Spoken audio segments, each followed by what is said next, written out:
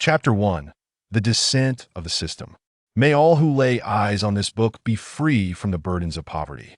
In the dazzling metropolis, a city awash in neon light and indulgence, beneath the steel confines of urban life lie countless souls lost in a senseless reverie, pouring forth their youth and tears.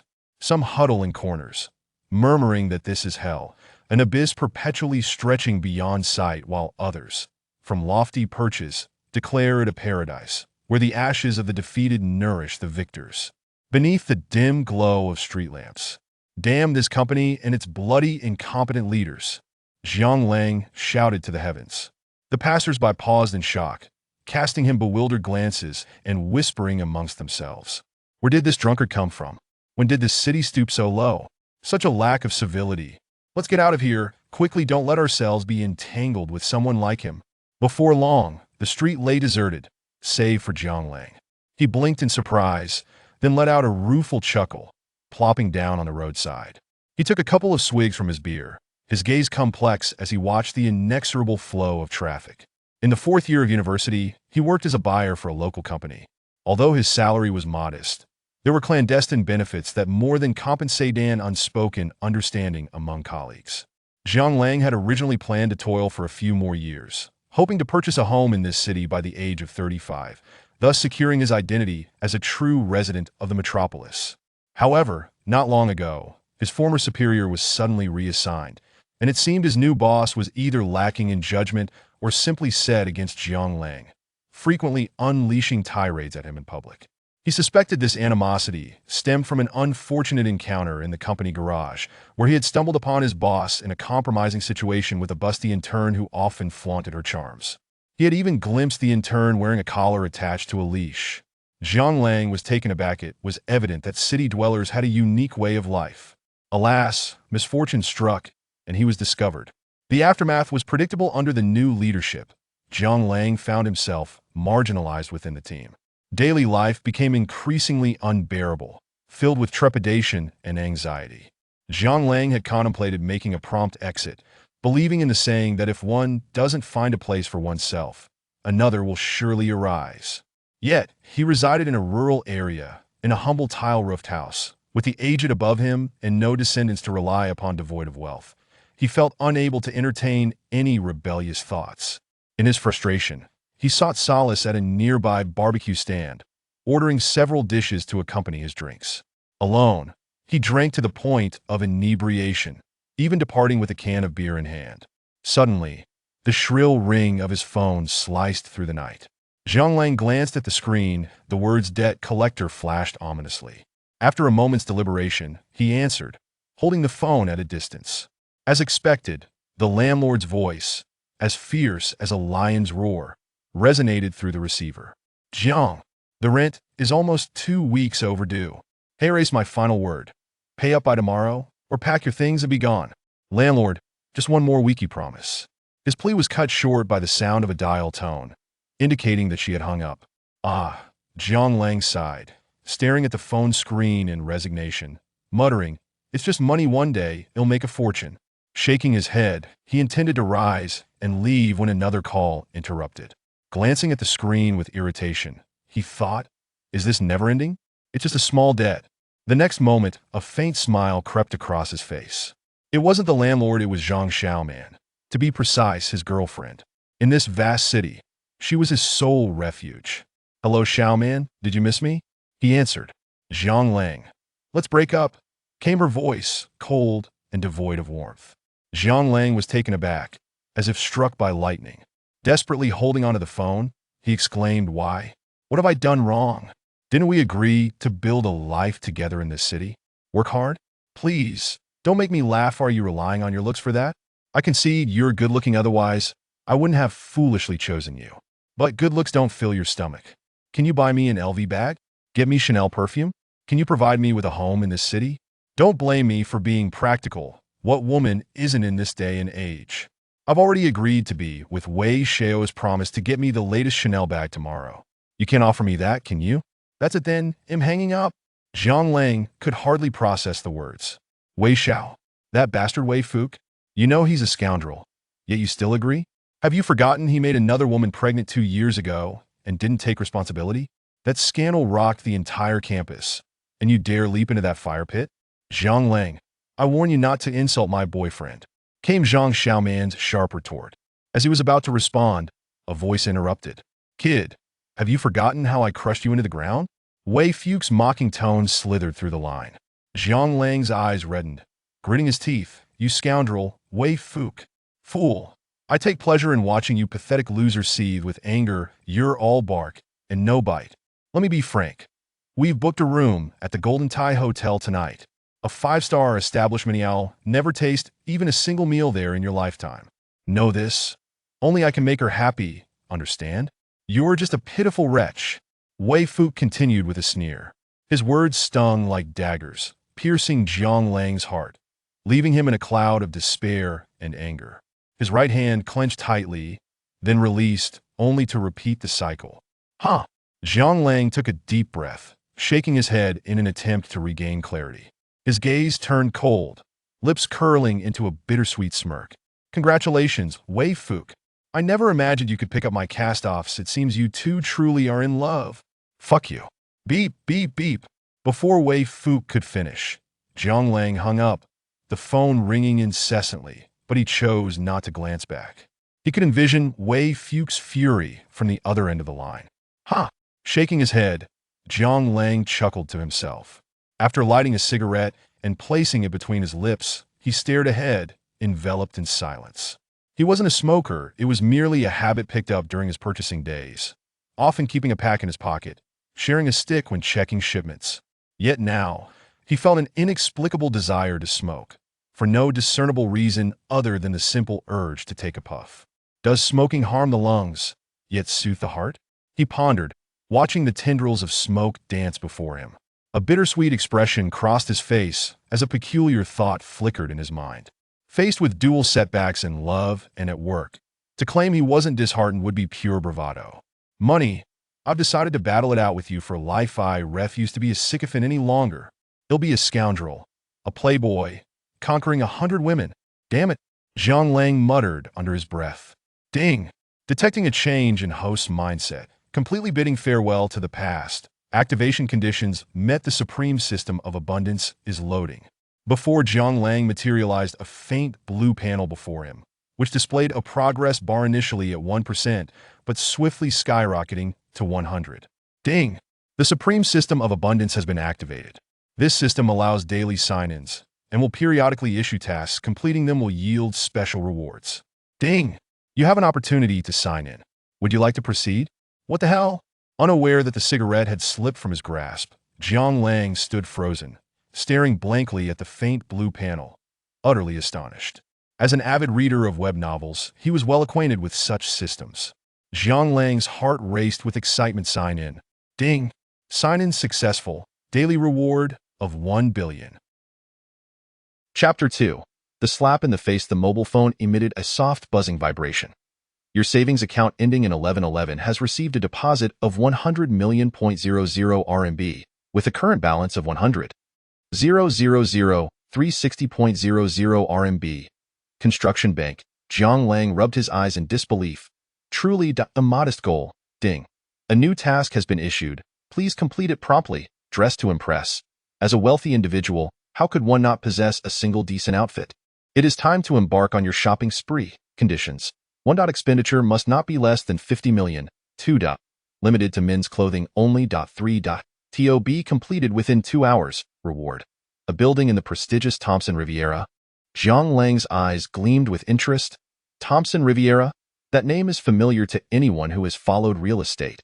It was once revered as the most luxurious residence in the metropolis. Although it may have lost some of its luster now, it still ranks among the top 10, and to say that every inch is priceless would not be an exaggeration. And not a building? Surely this would require hundreds of millions, wouldn't it? Zhang Lang was taken aback. However, the conditions are rather stringent, Zhang Lang mused internally, hailing a cab and departing.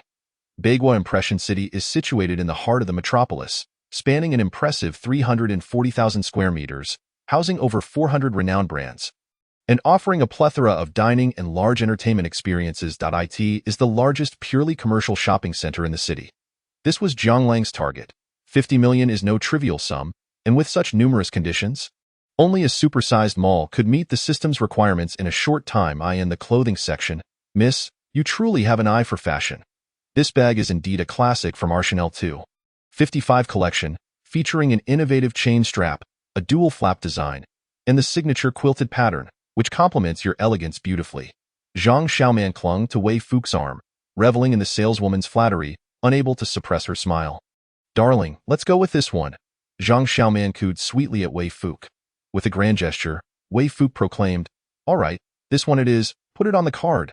He had been eyeing Zhang Xiaoman for quite some time. And tonight he would finally indulge. A mere bag was within his reach. Upon hearing this, Zhang Xiaoman's face lit up with joy. This is the life I desire. If I were to follow that good-for-nothing Zhang Lang, I would never be able to afford such designer bags. At that moment, a hurried figure burst in, shouting, "Quick, wrap up all the men's clothing in this store for me." Everyone was taken aback. To buy everything? Who is this wealthy individual with such audacity? The salespeople at Chanel and the numerous customers turned their gazes in unison. The next moment, a derisive laugh escaped the lips of a female salesperson. The newcomer was clad in a simple white t-shirt and blue jeans, sporting a pair of faded, generic sports shoes, his hair in disarray. He appeared utterly unrefined. A faint smell of alcohol lingered about him, clearly indicating he had just come from drinking, and no one would believe this man had the means to purchase luxury goods. The newcomer was none other than Zhang Lang, who was feeling anxious. It had already taken him half an hour to arrive here by taxi, and if he didn't hurry, he might fail the task. However, to his surprise, not a single salesperson approached him. As he grew impatient and shouted a few times. A female salesperson reluctantly approached him, her face displaying a hint of disdain. "Sir, please refrain from shouting. Otherwise, I will have to call security to escort you out." Zhang Lang frowned. "What kind of service is this? I'm here to buy clothes, and this is how you treat customers?" The salesperson curled her lips in contempt, retorting, "Sir, this is Chanel. Are you still drunk?" Her words were blunt and piercing, and Zhang Lang's eyes turned cold. He was not a fool. The salesperson's tone was unmistakably condescending. He shot her a fierce glare and turned on his heel to leave. Why would he give money to someone who insulted him? That would be sheer foolishness. As for dealing with her later, he needed to complete the task first. Sighing inwardly, he thought to himself how there are always those who look down on others, even in a prestigious brand like Chanel. But the next moment, an unexpected voice reached his ears. "Damn, it's you, fool. Do you even know where you are trying to show off?" Zhang Lang halted momentarily, turning to see Wei Fuch standing there, with Zhang Xiaoman beside him. Zhang Xiaoman regarded Zhang Lang with disdain and said, "Zhang Lang, we have already broken up. Why do you insist on clinging to the past?" She assumed Zhang Lang had some lingering feelings and had come to stalk her. Zhang Lang cast a complex glance at her and shook his head slightly. "With a gold digger like you, why on earth would I follow you?" Zhang Xiaoman clung to Wei Fuch's arm, mocking, "What? Do you actually think you can come here to shop, living on a meager 5,000 yuan salary a month?" Without looking up, Zhang Lang retorted, "Whether I buy or not is none of your business. Moreover, even if I were to buy, I wouldn't purchase from here, filled with a bunch of snobbish salespeople. Only a fool would spend money here." His words not only offended Zhang Xiaoman, but also incensed the nearby salespeople. "You?" Zhang Xiaoman pointed at Zhang Lang, her expression a mix of shock and anger. She knew Zhang Lang would never speak to her this way before. Such insolence was unprecedented. Seeing Zhang Xiaoman flustered, Wei Fuch was naturally displeased. He was looking forward to enjoying his evening. He mockingly challenged, "What are you trying to prove? You think you can just switch stores and afford something? Every store in this mall carries international second-tier brands or higher. Come on, there's a Versace store right across. If you can afford anything, I'll kneel and call you daddy." He scoffed, turning to the salesperson and declaring, "I demand you immediately remove this person from the store. We wouldn't want him to spoil the mood for other customers." Zhang Lang's expression darkened with anger, just as the system's prompt chimed in, "Ding. As a wealthy individual, being mocked is a sign of disrespect. Please showcase your financial prowess and let them know what a true tycoon is." Conditions: slapped the arrogant couple in the face. Reward: a Lamborghini Veneno. Zhang Lang narrowed his eyes, a playful expression crossing his face as he regarded Wei Fuch. "Are you sure? If I really buy it, you'll have to call me daddy from now on." Wei Fuch shot him a sidelong glance, sneering, "Go ahead and buy. I'll not only call you daddy but kneel and bow to you as well. If Zhang Lang were to merely purchase one item, Wei Fuke might have felt a twinge of concern. Who knows, Zhang Lang might just be desperate enough to impress and max out his credit card for a single piece. But .it was Versace, and to wrap up all the men's clothing. Even he lacked that capability, let alone Zhang Lang, who was utterly broke. With a hint of mockery in his eyes, Zhang Lang turned away nonchalantly, saying, "Let us go, foolish child. Remember, a bet is a bet." Chapter 3. A resounding slap. Watching Zhang Lang's retreating figure, Wei Fuke's expression fluctuated between uncertainty and determination. He gritted his teeth and pulled Zhang Xiaoman along, unwilling to believe Zhang Lang had any real capability. "Come on, let's follow him and see what tricks he has up his sleeve." The crowd inside the store was astonished. Numerous salespeople and shoppers began to emerge, discussing Zhang Lang's boldness. Upon entering the Versace store, Zhang Lang showed no hesitation. He directly handed his card to the salesperson, his demeanor icy. "Charge all the men's clothing to this card." The female salesperson from Versace was taken aback. Business was coming to her without effort. Such an occurrence was almost unheard of. Staring at Zhang Lang, she stammered, Sir, are you certain you want to purchase all the men's clothing?" Zhang Lang nodded slightly, impatience flickering in his eyes. The Versace salesperson took the credit card and hurried away. She didn't overthink it. Regardless of whether he was merely showing off, she had to take the chance. If it turned out to be genuine, her commission for the month would be secured, and if not, she would chalk it up to bad luck.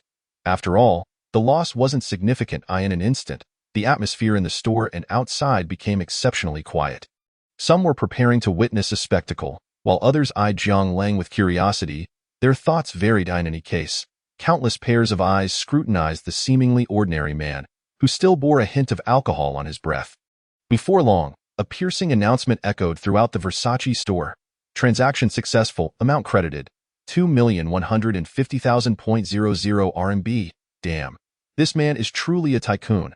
Over 2 million, wrapping up all the men's clothing. This is genuinely impressive. How did I misjudge? Wealthy individuals can be so low-key nowadays?" Whispers erupted among the onlookers, particularly those who had witnessed the entire encounter at Chanel. They were left in disbelief. Meanwhile, within the Versace store, the stunning female salespeople gazed at him with fervent admiration.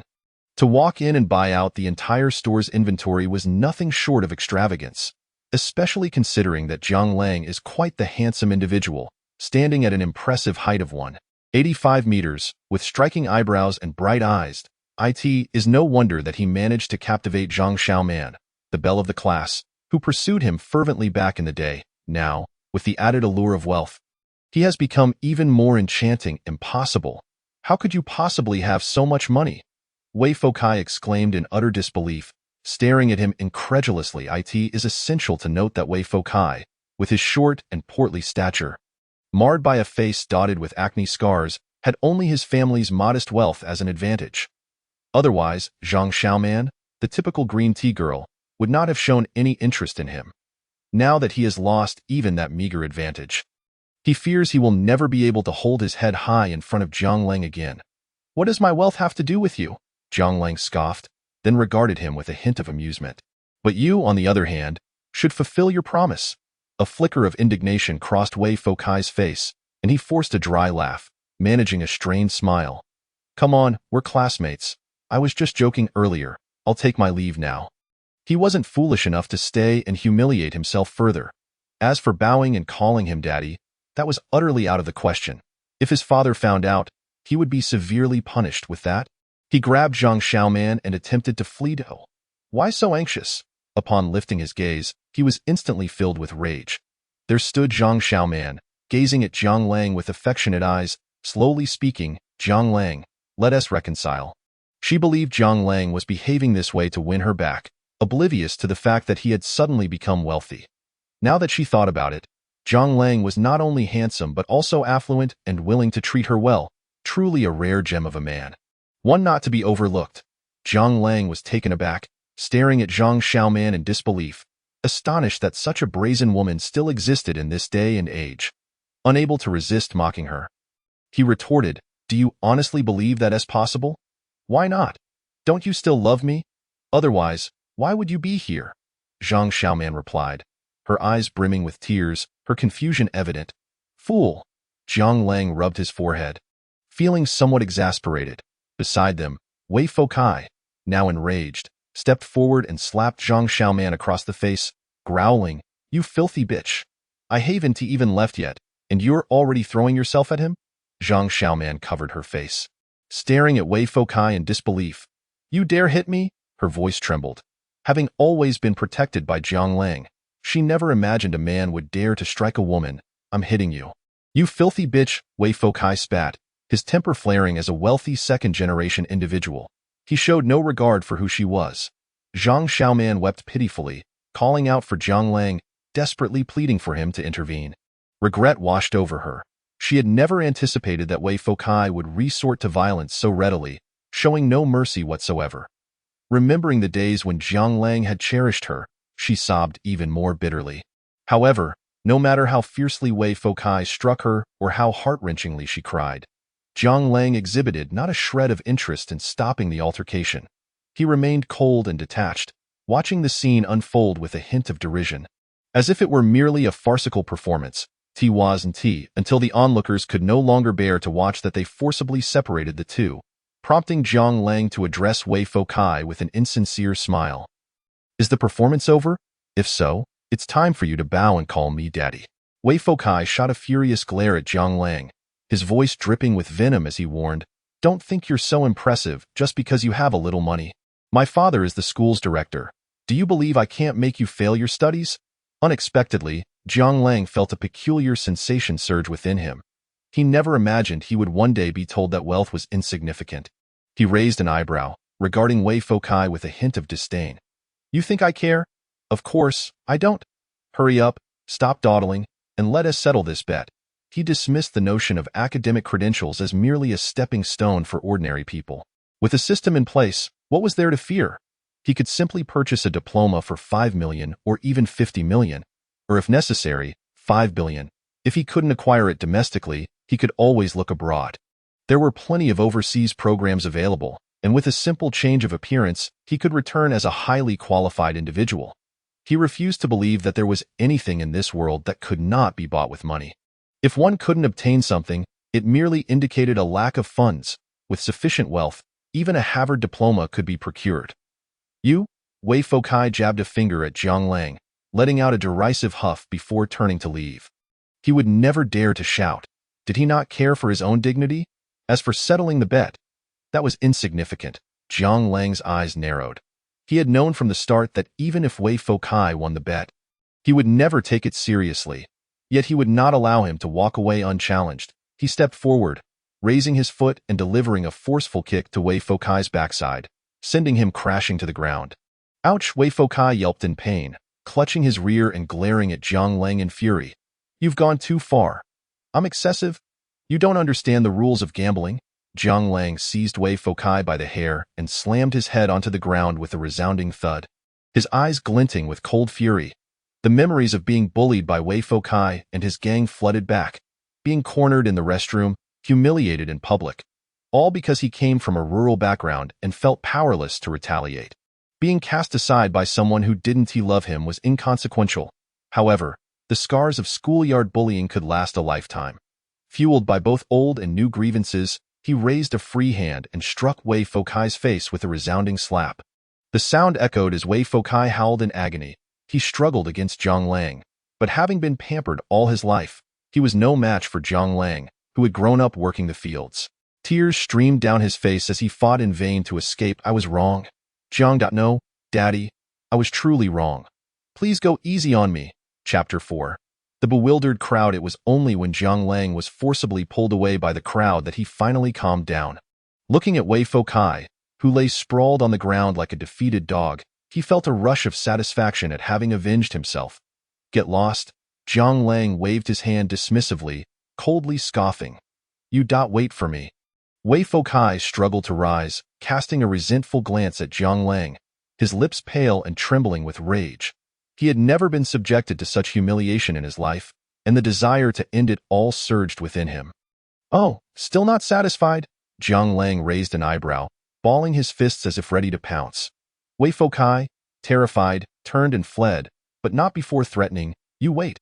I'll make sure my dad deals with you." Watching Wei Fokai's retreating figure, Zhang Lang couldn't help but chuckle, his eyes glinting with mischief. Ding. Successfully humiliated the two scoundrels. Task rewards have been dispatched. Ding. Lamborghini Veneno has been placed in parking spot 01 at Bagua Impression City. Please collect it promptly. Zhang Lang felt a weight in his pocket and immediately understood. It was the key to the Lamborghini Veneno. His heart raced with excitement. This car was extraordinary, a top-tier limited edition release to commemorate the 50th anniversary of the Lamborghini brand.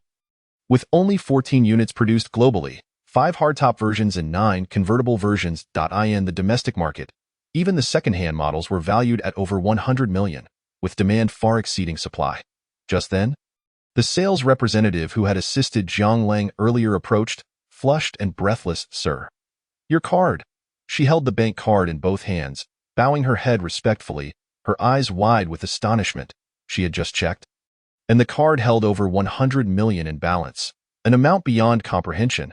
This could only mean that the man before her was of remarkable stature. Even billionaires typically did not keep such a sum as pocket money. Zhang Lang casually accepted the card, appearing unfazed. He glanced at the time, his brow furrowing slightly. Only less than an hour left. Having wasted so much time, he needed to pick up the pace. "Sir, we offer free home delivery service. Would you like to?" The sales representative gazed at Zhang Lang, her voice sweet and melodious. Zhang Lang looked her over, noting her attractive appearance and modest curves. After a moment's thought, he frowned and responded. "Since you're selling goods in this mall, you must have a dedicated chat group for sharing customer information, right?" This was a form of resource sharing common in business circles, aimed at maintaining relations with generous patrons like Zhang Lang. A single wealthy individual was not a concern, but if a group of affluent shoppers turned away, the mall's future could be bleak. However, if they could win the favor of such patrons, the prospects would be exceedingly bright. Yes. The sales representative hesitated before nodding slowly. Zhang Lang clapped his hands, smiling as he said, "Then the matter is simple. Contact all the brands selling men's clothing in the mall. I want to purchase no less than 50 million worth of men's attire.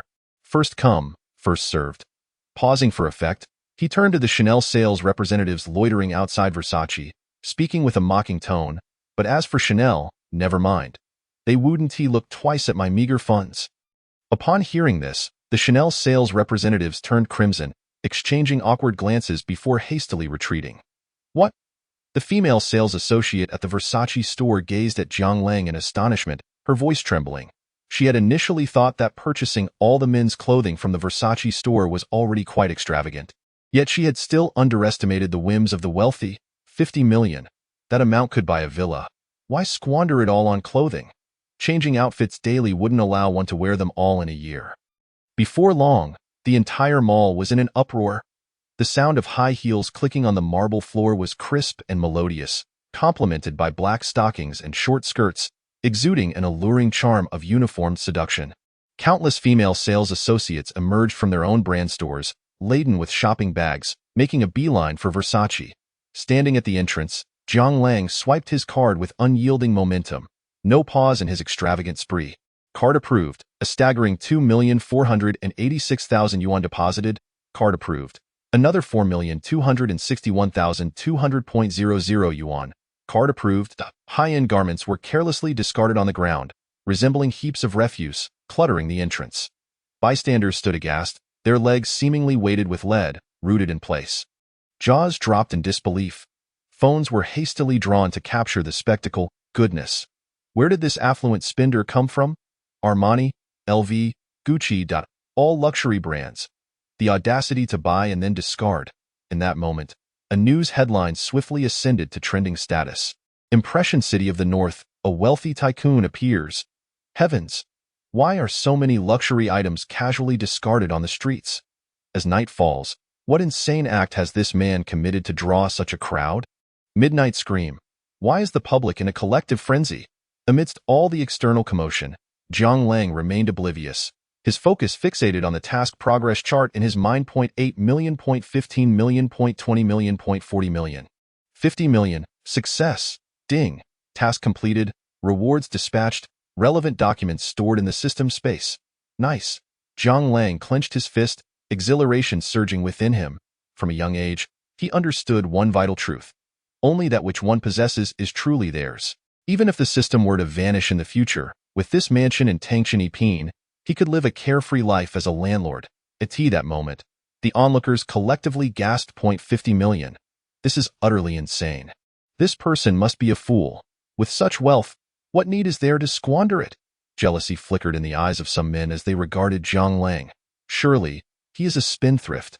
If he donated that money to remote areas, how many lives could be improved? Others derided him with righteous indignation, yet their gazes were equally filled with envy, even tinged with a hint of hatred. They loathed the fact that it wasn't them. With such wealth, what woman couldn't he attract? Why spend his days in a dimly lit room? What does his wealth have to do with you? Why not donate yourself? Some retorted, engaging in moral condemnation. Are we, little dark horse? Zhang Lang dismissed these comments with disdain, merely observing them as one would a jester. It is entirely normal for the wealthy to evoke envy. Shaking his head, he turned to the other side, where a group of enchanting female sales associates stood, truly worthy of their positions in a luxury store, all above a 7 in attractiveness, with voluminous waves, long and slender legs, clad in black stockings. As if he had wandered into a den of sirens, each gazed at him with fervent eyes, sultry glances as if they wished to devour him whole, causing Zhang Lang to tremble inwardly. He was acutely aware that should he beckon, a multitude of women would eagerly scramble to his bed, and even a group encounter wouldn't be out of the question. He desired wealth, and he craved pleasure. However, for the moment, he found no interest in such quality. At that juncture, a middle-aged man in a suit, with a pronounced belly, approached Zhang Lang respectfully. "Young Master Zhang, do you need to purchase anything else?" He was the manager of the mall, a man of considerable wealth, a rare sight in the eyes of ordinary folk, yet he bowed his head respectfully before Zhang Lang, fearful of inciting his displeasure. Upon hearing that such a lavish spender had arrived at the mall, how could anyone dare hesitate? He scurried over without a moment's delay. Zhang Lang let out a subtle sigh of relief, leaving behind his phone number, coldly stating, "Let us leave it at that for now. Just have the clothes delivered to Tangchenipine." With that, he turned and departed without a trace of hesitation, leaving a crowd of bewildered onlookers and a vast expanse of high-end clothing valued at 50 million scattered across the ground. Chapter 5. Only fools pursue love. Once he had distanced himself, Zhang Lang exhaled lightly, glancing back at the stupefied crowd, a flicker of ambiguous excitement crossing his gaze. This is the thrill of ostentation followed by a swift exit, truly exhilarating. Shaking his head, he casually purchased a bottle of water to soothe his throat, then made his way to the parking lot. At that moment, he noticed a group gathered in a corner, engaged in some sort of commotion. Faint sounds of argument reaching his ears. "Goodness, he's incredibly handsome. Step aside, let me snap a picture. Who could this young master be? Would he possibly invite me for a ride?" As if mocking them, someone scoffed, their eyes gleaming with admiration. The sleek, flowing contours of the car, adorned with a black spoiler, seemed as though the heavens had bestowed upon it angelic wings, creating a striking visual impact akin to a panther poised to sprint. Exuding an aura of coolness, Zhang Lang glanced up, raising an eyebrow, lost in thought. The tiger tooth number 1, costing 10,000 yuan. Who among the second-generation rich would dare to flaunt such extravagance? He tapped his finger on the screen, switching to watch another streamer, opting for out of sight, out of mind. I in the live stream. The host Chu Chu covered her mouth, smiling lightly. "Thank you, Brother Chow, for helping me kick those pesky trolls out. They come in here with no money and try to disrupt the vibe. Truly despicable." She loathed those pathetic losers who contributed nothing yet incessantly complained. What was wrong with her using beauty filters? Was there any streamer who didn't? If it weren't for her high filter settings, would the big brothers even bother to like her? This user named Jianghu First Wave, while not particularly offensive, was likely just a freeloader. So what if he got kicked out? As long as the big brothers were happy, she wouldn't mind kicking a few more. A trivial matter. Such trolls love to stir the pot. Their lack of quality was beneath her notice. "How much do you have left for your tasks this week? I'll send you some support," the administrator, Super Little Cannon, typed in the chat. This scene drew the ire of many passers-by, who began to rally in Zhang Lang's defense. "I can't believe it. The moment he posts a dog emoji, you kick him out. Is that really necessary? Furthermore, What was that curtain twisted in such a ridiculous manner? Did they have no self-awareness? Unfortunately, those who defended Zhang Lang were soon also expelled from the live stream, diminishing the audience by more than half. Sensing a change in the atmosphere as the viewer count dwindled, the host Chu Chu quickly said, "Forget it, Brother Chow, don't stoop to their level. It's not worth affecting your mood. Rest assured, my mindset is perfectly fine. Brother Chow, shall I dance for you? Sure. It's been a while since I've seen you dance. If you perform well, I'll send you a treasure map. Brother Chow, you're so generous. I'll start right away." Chu Chu beamed, her face flushed with excitement as she began to dance, the upbeat music filling the live stream, restoring a sense of calm. Meanwhile, Zhang Lang had perused the stores but found nothing to his liking. Just as he was about to log off when suddenly a notification popped up on his phone. Ding! The streamer Ming Xiaoyi Air is live. Please tune in quickly. Zhang Lang casually clicked on it. This was the only streamer Zhang Lang followed on Tiger Tooth. She was strikingly beautiful, with long hair, a delicate waist, and voluminous waves, particularly those eyes, reminiscent of a captivating fox. However, his interest in her wasn't solely based on her looks. Ming Xiaoyi Air had a remarkable singing voice. During his internship, after a long day, listening to her melodies had been immensely soothing. Regrettably, she dressed too conservatively, wasting her stunning figure, and was not particularly chatty. Having followed her for nearly a year, she still had only a handful of followers, which was rather disheartening. Entering the live stream, he found the hostier cradling a guitar, singing a gentle tune. Walking in the wind, the sun feels so warm today. Not knowing, not understanding, not wanting, why does my heart long to draw near yet feel the loneliness of dawn? Upon finishing her rendition of Tinder, the sparse audience showered her with compliments. Zhang Lang, as usual, joined in with a comment. "Thank you all for your support." Air smiled softly. Noticing the chat, she raised her eyebrows. "Oh, Brother Lang is back home, not lingering in the tender havens of other female streamers?" With so few viewers in her stream, she remembered Zhang Lang's ID distinctly, considering him one of her loyal supporters since her debut. Although he hadn't spent much, they had grown familiar over time. "It's not that I missed home. Naturally, I had to return," Zhang Lang typed. As usual, the few loyal fans engaged in casual conversation with the host. Suddenly, the neighbor, Old Wong, gifted the streamer a Tiger Tooth No. 1, prompting a flurry of excitement among viewers. "Let us gather around." Someone in the live stream showered the room with rockets, naturally drawing in a crowd. "Wong Gu is amazing. Let us cling to Wong Gu's thigh. Serve tea to the big shot." The atmosphere in the stream grew lively. Air was momentarily taken aback, seemingly surprised by the gift-giving, but quickly regained her composure and sweetly smiled. "Thank you, Wong Gu. For the Tiger Tooth number 1, what song would you like to hear? I can sing one for you." Old Wong, however, sent a simple 4-character message on the screen. "Play the trumpet." This immediately amused many passing viewers and set the tone for the chat. "Wong Gu is truly something else, so wicked. Isn't this a risky song? I've got my paper ready, waiting for the streamer to be banned. I've already started recording. Come on, streamer, sing." The wealthy have spoken. Why the delay? This scene caused Zhang Lang to furrow his brow slightly. Chapter 13. New task. In the barrage of comments, several longtime viewers defended the streamer. "This is a bit excessive. What's so great about that song? Can't you pick another one? If she gets banned, what will we watch?" Unfortunately, such sentiments were too few to create any real commotion. Most viewers simply held a spectator's mindset, eager to witness the streamer's forthcoming antics. Air chuckled awkwardly. "Wong Gu, could you please choose another song? Perhaps something like Zhoudong's Blue and White Porcelain, or Hair Like Snow, or even a popular new song. I'm not very familiar with the song you mentioned, and I fear I might not do it justice." Yet, Old Wong, clearly a domineering figure, was not swayed. "Enough chatter. Does singing a song cost you your life? With your skills, who would even tip you? No wonder you are just a small streamer."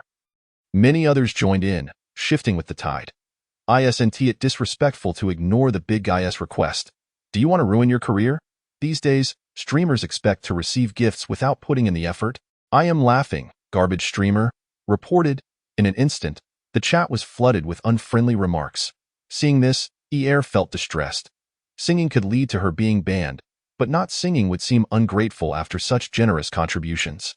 "All right, if I don't sing, you can have your money back." As the streamer hesitated, Old Wang pressed on. Ear felt a pang of sadness. Her family was not well off, and after gaining admission to the prestigious Shanghai Art Academy, she had started streaming on DivineTycoon's. It was a way to sing for others in her free time and to earn some extra income. As a student who had worked hard to get into the academy, she had her pride. However, she wasn't fond of skirting the edges of propriety and lacked the knack for showmanship. Over time, her audience dwindled, leaving only those who genuinely enjoyed her singing. She thought her streaming career was coming to an end when suddenly a big shot arrived and requested her to sing 18 Touches.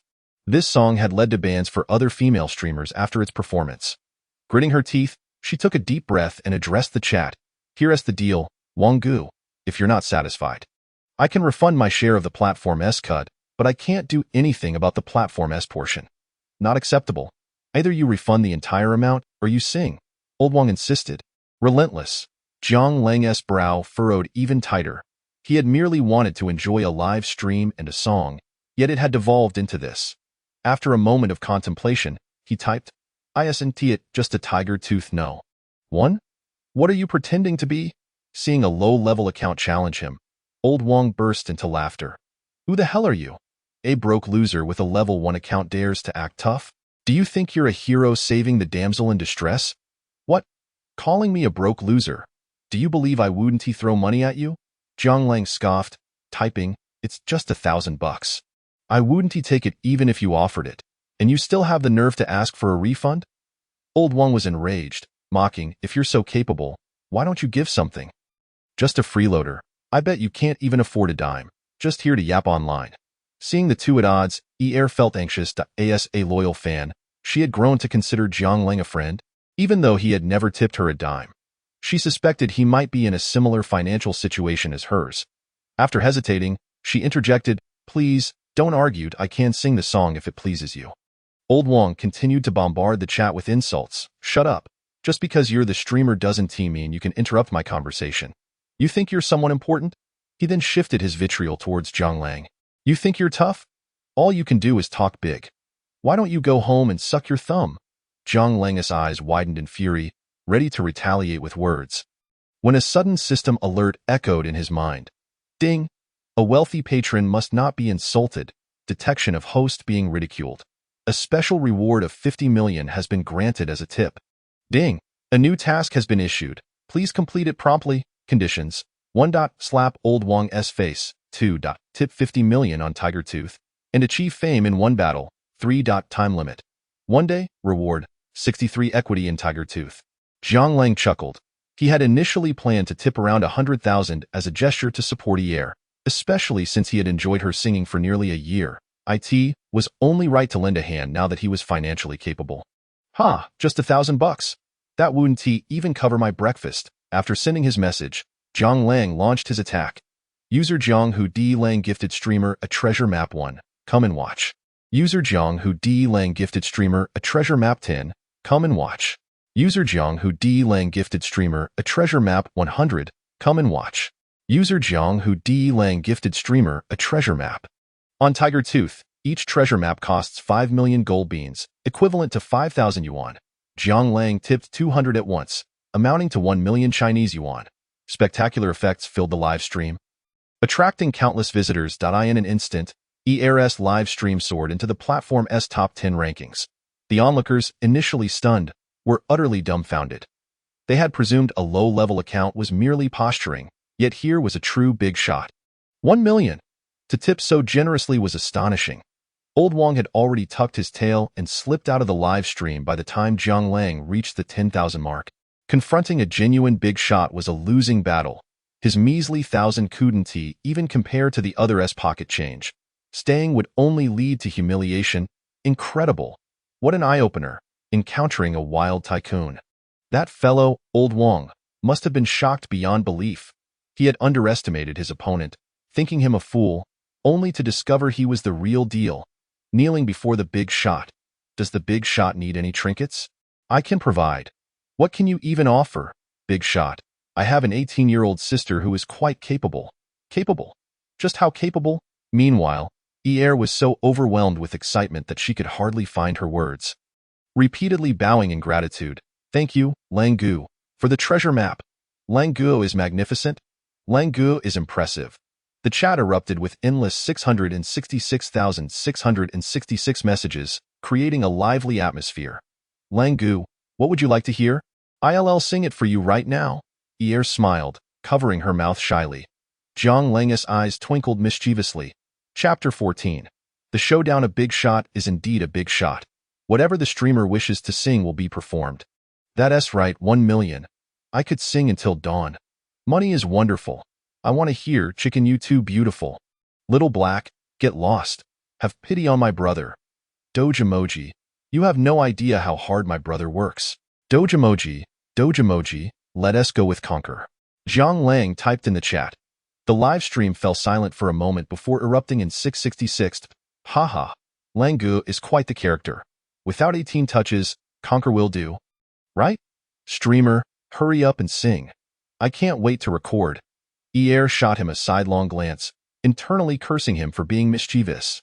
Truth be told, she had never anticipated that after nearly a year in her streaming room, Jiang Di Lang would turn out to be a tycoon.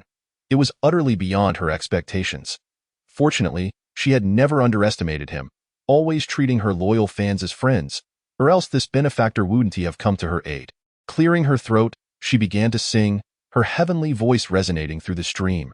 Just like that, I was conquered, cutting off all retreat, and my emotions are steadfast. My decision is muddled. Just like that, I was conquered, drinking down the poison you had hidden.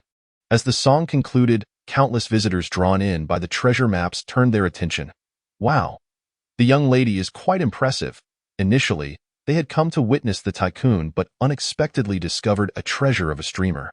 You may doubt the big shot-esque character, but never question their taste. Following, thank you all. With tears of excitement welling in her eyes, Eir could hardly believe the arduous journey that had led her to this moment, where she found herself surrounded by a multitude of fans. Not one to underestimate her own capabilities. After all, she was a university student who had earned her place through sheer talent. She recognized this as her golden opportunity. Enthusiastically, she continued to sing a plethora of songs. It was only after the fervor in the live stream had stabilized that Eir playfully stuck out her tongue and asked, Languo, are you still there?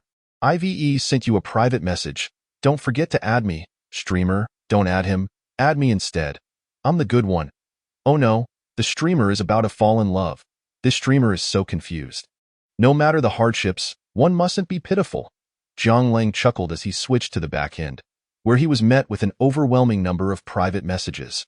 Each one was a plea for support, a request to be taken under his wing. Among them were even some risque pictures from various female streamers, leaving Jiang Lang quite entertained. Shaking his head, he began to piece together the situation. In the realm of live streaming, every streamer was essentially a competitor, and his extravagant spending of 1 million in Eir's room had certainly caught the attention of many. Who wouldn't be enamored by a spontaneous wealthy patron? With a shrug, he navigated to Eir's private chat, clicked on the link, and added her on WeChat. As soon as his request was accepted, his eyes widened in shock. Holy cow, this is scandalous. On the screen, Eir was clad in a navy blue low-cut swimsuit from the land of cherry blossoms, her delicate legs glistening like jade in the sunlight, and the curves of her chest were undeniably alluring. She must be at least a C-cup, completely irresistible. In the live stream, she had been dressed so conservatively, yet behind the scenes, she was quite the sight to behold. Without hesitation, Jiang Lang saved the image and returned to the live stream, where Eir was still passionately singing, her face flushed and beads of sweat glistening on her forehead. Had she been performing for this long? Raising an eyebrow, Jiang Lang realized that it was already noon. At that moment, a viewer suggested, "We've been at this for so long. We need someone to challenge." Yes, just listening to songs is all that exciting. Exactly. Let us have a duel. Eir felt a twinge of anxiety. This challenge seemed to imply a risk to her benefactor's funds, and she certainly didn't want to scare him away. After all, Jiang Lang, known as the first wave of the Jianghu, was a dedicated fan since she began streaming. She didn't want to lose such a valuable supporter. Contemplating her next move, she was about to change the subject when she noticed Jiang Lang making a statement on the public screen. Let us go. Out to duel. We're guaranteed to win. He had never seen Eir engage in a challenge before, especially since she was previously just a small-time streamer. Challenging someone was akin to inviting humiliation. However, With him backing her now, there was no reason to be afraid. Moreover, he had a mission to accomplish: to amass 50 million in one day and earn his fame. Regardless of who he supported, whether it be Ear or another, the money would flow. Once the big shot spoke, the viewers in the live stream eagerly echoed his sentiments. Yes, yes, yes. Let us find someone to duel. The streamer has a big shot backing her. What is there to fear? Whoever's up for it. All right. Seeing Zhang Lang had made the call, Ear didn't dare oppose and directly initiated the connection. The screen flickered, dividing into two as another live stream appeared. A sweet-looking girl dressed in revealing attire entered the frame. Although her beauty paled in comparison to Ear's, she was bold enough to strip down. Instantly, the chat erupted with excitement from countless viewers. Zhang Lang squinted, pleasantly surprised by his good fortune in connecting with Chuchu's stream. He recalled having been kicked for sending a mere 3 dog emojis moments ago, and a glint of determination sparked in his eyes. Oh, look, a beauty, brothers. You're in for a treat today. Speak up. How do you want to play? You go ahead. Ear responded politely. As Chuchu was about to reply, the chat began to stir. Whoa, there's a big shot on the other side. Streamer, be careful. Hey, I see that the little white account that got kicked earlier. I remember this guy. He was kicked for sending just 3 dog emojis. That was brutal. Wow. He's already level 40 in such a short time. That's impressive. What's the big deal? Super Brother is level 56. He's not afraid of anyone. Chuchu raised an eyebrow, clicking on the fan list to see that the top name was indeed the first wave of the Jianghu. This was the very little white account that had just been mentioned. At that moment, her heart sank. Level 40 meant he had spent at least 1 million. How could she have missed such a wild card? To mask her embarrassment, she forced a smile, trying to appear nonchalant. Just then, the previously silent Super Cannon suddenly typed in the chat. Pull me up on mic. Chuchu paused, suddenly realizing something, her face lighting up with joy. Oh, right. The one who got kicked wasn't me. It was Super Cannon. They're both big shots. This is bound to get intense. When personal grudges and pride are at stake, the cash will surely flow. Delighted at the prospect, she maintained an impassive expression while casually advising, Super Brother, you can come up, but please don't act rashly or let your emotions get the better of you. At worst, we'll just concede. I'll let the other big shot win. Meanwhile, in Ear's livestream, someone recounted the earlier events, causing the atmosphere to turn tense. Chapter 15. The punishment of insults. As soon as Super Brother joined the mic, he began to mock. Oh dear. I thought I was facing someone important. Is this just the little trash that I kicked out? What's wrong? You hiding a dead rat in your pocket? Trying to play hunter? Do you think you're something special? The atmosphere in Ear's livestream immediately turned icy, followed by an eruption of anger. Dead rat. He's clearly referring to the first wave of the Jianghu. That's our big shot. How dare he insult him in our live stream? Naturally, the viewers rallied together in indignation. Who does this scoundrel think he is? Streamer. Let us take him down. Super Brother continued. Let us see. Oh, level 40. Nice work. You're getting a little cocky in this small stream. Huh. But do you really think you're worthy of coming to me for attention, you fool? Ear, enraged at the insult directed at her benefactor, slammed her hand on the table and retorted. What the hell are you talking about? If you think you can play, then let us play. Go home and show your mother your foolishness. Wow. The streamer is fierce. This is the first time I've seen a streamer dare to confront a big shot. I love her spirit. Super Brother was momentarily taken aback, his eyes growing cold. Maintaining a flippant tone, he said, "Ha, you want to play? Why not? Just don't blame us for being ruthless." Ear shot back. All right, what are the stakes? Fine. The loser has to fill a basin with water and do 200 squats without spilling a drop. If you spill, you start over. Zhang Lang was taken aback by the severity of the challenge. Goodness, this is intense. If it were just squats, that would be one thing, but balancing a basin of water on your head adds a whole new level of difficulty. Some male streamers might struggle with that. And if the water spills, their clothes will be soaked, leading to all sorts of temptations. When the supervisor arrives, who knows what might happen? Without a second thought, Ear declared, "Sure. I accept. Hold on, I haven't finished yet." Besides that, the loser has to shout, "My big brother is all show and no substance." At this proclamation, both sides fell silent. While challenges were expected, Dragging a benefactor into it was uncalled for, especially in such a derogatory manner. Ear hesitated, glancing around the livestream for Jiang Lang's guidance. With a sly smile, Jiang Lang typed in the chat, "Pull me up on mic." Once on the mic, Jiang Lang smirked and said, "You think you're so tough? Huh? Do you really believe you'll win?" Super Brother was taken aback but remained unfazed, scoffing, "Oh, a real person has stepped up. How interesting. What do you want? If we're going to play, let us make it worthwhile. No petty games." Jiang Lang's voice carried a hint of cunning. Super Brother raised an eyebrow, inquiring, "What do you have in mind?" The loser has to livestream while kneeling on a keyboard, shouting 3 times, "Daddy, I was wrong." Both live streams erupted in excitement. The big shot was personally stepping into the fray. This was a rare spectacle. How could it be this intense? Simultaneously, the viewership skyrocketed, propelling the stream to the top.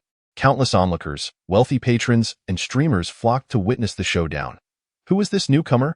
No idea, but they just spent 1 million and are now going head-to-head with Super Brother. What a bold move. Is Super Brother really that formidable? He has more than one account. This is just his secondary account. Wow. Even his secondary account is level 62. Who has the main account? No idea, but I've heard Super Brother hails from Shaanxi, where they deal with coal mining. If you know, you know. Bets are open. I'm betting a pack of spicy strips that Super Brother will win. 110086. Jiang Lang nodded in satisfaction. The reason he personally entered the fray was twofold. Firstly, to exact revenge, and secondly, to fulfill his mission. To achieve fame in a single day, one must create a substantial spectacle. Trivial skirmishes would surely not suffice. He had already observed that numerous streamers from outside stations had arrived, those from Douyu, Kuaishou, and Douyin. Brother Chao's expression had also grown slightly grim. Was it really necessary to go to such lengths over a few jibes? In that moment, he felt somewhat trapped. Gritting his teeth, he declared, "Come on." Who's afraid of whom? Ear was also taken aback. He had not anticipated that his first PK would escalate to such proportions, and he could not help but shrink back. Chu Chu appeared flustered on the surface. Yet inside, she was already bursting with laughter. Let them fight. The more brutal the clash, the better. Otherwise, how could she amass wealth? If she won this time, she might leap to the status of the top streamer. And life would be nothing short of prosperous. Jiang Lang wasted no time and directly stated, "All right, let's get started." The PK commenced. Chu Chu's livestream instantly erupted with excitement. 100 treasure maps were swiftly hurled into Ear's livestream, pulling his health bar down a notch. Following that were scattered donations from passers-by. Health potions, glow sticks, and the like. Thank you. Thank you to Brother Chao for the treasure map. Brother Chao is so domineering and mighty. Thank you. These were all temporary allies that Brother Chao had found, each at least level 60 or above. Although he was confident he wouldn't lose, he still feared an accidental mishap. Meanwhile, Ear had also decided to go all out. Such a rare opportunity could not be squandered by being overly reserved. To the gentleman in the live stream, he proclaimed, "Life to the age of 99. A wave of free gifts followed, wishing everyone smooth sailing in all endeavors. However, no matter how hard she tried to engage, her health bar continued to plummet. She stared at the live stream, maintaining an outward calm while her heart raced with anxiety. Langgu? Why hasn't he made a move yet? On the other side, Jiang Lang slammed his phone in frustration. As the heat of the live stream escalated, his phone began to overheat, the screen flickering until it ultimately went dark. Jiang Lang shook his head helplessly. This phone had been a reward from his parents after his college entrance examination, and he had never been willing to replace it. Who would have thought it would fail him at such a crucial moment? After sighing, he picked up the hotel landline from the bedside and requested a new phone be brought to him in the live stream. Brother Chao looked at the immobile health bar on the opposite side and couldn't help but chuckle. What is going on? Is your health bar stuck? Could you at least move a little? I haven't even exerted myself yet, and you're already down? He taunted with a mocking tone, his face radiating confidence and victory. Meanwhile, countless viewers in Ear's live stream were equally baffled. Whereas our big brother? Surely he hasn't fled. Chapter 16. The one true god of the streaming world as time ticked away. The heat of Chu Chu's livestream soared, while Ear's livestream began to dwindle. Despite Ear's efforts to liven things up, she remained a small streamer, unable to compete with the gathering of titans around Chu Chu. As her health bar dwindled, viewers began to lose hope. Alas, we've lost. Streamer, stop struggling. They had expected to witness the birth of a new deity, only to find a mere braggart. Could something be holding him up? Are you brainwashed? Can this even be believed? Heh, what a waste of my feelings. Scatter. The live stream was engulfed in gloom, while another stream was already celebrating victory in advance. Jianghu First Wave. Got the guts to show off but not to step up? Jianghu First Wave. Is your big brother too cowardly? If you're scared, just admit defeat and don't waste everyone's time. Opposite side. At least move your health bar. You're making us feel unaccomplished. Garlic in a pig's nose. What a joke. Ha ha ha. Choo Choo also began to stir things up. Little wave brother. How ridiculous. Jianghu First, but truly a fool. To call him a fool is an understatement. After fooling the streamer, he fools the viewers. This big brother is utterly foolish. 666, great performance. A round of applause. In Choo Choo's live stream, laughter and cheer filled the AI in the blink of an eye. They had reached the final 5 minutes. Even Air had given up hope. She bowed to her viewers in the live stream, saying, I'm sorry, everyone. I didn't expect my first PK to turn out so embarrassingly, but I still appreciate everyone's support. It's fine. Unfortunately, I'm out of money. Just sent 2 health potions. The opposing big brother is just too strong. He single-handedly brought us down. The gap in strength is insurmountable. Who let us have no big brother? The live stream was tinged with a hint of resentment. Just then, Jiang Lang finally came back online. He glanced at the battle situation. There were still 5 minutes left. Plenty of time. Feeling slightly relieved, he typed in the public screen. Who said the big brother ran away? Just went to the restroom. Now let us get started. You all handle the 666. I'll take care of the donations. After saying this, user Jianghu First Wave sent 100 treasure maps to the main author. Come and witness it. User Jianghu First Wave sent 100 treasure maps to the main author. Come and witness it. User Jianghu First Wave sent 100 treasure maps to the main author. The dazzling effects dazzled the eyes, igniting a surge of excitement as money sparkled. The live stream fell silent for 3 seconds before erupting into collective jubilation. Holy cow, brothers, did I see that correctly? The big brother is back. How much did he just throw? All treasure maps worth 100. 1 million, 2 million, holy cow, and it's still rising. The opposite health bar just plummeted. Brothers, I declare, from now on, this is Wave Brother Square. Charge. Give the big brother a 666.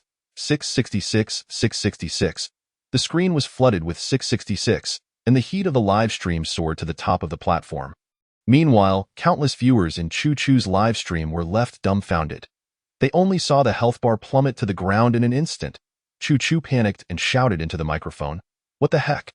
The opposite side is playing dirty, not following the rules of engagement, brothers. Let us go.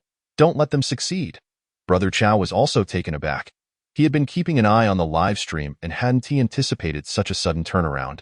Moreover, this guy was too reckless, treating money like nothing. It hadn't been long, and he had already thrown in 200. Holy cow! Almost 3 million. Has this person gone mad? He was suddenly anxious. Under normal circumstances, it wouldn't matter, but this PK was a matter of face and dignity for the men involved. Whoever lost would have to go live and call the other daddy. For Brother Chow, losing was not an option. Otherwise, what would he do in the streaming world? He might as well go home and farm. He gritted his teeth and charged 5 million into the account, adding to the existing 500,000, totaling 5 million, essentially spending all his pocket money for the year. Damn it. I refuse to believe I can't take you down. In an instant, Choo Choo's health bar surged back, and there was even a hint of a turnaround. As she was an experienced streamer, and besides Brother Chow, there were several other big names in the mix. In contrast, Air had no other big names aside from Jiang Lang. The PK entered a fevered climax. What the heck? Is it raining over there? Holy cow.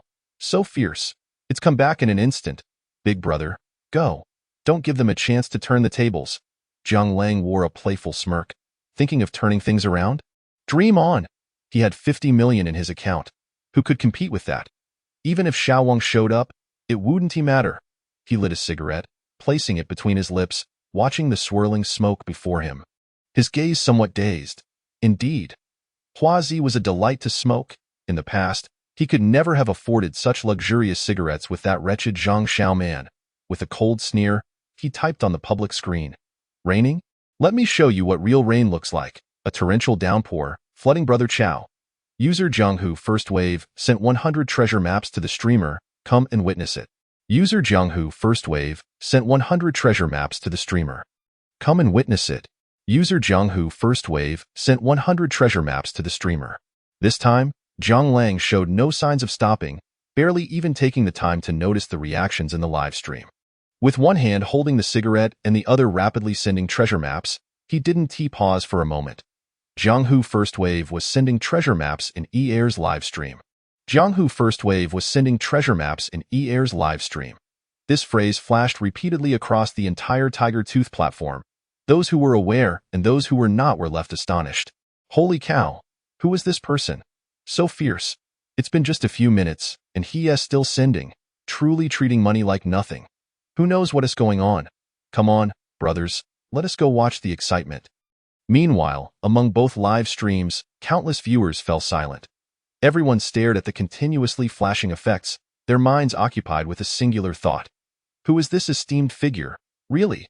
When Zhang Lang reached the remarkable sum of 5 million, a jubilant celebration erupted over the birth of a new deity.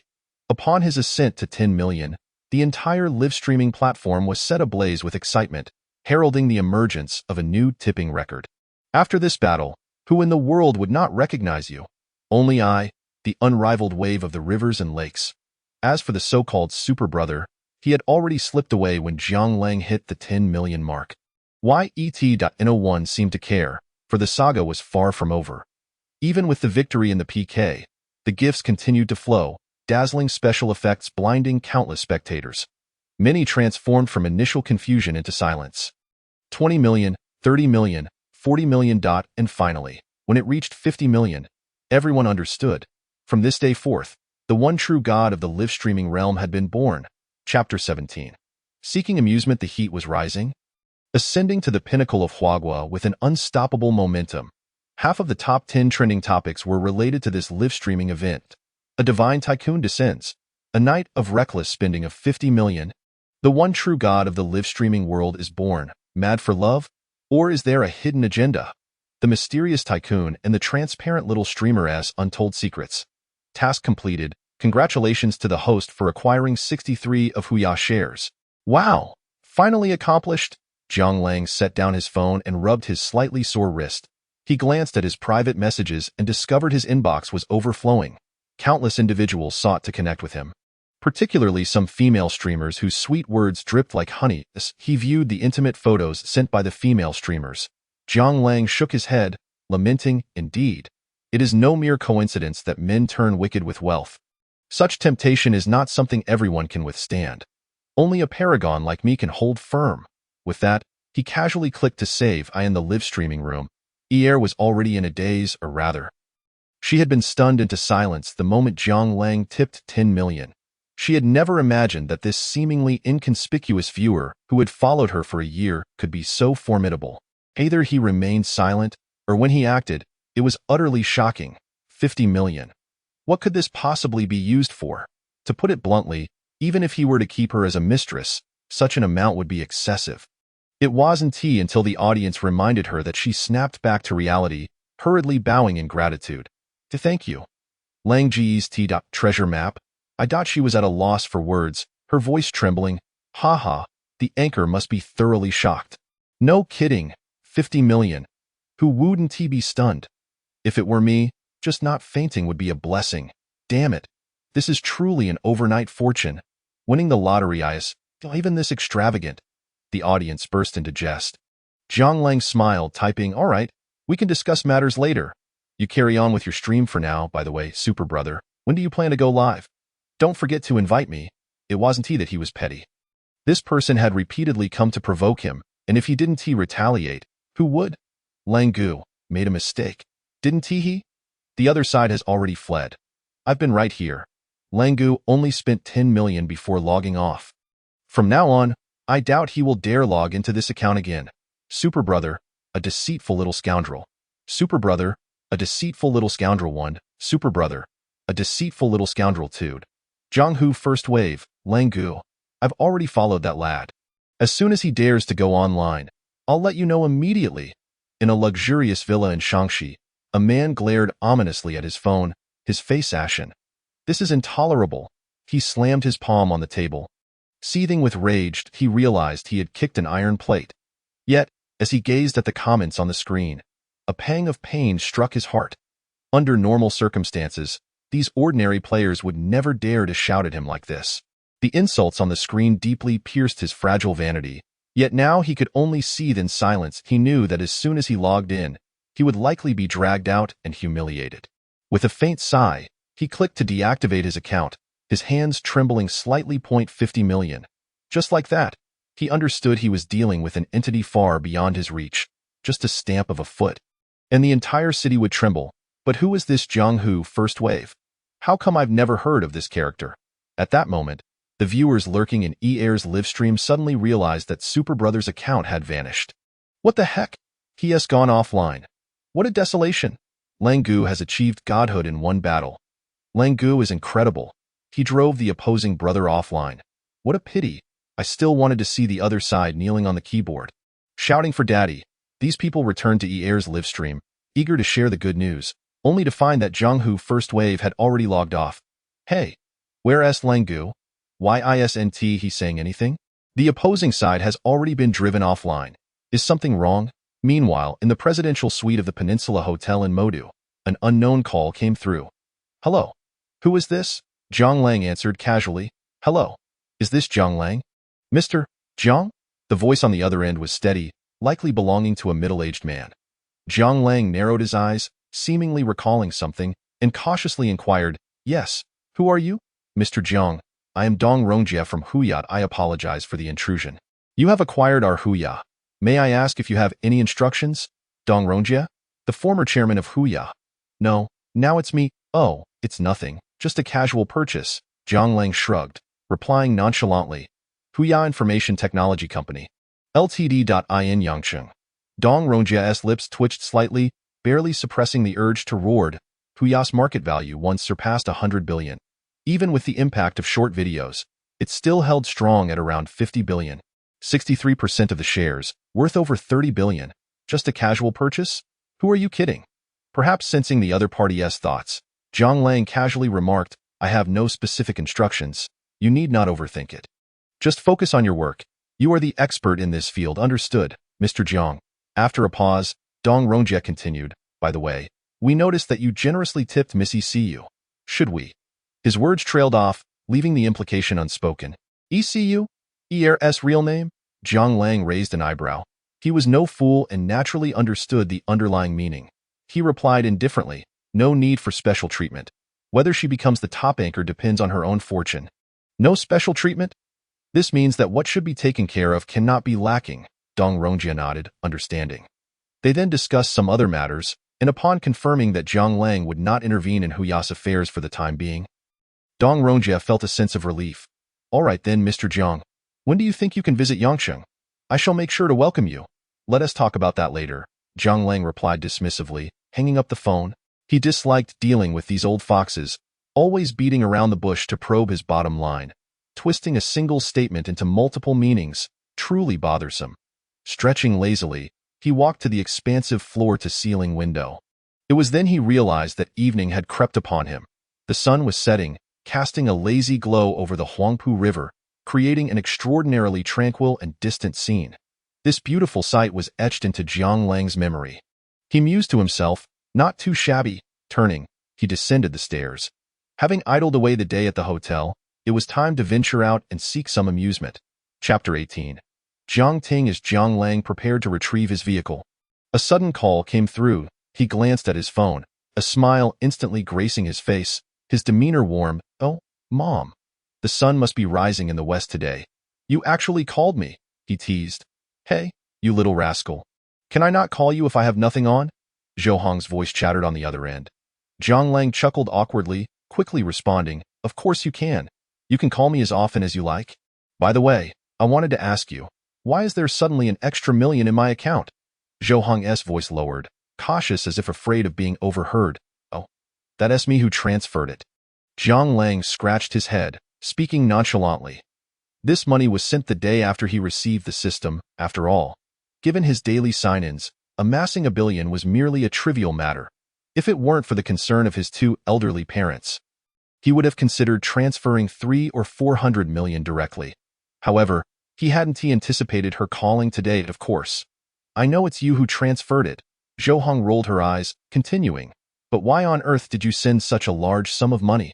If your little sister hadn't told me, I would still be in the dark. Besides, have you gotten yourself into some trouble? Where did all this money come from? Her voice trembled with concern. I am telling you, if you've landed yourself in hot water, you better confess. We can figure things out as a family. Otherwise, when your father finds out, he is going to break your legs. Jiang Lang's father had been a soldier his entire life, harboring a deep disdain for any form of petty thievery. Whenever Jiang Lang made a mistake, he would receive a beating that left him howling in pain. The 7 Wolves belt, a must-have for a loving father, was excruciating when wielded. As for how he knew this, it was simply a childhood trauma. Jiang Lang curled his lips in resignation. He had anticipated such a response. In a gentle tone, he reassured, Mom, it's nothing to worry about. This money is for my lottery winnings. Feel free to use it. Ah, lottery winnings? Then I can rest easy, she exclaimed. But this money should be saved for your future. Perhaps for when you marry. With prices so high now, how can one manage without funds? Zhou said, patting her chest, her face alight with joy. Even through the phone, Jiang Lang could sense her elation. This mother harbored no selfish intentions, her thoughts solely centered on her son. A tremor of emotion ran through Jiang Lang. He longed to voice his feelings but found himself at a loss for words. Never mind. He would clarify everything when he returned home. As a son, he naturally could not bear to watch his parents toil endlessly, especially since he was no longer in need of that modest sum. At that moment, Zhou seemed to recall something and continued. Oh, by the way, Xiao Lang, I have something to tell you. Jiang Lang furrowed his brow and replied slowly, Mom, if there is something on your mind, just say it. No need for pleasantries. Well, since it's a holiday now, your little sister mentioned she missed you and has come to Shanghai to find you, Zhou said, her voice slightly hesitant, as if she felt embarrassed. Jiang Lang raised an eyebrow, unable to restrain himself from commenting, Isn't she supposed to be preparing for the college entrance exam next semester? Why is she traveling here instead of studying at home? His words trailed off, for he knew his sister, Jiang Ting, was a spirited girl. While other girls her age were enchanted by shows like Balala the Fairies, his sister climbed mountains to catch birds and fished in rivers. Others slept during class while she played. In middle school, she even dared to wield a hammer to settle disputes. Who would believe such tales? She was more audacious than most boys. To make matters worse, she consistently ranked first in her class, leaving Jiang Lang feeling overshadowed and questioning if he was indeed her biological brother. In short, apart from him, no one in the family could manage her. As for his father, he was too fond of his precious daughter to discipline her. Alas, it seemed this was yet another instance of acting first and discussing later. Jiang Lang understood this and shook his head, whispering, All right, how is she arriving and at what time? She is taking the high-speed train, arriving around 8:30 p.m., Zhou replied. Okay, got it. After a few more exchanges of casual conversation, Zhou reluctantly ended the call. Sighing in exasperation, Jiang Lang shrugged his shoulders. He made his way to the basement, retrieved his car, and headed straight for his destination. The weather was as unpredictable as a young maiden's mood, with torrential rain pouring down suddenly, sending countless pedestrians scurrying for cover. The Hongqiao high-speed railway station in Shanghai. Jiang Lang stood by the exit, yawning in boredom. Had I known, I would have grabbed a bite before coming. I'm nearly starving, he muttered, glancing at the time, his brow furrowed in confusion. Wait a minute. Why hasn't she come out yet? It's almost 8:50. An air of perplexity enveloped him as he dialed her number, only to be met with a busy signal. That moment, snippets of conversation from a passing couple caught his attention. Wow, that girl was so bold just now. If the train police hadn't arrived, she would have been in real trouble, but it was that guy who provoked her. Honestly, he deserves a lesson. I admire her courage, though.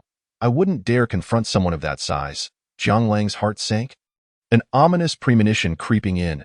After a moment of hesitation, he hurried after them, inquiring, Excuse me, Could you tell me if you were speaking about a somewhat slender girl, around, about 1 meter 70 tall? He gestured with his hands in front of him. The couple exchanged glances and nodded slightly. Yes, she was quite pretty, but I couldn't tell where she was from. Her accent didn't sound local. I remember she mentioned she was here in Shanghai to find her brother. Jiang Lang's lips twitched involuntarily. Damn it. It must be Jiang Ting, no doubt about it. Meanwhile, in the interrogation room of the Hongqiao police station, a tall, menacing man cradled his head in pain, grimacing as he complained. You bumpkin from out of town. I merely said a couple of words to you, and you dared to strike me. Let me tell you, unless you pay me a hefty sum, this matter is far from over. A quiet girl seated nearby cast a disdainful glance at him. You had it coming. If not you, then who else should I hit?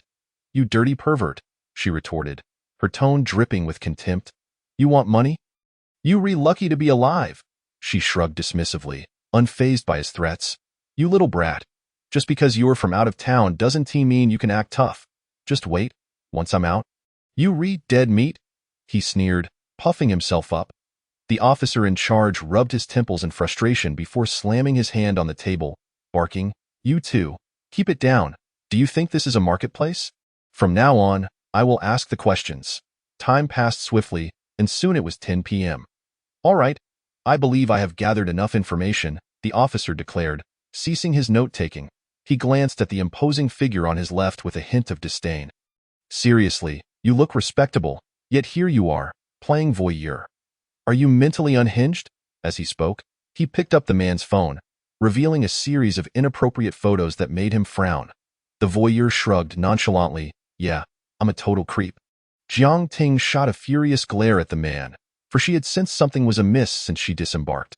This man had been following her with his phone. Had she not been alert, she might have fallen victim to his schemes. To her astonishment, even after being caught, he attempted to turn the tables on her. Feeling a pang of worry, she thought, I wonder if my brother is still waiting for me at the station. Oblivious. Well, since I'm no longer involved, can I have my phone back? I'd like to head home now. Jiang Ting addressed the officer. It was then that the voyeur finally spoke up, lifting his head. Head home? Not so fast. You hit me. You owe me money. He cackled, a glimmer of malevolence in his eyes. Jiang Ting was taken aback, wide-eyed as she exclaimed, How dare you demand money? The officer found himself in a predicament. Morally, the voyeur's actions were infuriating, yet every punishment must adhere to the legal guidelines. The voyeur was at fault, yet the one who struck him had also breached the law. Just as he was grappling with this dilemma, the door to the interrogation room swung open with a bang. A tall, cold-faced man strode in, seizing the voyeur by the collar and raising his hand. Slap! The sharp sound of a resounding slap echoed throughout the room. You filthy scoundrel! You dared to bully my sister and demand money? I'll make you wish you were never born. The menacing tone sent chills down everyone's spine. Who the hell are you? How dare you strike someone in the police station? Officer, help! The voyeur cried, cowering and protecting his head. The officer stood frozen in shock, and once he regained his composure, he bellowed, Stop! Jiang Ting was equally bewildered. She could not comprehend why Jiang Lang had suddenly appeared at the police station. Instinctively, she grabbed his arm, exclaiming, Brother, are you out of your mind? This is a police station. Jiang Lang gently patted her head, his expression softening. It's all right, don't be afraid, but you just assaulted someone. Jiang Ting protested, anxiety etched across her face. You dare hit me? Let me tell you, you're finished. My uncle is. The voyeur began, but his words were cut short by the sounds from outside. Young Master Jiang, wait for me. A middle-aged man in uniform, slightly overweight, appeared at the door, panting heavily, his balding head gleaming under the lights. Jiang Lang glanced at him and nodded slightly. Director Zhang, I'm taking my sister home now, of course. You take care. I'll handle the rest, Director Zhang replied with a warm smile. The officer, observing the pair's departure, couldn't he help but comment, Director Zhang, this doesn't seem proper. You know nothing. That young man just donated 10 million. He is our benefactor, Director Zhang thought to himself, cursing silently. You go outside first. I'll take care of this. After a moment's hesitation, the officer nodded and slowly exited. Director Zhang let out a sigh of relief, shooting a glare at the voyeur who had been silent since his arrival. He approached and kicked him. shouting, "You scoundrel, get up!" The voyeur slowly rose, brushing off his pants, looking somewhat embarrassed as he gazed at Director Zhang, a hint of ingratiation on his face. "Uncle," Director Zhang rolled his eyes, wishing he had never met this man. Despite his illustrious career and the strength of his sister, she had given birth to such a ne'er-do-well. "This matter is over. Do you understand?" "Yes, yes." The moonlight poured down like water, casting long shadows on the ground as Jiang Lang and Jiang Ting walked side by side. "Brother, you nearly scared me to death just now. That guy was truly vile, even daring to ask for money." Jiang Ting began, "By the way, brother, why does the director call you young Master Jiang?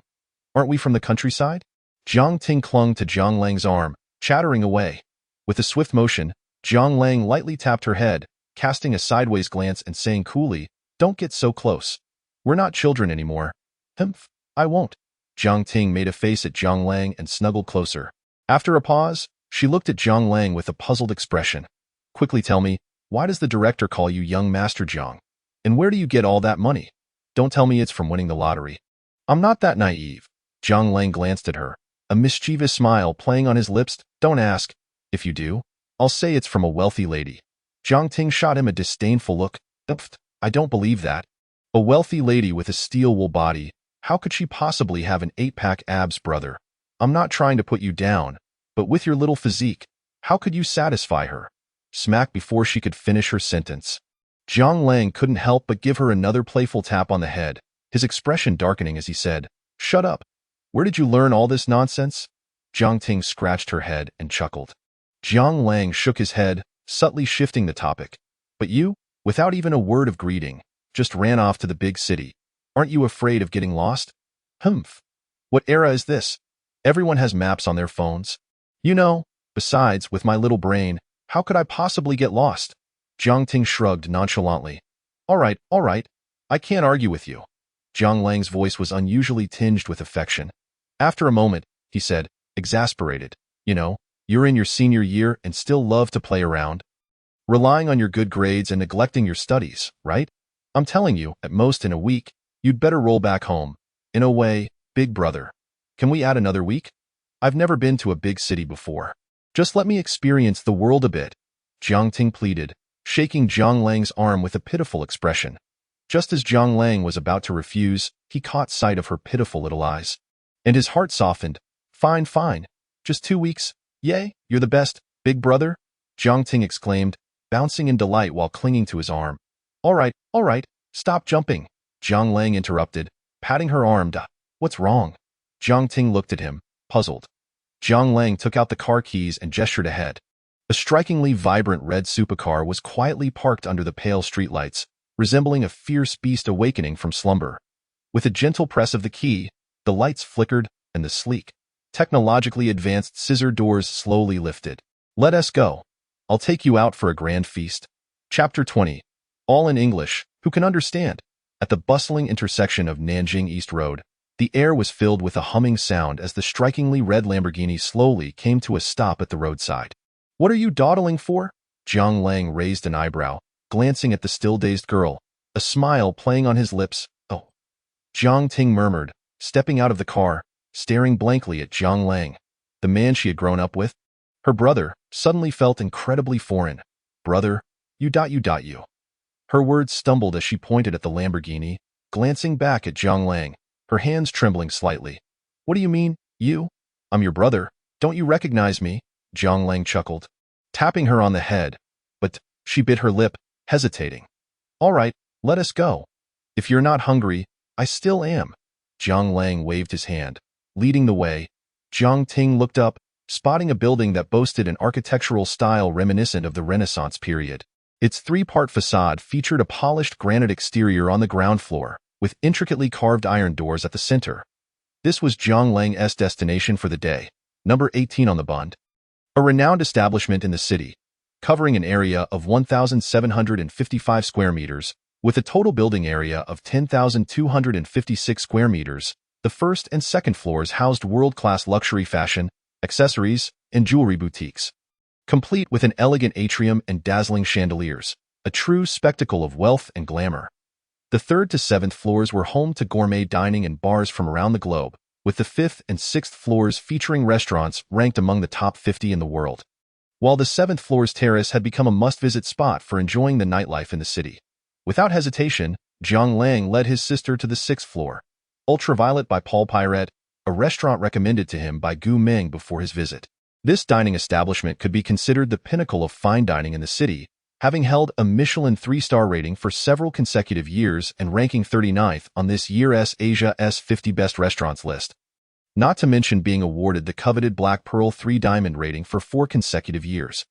With an average expenditure exceeding 10,000, it was not only the most expensive restaurant in Shanghai, but also the most mysterious Western dining venue.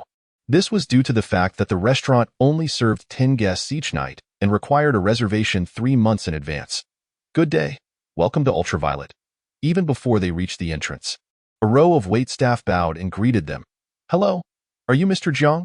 A man wearing gold-rimmed glasses and a warm smile emerged, presumably the head waiter. Your reserved private room is ready. Please follow me, he beckoned with a humble demeanor. Jiang Lang replied nonchalantly, exuding an air of confidence, knowing he had the financial backing. Hello, here is your menu. The waiter cheerfully handed the menu to Jiang Lang. He glanced at it briefly, his eyebrows slightly raised. Wow, this is quite extravagant. It's all in English. Who can possibly understand this? After his internship, he had nearly forgotten his English. Casually, he handed the menu to the still-dazed Jiang Ting and said calmly, "You order." Ah? Jiang Ting hurriedly grabbed the menu, glancing at it before her eyes widened in shock, resembling the size of copper bells. She fidgeted nervously, looking at Jiang Lang, then handed the menu back. You order, brother. Hiss, Jiang Lang inhaled sharply, staring at her in disbelief. Good sister, are you trying to backstab me? Intentionally making me look foolish? He playfully returned the menu to her, saying nonchalantly, I'll need 2 main dishes, and please help me select a few of your restaurant's signature dishes. Oh, and also a bottle of red wine. Certainly, sir. Please wait a moment. After the waiter left, Jiang Ting gazed at the man before her, hesitating for a moment before speaking slowly. Brother, how did you become so wealthy? I just saw that one steak costs 2,000 bucks. You're ordering so many things. Yes, I said. I'm being supported by a wealthy lady. Jiang Lang chuckled. Humph, fine. I want to ask.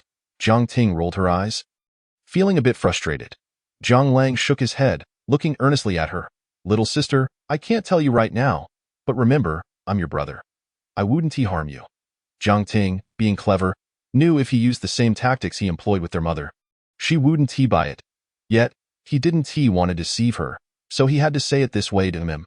I trust you, brother. Jiang Ting nodded, her expression serious. With that, they intuitively dropped the topic, and soon laughter filled the room again. When the food arrived, both of them remained silent, engrossed in their meals. It was undeniably a top-tier restaurant, and the flavors were exquisite. Crab mousse, sweet and sour pork, tomahawk steak. The frozen black smoked fish inside was particularly impressive. Earning his enthusiastic praise, it was silky smooth, like jelly, with flavors lingering on the palate. I can't take it anymore. I need a break. Jiang Ting patted her belly, reclining in her chair with a satisfied expression. Jiang Lang took a napkin to dab his mouth, casually saying, if you can't eat anymore, don't force it. Overindulging isn't good for your health. Jiang Ting rubbed her belly and nodded. Brother, I need to use the restroom. Wait for me a moment. All right, go ahead. Jiang Lang waved her off, seizing the moment to scroll through short videos. It was then he noticed that someone had been messaging him on WeChat. Lango, are you there? Lango, I just finished my live stream. What are you doing? Lango, what is your name? I don't even know. Lango, where are you from? I want to invite you to dinner. Lango, I'm from the Shanghai Art Academy. My name is ECU. Come find me to hang out when you have time. Jiang Lang chuckled to himself, casually replying, I'm also in Shanghai. He had just sent the message when he received an immediate response. Wow, Langu, you're also in Shanghai. Can I meet you? In the girls' dormitory of the Shanghai Art Academy, ECU clutched her phone, her eyes sparkling with excitement. Since finishing her live stream, she had been anxiously awaiting a reply, fearing she might miss it. She was genuinely curious about who this mysterious figure, known as the first wave of Jianghu, truly was. If he wasn't a big spender, why would he shower her with gifts? What did he look like? How old was he? If he happened to be a handsome guy? Lost in her thoughts. A lovesick smile crept across her face. "Little E, what's wrong?" A delicate hand waved gently in front of her. A beauty who could rival ECU stood before her, her expression filled with concern. "Ah, it's nothing." ECU quickly composed herself, her cheeks flushing slightly. "Hee, little Lang is smitten, isn't he?" Wei Hongling teased with a smile, though her gaze held a hint of something unusual. She was the only one in the dormitory aware that ECU was live streaming, and she had witnessed the grand display of wealth this morning. It would be a lie to say she wasn't envious. ECU huffed, lowering her head to look at her phone. A puzzled expression crossing her face. Why.is he not replying anymore? Chapter 21. Restaurant Showdown. Meanwhile, on the other side. "What are you doing?" Zhang Lang was on the verge of replying to ECU's message on WeChat when he was suddenly startled by the piercing scream of Jiang Ting from outside the door. His expression changed instantly as he muttered a curse under his breath and hurriedly rushed outside. In the grand hall, a number of people were scattered about. His gaze quickly fell upon his younger sister, who stood alone in a corner, encircled by a group of men, and he could occasionally hear the sounds of heated arguments. "What's wrong, Jiang Ting?" Zhang Lang approached, concern etched on his face. "Brother, he just tried to be a rogue," Jiang Ting said, relieved to see her brother, her tensed body gradually relaxing. She pointed angrily at someone behind Zhang Lang. Observing this, Zhang Lang felt a sense of relief, as long as she wasn't harmed. That was what mattered, however. His little sister still possessed the same fiery spirit as ever. She had just gotten out of the car and was already causing a ruckus. Just then, a familiar voice of astonishment reached his ears. "Zhang Lang, is that you?" Zhang Lang furrowed his brows and turned around, surprise flickering across his face. "Wei Fokai, you're finished, daring to lay hands on young Master Zhou," he boasted, excitement bubbling within him. It was a case of enemies crossing paths. Ever since Zhang Lang had slapped him at Chanel, Wei Fokai had been plotting revenge. He never expected Zhang Lang would appear right in front of him, and even have the audacity to strike young Master Zhou. With young Master Zhou stepping in, dealing with Zhang Lang would be a piece of cake. Zhang Lang raised an eyebrow as he glanced at the man beside him, whose face had turned a shade of pale, his eyes gleaming with a hint of amusement. "Zhou Qingguang, their academy's young master. Rumor had it his family was involved in transportation, with assets worth over 10 billion. He was also one of those who had humiliated Zhang Lang back in school. And Wei Fokai's elder brother. Zhang Lang had endured considerable hardship during his school years, primarily due to this person's targeting. Back then, he had participated in a debate competition, fortuitously meeting the academy's renowned beauty, Zhang Wanru, who happened to be Zhou Qingguang's girlfriend. He never imagined this man would be so petty, appearing upright on the surface yet insidiously malicious behind the scenes, causing him trouble at every turn without Zhang Wanru's knowledge. At that moment, Zhou Qingguang glared coldly at Zhang Lang, his voice hoarse. "Well, I didn't expect that after 6 months, you've gained some skills. You can afford to come to this place now." When Wei Fokai had told him earlier, he had doubted it, but now he was astonished to see this impoverished kid had turned his fortunes around so swiftly. But he wasn't afraid. His family's 10 billion in assets meant that no matter how capable Zhang Lang became, he doubted he could amass such wealth. He turned to Jiang Ting, anger blazing in his eyes. He had merely made a jest earlier, and before he could even act, he was slapped, infuriating him. He sneered insidiously. "Is this your sister? I didn't expect her to be so fresh. If you send her to my bed today, we can let this matter go." Zhang Lang's eyes narrowed slightly as he advanced menacingly. Raising his right hand high, a sharp slap echoed through the air. Before the other party could react, Zhang Lang seized his throat, crashing him against the wall with a thud, a chill emanating from his voice. "Speak again, and I swear I'll rip your tongue out." Zhou Qingguang's eyes widened in shock as he desperately clutched his throat, struggling. "You'd have gone mad, Zhang Lang." Wei Fokai was taken aback, with Zhou Xiao being struck before him. He couldn't fathom the repercussions he would face upon returning. Without a moment's hesitation, he charged forward, delivering a kick to Zhang Lang's back. "Ugh!" Zhang Lang grunted, unable to suppress himself, his grip loosening just enough for Zhou Qingguang to break free. "You dare hit my brother!" Jiang Ting, enraged, yelled before seizing a bottle of red wine and smashing it against Wei Fokai's forehead. With a loud crack, blood splattered everywhere. Wei Fokai clutched his head, wailing incessantly, while Zhang Lang and Zhou Qingguang began to grapple violently. Tables and chairs flew, chaos reigning supreme. This scene unfolded in a mere minute, and it was only then that the onlookers reacted. Hastily pulling the combatants apart, "Jiang, you've become quite bold. Just wait," Zhou Qingguang shouted, clutching his chest as he glared at Jiang Lang. In terms of fighting, Jiang Lang had never been afraid.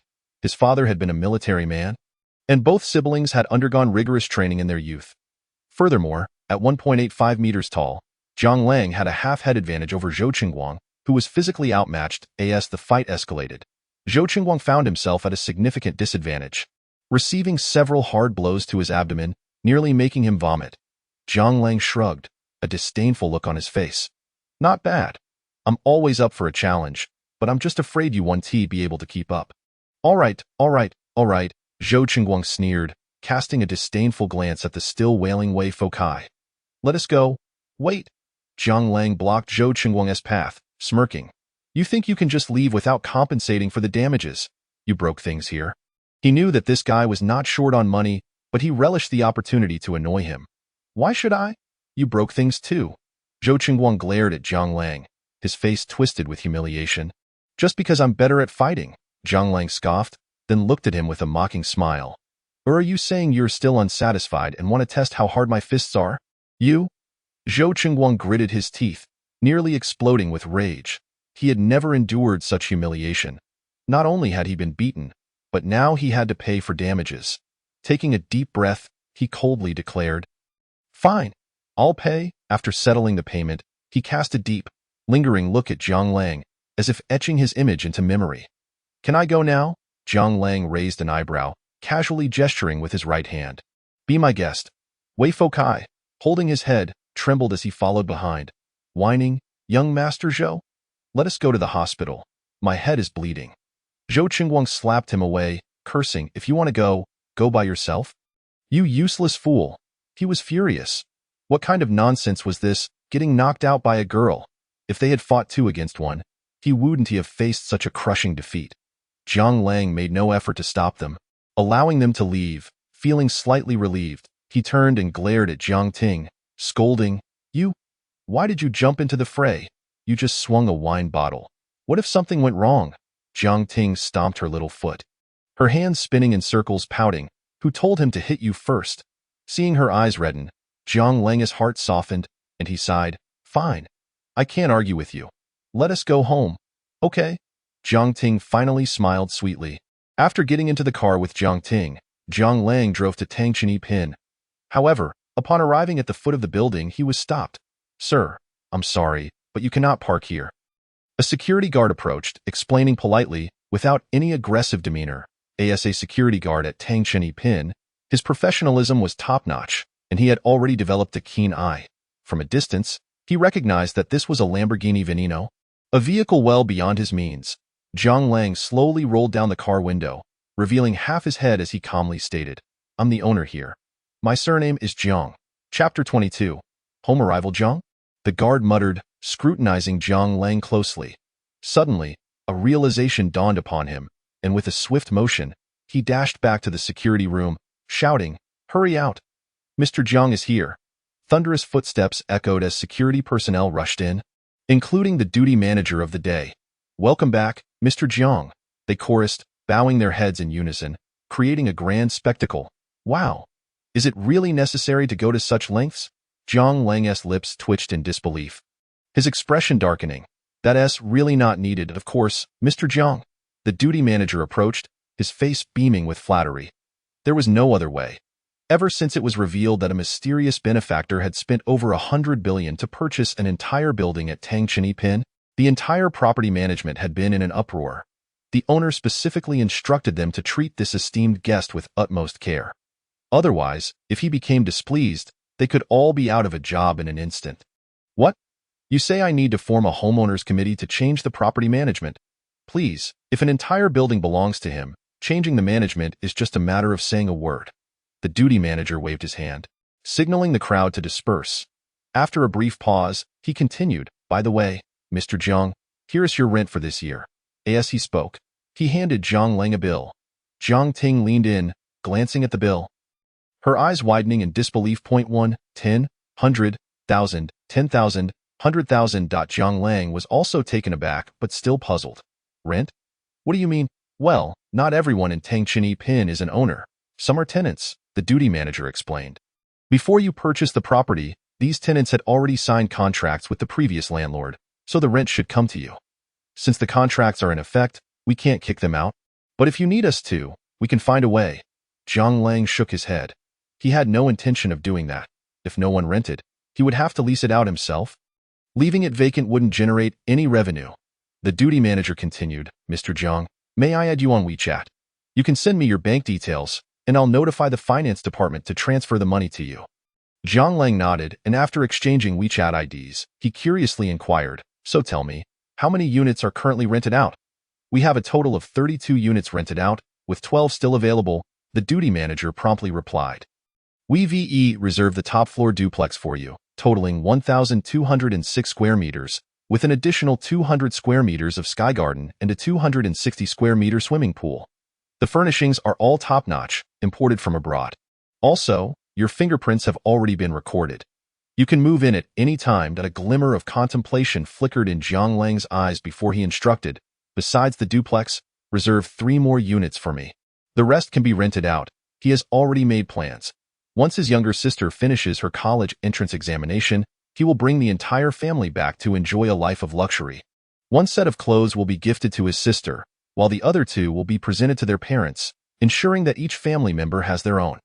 All right, the duty manager nodded eagerly, committing the details to memory. The manager cast a sidelong glance at the other person, shook his head slightly, and remarked nonchalantly, it's getting late. You should head back. We can manage on our own. Certainly, Mr. Jiang. Please take care. The duty manager quickly stepped aside to clear the way. The humming of the engine resonated once more as the Lamborghini Veneno disappeared into the darkness. The door slowly creaked open. Wow, it's so grand. Jiang Ting exclaimed in awe at the sight before her. The lavish hall, adorned with intricate light fixtures that emitted a stark brilliance, was lined with various masterpieces, enveloping the atmosphere in an exquisite yet chilling opulence. A flicker of surprise crossed Jiang Lang's eyes as he regained his composure. He playfully tapped Jiang Ting on the head and chuckled. All right, enough of the sightseeing. It's time for some rest. Okay, Jiang Ting replied. Though her eyes continued to dart around, her face alight with curiosity, resembling a sprightly little sprite. Jiang Lang paid her little mind, casually selecting a room to freshen up before collapsing onto the bed. This day had been rife with occurrences, leaving him utterly fatigued, and all he desired now was a good night's sleep, free from any concerns. The following day, as dawn broke, sunlight filtered through the window, lazily spilling onto the bed. Suddenly, the shrill ring of his phone shattered the tranquility. Hello? Who is it? Jiang Lang grumbled, rubbing his eyes. Hello, Mr. Jiang. This is Wu Mingming, the manager of Bagua Impression City. The clothes you purchased last time have arrived downstairs. We are currently being held at the security desk and cannot enter. We need you to come down personally, or perhaps make a call to the security for assistance. Would that be acceptable? The voice was exceptionally melodious and the tone courteous. Clothes? He recalled the garments he had purchased for the first task, totaling 50 million. Jiang Lang's memory peaked, and upon glancing at the time, he realized it was getting late. Please wait a moment. I'll be right down, he replied lazily, intending to grab a bite to eat on the way. All right, after freshening up, he knocked on Jiang Ting's door. Little sister, I'm stepping out for a bit. Stay here for now. Okay, Jiang Ting murmured sleepily. Jiang Lang shook his head and headed downstairs. As soon as he reached the ground floor, he spotted a large truck parked at the entrance, alongside a group of lively female sales associates in uniforms, laughing and playfully teasing one another, drawing the attention of passers-by. Hello? Are you Mr. Jiang? A beautiful woman approached him, accompanied by the duty manager he had seen the previous night. Yes, Jiang Lang nodded, gazing at the enormous truck with a headache. So many clothes. He wondered how long it would take to wear them all, wear one, toss one, then send another. He mused internally, maintaining a composed facade. The duty manager, stealing a glance at the truck, was momentarily taken aback. In his earlier conversation with the sales associates, he had learned that Jiang Lang had indeed purchased men's clothing worth 50 million in one go. He could only marvel at the difference wealth makes. Remarking how it could practically host a fashion show, after a moment's hesitation, he chimed in, Mr. Jiang, Our security team can assist with the delivery as well. Jiang Lang surveyed the 7 sales associates present and realized that if they were to deliver all the clothes to his home, it would require numerous trips. Even with the elevator, it would still be quite exhausting. Having once been a worker himself, he understood their hardships and nodded in agreement. All right, I appreciate it. The duty manager, taken aback by the kindness, responded, not at all, not at all. Jiang Lang waved his hand dismissively. You all can start unloading. I'll head out to get breakfast and will join you shortly. Across from the entrance of Tangchinipin, numerous restaurants line the Huangpu River, boasting beautiful surroundings and pleasant scenery, exactly where he intended to go. Chapter 23. You cannot leave without spending 50 million after purchasing breakfast. Just as Jiang Lang was preparing to return, a surprised voice from the owner caught his attention. He turned to see a stunning woman in a beige princess-style dress, without her usual black-framed glasses, revealing her exquisite features and radiant, fair arms. Seemingly glowing, Jiu Banming? What are you doing here? Jiang Lang couldn't help but exclaim, his eyes widening in astonishment. I live nearby. Gu Banming waved a meat bun in her hand and smiled at him. After a moment, she glanced at the breakfast Jiang Lang was holding and inquired, Boss, do you also live around here? Jiang Lang casually gestured towards the opposite side. Indeed. Right across. Jiu Banming looked over, a hint of envy flashing in her eyes. The apartment was one she had longed to enter, but regrettably, on her current income, she could only afford a small unit nearby. However, recalling her wager with Jiang Lang, a glimmer of determination crossed her gaze. If successful, she too could reside in her dream luxury home. By the way, have you prepared your proposal? Jiang Lang asked, noting the urgency as the high-level meeting was set for tomorrow, where the new reward and punishment mechanisms and equity incentive plans would be announced. There could be no room for carelessness. Rest assured, boss. Everything is ready, she replied confidently, patting her chest, her attire straining at the seams as if ready to burst forth. Only when she caught Jiang Lang's intense gaze did she realize, her face flushing slightly as she stammered. Boss, I need to get to work now. Feeling a bit awkward, Jiang Lang rubbed his nose and watched her retreating figure, hesitating momentarily. Oh? You can't wear casual clothes at work, that would lead to a pay cut? Gu Banming stumbled slightly, lowering her head and quickening her pace. Jiang Lang shrugged, breakfast in hand as he made his way back. Upon arriving at the entrance, he discovered that everything had already been unloaded. Each luxurious item drew the attention of the crowd. Everything unloaded? Let us go, he said. Yes, Mr. Jiang, came the reply. It was fortunate that the house was spacious enough for Jiang Lang to convert one room into a fitting area, allowing for the items to be stored. Meanwhile, Jiang Ting had also been awakened by the commotion. She gazed at the bustling sales associates and security personnel, carrying large bags, bewildered. Brother, how much clothing did you buy? She slurped her soy milk, a hint of envy glimmering in her eyes. Being a young girl, she too adored beautiful dresses, but with the family's financial struggles, supporting Jiang Lang's college and her high school education, there was hardly any money left to save. The last time she received a new dress was 3 years ago when Jiang Lang had bought her one upon her entry into high school. Jiang Lang, noticing her tousled hair, affectionately ruffled it and teased. All right, later, I'll take you shopping and I promise to make you look stunning. Really? Jiang Ting turned to Jiang Lang, her eyes sparkling with delight. Absolutely, more genuine than gold. Yay, you're the best, brother.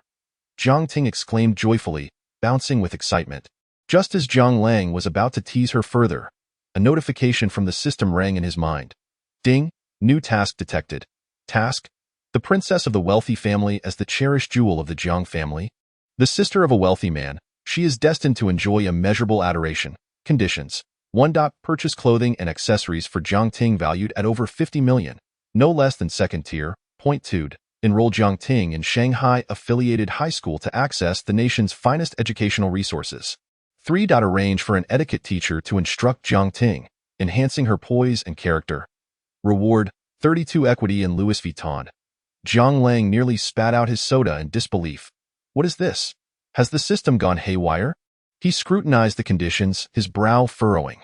The first condition seemed straightforward. Although 50 million was considerable, for him, any problem solvable with money was trivial. As for the second condition, he acknowledged its merit. The educational resources in the metropolis might indeed surpass those in his hometown. potentially elevating Jiang Ting's academic performance. Regarding the issue of residency, was 1 million enough?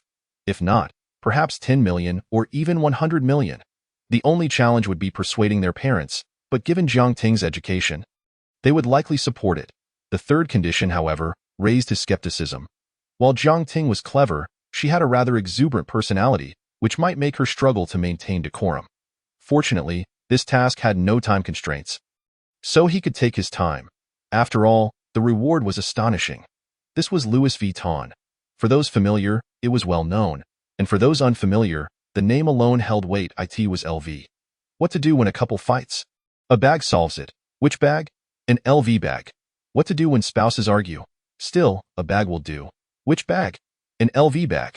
The pinnacle of first-tier luxury brands, consistently ranking among the top 500 globally and usually in the top 50. Last year's market value soared to a staggering $330 billion. A terrifying figure indeed. 32% equity equates to over $100 billion, skipping straight past being the richest in the country to becoming the wealthiest in the world. What about the likes of Ma Yun? They can all step aside. Damn it. Let us do this. Zhang Lang's eyes burned with intensity as he looked at Jiang Ting. Jiang Ting jumped back in surprise. Stammering, brother, what is wrong? Let us go shopping, he declared, taking her hand and heading out the door. In the heart of Lijiazui, the IFC is situated, renowned for its luxury shopping, holding the second position in the extravagant consumer market of the metropolis, with no one daring to claim the top spot. Like the splendid diamond perched atop the apex of a pyramid, it sparkles by the banks of the Huangpu River, reflecting its magnificent form. The primary reason for its allure, of course, lies in its proximity to the prestigious Tang Chunyi Pin, which has often been humorously dubbed the convenience store for its residents. Today, a group of uninvited guests has disrupted the tranquility of the IFC mall. The men are clad in opulence, adorned with luxury items that easily amount to millions at a glance, while the woman beside one of them appears rather unremarkable. Although she possesses an attractive visage and a statuesque figure, her attire is decidedly cheap, revealing her humble origins. I'm not buying anymore, brother. I'm done, Jiang Ting shrieked, gripping Zhang Lang's arm tightly, refusing to budge. Despite not carrying any bags or having changed her clothes, it was simply because she couldn't manage to lift anything. While she indeed relished new outfits, this was not the way to indulge. Who buys clothes without even inquiring, diving straight into a shopping spree? She had accompanied Zhang Lang through over a dozen stores, witnessing firsthand as he spent nearly 10 million, leaving her utterly astounded. After casting a quick glance at her, Zhang Lang frowned and declared with authority, "No way, we continue. We must spend at least 50 million. We cannot leave." At this proclamation, Jiang Ting turned pale with fear. Chapter 24. The Car God. Like a marionette, Jiang Ting followed Zhang Lang in and out of high-end luxury boutiques. In and out they went, devoid of any idle chatter. With a swift motion, his bank card was tossed onto the counter. Besides this piece, and this piece, everything else is included, he stated languidly, pointing at a series of exquisite garments. As for Jiang Ting, she transitioned from outright rejection to reluctant acceptance, ultimately becoming numb to the situation. She had lost track of how much had been spent, but the incessant notifications in her ears echoed. Transaction successful. 2,150,000.00 yuan. Transaction successful. 1,250,000.00 yuan. Transaction successful. 1,850,000.00 yuan. Not once did a payment fall below the million mark. At this moment, the commotion stirred by Jiang Lang had reverberated throughout the entire IFC mall, and everyone was aware that a wealthy tycoon was in their midst, spending money without a second thought. The sales associates in each luxury store eagerly awaited his presence, rushing out to greet him with broad smiles as soon as he and Jiang Ting appeared. Their respect palpable. "Welcome, Mr. Jiang, Miss Jiang, to the Chanel boutique. Welcome, Mr. Jiang, Miss Jiang, to the Armani boutique. Welcome, Mr. Jiang, Miss Jiang, to the Dior boutique." The magnitude of the spectacle even caused traffic congestion, drawing numerous onlookers who came to witness the affluent magnate. Until someone recognized Zhang Lang as the same individual who had previously splurged 50 million in another mall, the crowd erupted in excitement. "Wow! Isn't this the same big shot who dropped 50 million a while back? Oh my gosh, now that you mention it, I remember. What could he possibly do today?" Surely not another 50 million spree. Damn. The rich are indeed different. They treat money as if it were nothing. The crowd buzzed with excitement, and a few eager souls began filming, sending the footage online, instantly causing a stir. The tycoon returns. The top magnate emerges at IFC. Come witness how the wealthy shop, unveiling the true identity of the tycoon. Come and see, oh my. The tycoon is back. Is he about to splash another 50 million? Does anyone know who this tycoon really is? Someone spill the beans. I'm just here for the stunning companion he brought along. Of course, have you ever seen a wealthy man with an unattractive date? Wait, don't you think they bear a striking resemblance? Whoa, blind man, you've hit the nail on the head. Everyone, step aside. This is my long-lost uncle. Treat him with respect. Let someone wake him up. Ding. Princess of the Tycoon. Condition 1 met. Please continue your efforts. Zhang Lang exhaled softly, glancing at the security personnel surrounding him, his brow slightly raised. As his spending became increasingly extravagant. The commotion escalated to the point where the mall manager had dispatched personnel to maintain order and ensure no one intruded upon the tycoon's space. Mr. Zhang, do you need to purchase anything else? The manager inquired, keeping a watchful eye on the gathering crowd. Zhang Lang gently shook his head and replied, No more, let us conclude our shopping for today. Please have the items delivered to Tangchini Pin. Certainly, Mr. Zhang. The mall manager nodded in agreement. Zhang Lang turned to the somewhat dazed Zhang Ting and casually asked, Sister, shall we head home? Sure. Zhang Ting snapped back to reality, pulling Zhang Lang to leave. She had no desire to linger any longer. Her mind was solely focused on one thought. She would never accompany Zhang Lang on shopping excursions again. She had not enjoyed the thrill of shopping, but rather felt as though she might faint from the experience. At that moment, a commotion arose within the crowd. Someone called out to Zhang Lang, raising their hands high in an attempt to catch his attention. Car God, over here, it's me, do you remember me? He jumped and waved, trying to break through the wall of security, appearing rather comical. Zhang Lang glanced over, his expression puzzled. Who is this person? Car God. Are they calling for me? The manager peered outside, frowning slightly, and explained to Zhang Lang, Mr. Zhang, that individual is the second son of the Song family, whose wealth stems from foreign trade, with assets exceeding 5 billion. Zhang Lang nodded, responding nonchalantly, Let him in. Song Chengwu hurried in, his excitement evident as he looked at Zhang Lang. Car God, we meet again. Zhang Lang, still bewildered, asked, Do we know each other? Song Chengwu awkwardly scratched his head and clarified, Car God, don't you remember? We raced together last time, driving a blue LaFerrari. Upon hearing this, Zhang Lang suddenly recalled. He was indeed the rich second generation who had encountered him on his way to the company the day after acquiring the system, and had been accompanied by a popular internet celebrity. Zhang Lang had a vivid impression of him, especially since he had wanted to race but had been left far behind due to his lack of skill. Oh, it's you? A pleasure. Zhang Lang nodded slightly. Hee. Song Chengwu chuckled foolishly and, glancing at Zhang Ting, added, Car God, I have a restaurant nearby. Shall we go have a meal together? Zhang Lang regarded him with curiosity, pondering for a moment before nodding in agreement. All right. Though he was uncertain of the reason behind Song Chengwu's enthusiasm, a free meal was hard to refuse. Moreover, he was keen to expand his network. Building connections was essential for growing his business. The hidden potential of these wealthy second-generation individuals was something no one could fully comprehend. Perfect, Car God. Right this way. Song Chengwu gestured invitingly. Feng Yalu, located by another part of the Huangpu River, was encircled by a white wall, seemingly concealing something from view.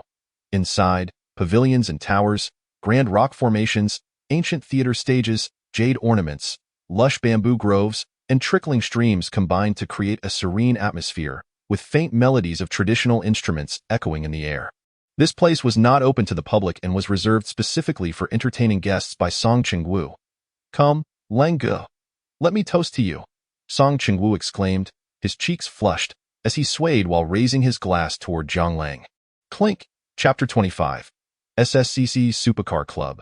Zhang Lang took a sip, letting out a satisfied belch, and remarked, The wine is delightful. If you enjoy it, Lang Ge, I can have some sent to you after our meal.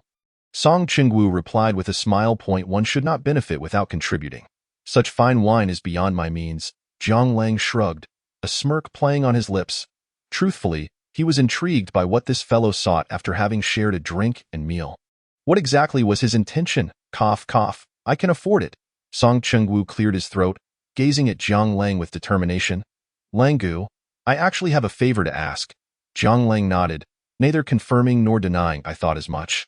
It's rare for someone to treat you to a meal without a reason, he jested. Song Chengwu awkwardly rubbed his nose, looking at Jiang Lang before stating, Langgu, I'd like to invite you to join our club for a race. A race? Jiang Lang was taken aback, looking at him quizzically. What kind of race? Song Chengwu chuckled awkwardly and responded, Langgu, are you familiar with the SSCC Supercar Club? Jiang Lang nodded, replying casually, I've heard of it. The SSCC Supercar Club, established in 2008 in the bustling city of Shanghai, is a gathering of supercar owners, comprising both wealthy second-generation individuals and self-made business moguls. As an automobile enthusiast, Jiang Lang had encountered discussions about such a club online while boasting about luxury cars. Good to know. I wish to invite Brother Lang to represent our SSCC Supercar Club in a competition against the SCC Supercar Club of the capital. Jiang Lang cast a playful glance at the other party, pursing his lips into a smile as he queried, but what benefit does this hold for me? Surely, I cannot simply assist you in a race for free. I might as well stay home and indulge in sleep. Song Chengwu furrowed his brow slightly and replied, if you win, I can guarantee that you will become a first-tier member of our club. Jiang Lang, somewhat puzzled, inquired, first-tier member? What is the significance of that? Brother Lang, you are aware that our supercar club comprises members who are either affluent or distinguished, the C-Army de la C-Army of various industries. To become a part of this elite circle is to gain access to an invisible network of connections.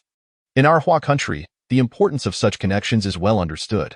As a first-tier member, you will have the ability to utilize a majority of the club's resources sufficient to assist you with most of the troubles you may encounter.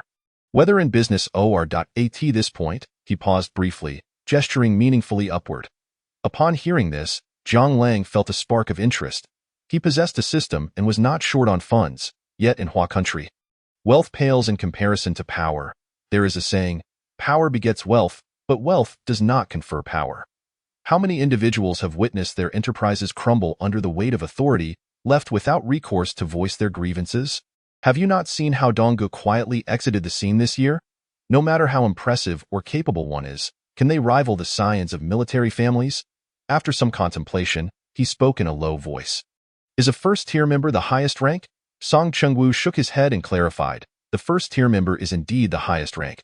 There are only 7 first-tier members in the entire club, all of whom are founders. Even I, having been here for so long, am merely a second-tier member. Were it not for the significance of this competition, we would never offer a first-tier membership as a reward. Jiang Lang squinted slightly. His mind made up. All right, I shall take on this task. Fantastic with you, Brother Lang. We are bound to secure victory. Song Chengwu exclaimed excitedly. As the only person who had raced against Jiang Lang, he was acutely aware of Jiang Lang's prowess. His extraordinary driving skills had already captivated him. Pausing for a moment, he continued, Brother Lang, are you free tonight? Our club happens to have an event, and I would like to introduce you to some people while discussing matters. In the rain-drenched Huangpu district of the Magic City, the pulsating sound waves thrummed through the air, undeterred by the downpour. A vividly painted Lamborghini Poison navigated through the bustling traffic, gradually coming to a halt at the roadside. A security guard clad in a black uniform, holding an umbrella, jogged over to gracefully open the car door. Jiang Lang emerged, standing beside the vehicle, surveying the scene ahead. The grand entrance, adorned with multicolored lights, exuded a sense of technological allure. A long queue of people, both men and women, dressed in fashionable and vibrant attire, stood below, their enthusiasm for the world beyond the door unyielding even in the torrential rain. The Magic City Master Bar, reputed to have been constructed at a staggering cost of $200 million, boasted an expansive area of 3,500 square meters, with a central ceiling height of 10 meters. Accommodating 2,000 patrons simultaneously. It featured the most elite light shows in all of Asia, coupled with top-tier surround sound systems. It was not only the premier nightclub in the Magic City, but also ranked among the finest in all of Asia. Jiang Lang had heard of it before, but had never experienced it firsthand. However, his visit today was not for leisure. He had been summoned here by Song Chengwu, as it was the venue for the SSCC Supercar Club's gathering. Jiang Lang exhaled softly and dialed Song Chengwu's number, but regrettably, there was no answer. This fellow, could he possibly be drunk inside? He mused silently, glancing at the nearby security guard. He withdrew several bills from his wallet, not bothering to count, and slipped them into the guard's hand, casually stating, "Please park my car and have someone escort me inside." He had no desire to queue with the crowd. It was rather undignified. Considering his financial means, the guard, filled with delight, nodded eagerly. He was no fool. Having spent years in the nightlife industry, he had developed an eye for recognizing influential patrons. Grasping the car keys, he beckoned to a young staff member in uniform, who approached with a hint of obsequiousness, bowing slightly. "Greetings, esteemed guest. Welcome to the Magic City Master Bar. I am the head waiter. Xiao Chung, I am Jiang." Jiang Lang replied with a slight nod. "Certainly, Jiang boss, I shall lead you inside." With a resounding bang and the rhythmic shock era, the door swung open, unleashing a wave of warmth accompanied by pulsating, electrifying music that sent adrenaline coursing through one's veins. A chaotic yet vibrant world unfolded before Jiang Lang's eyes. The music, though somewhat garish, stirred the atmosphere, while the kaleidoscopic lights twirled in a frenzied dance. The intoxicating scent of alcohol, mingled with perfume and a hint of something reminiscent of spoiled seafood, filled the air without restraint. Clad in revealing attire, men and women swayed to the beat, their bodies undulating in a raucous display. From a distance, they resembled writhing maggots, dancing wildly in the wind. Jiang Lang paused for a moment, taking a deep breath to steady himself. "Boss, are you here to find someone, or are you planning to open a tab?" The head waiter shouted over the din. Jiang Lang frowned as he surveyed the area, preparing to respond when he suddenly heard a loud call. "Brother Lang, over here. I am the central VIP booth." Song Chengwu stood on the sofa, waving at Jiang Lang before rushing down. "Brother Lang, my apologies. I just went to the restroom and lost track of time. I was just about to come down to meet you, but I see you've already arrived." Song Chengwu chuckled, offering his apologies. "No worries." Jiang Lang replied with a nonchalant shake of his head. Such trivial matters did not concern him. "Great. Let's go, Brother Lang. I'll introduce you to everyone." Song Chengwu gestured invitingly, and Jiang Lang nodded in agreement as they made their way to the booth. The seating area was filled with numerous patrons, both men and women, the men clad in luxurious attire that spoke of their wealth, while the women exuded grace and elegance. "Come, everyone. Allow me to introduce this remarkable individual. Jiang Lang, Brother Lang. Welcome, welcome. Please have a seat. Here, we are all friends." A jovial, plump man rose to greet Jiang Lang. The others nodded in acknowledgement, their demeanor respectful. There was none of the ostentatious bravado Jiang Lang had anticipated. Rather, the atmosphere was surprisingly amiable. After all, they were all adults, and such juvenile antics were beneath them. Furthermore, aside from a select few, most of the wealthy heirs displayed commendable decorum.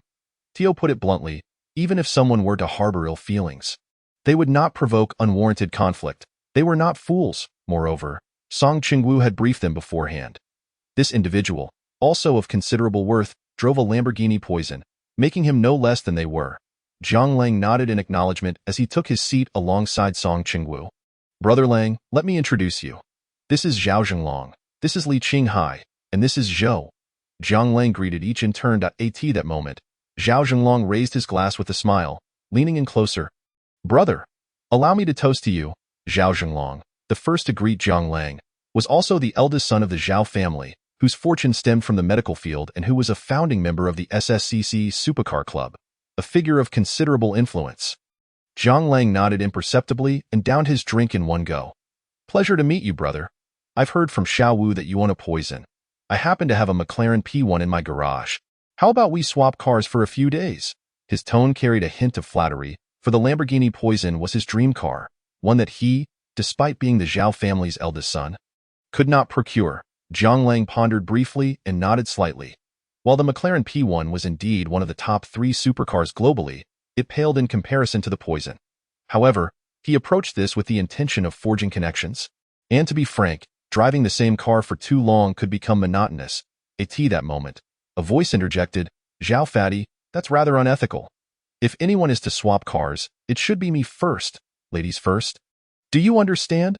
A melodious voice rang out, and a stunningly beautiful woman came into view, adorned in alluring attire that accentuated her toned physique, likely a result of her dedication to fitness. Her long legs shimmered like alabaster, captivating all who beheld her. Zhao Zhenglong glanced up, his expression shifting to one of alarm. "You little brat, who do you think you are to speak to me like that? I'm your older brother. Just because you're a plump ball doesn't mean you can't take a jab. I told you to hit the gym, but you wouldn't listen." Zhao Yanyu scoffed, then turned her gaze to Zhang Lang, teasingly saying, "Handsome, how about we swap? I also have a P1, and I spent an extra 5 million on options, so driving it is absolutely exhilarating." She, too, was a member of the SSCC Supercar Club, a fervent enthusiast of supercars, which explained her presence today. What Zhang Lang did not realize was that many attendees had gathered not only to discuss the competition with the SCC Supercar Club, but also to meet the enigmatic owner of the Lamborghini Poison. Naturally, the opportunity to swap cars was an enticing proposition. As she spoke, she plopped down next to Zhang Lang, pressing closely against him, her beautiful eyes fixed intently on him, twinkling like a myriad of stars in the night sky. At that moment, a subtle fragrance wafted through the air, intoxicating Zhang Lang. He could not discern its origin, but found it remarkably pleasant. He cast a glance at Zhao Zhenglong, then at the enchanting woman before him, and his eyes darted back and forth. "Well, you all decide. I have no preference," he resolved to offend neither side, passing the ball back to them to let them contend amongst themselves, reasoning that they were siblings and would not resort to violence. However, what Zhang Lang did not anticipate was that the desire to switch cars was not limited to just these two AS members of the SSCC Supercar Club in the Magic City. There were many who coveted Zhang Lang's Lamborghini Poison. "Hey, Zhao siblings, you are being excessive. Indeed, we are here to discuss matters. Why the urgency? Bro, if you wish to switch cars, consider me." A stunning blonde with cascading waves shot him a flirtatious glance. "Bro, I have an Apollo that I'll trade with you. If it gets damaged, it's on me." A distinguished gentleman donned in gold-rimmed glasses stood up, exuding an air of confidence. "What the hell, if I don't speak? You all remain silent, but the moment I do, you jump into the fray. What is the meaning of this?" Zhao Zhenglong pointed at the others, his voice tinged with impatience. This was a dream car. And with so many vying for it, when would it ever be his turn? In my opinion, whoever wants to trade should do so with whomever they choose. The crowd buzzed with chatter, while Zhang Lang awkwardly rubbed his nose. "Seriously, it's just a car. Is it really necessary to act like this?" He discreetly shifted the topic. "So, how about we discuss the race? I need to prepare." Once this was said, the crowd fell silent. Zhao Zhenglong took a deep breath, his expression grave. "This time, we will race at Dragon Break Mountain in the outskirts, spanning 2.8 kilometers, featuring 6 steep and treacherous consecutive turns, famously dubbed the Autumn Name Mountain of the Magic City. It is even said to be more challenging than that of Sakura Country," he continued. "To be honest, aside from you, we have also recruited several skilled individuals for this event. You all must compete against each other first. Only the victor will qualify for the subsequent race against the SCC Supercar Club. Bro, if you are genuinely interested, you can participate in the trial race the day after tomorrow at the Tianma Mountain Racetrack in the Magic City. By the way, these are your opponents." He gestured to those behind him. Zhang Lang glanced over and nodded politely. To his surprise, the others did not even spare him a glance, huffing disdainfully and turning their heads away. Zhang Lang frowned slightly, acutely aware of their hostility. Although they were competitors, was such animosity truly necessary? He pursed his lips, feeling a twinge of dissatisfaction. Noticing this, Zhao Zhenglong quickly laughed it off. "Bro, don't take offense. That's just how they are. Come on, let us drink." Chapter 27. Tang Palace. Time flew by, and soon it was past midnight. Zhang Lang furrowed his brow, glancing at the time before bidding farewell to everyone. Preparing to leave, he had come alone tonight, leaving his younger sister at home by herself, and he felt uneasy, especially since they had just arrived in the Magic City. Moreover, go be honest, it was their first meeting, and their relationship had yet to reach such a level. He felt constrained and could not fully enjoy himself. He would rather grab a few bottles of beer with Jiang Hu at a roadside stall than stay here. Just then, Zhao Yanyu chased after him from behind, half-jokingly saying, "Hey, handsome, give me a ride." Zhang Lang turned to her, puzzled. "What? Are you not playing anymore?" "Pfft, it's boring. I have to work tomorrow morning," she scoffed, a look of disdain on her face. "Work? Do you even need to work?" Zhang Lang asked, bewildered. "Of course. Are you going to support me if I don't?" Zhao Yanyu teased. Jiang Lang scratched his nose, choosing not to respond. This rich beauty clearly had no financial woes. Her job was likely just a way to pass the time. Sensing his thoughts, Zhao Yinyu rolled her eyes. I am a police officer. A proud people's police officer. When she said this, her voice rose slightly. Imbued with a sense of righteousness, Jiang Lang stared at her in surprise. No wonder her physique was so impressive. She must have trained rigorously, unlike an ordinary officer. To be honest, he felt a bit of admiration. If it were him, having lived a life of luxury, he would never consider becoming a police officer. All right, let us go together then, Jiang Lang replied generously, this time not refusing. Upon reaching the ground floor, a chill wind swept by, causing him to involuntarily shiver, the effects of the alcohol waning.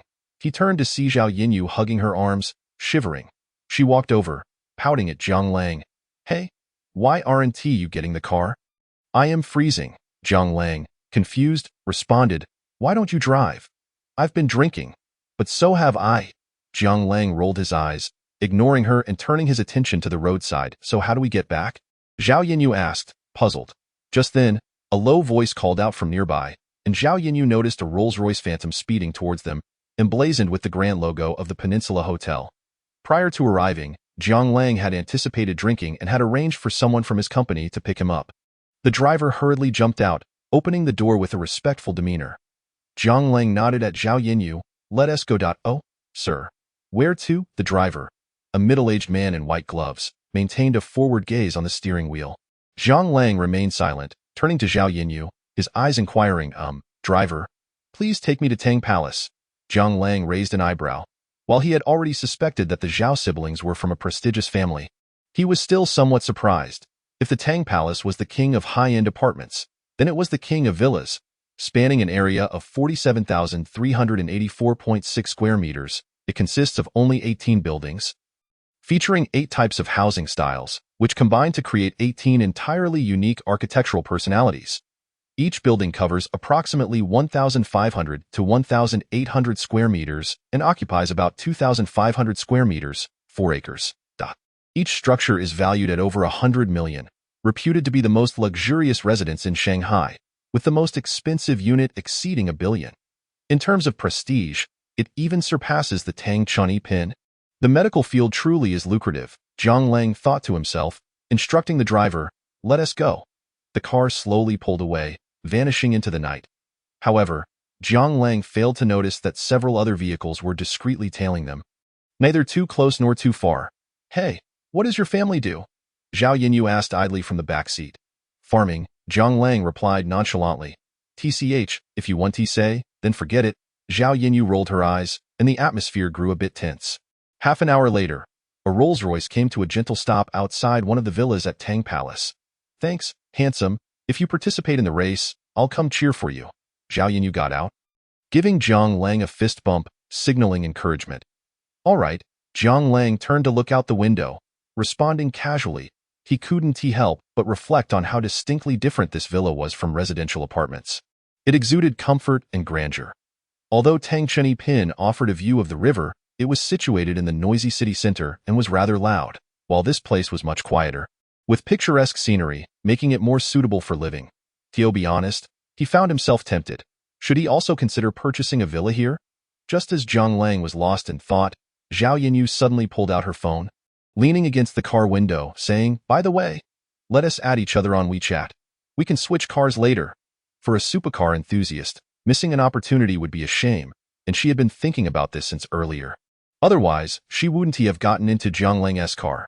Jiang Lang shook his head helplessly, somewhat surprised by Zhao Yinyu's determination. This scene was clearly observed by a couple standing by the villa's window. Old Zhao, what is going on with our daughter? This is the first time I've seen a man send her home. Chao Shui gazed at her husband in confusion. How would I know? Ask me? Who am I supposed to ask?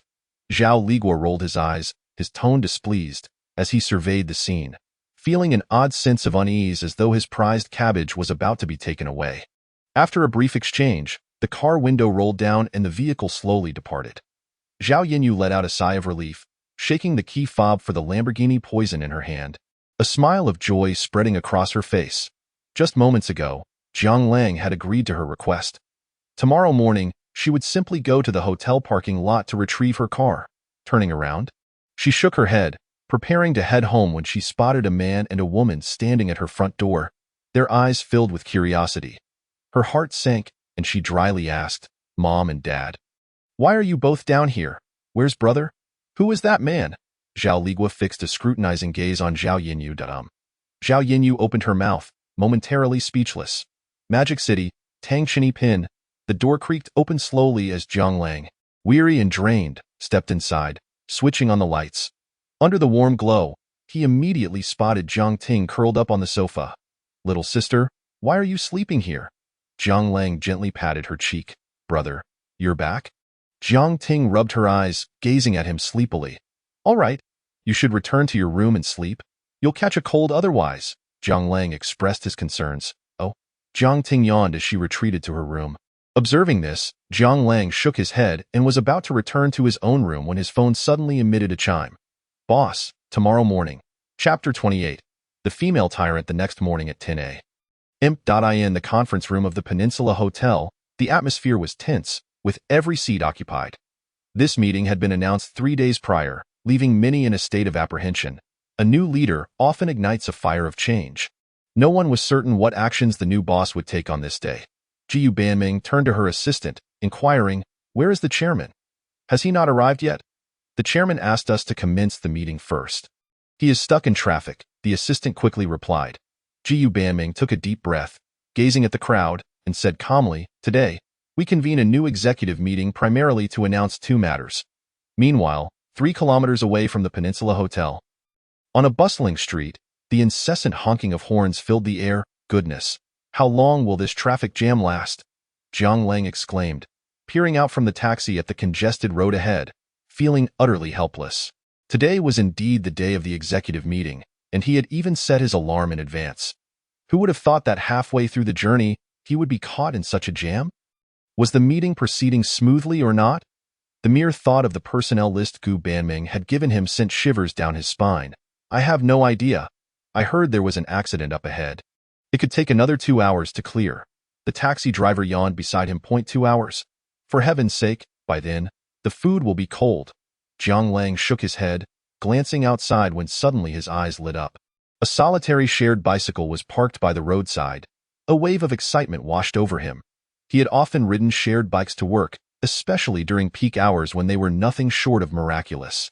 Without hesitation, he paid and stepped out of the cart. On the other side, the atmosphere in the conference room grew increasingly heavy. Firstly, the hotel will establish a new management reward and punishment system. Secondly, the chairman intends to allocate 20 of equity as a new equity incentive. The crowd gasped in astonishment, exchanging glances. The introduction of a new management reward and punishment system instilled fear, yet the mention of equity incentives sparked excitement, eagerness, and greed in everyone's eyes. However, before that, an important announcement needed to be made. General Manager of the Administration Department, Chu Tian, Supervisor Li Yalong, Human Resources Wang Dong, Zhang Yadat, and Restaurant Supervisor Li Dongwei, Manager Shang Chong. Please step forward. Congratulations to all those I have just named. You are hereby dismissed. At these words, the conference room fell into a stunned silence, with countless pairs of eyes widening in disbelief, their bodies trembling. Suddenly, a furious voice erupted. "I refuse to accept this." A rotund man with a receding hairline slammed his hand on the table, glaring at Gu Banming. "You dare to dismiss employees at will? Do you think this hotel is your personal property? I will report you to the chairman for abuse of power." The crowd turned in shock. This man was none other than Zhang Chong, the hotel's human resources director, the one with the highest position among those just named, and a veteran who had worked at the hotel for over 20 years. The conference room erupted into chaos, voices raised in protest. "Yes, how can you dismiss us without cause? We've been with the group for so long. Where will we go? Gu, you are going too far. You refuse to accept this." Jiyu Banming's lips curled into a cold smile as she tossed a stack of documents at him. Bang! Zhang Chong stared blankly at the documents in his hands, a look of despair creeping into his eyes, his complexion paling. Inside were records of his misdeeds over the years, including fraudulent reimbursement claims and inappropriate conduct towards female employees. Dumbfounded, he dropped the documents. His eyes fixed on Gu Banming, his lips turning white. How do you have this? His voice trembled. If one wishes to keep a secret, one must not do anything wrong. Gu Banming's voice was as chill as the winter wind, cutting to the bone. Many had taken advantage of their positions to line their own pockets. However, none had been as brazen and unscrupulous as Zhang Chong, which ignited her fury in the realm of power. The victor claims the spoils. Zhang Chong's face revealed a bitter smile as he shook his head, looking suddenly aged. Yet, Gu Banming's voice rang out again. Who said you could leave? Zhang Chong paused, turning to glare at Gu Banming. What more do you want? Gu Banming regarded him with a smile that was neither warm nor cold, her lips parting slightly. I simply wish to invite you to accompany us to the police station. What? The revelation struck like thunder, sending shivers through the crowd. Weren't they just being dismissed? Why were they now facing the prospect of imprisonment? Gu Banming ignored the murmurs and quietly called out, Please come in. As her words fell, a man and woman in police uniforms entered. If Zhang Lang had been present, he would have been astonished to recognize the woman as Zhao Yinyu, the daughter of the Zhao family. Dressed in her police uniform, she exuded an air of authority and decisiveness. Few knew that Gu Banming, having emerged from humble beginnings, was as close as sisters with Zhao Yinyu, having been dorm mates during their university years. When Gu Banming first arrived in the bustling metropolis, it was Zhao Yinyu who had helped her settle in. Today, she was returning the favor, delivering justice while simultaneously ridding the hotel of a detrimental presence. Zhang Chong, we have received reports alleging your involvement in the crime of insulting women and illegal fundraising. Please accompany us. Zhang Chong's face instantly drained of color, resembling a defeated dog as he hung his head. Zhao Yinyu exchanged a discreet wink with Gu Banming as they led Zhang Chong out. Once they left, the conference room fell silent, the air thick with tension. Countless individuals trembled, casting wary glances at Gu Banming. Taking a deep breath, Gu Banming coldly surveyed the audience, especially those she had named. Will you collect your severance from the finance department and leave, or shall I escort you myself? Her voice remained frigid. A chilling presence, I'll leave on my own, someone quickly declared, their heart racing with fear. They were terrified that Gu Banming might send them to the police station as well. Who could predict what secrets this female tyrant harbored? In the hotel, how many were truly innocent? He dared not gamble with his fate. As these individuals departed, the conference room felt significantly emptier, its atmosphere stark and desolate. At that moment, a head peeked in. A hint of embarrassment on their face. Did I arrive late? Chapter 29. The hotel's social gathering in the office of the Peninsula Hotel's president, the spacious room was enveloped in silence.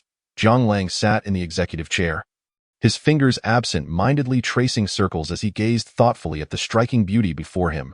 Goodness, I thought I was ruthless, but it turns out this woman is even more merciless. Dismissing employees is one thing, but sending them to jail. Reflecting on the earlier scene in the conference room, his emotions were conflicted. Not only had she dismissed everyone on the list without exception, but her newly proposed plans had also proceeded seamlessly. He felt like an onlooker, merely witnessing Gu Banming execute everything with precision and authority. Shaking his head, he coughed lightly. Well, since everything is settled, I shall take my leave. The hotel is in your capable hands. He began to withdraw in your position, execute your duties, and let others handle the rest. As the captain at the helm, he only needed to steer the ship in the right direction. The rest would naturally be managed. Moreover, Zhang Lang was acutely aware that he was not well versed in hotel management, and offering random suggestions would be more detrimental than helpful. However, Gu Banming stopped him. Boss, there is a large hotel social gathering tonight, attended by local wealthy businessmen and notable figures from the hotel industry. The organizers have specifically invited you to meet the new owner of the Peninsula Hotel. Zhang Lang raised an eyebrow, asking, when is it? At 8 p.m. at the Shangri-La Hotel. As night descended, a cold moon hid among the uneven clouds, casting a silvery glow. Beneath the chilly sky, the bustling streets were alive with activity. Laughter and chatter filled the air, and the aromas from street food stands wafted enticingly. A sleek black Rolls-Royce glided through the streets, disappearing around a corner, leaving a trail of gasps in its wake. Boss, we have arrived. The car door swung open, and Gu Banming elegantly looped her arm through Zhang Lang's as they stepped out. A receptionist hurried over, her demeanor formal. Good evening, may I ask if you have an invitation? Just a moment, Gu Banming replied. retrieving a beautifully embossed purple invitation from her bag and presenting it. "Thank you. Please follow me," the receptionist nodded, leading the way. Jiang Lang stole a glance at Gu Banming, a flicker of admiration crossing his gaze. Though this was not their first encounter, the stunningly dressed Gu Banming was breathtaking, igniting a flutter in his heart. Her makeup was subtle, her hair elegantly pinned up, and she wore a fitted black and red gown that accentuated her graceful curves. The loose V-neck revealing delicate collarbones adorned with a blue gemstone pendant. Attempting to withdraw the arm cradled by Gu Banming, the warmth seeped through the thin fabric, causing an inexplicable flutter within him. He was not one to be easily swayed by physical allure. Yet, he had to concede that, in this moment, he felt a stirring in his heart that reminded him of the early days with his ex-girlfriend, a bittersweet recollection that evoked both nostalgia and trepidation. As a novice in the realm of emotions, he could not afford to stumble in the same place twice. Unexpectedly, Gu Banming tightened her grip, lifting her face to regard him with a smile that was both playful and enigmatic. "Boss, what are you doing? Now that you're here, you're not thinking of leaving, are you?" Her tone bore a hint of urgency. Jiang Lang cleared his throat and shook his head. "Let us go." By the time Jiang Lang and the others arrived in the grand hall, the soiree was already in full swing. The gentle strains of jazz filled the air, while the opulent hall was adorned with exquisite blue chandeliers that flickered softly, creating an ethereal ambience. The scene was ablaze with light and laughter, with elegantly dressed men and women mingling, their glasses clinking in conviviality, the overflow of spirits wafting through the animated crowd. Their entrance stirred a commotion. "Look, General Manager Gu from the Peninsula Hotel has arrived." Gu Banming remained as stunning and gracious as ever, and whispers circulated about who might win the affections of this resplendent rose. Who is that man beside her? "I've never seen him before. Must be her assistant?" The uncertainty in the voices echoed through the throng. Jiang Lang raised an eyebrow, surprised by the fervor surrounding Gu Banming, and he noted the hostility directed towards him from several onlookers. As if he were a rival, he turned to tease the beautiful woman beside him. Didn't realize you had such a fan base?" With that, he placed his hand possessively on Gu Banming's slender waist, offering a subtle smile to the men who had glowered at him moments before. "Damn it. Still daring to glare at me? Embracing your goddess. Let us see how you feel about that," Jiang Lang mused with a mischievous thrill. Gu Banming stiffened slightly, a blush coloring her cheeks as she gently shook her head, her lips parting. "There's no need to pay them any mind." Jiang Lang nodded, scanning the room as he prepared to find a seat. At that moment, a portly middle-aged man approached, beaming as he raised his glass, his gaze on Gu Banming glinting with a predatory gleam. "Well, didn't expect you to grace our soiree with your presence. General Manager Gu, it is indeed a privilege," he exclaimed, extending his right hand. Jiang Lang's expression cooled, his brows knitting together in displeasure. For reasons unknown, he found the man's gaze unsettling, and without a second thought, he interjected, "I'm afraid our general manager does not enjoy shaking hands." "Allow me." The middle-aged man recoiled in shock, a look of anger flashing in his eyes as he shouted, "Who are you? Do I know you?" He then turned to Gu Banming, scolding, "General Manager Gu, is this how your company conducts itself?" Before Gu Banming could respond, Jiang Lang scoffed, his disdain palpable. "Enough, you bloated pig. Don't think I'm oblivious to your intentions. I'll keep a close watch on you." The middle-aged man shot a furious glare at Jiang Lang before hissing through clenched teeth, "General Manager Gu, you ought to rein in your staff." Gu Banming was taken aback. She hadn't anticipated Jiang Lang's vehement reaction.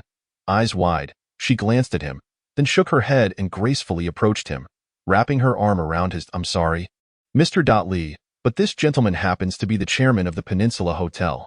The middle-aged man was momentarily stunned, his eyes widening in disbelief. "You are the mysterious buyer of the Peninsula Hotel?" he stammered. It must be noted that the Peninsula Hotel in this bustling metropolis was akin to a golden goose, raking in annual profits exceeding 100 million. Only a fool would sell it. You must be a formidable figure indeed.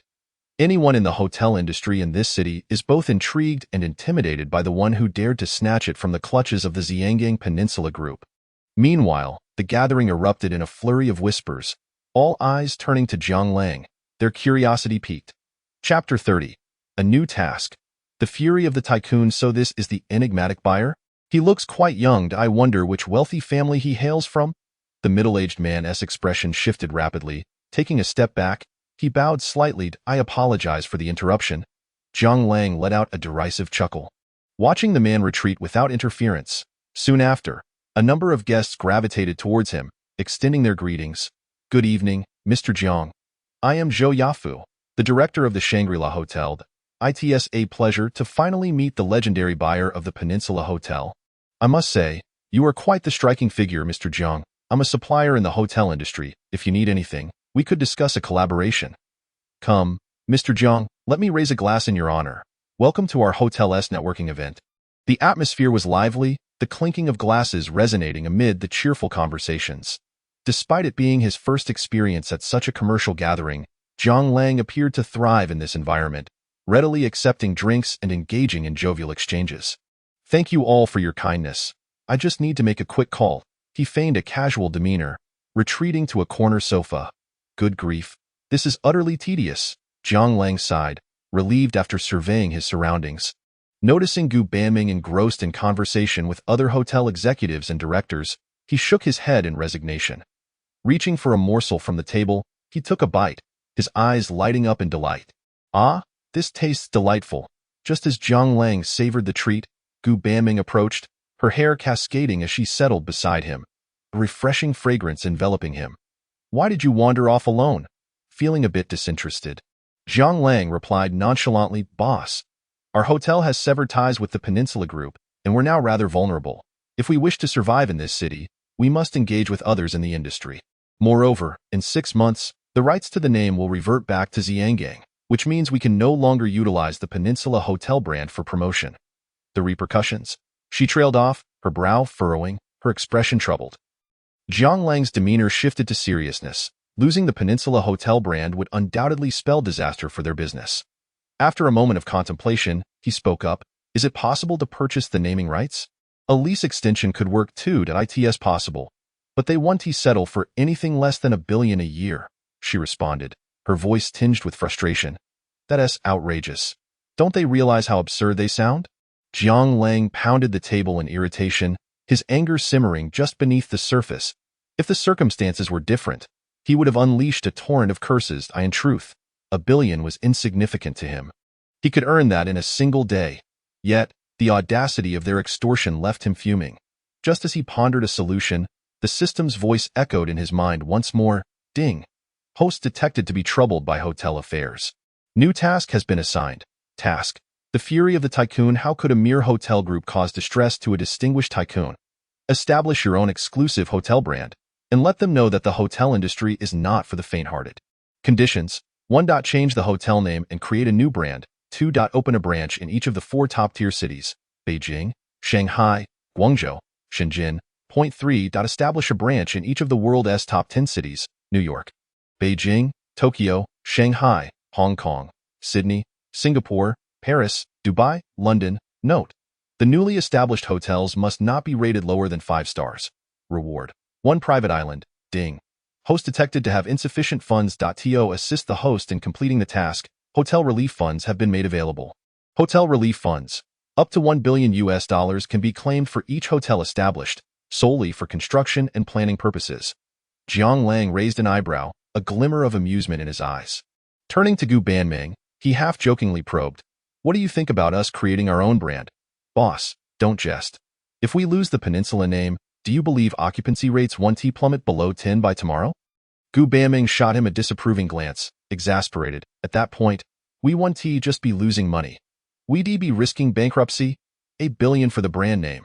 Though costly, at least there's still profit to be made. Zhang Lang shook his head, replying coolly, That's not feasible. While it may be advantageous in the short term, in the long run, we'll always be at their mercy. A spark of determination shone in Gu Banming's eyes as she regarded the man before her. Playfully suggesting, So, boss, what do you propose? I'm all ears. Zhang Lang shook his head, glancing around the room. Let us discuss this later. This isn't the right place. Understood, Gu Banming nodded, picking up her purse, ready to leave.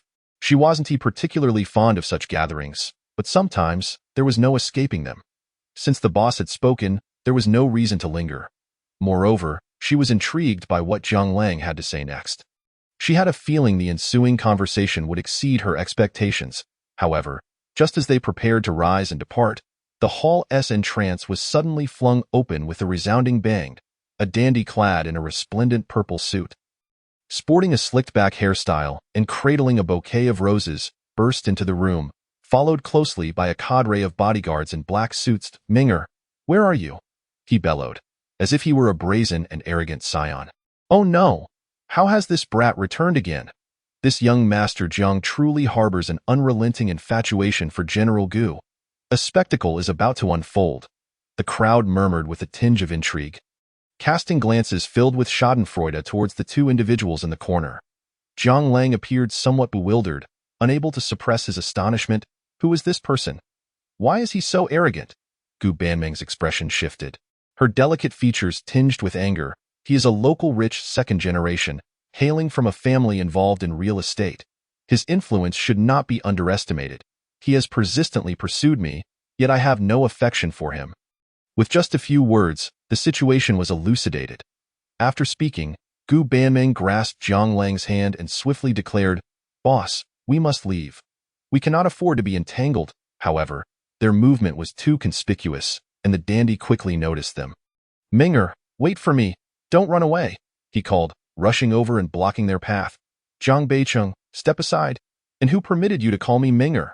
"Our relationship is not that intimate," Gu Banming retorted, lifting her chin defiantly.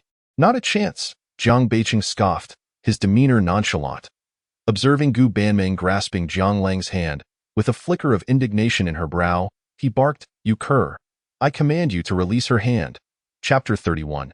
"You dare strike me, and you will face consequences." Zhang Lang's expression tightened momentarily before relaxing. He had no intention of provoking this individual, considering his relationship with Gu Banming was merely professional. The pursuit of romance is a natural affair, and he felt no compulsion to intervene. Why, though be unjustly berated. This was intolerable. He wasn't some pushover. Gradually, he lowered his hand, placing it firmly on Gu Banming's waist, a smirk playing on his lips as he regarded Zhang Beicheng with disdain. "Not only will I not let go, but I shall embrace her." "What will you do about it?" Gu Banming felt a slight tremor coursing through her body. Her cheeks flushed as she shot an incredulous glance at Zhang Lang. The scene before Zhang Beicheng sent him into a rage. Ever since encountering Gu Banming in America, he had been utterly captivated. He had pursued her relentlessly, only to find another had usurped his position. He turned to his bodyguards, roaring, "Follow me! Eliminate this cur!" Gu Banming's expression paled, her voice sharp as she rebuked him. "Zhang Beicheng, how dare you? What do I have to fear? He is merely a pretty boy." Zhang Beicheng retorted furiously. Gu Banming's heart raced, and she spread her arms protectively in front of Zhang Lang, exclaiming, "You cannot harm him. He is the chairman of our hotel. Furthermore, I will never harbor feelings for you. So abandon your hopes." Zhang Beicheng paused, momentarily taken aback. He was unaware of any changes at the Magic City Peninsula Hotel, yet he dismissed it. His family was deeply entrenched in real estate, worth billions. Aside from a few top-tier scions in Magic City, he feared no one. With a snarl, he declared, "You do not like me. Does that mean you prefer him? It is just a decrepit hotel. What could it possibly offer you? Join me, and you will experience true luxury." This proclamation, the assembled crowd frowned in disapproval. Those who toiled in the hotel industry for decades were acutely aware of the peninsula's worth. When it was established, over 2.85 billion was invested, and its value had only soared since. To dismiss such an establishment as decrepit was an affront to their years of labor. Yet, despite their indignation, no one dared voice their dissent. Fearing Zhang Beicheng's wrath, Gu Banming's heart sank, her voice trembling with fury. "You will cease this insolence." Having worked at the peninsula since arriving in Magic City, she had poured countless efforts and emotions into her role. If she desired a partner, her beauty would surely attract suitors of all kinds. A mere decrepit hotel? What of her years of hard work? Zhang Beicheng ignored Gu Banming and turned to mock Zhang Lang. "Come out if you have the guts. Hiding behind a woman is not an act of courage." Zhang Lang raised an eyebrow, patting Gu Banming's shoulder, signaling her to remain calm. "What do you intend to do?" "Nothing much. I simply wish to end your existence." Zhang Beicheng's arrogance knew no bounds, as he disregarded the law. With that, He raised his right hand and aimed a slap at Jiang Lang's head. This action ignited Jiang Lang's fury. He could hardly believe that such brazen individuals still existed in this day and age, resorting to violence at the slightest provocation. He raised his left arm to block and kicked out with his right foot. With a resounding thud, Jiang Beicheng was sent sprawling, grunting in pain. Strike him! Beat him mercilessly! Jiang Beicheng's voice was laced with malice and lunacy. Throughout his life, who had ever dared lay a hand on him? He commanded with a mere word. Others would even lean in closer, presenting their faces to him.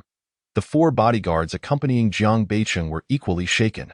Their young master had been struck before their eyes, and they were at a loss as to how to report this back. The venue descended into chaos, a flurry of movement and confusion. Alone, Jiang Lang found himself outmatched against the bodyguards. He could only retreat while fighting back. Security! Where is the security? Gu Banming cried out, her eyes reddened and voice hoarse. Stop fighting, please. I will call the police. Jiang Beicheng laughed maniacally, his arrogance palpable. Fight! What is there to fear? Is there anything my Jiang family cannot bear? The onlookers grew anxious, particularly the event organizers, their faces pale.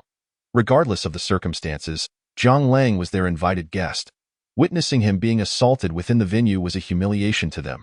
Overwhelmed by fear, they shouted, "Stop this at once! Young Master Jiang, you have gone too far." Jiang Beicheng did not even glance at the speaker, coldly responding, "Scram!" Jiang Lang crossed his arms defiantly, enduring a bodyguard's whiplash kick, which sent him crashing into tables and chairs. He glared at his assailant, flames of fury igniting in his eyes. What lunatics these people are! He felt utterly powerless. By the time help arrived, he would likely be half dead. Enraged, he cursed at the system within. "Where are you? Why aren't you intervening? You typically respond to tasks so swiftly, yet now I'm on the brink of being beaten to death. Are you hoping to swap hosts?" A familiar chime echoed once more. Alert! Host detected in life-threatening situation. Special mission issued. Mission: the kill intent of the Tycoon. A Tycoon. Being assaulted is not merely an affront to the host but also a degradation to this system. The aura of vengeance rises, and the Jiang family shall fall. Conditions: 1. Defeat Jiang family's bodyguards. 2. Viciously assault Jiang Beicheng. 3. Overthrow the Jiang family. Reward: Ace Shield Bodyguard accompanied. To counter this crisis, the host's physical attributes will be enhanced to peak human limits. Terrifying power surged within him, akin to a raging beast awakening from slumber. Unseen by others, his muscles bulged with veins, resembling a dragon in full force. "Get lost!" Jiang Lang roared, his voice booming like thunder, reverberating in the ears of the onlookers. Before the bodyguards could react, he retaliated with a powerful punch. The crowd witnessed the bodyguards soaring through the air in an arc, crashing heavily to the ground. Lifeless, the remaining 3 bodyguards were left dumbfounded, momentarily frozen in place and paralyzed with fear. Jiang Beicheng, equally astonished, gaped at Jiang Lang in disbelief. The situation had shifted dramatically. It was as if this man had transformed entirely. Incapacitating his ally with a single blow, as Jiang Lang approached, panic surged within Jiang Beicheng, and he shouted at the remaining bodyguards, "Stop him! Quickly! Quickly!" The bodyguards exchanged glances, their resolve faltering as they charged at Jiang Lang. Their teeth clenched in determination, however. Jiang Lang's enhanced physique rendered him as unyielding as steel. He made no effort to evade. He absorbed their attacks as if they were mere tickles, with fists raised. He struck back. Although he had learned a few moves from his father during his youth, they were rudimentary at best. Yet, lacking any formal fighting technique, the sheer power behind his blows was akin to a mountain crashing down. With a series of thundering impacts, the bodyguards fled in terror, howling in despair. At this moment, Jiang Beicheng could no longer contain himself. He instinctively took a step back, his voice trembling. "Why don't come any closer. I warn you, I am a member of the Jiang family. If you dare lay a hand on me, you will face dire consequences." Chapter 32. The sound of slaps echoes relentlessly. Gu Banming's beautiful eyes flickered with astonishment as she observed Jiang Lang's extraordinary display of strength. Her heart swelled with excitement. She had never anticipated Jiang Lang could be so formidable, capable of turning the tide against 4 opponents. What incredible physical prowess! Women are naturally drawn to strength, and she was no exception. Initially, her curiosity about this new boss had been piqued, particularly after he acquired the hotel and entrusted her with authority, implementing new systems and strategies that fostered a sense of loyalty within her. Yet, regardless of her thoughts, nothing could compare to the shock of witnessing Jiang Lang single-handedly confront four adversaries. Such a robust man.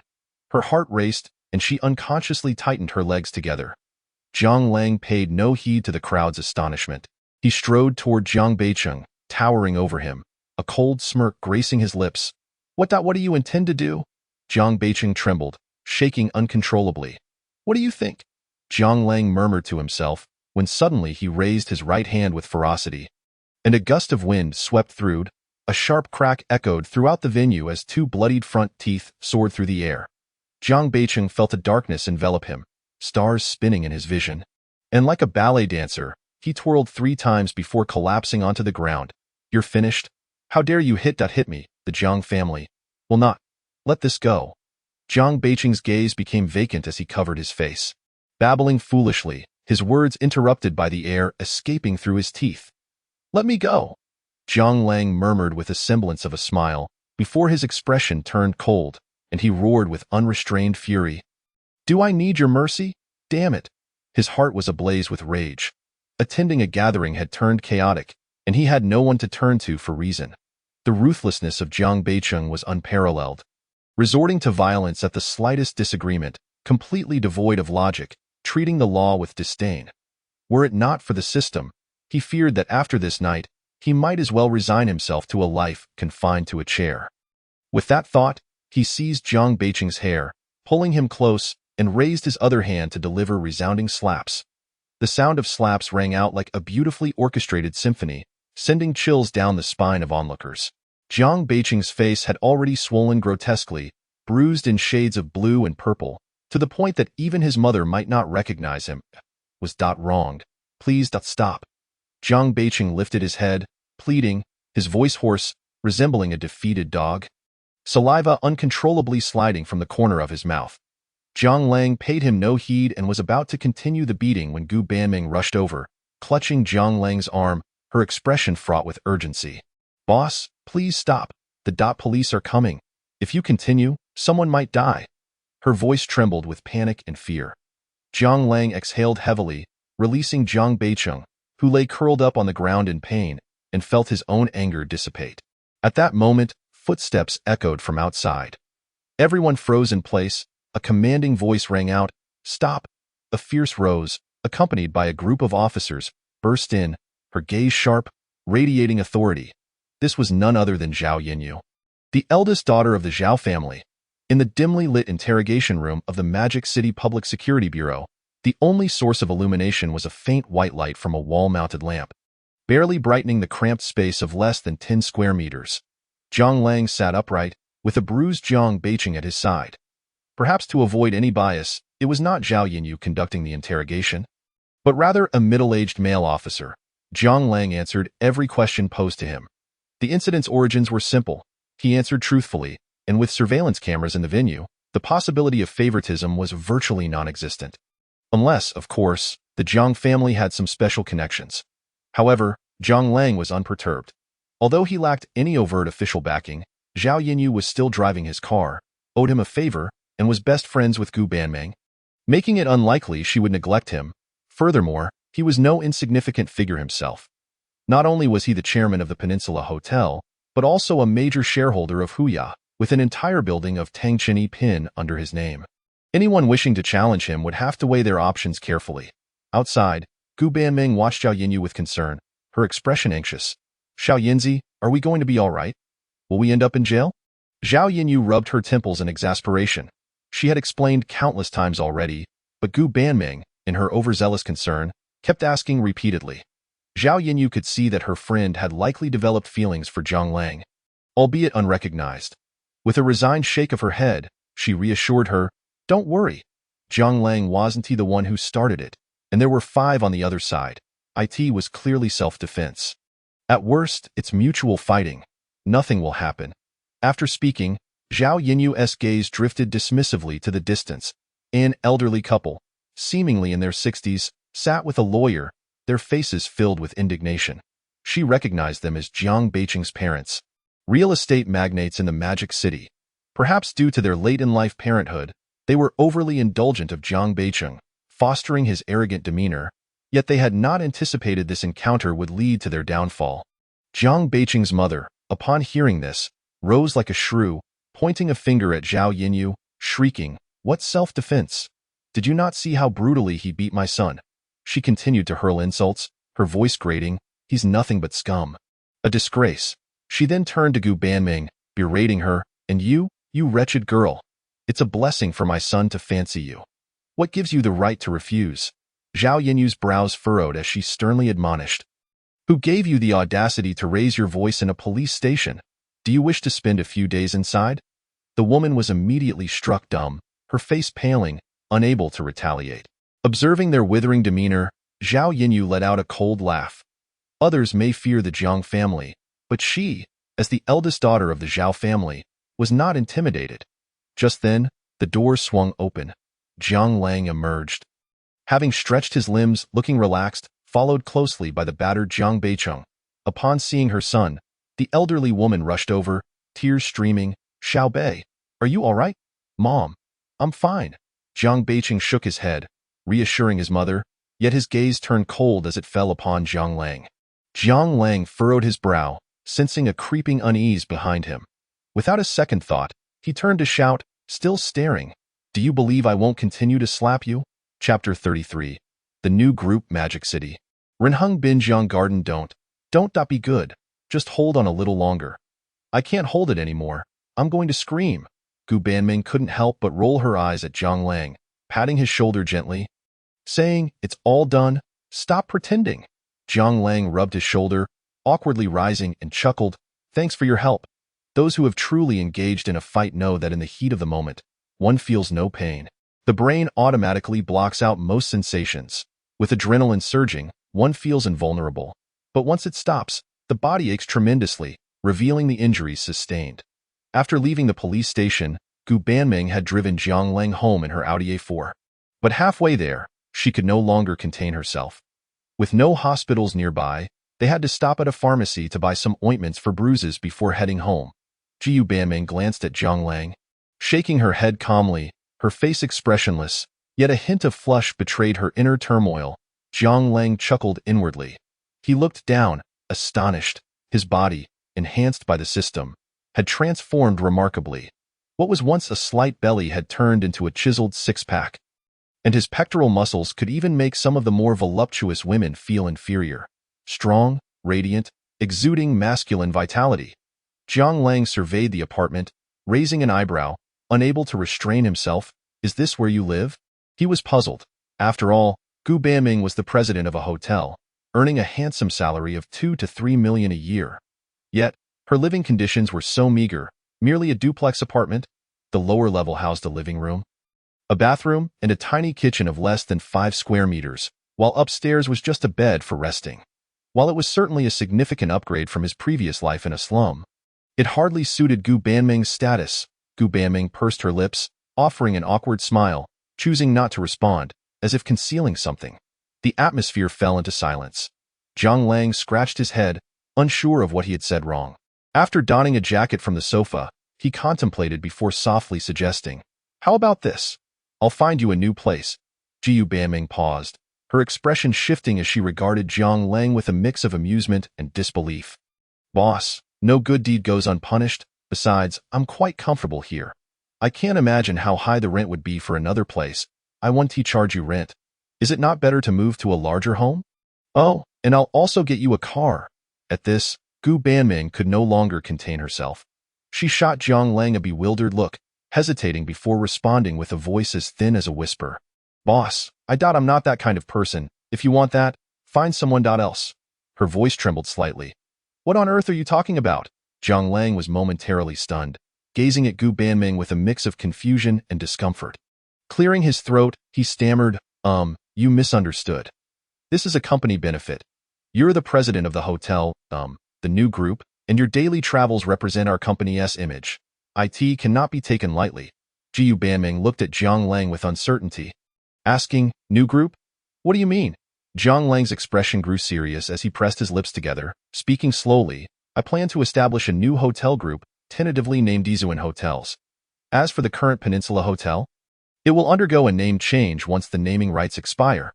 At the same time, I intend to construct new hotels in the 4 major super first-tier cities of the nation and the top 10 cities globally, with each hotel projected to require an investment of $1 billion. You are appointed as the overall project leader for this initiative, and I expect you to present a project proposal within a week to commence the plan. I possess ample funds, and there must be no room for error. Upon the project's success, you will be promoted to president of the Emperor Group, maintaining your equity stake.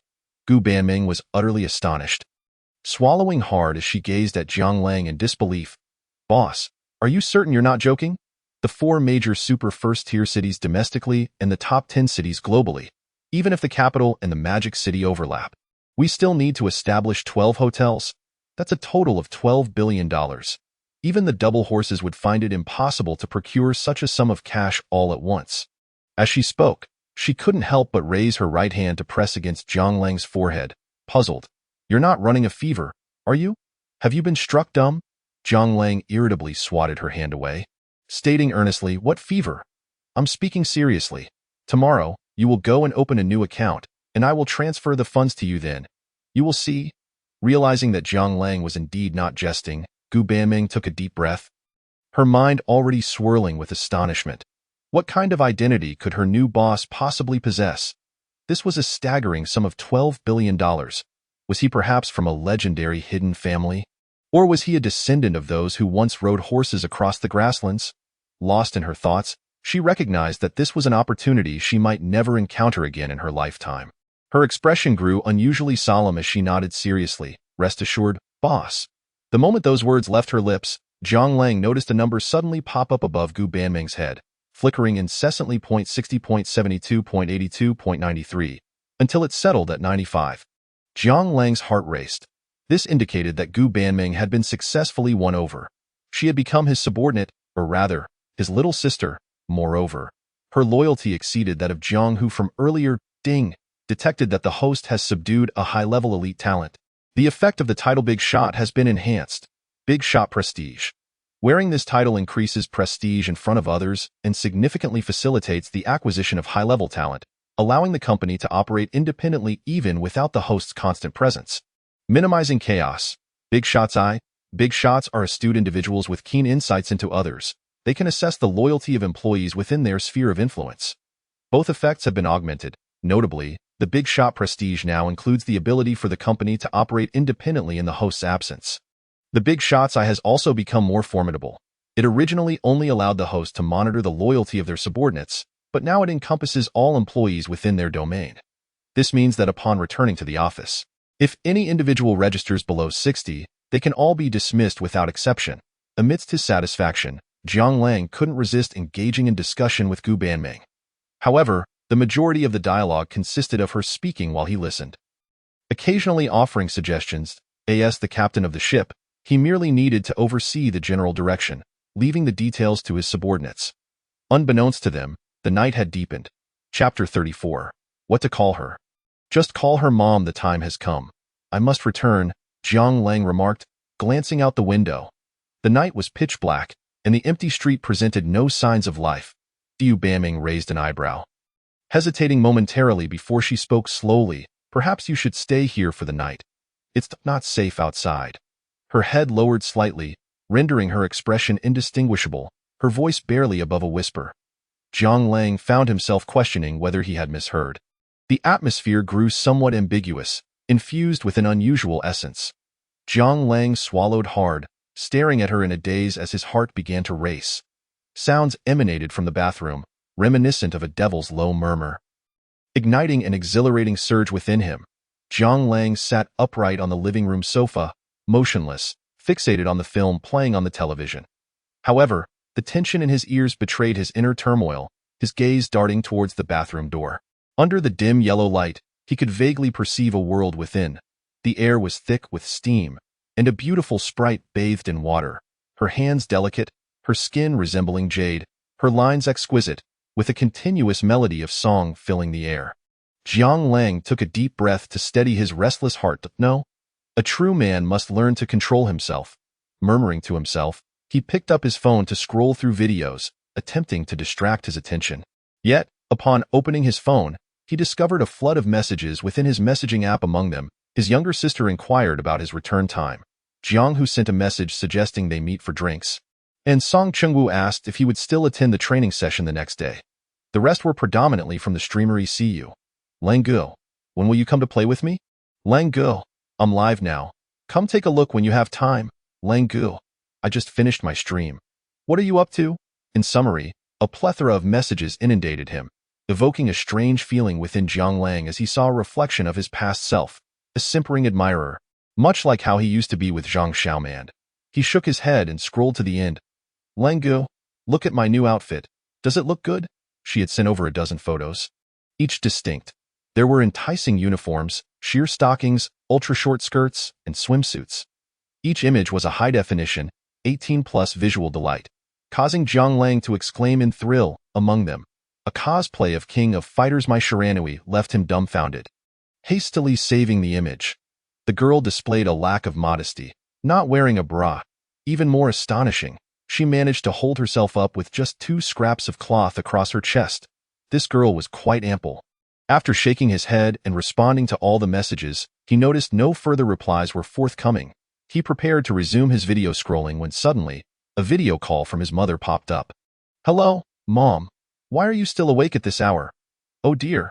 Your father has gotten drunk again. I just helped him to bed. Jiang Lang frowned, replying, I told you not to let him drink. He always gets wasted. Oh, you know how it is. If it weren't for someone.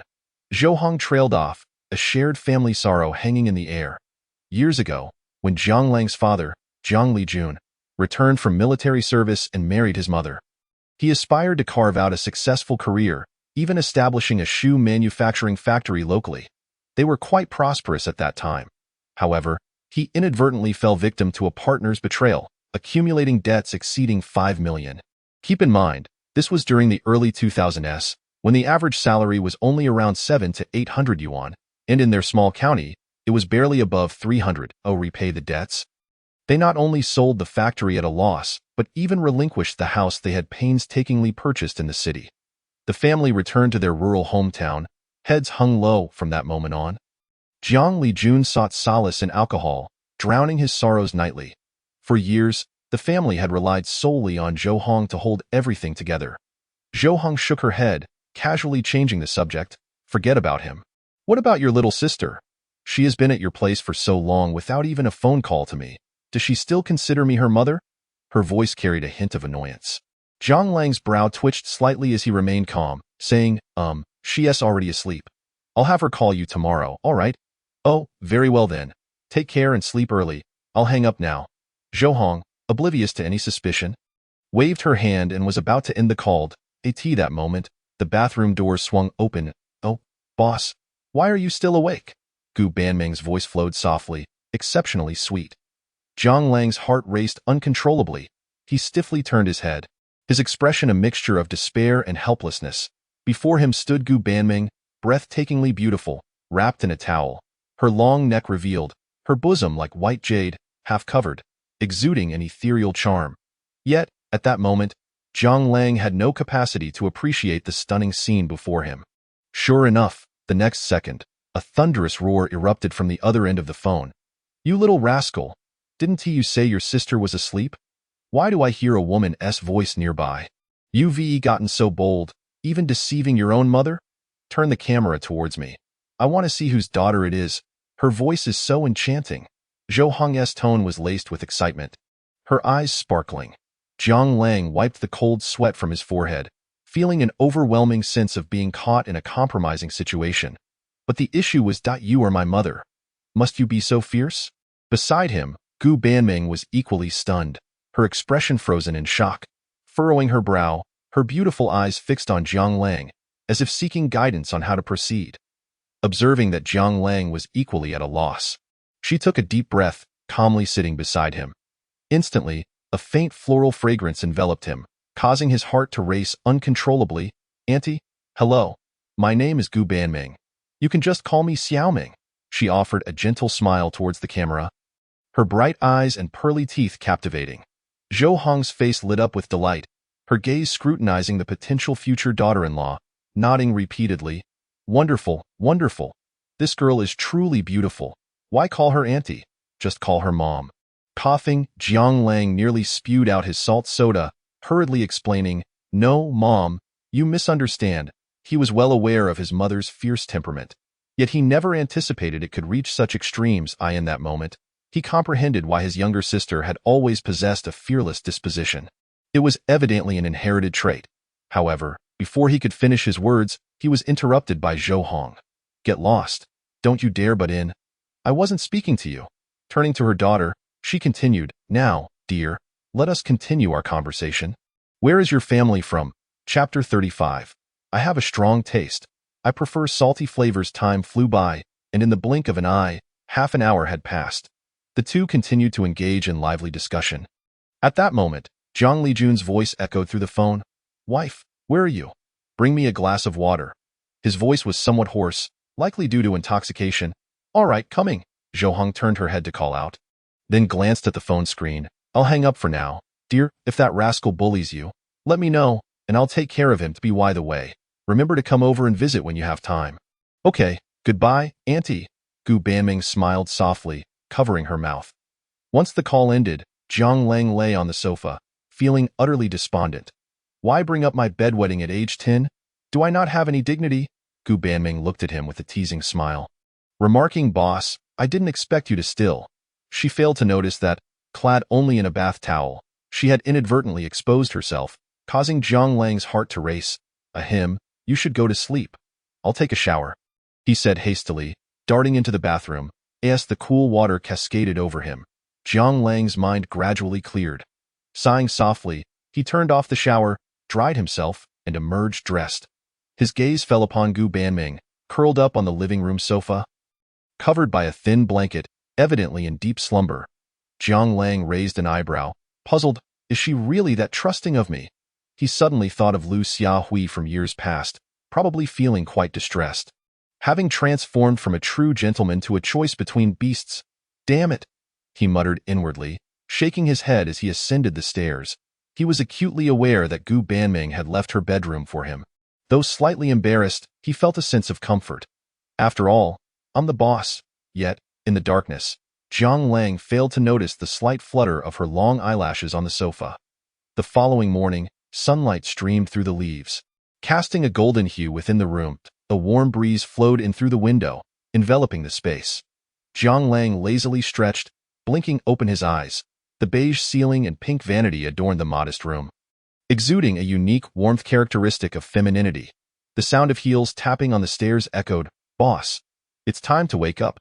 Breakfast is ready, Gu Banming cheerfully called as she opened the door. Wait. Jiang Lang's heart raced. Words escaping him, their eyes met, and the girl's cheeks flushed a delicate shade of pink. She discreetly glanced downward, feigning calmness as she averted her gaze, stating, Breakfast is ready. You can come down now with that.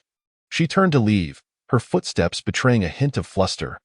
Jiang Lang chuckled awkwardly, lowering his gaze as he murmured, Is it my fault for enjoying sleeping in the nude? What man doesn't love it? Will she think I'm a pervert? He waved dismissively, rising from the bed. After dressing, he steeled himself and descended the stairs. So, you woke up quite early, Jiang Lang greeted awkwardly. Gu Banming cast a sidelong glance before entering the kitchen. Presenting a bowl of beef noodles before him, I kept it simple. I just made a quick bowl of noodles. Her tone carried a hint of apology. The aroma wafted through the air, a delightful blend of beef, vegetables, noodles, and broth that tantalized his senses. Wow! It smells amazing, Jiang Lang exclaimed, his astonishment evident as he regarded Gu Banming with newfound respect. He had not expected this formidable CEO to possess culinary skills. Though it was merely a bowl of simple beef noodles, such finesse revealed depth in her abilities. Whoever marries you will be truly fortunate, capable of navigating both the kitchen and the social sphere, he praised, shaking his head in admiration. Gu Banming's cheeks flushed with delight, clearly pleased by Jiang Lang's compliment. You should try it first. No more flattery. All right, I shall dig in, Jiang Lang replied, picking up his chopsticks to take a bite. The rich beef broth mingled with the noodles, bursting with flavor as he savored it. Your technique is impressive, though it is slightly on the salty side, he noted, nodding in evaluation. Really? Perhaps I added too much salt. I'll make you another bowl. Gu Banming's complexion paled slightly, her voice rising in concern. Jiang Lang waved his hand dismissively, assuring her, it's fine. I have a strong taste. If it's not salty, I won't enjoy it. With a few final slurps, Jiang Lang polished off the soup, patting his stomach in satisfaction. Gu Banming observed him with a quiet smile, and after clearing the dishes, she calmly inquired, Boss, can we leave now?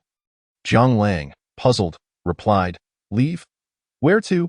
Gu Banming's voice carried a hint of melancholy. Boss, you're not going to work, but I still have to. Moreover, have you forgotten what you promised yesterday? The vision Jiang Lang had painted ignited her enthusiasm, making her eager to return to the office, rally the team, and embark on their ambitious endeavor. Once we succeed, life will truly take off. Jiang Lang chuckled awkwardly. All right, let us go, at the community entrance. Gu Banming sat in her Audi A4, watching Jiang Lang as she inquired, Boss, are you sure you don't need me to drive you? Don't bother. I'll head back to the office myself. Okay, then I'll take my leave. As Jiang Lang watched Gu Banming depart, he stood at the street corner, shrugging his shoulders and preparing to return home for a nap when suddenly his phone rang. Hello, who is it? Lang Gu. It's me, Song Chingwu. The trial match is today. Are you coming? Song Chingwu's voice was urgent. Jiang Lang yawned lazily. I'll send you my location. Come pick me up. Zhao Yinyu hasn't returned my car yet. Zhao Yinyu? The Zhao heiress? Yes, all right, I'll head over now. Wait for me. After hanging up, Jiang Lang furrowed his brow. He pondered whether he should purchase a few more cars. Once one was borrowed, he was left to rely on public transport, which hardly reflected his affluent status. At the Magic City Tianma racecourse, the track spanned 2.063 kilometers with 14 turns, one of only 2 professional racetracks in the Yangtze River Delta, a sanctuary for testing, practicing, and racing cars, and the most attractive racing market in the region. Where is everyone? Zhao Zhenglong, the Zhao family's eldest son, squinted at the glaring sun, muttering before turning to the crowd, Lao Wan, call your brother and tell him to hurry up. The race starts in half an hour. Song Chingwen nodded slightly, giving an okay gesture just as he was about to pick up the phone. Suddenly, a deep, resonant roar echoed from afar. It was the distinctive growl of a supercar, akin to a slumbering beast awakening, sending hearts racing with every thrum. A blue Ferrari LaFerrari drifted into the center of the racetrack, leaving a long trail of mud behind. Chapter 36. The Z-shape afterimage. What the hell? A straight line drift? How is that even possible in real life? Everyone exchanged glances, a single thought emerging in their minds. Lao Wan, isn't this your brother's car? When did he become this skilled? Zhao Zhenglong exclaimed, astonished as he stared at Song Chingwen. Song Chingwen appeared equally perplexed, scratching his head until a light bulb moment struck him. Someone else is driving, he asserted with conviction. As he spoke, the passenger door of the LaFerrari swung open, and a figure stumbled out, covering their mouth. Ugh! Song Chingwu crouched down, retching uncontrollably, tears and snot streaming down his face. Are you all right? Jiang Lang scratched his head, his tone apologetic. Not Doug. Song Chingwu waved his hand dismissively. Unable to finish his sentence as he heaved again, at that moment, he regretted the switch. While he wasn't a professional racer, he had been around cars since childhood, never expecting to be so nearly frightened out of his wits today. Indeed, speed and passion were not experiences for everyone. His expression sour, he shook his head, pushing himself up. Just then, Zhao Zhenglong and his companions jogged over, their faces painted with mockery. Oh my, little Wu, you really can't handle it. Huh, you actually threw up. This is hilarious. I think you can be kicked out of our club for this. A car enthusiast who can't stand a ride. Haha. By this point, Song Chingwu had mostly recovered, casting a disgruntled glance at the group as he retorted, Get lost, you lot. You don't know anything. He turned to Jiang Lang, giving him a thumbs up. Impressive, Lang Gu? No one could fathom the profound impact he felt within. Only those who shared the same vehicle with Jiang Lang understood the sheer audacity of his driving skills, which bordered on the miraculous. Throughout the journey, he never once pressed the brake, deftly maneuvering and dodging obstacles, maintaining a speed that consistently exceeded 100 kilometers per hour. The most perilous moment occurred when he overtook while sandwiched between 2 massive trucks, and in that fleeting instant, he truly believed he was courting death. With a humble smile, Zhang Lang remarked, "When did I ever say I was in a hurry to return?" To him, this race was nothing short of a dimensional assault. The divine driving skills bestowed by the system transcended the mundane, beyond the imagination of ordinary mortals. Even against the legendary Schumacher, he felt confident he could give it a run for its money. Zhao Zhenglong gave a thumbs up and exclaimed, "Brother, that's impressive. Come, let Lao Wen take you to claim your car." "Lao Wen?" Zhang Lang cast a puzzled glance at him. Zhao Zhenglong slapped his forehead, chuckling sheepishly, "Oh, my memory fails me." He then gestured towards the back of the crowd, and a tall, slender man with gold-rimmed glasses emerged. "Allow me to introduce you. This is Song Qingwen, the elder brother of Song Wenwu, and one of the founding members of our Shanghai SSCC Supercar Club." Song Wenwu, beside him, also greeted him with a casual nod. Zhang Lang nodded in return. "A pleasure to meet you." Song Qingwen pointed behind him with a smile. "Let us go, brother. I'll take you to claim your car." Zhang Lang inclined his head slightly and followed. Prior to this, Song Wenwu had already briefed him. To ensure the fairness of the competition, all the racing cars were provided by the club, specifically the Porsche 911. This model is considered the soul of Porsche and is one of the entry-level supercars. With dimensions of 4,519/1852 1,298 mm and a wheelbase of 2450 mm, it features two twin-turbocharged engines, 3.0T and 3.8T. The 3.0T engine is available in both high and low power variations, with maximum outputs of 272,309,427,478 kilowatts and peak torque of 450,500,660,800 Newton meters. Showcasing remarkable power, as he settled into the car, Zhang Lang gently pressed the accelerator, relishing the throaty roar that filled his ears, instinctively grimacing. This car, Zhang Lang mused, feeling somewhat out of sorts, having grown accustomed to the exhilarating push of top-tier supercars. The transition to this modestly priced supercar was a bit jarring. He glanced up at the crowd on the platform, took a deep breath, and drove towards the starting line, on the elevated platform beside the racetrack. Zhao Zhenglong wore an expression of exhilaration, nodding towards the petite lady at the starting line who held the starting pistol. Bang! A firework erupted into the sky. The 6 Porsche 911s shot forth like arrows, accompanied by a thunderous roar, vanishing from sight. "Quick, sync the video," Zhao Zhenglong shouted excitedly. Professional racetracks are equipped with speed detectors and surveillance cameras along the sides. "It's coming." The wind howled as the scenery outside whizzed by like a passing parade of lights. Zhang Lang leaned back against the seat, humming a tune, his eyes occasionally drifting to the window. The other 5 Porsche 911s maintained a synchronized formation alongside him. Although his superb driving skills allowed Zhang Lang to secure a slight half-car advantage at the start, he was unable to pull away from the other vehicles. However, he harbored no concerns. After all, who couldn't manage a straight-line acceleration? It was the art of overtaking in curves that truly defined speed. As he focused ahead, Zhang Lang's expression grew serious. A series of left turns materialized before him, and not far off lay large truck tires designed to slow down vehicles that might veer off track. With a smirk playing on his lips, he shifted gears with one hand while flooring the accelerator. The speedometer surged from 220 to over 280 kilometers per hour in an instant, continuing its ascent, the entire car vibrating violently. This audacious maneuver undoubtedly sent a shockwave through those monitoring the feed. Zhao Zhenglong exclaimed, "What the hell? Is he insane? He wants to accelerate through such sharp turns." Song Qingwen furrowed his brow. Speaking into the intercom, "Rescue team, please check the first series of turns." At that moment, some competitors sharing the track with Zhang Lang were left stunned, their faces painted with disbelief as they gazed at the Porsche ahead, their minds racing with a single thought. This guy is truly fearless. Unaware of the thoughts swirling in others' minds, Zhang Lang was intensely focused, his grip on the steering wheel unwavering as the landscape blurred into an indistinct line beside him.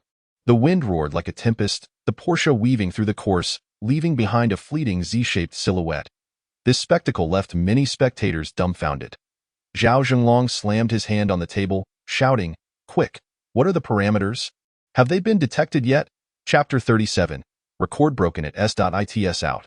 The maximum speed is 311 kilometers h. What? Zhao Zhenglong gasped, spinning around in astonishment. 311 km/h. This was the officially recorded top speed. But how many could achieve such a feat, especially while navigating a turn? The monitor staff were equally flabbergasted, shaking their heads in disbelief while muttering to themselves, and he even drifted through the turn with one hand. Like a bolt from the blue, this revelation left countless individuals in utter shock. Song Wonwoo's eyes widened. Despite his attempts to temper his expectations, one thought consumed his mind. Where on earth did this monster come from? As the crowd continued to murmur, a deafening roar echoed in the distance. A Porsche 911 appeared on the horizon, akin to a dawn arrow, surging towards the finish line with unstoppable momentum. Record broken. 1 minute 1:48 seconds. An improvement of a full 11 seconds. The monitor staff clenched their fists, bellowing with excitement, their voices soaring into the sky. The crowd erupted in astonishment before rushing towards the racetrack.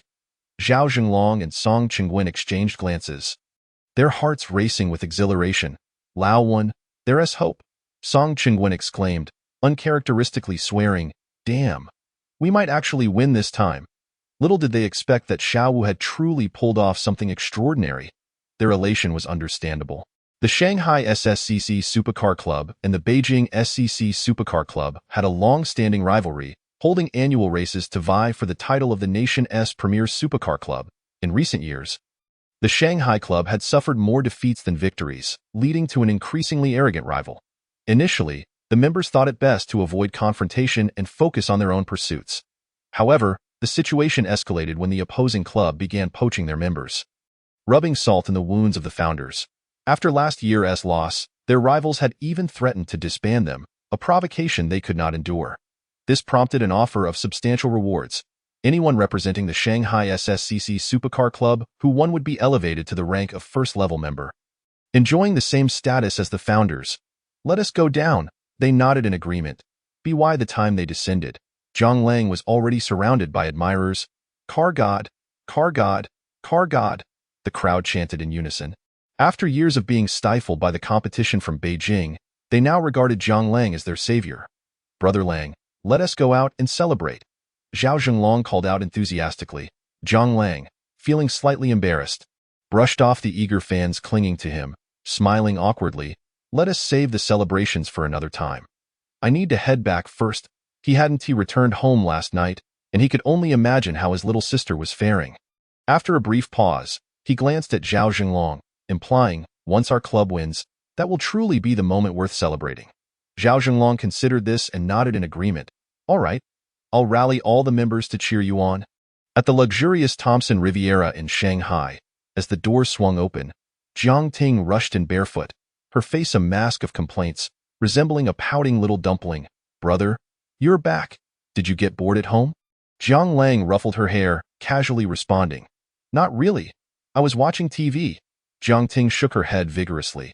Jiang Lang led her to the sofa and, after a moment's thought, gently asked, Little sister, I'd like to discuss something with you. What is up, brother? Jiang Ting looked at him, puzzled. I'm considering transferring you to school in Shanghai. What do you think?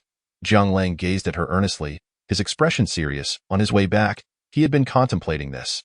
Currently, he had activated 3 tasks: the Princess of the Tycoon, the Tycoon's Wrath, and the Tycoon's Bloodlust. Among them, the simplest and most rewarding task was the Princess of the Tycoon. Upon completion, the 32 stake in Louis Vuitton would catapult him to the status of the world's richest individual, far superior to the other 2 rewards, which included an island and a security company. Jiang Ting furrowed her brow, slowly nodding. I suppose it's fine. But why, brother? Jiang Lang casually replied. I've come into some wealth, and it's not just you. We should bring mom and dad as well. Wouldn't it be great for the whole family to live in a big city? Jiang Ting nodded. All right, I'll go along with what you say. She had no reason to refuse, and she too yearned for a life in Shanghai. Many individuals ultimately fled from the vibrant metropolis, suffocated by the burdens of life. However, she no longer needed to ponder such matters. Following the previous shopping debacle, she realized that her older brother was now a person of considerable means. Especially with Jiang Lang away, she noticed that the security guards treated her with remarkable deference during her leisurely stroll yesterday. Recalling the guard's demeanor towards Jiang Lang upon her initial return, she sensed something was amiss and could not resist inquiring further. Upon recognizing her as Jiang Lang's sister, The guards promptly divulged the truth without hesitation. It turned out that the entire building belonged to her brother. And no wonder the annual rent exceeded 10 million. It was simply exorbitant. After a brief pause, she hesitated and remarked, however, "We still need our parents' approval." "No worries. I shall call them right away." Seeing Jiang Ting's agreement, Jiang Lang let out a sigh of relief. His expression slightly relaxing. He had already picked up the phone and dialed home. "Hello, Mom. I need to tell you something." The voice on the other end was quite noisy. 6 tiles pong. "If you have something to say, hurry up. I'm still playing mahjong." Zhou Hong's tone was laced with irritation, as if she resented Jiang Lang for interrupting her game. "Well, I want to transfer my little sister to study in the metropolis," Jiang Lang said slowly, swallowing hard. "What, are you out of your mind?" Zhou Hong's voice suddenly rose sharply. Jiang Lang could only hear a cacophony of sounds emanating from the phone. "Wait, you all keep playing. I need to take a call," Zhou Hong said, stepping outside with her phone, her expression serious. "Why on earth would you want to transfer schools? And with the cost of living so high in the metropolis? We aren't even local residents." Her voice brimmed with concern. Jiang Lang grew serious, his voice exceedingly grave. "Mom, think carefully. The educational quality in the metropolis is undoubtedly superior to ours. My sister is currently in her senior year. Transferring to a better school with excellent teachers and a conducive learning environment could very well enhance her academic performance." But Zhou Hong's voice remained hesitant. "Don't worry, everything is already prepared on my end. We just need your approval. All right, we are getting old and don't understand these matters. You handle it as you see fit." Chapter 38. The snotty kid Jiang Ting sat nearby, watching Jiang Lang with bated breath. "Brother, did it work?" Jiang Lang turned to glance at her, giving an okay sign with a light chuckle. "It did." "Yay, you're the best, big brother," Jiang Ting exclaimed, jumping up with open arms. Jiang Lang ruffled her hair, grinning mischievously. "You're so pleased. I'll hire a tutor for you in a few days." "What do you think? A tutor? Why would I need one? My grades aren't that bad," Jiang Ting pouted, looking perplexed. "It's nothing serious. Just someone to teach you about etiquette. She'll be quite the character. Not at all like a typical girl," Jiang Lang joked. "That's absurd." Jiang Ting scrunched her nose and playfully clung to Jiang Lang's arm. Jiang Lang shook his head, deep in thought. Where could he find a tutor specializing in etiquette? Right, he needed the school's contact information. After a moment's hesitation, he grabbed the phone and dialed. "Hello, Miss Xiao, what are you up to?" "At work. What's up? Are you trying to ask me out?" Zhao Yinyu wiped the sweat from her forehead, glancing at the male officer nearby who was stealing glances at her, before stepping outside. Half jokingly, ahem, Jiang Lang cleared his throat, almost choking. "I need to ask you for a favor." "No, 2 favors." "What is it?" "Go ahead." Zhao Yinyu raised an eyebrow, not immediately agreeing. "I'd like you to help me find an etiquette tutor, and also to contact the principal of the prestigious school in the metropolis. I want to get someone enrolled there." Jiang Lang spoke softly. Now that he had money, he regretted not having a wider network. He knew far too few people. Even if he waved around cash, it wouldn't guarantee access. The best approach was to seek out the local wealthy elite, who had been entrenched in the metropolis for years and possessed extensive connections. The reason he sought Zhao Yinyu was purely because she was still driving his car and owed him a favor. Who else could he turn to? A tutor for etiquette? Who even studies that these days? And getting someone into the prestigious school. Wait, at the prestigious school. That's for high school students, right? Jiang Lang, I know you don't lack money. And I'm aware that wealthy individuals like you are often drawn to naive young girls. But this is still a minor. Do you understand it's illegal? Zhao Yinyu's tone was exceptionally serious.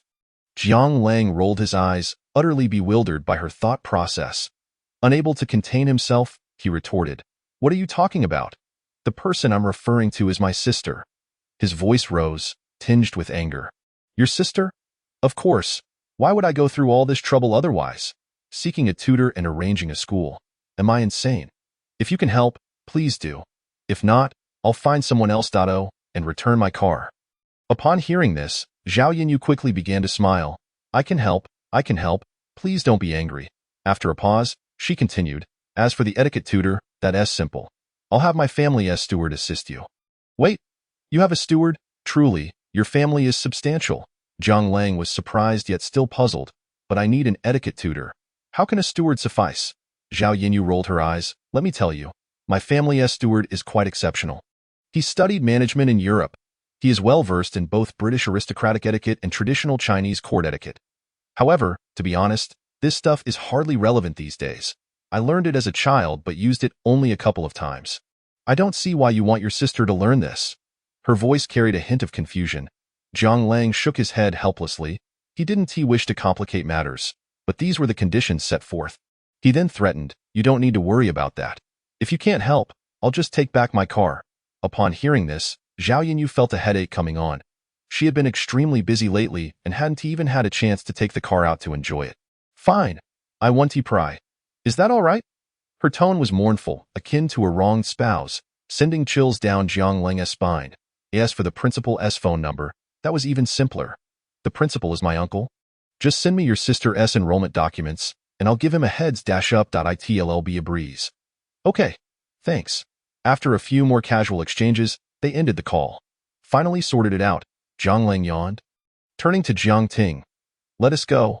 I'll treat you to a feast." To his surprise, Jiang Ting shook her head slightly, refusing.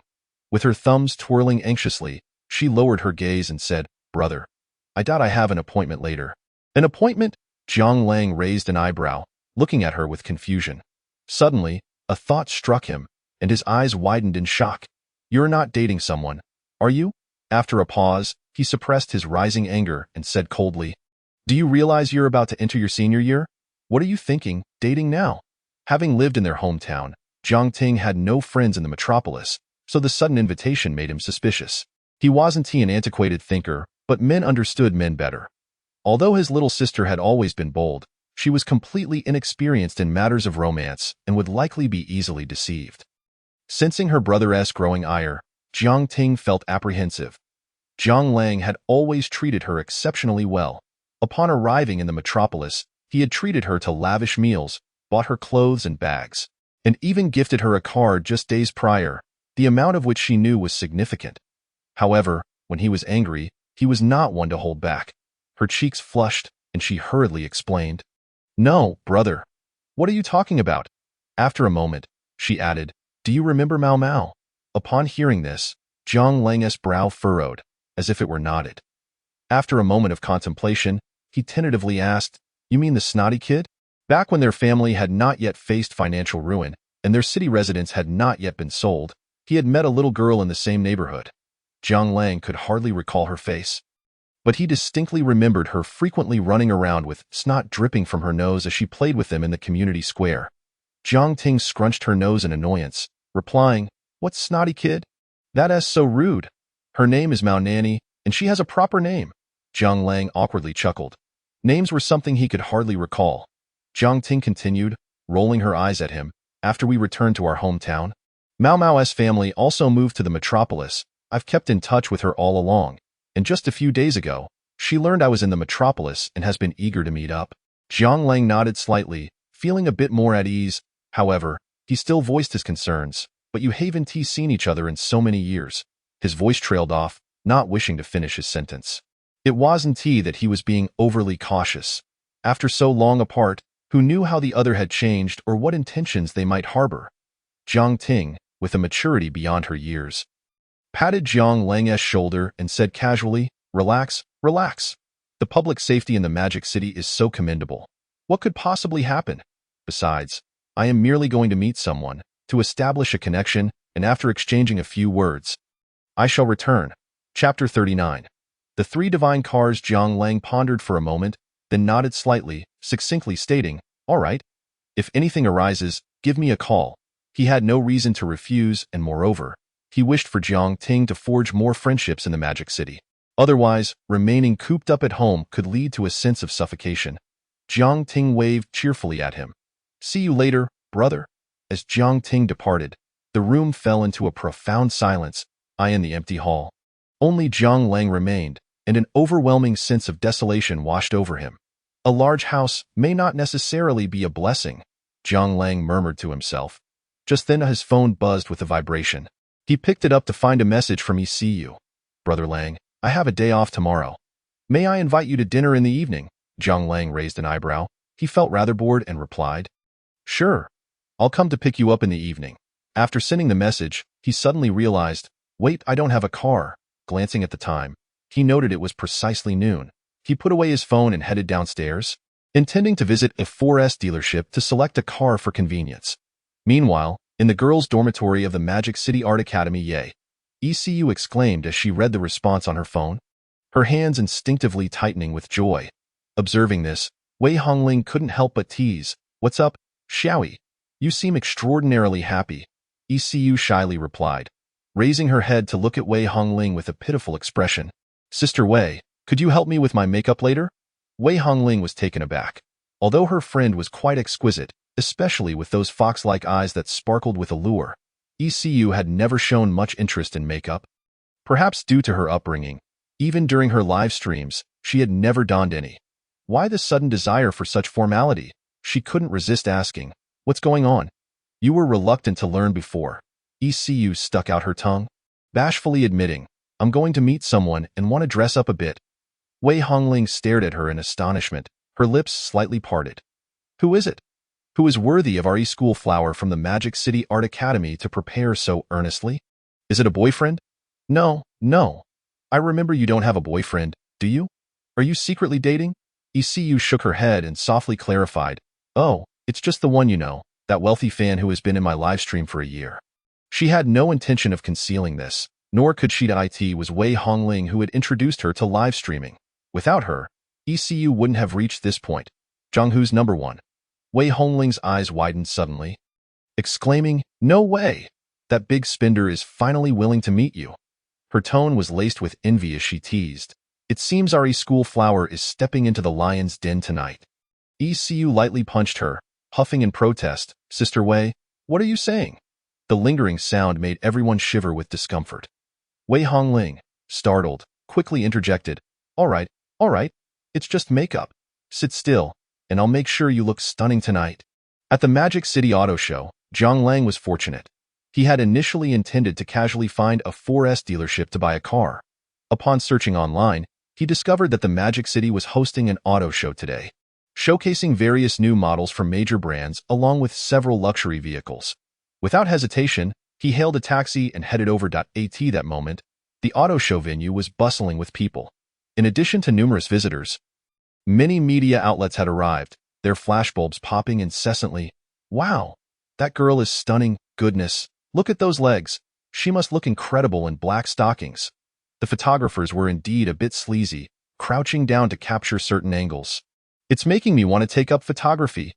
Listening to the chatter around him, Zhang Lang shook his head in resignation. The allure of the auto show stemmed not only from the cars, but also from the alluring models clad in revealing outfits, which had become increasingly daring over the years. Thus, it was often jokingly referred to as a meat exhibition, promising ample eye candy for all who attended. However, it was indeed captivating. Zhang Lang stole a glance at a model wearing scant black fabric, nodding to himself in approval. Suddenly, someone in the crowd exclaimed, "Whoa! Here come the big guns. What car is that? It's absolutely gorgeous. Are you serious? You don't recognize the three divine cars? Did you come here just to gawk?" Zhang Lang's interest was piqued. This auto show was neither small nor particularly large. He had been wandering for quite some time without finding a model that caught his eye. However, the appearance of the three divine cars was an opportunity not to be missed. For anyone who followed the supercar scene, these three models were legendary.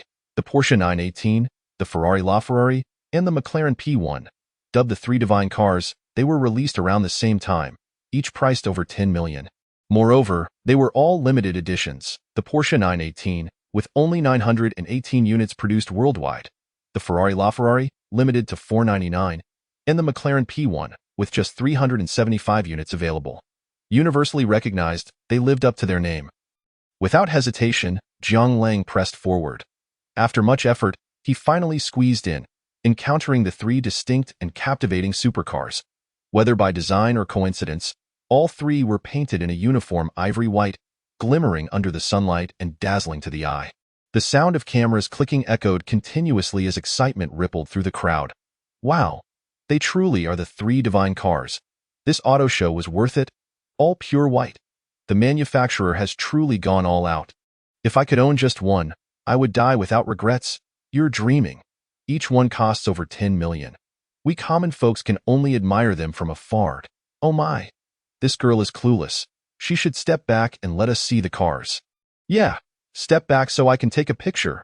Before the three divine cars, particularly with the rare sighting of all three in pure white together, even the captivating models could not dampen the enthusiasm of the onlookers. The three smaller models had retreated to the side, feeling overshadowed. Jiang Lang was ecstatic, disregarding the security guard's attempts to stop him as he stepped forward. Where's the manager? Come out, I want to buy a car. His voice, though not loud, instantly silenced the previously boisterous crowd. Chapter 40. The Bugatti Chiron. The atmosphere felt eerily quiet. Even the camera flashes ceased. Suddenly, a snicker broke the silence. It was as if a chain reaction had occurred. Sparking a wave of laughter, I asked this kid for real. Coming here to show off. Looks like he hasn't woken up yet.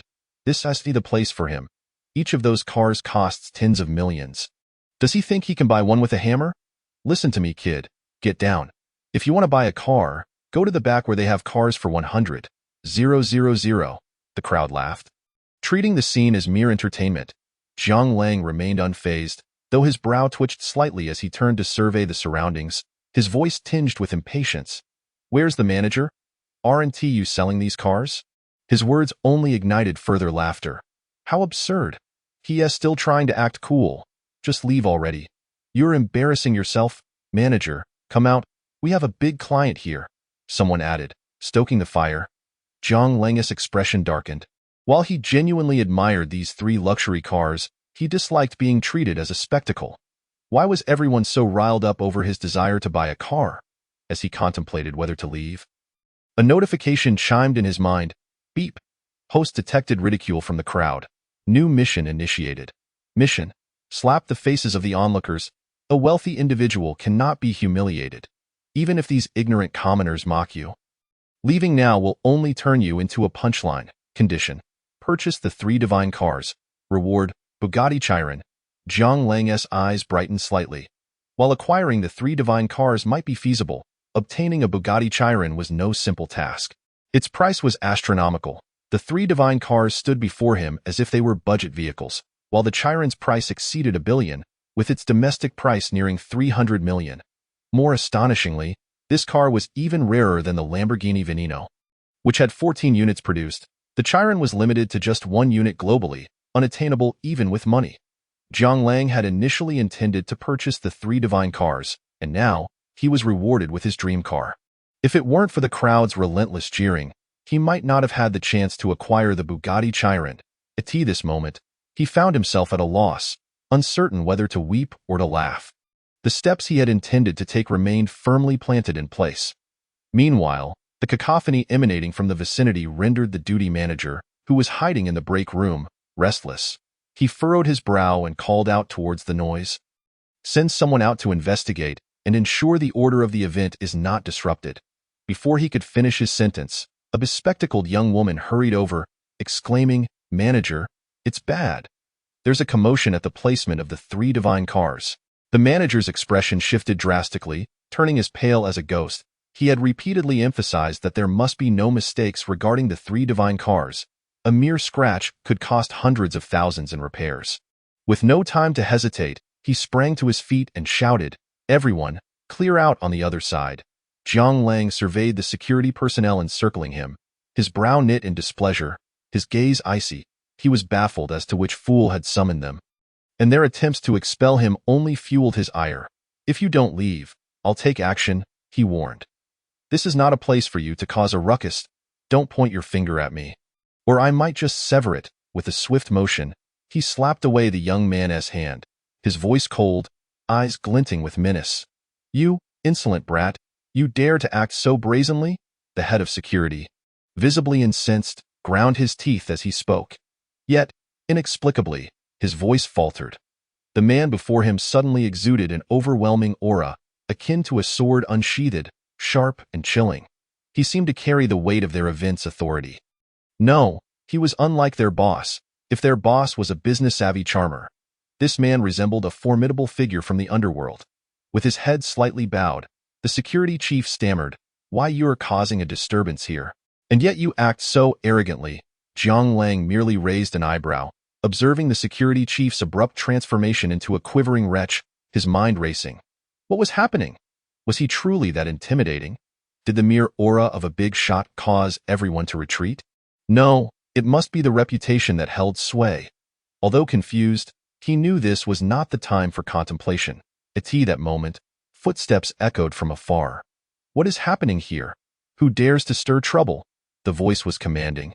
Accompanied by a group led by the manager, who barged in. Upon spotting Jiang Lang surrounded by security, he froze. Unlike the others, the manager, a seasoned veteran of the shopping mall, possessed a discerning eye. Having interacted with numerous affluent clients, he instantly recognized something extraordinary about Jiang Lang. Though he did not know Jiang Lang, it was evident that anyone else caught in such a predicament would not exude such calmness or possess that air of confidence. Moreover, Jiang Lang's attire seemed vaguely familiar. He recalled seeing it in a magazine. Yes, that jacket alone was worth around 200,000. Are you the one causing the trouble? The manager asked, frowning in confusion. Jiang Lang regarded him with mild surprise. Noting the man's keen perception, he subtly shook his head. I am not here to cause trouble. Pausing, he turned his attention to the 3 divine cars and stated coolly, I will take all 3. This proclamation left the crowd in stunned disbelief. What? This kid is truly boasting without a shred of evidence, an informed onlooker exclaimed. Just the Ferrari LaFerrari alone exceeds 50 million. The trio combined must surpass 1 billion. This guy is full of hot air. If he buys 3 at once, I'll eat crow while standing on my head. I'll livestream it. I don't believe it. I'll livestream my humiliation. As the crowd buzzed with incredulity, Jiang Lang showed no intention of clarifying. Instead, he calmly retrieved a card from inside his jacket and handed it over. The manager swallowed hard, his gaze fixated on the bank card. But he hesitated to accept it. His lips pursed. You still need to select configurations? Jiang Lang raised an eyebrow, his tone nonchalant. Just max out the configurations and choose the most expensive options. The manager trembled slightly as he accepted the card, bowing respectfully to Jiang Lang. This spectacle sent ripples of unease through the onlookers. Could it be? Had they truly encountered a wealthy magnate? With a sharp beep, the transaction was completed. 120 million had been successfully transferred. The jarring sound left countless faces shifting from astonishment to disbelief, their expressions nearly comedic. Wait, it really went through. I thought he was a fool, but he's the real deal. One onlooker rubbed his eyes in disbelief, exclaiming, Doesn't this guy look a bit familiar? What do you mean? Just a moment, let me check. The speaker hurriedly scrolled through his phone, soon exclaiming, This is the same person who caused a stir online recently. Holding his phone aloft, he boasted, Look, this is the guy who spent 50 million on luxury goods and nearly emptied a store, and he has done it more than once. Wait, with this, he has spent over 200 million in less than half a month. IVE said enough about envying him. The crowd erupted once more, as videos circulated online, igniting fresh discussions. The magnate returns, splurging 120 million. The 3 divine cars appear at the auto show. Collective wailing from the crowd, unveiling the true identity of the mysterious tycoon. Check it out. Who on earth is this person? Which wealthy heir is this, spending money so extravagantly? With such wealth, wouldn't it be nice if he donated some to impoverished areas? Must be earning blood money. I agree. He is clearly living lavishly off the backs of others. Ridiculous. Those judging him, have you any right to dictate how he spends his wealth? The manager respectfully presented the card. Hands trembling, Sir, your card. His voice quivered with excitement. This was akin to encountering a god of wealth. Just his commission would amount to over 1 million. Had he not been a man, he might have considered offering himself in gratitude. A notification chimed. Task completed, rewards dispatched. The Bugatti La Voiture Noire is now parked at parking spot 01 in the exhibition area. Please collect it promptly. Jiang Lang maintained an indifferent expression, avoiding the manager's gaze. For reasons he could not articulate, he felt a twinge of unease at the manager's intense stare. With a dismissive grunt, he took the card and surveyed his surroundings. Have the card delivered to Tangshan Apine? While previously contemplating the 3 divine cars, he now yearned to experience the world's most expensive hypercar, the Bugatti La Voiture Noire, and discover just how extraordinary it truly was. I'll contact you when it's ready. The manager nodded eagerly. Jiang Lang shook his head with indifference and departed. Upon reaching the underground parking lot, he found it deserted, most people preoccupied with the car show.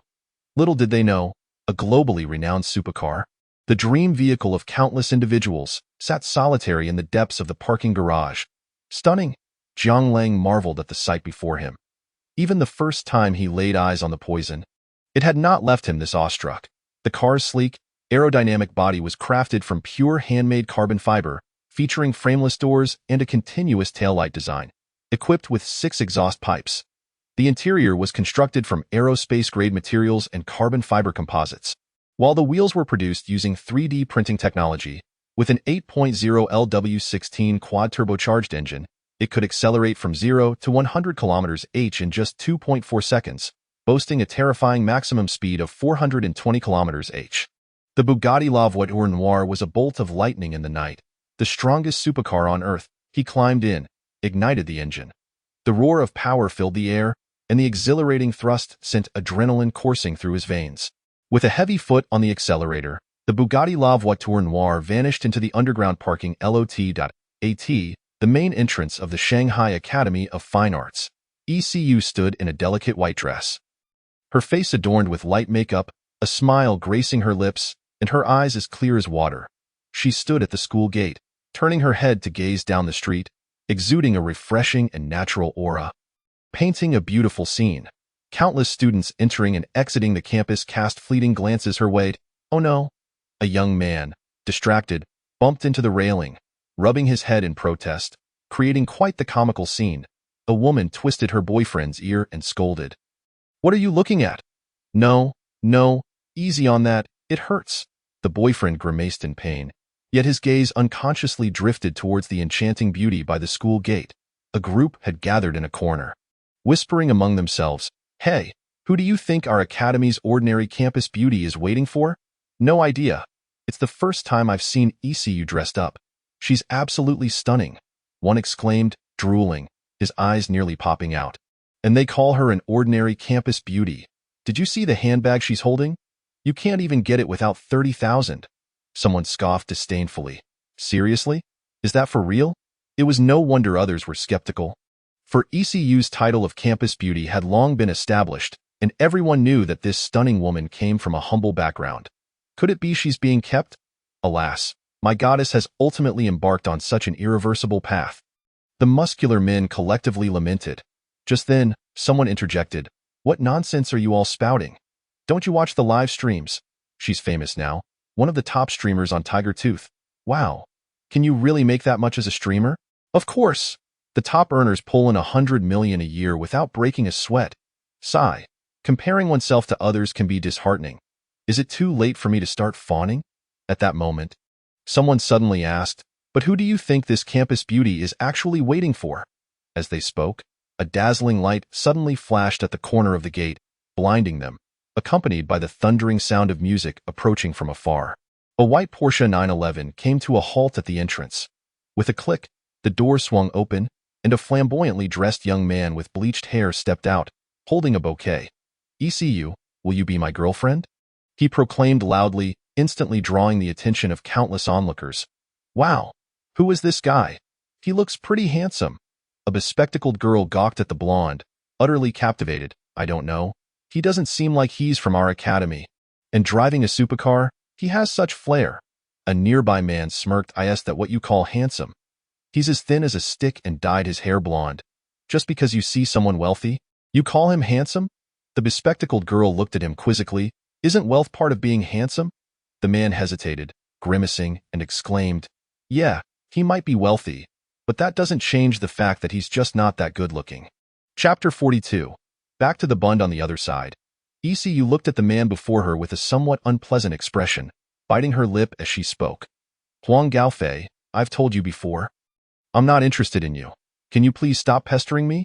Huang Gaofei looked at her incredulously. "Why not? I'm so wealthy, and you still don't like me." ECU merely rolled her eyes and fell silent. Huang Gaofei was a new rich admirer who had appeared after her rise to fame as a streamer. She had subtly rejected him several times, yet he clung to her like an unyielding piece of chewing gum. She did like money, that's true. Who doesn't enjoy wealth? But gazing at the acne scars on Huang Gaofei's face, his deeply sunken eyes from excessive indulgence, and his frail body that seemed to sway with the wind, she realized she had some principles after all. Besides, Could anyone's wealth compare to that of the top-tier streamer who had generously gifted her over 50 million? The Porsche 911 worth over $1 million was something she could buy herself now. Her share from Tiger Tooth had already come through, and even without signing with the guild, she was now a wealthy woman worth over 25 million. Noticing ECU's silence, Huang Gaofei grew anxious. His voice rising in desperation. Say something.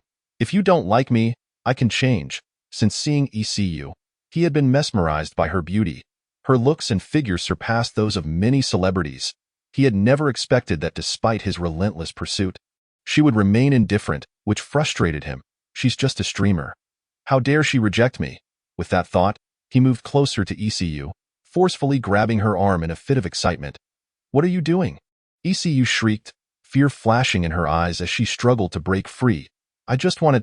But before he could finish, a deafening roar erupted like a beast on the prowl, a terrifying sound wave engulfing the area. A blinding light emanated from the street corner, turning night into day, making it difficult for him to open his eyes. The sound buzzed like a flash of lightning through the dark night as a sleek, black supercar barreled towards him at full speed. Showing no signs of slowing down, Huang Gaofei, startled, felt his hair stand on end, and without a moment's thought, he shoved ECU aside, tumbling to the ground in a heap. This scene left many onlookers gaping in disbelief. Holy smokes, a Bugatti Chiron, the supercar, worth nearly 300 million domestically, was the pinnacle of the supercar world. Who is this big shot? Someone knowledgeable could not help but exclaim. As students of the Magic Capital Art Academy, they frequently witnessed tycoons arriving in their luxury cars to charm the ladies, be it Bentleys, Lamborghinis, or Rolls-Royces. They had seen their fair share of million-dollar cars, even those worth tens of millions. But a vehicle worth several hundred million? Not only had they never seen one, but they had never even heard of it. The Bugatti Chiron drifted, leaving a long streak on the asphalt as it came to a stop before ECU. The door opened slowly, and Jiang Lang stepped out, striding confidently towards ECU, who was equally startled. Her legs trembling slightly, he raised an eyebrow, a mischievous smile playing on his lips. Are you all right? His tone was calm. Yet it snapped ECU back to reality. She swallowed hard, casting a doubtful glance at Jiang Lang, biting her lip. The top-tier streamer? Jiang Lang nodded nonchalantly, acknowledging the truth. Absolutely. ECU's beautiful eyes sparkled with curiosity as she gazed at Jiang Lang. She had been immensely intrigued by this wealthy benefactor who had been hidden in her live streams for nearly a year. Initially, she had imagined him to be a middle-aged man, but she never expected him to be so young. Remembering what Wei Hongling had said before she left, her cheeks flushed, and she instinctively crossed her legs. At that moment, an angry roar erupted from behind them. Damn it, how do you drive? Huang Gaofei, having picked himself up from the ground, glared furiously at Jiang Lang. Jiang Lang turned around, his eyes cold, his voice laced with sarcasm. How I drive is none of your business. Not satisfied? Huang Gaofei's neck turned red with rage as he clenched his teeth, staring at Jiang Lang, yet he dared not speak out. He wasn't foolish. As a second-generation rich kid, he had played with supercars before. He knew very well that the Bugatti Chiron was the pinnacle of supercars and understood that someone who could drive such a car was not someone he could provoke. You nearly ran me over. His voice trembled with anger. Oh? My apologies. I'll be more careful next time. Jiang Lang replied coldly, turning his back on him. A mere clown, daring to pursue my girl. You're lucky I didn't beat you up. After all, he had gifted ECU 50 million in her live stream, and while it was partly due to a system task, the fact remained that he had chosen to shower her with that much. Turning back to ECU, Jiang Lang's eyes lit up. He hadn't expected ECU to be even more stunning in person, surpassing her on-screen beauty. Shall we go? He beckoned to ECU. ECU nodded shyly and followed Jiang Lang into the car. With a roar of sound, the Bugatti Chiron vanished from the sight of the crowd. Inside the car, the atmosphere was somewhat awkward and quiet. ECU fidgeted, glancing at Jiang Lang. Upon closer inspection, she realized how remarkably handsome he was. His features were sharply defined and deep-set, with a high-nose bridge and bronzed skin. The collar of his white shirt was slightly unbuttoned, revealing glimpses of his collarbone and chiseled chest muscles. Exuding a wild and sensual aura, as a student at an art academy, she had encountered many handsome men, yet most were meticulously styled, resembling delicate puppies. In contrast, Jiang Lang's sun-kissed, muscular physique was a rare find. What a divine man! Her heart raced, a blush creeping up her cheeks. Where to? Just as she was lost in thought, Jiang Lang's cool voice broke the silence. To the Bund. Building 3, I've sent the location to your phone. ECU jolted in surprise, shyly lowering her head as she asked, The Bund? Jiang Lang nodded. Not surprised I in the magic capital. The Bund was a landmark. From Building 1 to 33, it offered everything one could imagine in terms of dining, entertainment, and leisure. The so-called 10-mile foreign market referred precisely to this area. Jiang Lang recalled his previous visit to the UV restaurant, located in Building 18 of the Bund. All right, buckle up, Jiang Lang nodded casually, pressing the gas pedal and shifting gears. When did this gear shift become so smooth? The feel is fantastic. Wait a minute. Why isn't the speed increasing? Looking down, his eyes widened in shock. A rough hand rested on a pair of long, fair legs, rubbing vigorously and leaving a trail of blush. The owner of those beautiful legs glared at him, her expression a mix of shame and anger. Chapter 43. ECU's Gift Magic Capital. Bund, Building 3.as. The car door opened. Jiang Lang and the blushing ECU stepped out, met with the astonished gasps of the crowd. Wow, the Bugatti Chiron. Where did this wealthy individual come from? The young lady in the luxury car indeed possesses legs that are both fair and long. Wait a moment. Something seems amiss. Why are her legs so prominently red? Here, in this bustling metropolis, luxury vehicles abound. Yet, the appearance of a Bugatti at night still manages to incite a frenzy among the masses, with some even brandishing their phones to capture the moment. Jiang Lang chose to ignore the chatter surrounding him, casting a somewhat awkward glance at ECU, offering a sheepish smile. Why apologies? Recalling the earlier scene within the car, even with Jiang Lang's thick skin, he found it a tad overwhelming. ECU bashfully shook her head, glancing ahead, her voice barely above a whisper. We've arrived. She lowered her head and hurried forward to lead the way. Jiang Lang observed her retreating figure, shrugged, and smiled warmly. Instinctively raising his right hand, he murmured, The sensation is rather pleasant. With that, he hastened to catch up on the 7th floor of Building 3 on the Bund. The Wangjiang Pavilion, once hailed by Private Geography magazine as one of the world's 50 most romantic locales, was also recognized by Traveler magazine as one of the 20 indispensable experiences of a lifetime.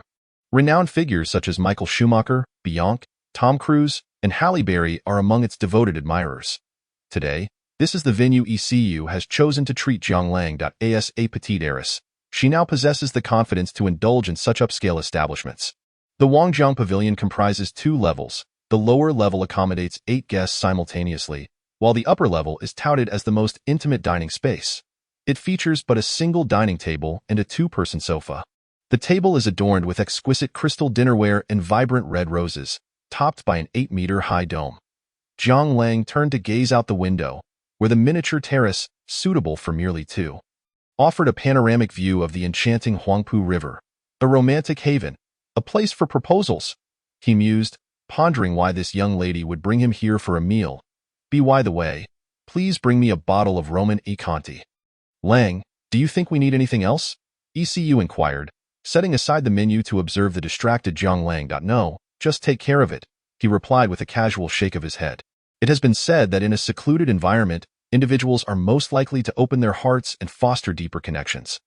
After a few glasses of red wine, ECU appeared slightly tipsy. Clearly not accustomed to drinking, Lang, I toast to you. Thank you, she began, only to inadvertently let out a loud belch. Jiang Lang frowned and gently pressed down on her wine glass. If you can't handle it, then don't drink. ECU slowly shook her head, her voice brimming with gratitude, sincere and earnest. No, I must express my thanks. If it weren't for you, I wouldn't be earning this much money now. Thank you for your support, allowing me to become a top streamer on Huya. She raised her glass and downed its contents in one go. Jiang Lang looked at her, bemused, and helplessly raised his glass to join her. ECU lightly tapped her head, then turned to retrieve a small blue gift box from her bag, placing it on the table in front of Jiang Lang. This is a gift for you. Her beautiful eyes gazed earnestly at him, filled with a delicate anticipation. Jiang Lang raised an eyebrow, somewhat surprised. To be honest, he couldn't recall the last time he received a gift from a girl. During his time with Zhang Xiaoman, he had never received one. Gifts were expected on Valentine's Day, the Mid-Autumn Festival, Christmas, even Children's Day. Only the Qingming festival seemed exempt, not to mention the likes of Double 11 and the first milk tea of the Mid-Autumn Festival. Gifts in all forms. Sometimes he pondered why boys never received gifts. Was it that they were unworthy? Gazing at the blue gift box before him, he felt a genuine emotion swell within him. No exaggeration. After a moment's hesitation, he slowly opened it. A brand new watch revealed itself within the box. This elegantly designed timepiece, featuring a light blue starry sky and a spiral pattern dial, emitted a subtle luminescence under the light. Appearing exceptionally beautiful, the intricate engravings along its exterior imparted a sense of artisanal craftsmanship, quite pleasing to the eye. Truth be told, Zhang Lang was immediately enamored, eagerly slipping it onto his wrist. Rich folks play with watches, he thought, filled with delight. Despite owning several supercars, he had yet to purchase a watch. Little did he anticipate that the first watch of his life would be a gift from someone else, making it all the more significant. He raised his wrist to examine the watch face, where a string of English was inscribed. Audemars Piguet? Zhang Lang raised an eyebrow, taken aback, even without being a watch enthusiast. He had heard of its reputation, the aristocrat of timepieces. It is said that no one can truly own a Patek Philippe. One merely safeguards it for the next generation. To possess a Patek Philippe watch signifies bestowing upon one's family an invaluable heirloom to be cherished through the ages. The quality, the opulent design. Even without being a connoisseur, he could surmise that this watch was far from inexpensive, let alone being a Patek Philippe.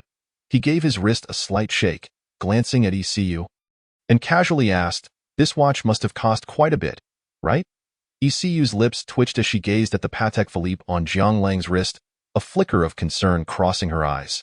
The Patek Philippe 6104, featuring sapphire glass, an automatic movement, a 44mm case, and crafted from 18K white gold, harbored a panoramic view of the night sky, showcasing the most dazzling constellations of the Northern Hemisphere through a unique, three-layered glass design. Each layer, a transparent dial, a celestial chart, and a galactic display, rotated at different speeds, creating a breathtaking depth and accurately depicting the movement of celestial bodies across the night sky. This exquisite timepiece, part of Patek Philippe's super complicated series, had cost her a quarter of her assets. Had it been anyone else, she would not have been so extravagant, but for Zhang Lang, she was willing to indulge. Fortunately, she smiled and said nothing further. Appearing unperturbed, Zhang Lang bit his lip, gazing earnestly at her. "Thank you. I truly appreciate this gift." ECU responded with a gentle smile, turning her gaze to the window, where the evening view of the Huangpu River remained breathtaking. "Would you accompany me for a stroll along the river?" she suddenly inquired with genuine interest. "It would be my utmost honor." Zhang Lang shrugged, not hesitating to agree. However, perhaps due to the slight intoxication, or perhaps from sitting for too long. As ECU stood up, she stumbled over the table and chair, teetering on the brink of falling. Zhang Lang, endowed with remarkable reflexes, instinctively stepped forward and caught ECU in his arms. The warmth and softness enveloped him. He instinctively tightened his grip, feeling her delicate form tremble slightly. Lowering his gaze, he was taken aback, his eyes widening in astonishment. Chapter 44. The school as closed time seemed to freeze, the atmosphere growing slightly charged with an undercurrent of intimacy. Zhang Lang found himself entranced by ECU's enchanting, glistening eyes, as if they were on the verge of spilling over with emotion, and he unconsciously swallowed hard. ECU's lips parted slightly, her head bowed, her long tresses cascading like willow fluff, carrying a faint fragrance. "I've steadied myself," she stammered, her voice quavering with nervousness. Suddenly, Zhang Lang snapped back to reality and released his hold on her, but not before encountering a sensation that was altogether indescribable. ECU let out a soft gasp, her cheeks tinged with a rosy hue. Zhang Lang bit his lip, fully aware of the exquisite form before him. He had a collection of her photos on his phone, especially the one of her cosplaying as Xinhua, which he often revisited. Yet, the reality of the moment sent his spirit soaring, an experience beyond mere words. He was certain she possessed a D cup, with her cheeks flushed. ECU cast her gaze downward, murmuring softly, "May we proceed outside?" "All right, let us go to the Huangpu River in the bustling metropolis." As the lights began to twinkle, the crisp autumn breeze swept across both banks. The Huangpu River flowed endlessly beneath the night sky, with boats dotting the surface in abundance. while the towering buildings on either side donned a dazzling array of lights, exuding the unique opulence, romance, and grandeur of this vibrant city. This was Shanghai, the city that never sleeps, the Paris of the East. The river breeze wafted gently, and the throngs of people bustled about, creating a lively atmosphere. Jiang Lang trailed behind ECU, his hands tucked behind him, finding himself rather bored as he surveyed the surroundings. To be frank, he was not fond of shopping. Previously, life's pressures had left him little time, inclination, or financial means for such leisure. Even now that he had money, he still found it a waste of time, preferring to remain ensconced in bed playing video games. Sensing his disinterest, ECU turned her head and softly suggested, "Lang, shall we watch a movie?" Jiang Lang nodded and gave it little thought. There was a cinema nearby, and after purchasing popcorn and cola, he and ECU entered. The dimly lit theater was already packed with an audience. They were about to watch a new domestic horror film titled Horror High School, which told the story of the protagonist, a Qing, whose eyes suddenly underwent a transformation, enabling her to foresee the future deaths of individuals. Soon after, a Qing discovered that these people mysteriously vanished, as though they had never existed, leaving no trace behind. No one, be they students, teachers, or even parents, seemed to remember their existence.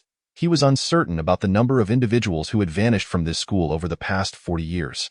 However, in a desperate bid for survival, he embarked on an escape journey. Yet, no matter how hard he struggled, even after he had fled the country, he would invariably appear on the upper bunk of his dormitory the following day. Occupying the very bed that was rightfully his, the introduction ends here. Although Jiang Lang found it somewhat intriguing, he harbored little hope in his heart. It was well known that the current film industry in Longhua was not promising. Superstitions were to be shunned, and horror films ultimately devolved into dreams or madness, rife with schizophrenia and dissociative identities. Such narratives were enough to cause a headache. Nevertheless, it was evident that ECU seemed to enjoy it immensely. Engrossed in the film, during tense moments, she unconsciously clutched Jiang Lang's arm, seeking solace in his embrace. With his arm ensnared amid her soft warmth, he could distinctly feel a gentle softness and warmth enveloping him, leaving no room for movement, akin to being submerged in the depths of the ocean. The delicate fragrance wafting from her was enough to leave his thoughts wandering. Just as Jiang Lang's mind began to drift, a flurry of curses suddenly pierced his ears. Damn it, the ending is insanity again. I should have anticipated it. For heaven's sake, my grandmother could produce something better than this. Domestic horror films have become utter rubbish. Listening to the indignant rants around him, Jiang Lang glanced up at the cinematic screen, only to realize, unbeknownst to him, that the film was nearing its conclusion. He exhaled softly and remarked, "Let's go home."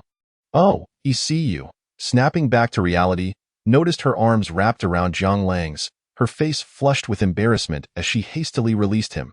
At this point, it was already past midnight. The streets were nearly deserted, and a gentle breeze prompted an involuntary shiver.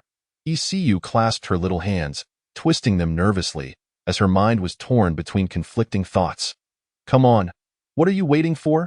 "No, a girl must maintain her composure. You must hold your ground. Hold your ground, indeed. He is wealthy and handsome. Missed this opportunity, and there won't be another." As she gazed at Jiang Lang before her, her eyes fluttered with a mix of longing and hesitation. "Langgu," she called softly. "What is it?" Jiang Lang turned his head. A look of confusion etched on his face. "It's too late. The school is closed." ECU lowered her head, her voice barely above a whisper. Jiang Lang's steps faltered, and his heart raced as he began to grasp what she was implying. Biting his lip, he stammered, "Then what should we do?" "I brought my ID." She averted her gaze, unable to look him in the eye. The sound of rushing water echoed softly through the thin mist on the translucent glass. Even sitting outside, one could catch a glimpse of a beautiful silhouette. Leaning against the window, Jiang Lang held a cigarette between his lips, exhaling clouds of smoke as he gazed outside, his emotions a tumultuous blend of complexity and anxiety. To be frank, he was no longer a novice. However, he had never experienced someone as extraordinary as ECU. Just as he pondered this, his phone rang abruptly. "Hello, little sister. What's up?" The voice on the other end sent his heart plummeting. "Brother, I've been drugged. You need to come save me." Jiang Ting's voice was shaky and hoarse. laced with the unmistakable tremor of tears. It struck him like a bucket of cold water, jolting him awake. He had completely forgotten that his little sister was out for the first time today. To his dismay, calamity had struck. He shouted anxiously, "Where are you?" "I'm coming right now. At BOS bar. I'll send you my location." What are you doing?" Jiang Ting's sudden scream made Jiang Lang's heart leap. Without a moment's hesitation, he rushed downstairs, not even pausing to inform ECU. Meanwhile, hiding in the restroom, still wrestling with her own thoughts, ECU heard the commotion outside. She called out a few times for Jiang Lang, but upon receiving no response, she quietly opened the door and peeked out, revealing her round little head. The empty room held nothing but her. Chapter 45. Farewell to Jiangbei City. The Bugatti sped through the deserted streets under the cover of night. The scenery outside the window whizzed past, creating a long, lingering shadow. "Hey, Xiao Song, are there any members of our club near BOS bar? Send someone to rescue someone." "Hey, Miss Xiao, could you please send someone to BOS bar? My sister has been drugged there." "Hey, Lao Zhao." Jiang Lang spoke urgently on the phone, his foot pressing down hard on the accelerator. "Damn it, can you go any faster?" He cursed under his breath, his anxiety mounting. Meanwhile, at the BOS bar in Modu, Zhang Beicheng was furiously kicking the door, seething with rage. Ever since Jiang Lang had dealt with him last time, he had been in a foul mood. Having just been released by the old man, he gathered a few lackeys to enjoy a drink at his own billiard. To his surprise, he spotted two stunning girls singing in a nearby VIP room, with no men in sight. Driven by desire, he called for them to join him for a drink. However, they not only declined but also insulted him, which infuriated him beyond measure. Later, when the two girls went to the restroom, he dispatched two waiters under the pretense of cleaning to secretly drug their drinks. After all, he was no stranger to such tactics. When they returned, he would personally approach them with drinks from his own table, offering apologies. Most people would never suspect that he would have the audacity to employ waitstaff to drug them. However, he had not anticipated that they would catch on so quickly. They had barely taken a sip before realizing something was amiss, if it weren't for the fact that this bar was his own. And he had already given the doorman and security a heads up, they might have truly escaped. Inside the restroom, listening to the incessant banging from outside, Mao Nanny's face flushed, her gaze becoming increasingly vacant. She shook her head, trying to regain her composure, and turned to Jiang Ting with a look of guilt. "Xiao Ting, thank you if it weren't for you." Her voice trembled with a mix of anger and despair. She had never imagined that after reuniting with her long-lost friend, they would face such a harrowing ordeal, leaving her frightened and anxious. Jiang Ting shook her head, offering comfort. "Mao Jie, this is your fault. Who could have known we would encounter such scum?" After a pause, she continued, "Don't worry. My brother will come to save us." Mao Nanny did not argue, but her heart was already filled with despair. Although Jiang Ting was unaware, she knew that Jiang Beicheng's family was deeply entrenched in the real estate business. The consequences of being targeted by such a person were all too clear. As these thoughts swirled in her mind, her head grew increasingly dizzy, her legs entwined, and her consciousness began to fade. "Mao Jie, stay awake." Jiang Ting's voice came out in a soft, shy whisper. As her own willpower began to dissipate, "Damn this door. Why is it so hard to open? If I had known, I wouldn't have reinforced it so well." Jiang Beicheng kicked the door a few times. Feeling a sting in his foot, and muttered a few curses, he turned to his lackeys and commanded, "Go find a hammer from the back point." One of the lackeys nodded and hurried off. Just then, a voice called out from outside, "Brother Jiang, what are you doing?" Zhao Zhenglong barged into the room, furrowing his brow as he surveyed the surroundings with suspicion. "What is it to you, Zhao? What are you doing here?" Jiang Beicheng scoffed, still harboring resentment from the last encounter when Zhao Yinyu had intervened to protect Jiang Lang, causing him significant loss. With his family connections, he could have ensured that Jiang Lang spent a few days inside. The Zhao family members were not to be trifled with. What nonsense about mutual fights. I was practically turned into a punching bag. With that thought, he felt a twinge of pain on his cheek, a lingering reminder of being slapped by Jiang Lang. Zhao Zhenglong, of course, heard the disdain in Jiang Beicheng's words, but this wasn't his territory, and given Jiang Lang's prior instructions, he could only swallow his anger. "Nothing much, just came to find someone." He smiled amiably. Jiang Beicheng hesitated for a moment. He had no desire to clash with the Zhao family, so he slowly replied, What person are you looking for? A girl, however, before Zhao Zhenglong could finish, a strange moan echoed from the restroom. His expression shifted, and a sense of dread began to creep in. Jiang Gongzi, what is happening in the restroom? His tone turned icy. Nothing, just two girls. You can leave now, Jiang Beiqing waved dismissively. Zhao Zhenglong's expression fluctuated between irritation and concern. Gritting his teeth, he finally said, I want to see who's in there. Jiang Beiqing scoffed, his demeanor darkening. You think just because I call you Zhao de Gongzi, you actually hold any power here? This is my territory. If I tell you to leave, you'd better leave, Zhao Zhenglong glared at him, frustration boiling over.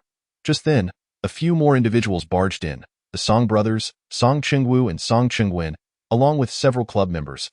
Lao Zhao, we searched everywhere, but there's no sign of her. Could it be a mistake? The bustling noise filled the room, completely disregarding Jiang Beiqing's presence. Seeing this, Jiang Beiqing's expression darkened further, his fists clenched tightly, his anger simmering just beneath the surface. So many people have come here to cause trouble. They clearly do not regard him at all. Zhao Zhenglong glanced around and noticed that the crowd had gathered, feeling a slight sense of relief. However, there was still one place missing. He gestured towards the restroom in the private box and said nonchalantly, Young Master Jiang, may we open it now? Jiang Beiqing's expression changed drastically, yet he resolutely refused, stating, No. How could this matter possibly be exposed? If something goes awry, he won't be able to survive in Modu. And it might even implicate the Zhao family. At that moment, as the two factions confronted each other, a figure rushed in, his voice tinged with urgency. Old Zhao, have you found the person? Zhang Lang's face was ashen, beads of sweat forming on his forehead.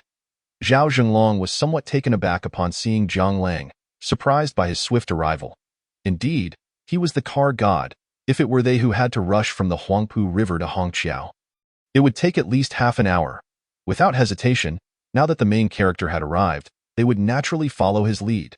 He pointed to the restroom behind Jiang Beiqing and said earnestly, We still have that area to search. Zhang Lang turned his head to look, his eyes turning icy in an instant. It's you. Chapter 46. Brutally beating Jiang Beiqing. Jiang Beiqing was somewhat flustered. He had not anticipated that the calamity would come in the form of Zhang Lang. Damn it! There couldn't possibly be anyone from that brat inside, could there? Gritting his teeth, he stood in front and said, You cannot go in there.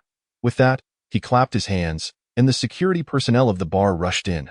Witnessing this, the crowd from the club was furious and shouted, Young Master Jiang, what do you intend to do? Are you daring to lay a hand on us? Do you think the people of SSCC Club are easy to bully? The crowd berated him, as they were accustomed to being the bullies. Not the bullied, Jiang Lang narrowed his eyes, ready to speak. Suddenly, the woman's moan echoed from the restroom. That voice was all too familiar. It was Jiang Ting's voice. In an instant, his rage ignited, threatening to overwhelm his reason. Cursing under his breath, Jiang Lang charged forward. Seeing this, the rest of the crowd did not hesitate. Zhao Zhenglong rolled up his sleeves and shouted, Get him! Smash that bastard! Song Qingwen excitedly waved his fists, urging, Go, go, go! Damn it! Like a mountain torrent or a tsunami, their momentum surged. Zhang Lang turned and shouted, Get lost! Don't come over here! Allowing these rich second-generation heirs to boast, show off, and flirt was one thing. But to roll up their sleeves and brawl. Wasn't he that just inviting trouble? Did they really think the bartenders in the bar were just there for show? Zhang Lang took the lead, throwing punches without hesitation at anyone who obstructed him. Fortunately, the private box was spacious. Otherwise, he feared he would not be able to unleash his full potential. It was rumored that boxing champion Ali's punches reached a weight of 205 kilograms. After Zhang Lang was endowed with the ultimate human physique by the system, although he did not understand combat and could not exert his maximum punch power, his punches and kicks were not something these ordinary people could withstand. Not to say they would perish upon contact, but receiving even a single blow would certainly leave them battered and unable to retaliate. Bang, bang, bang. After a chaotic tussle, the private box was in disarray. Aside from Zhang Lang, everyone else had collapsed. Holy crap! Man, is the god of war possessing him? This is insane. So handsome and so strong. The crowd from the club was dumbfounded, staring at Zhang Lang in awe. Zhao Zhenglong swallowed hard, watching the rampaging Zhang Lang. A bead of cold sweat trickling down his forehead. He cautiously asked Song Chingwu, Xiao Wu, I remember you practiced boxing. Oh, you think there's a chance for me to reach Brother Lang's level? Hope flickered in his eyes. Song Chingwu was momentarily stunned.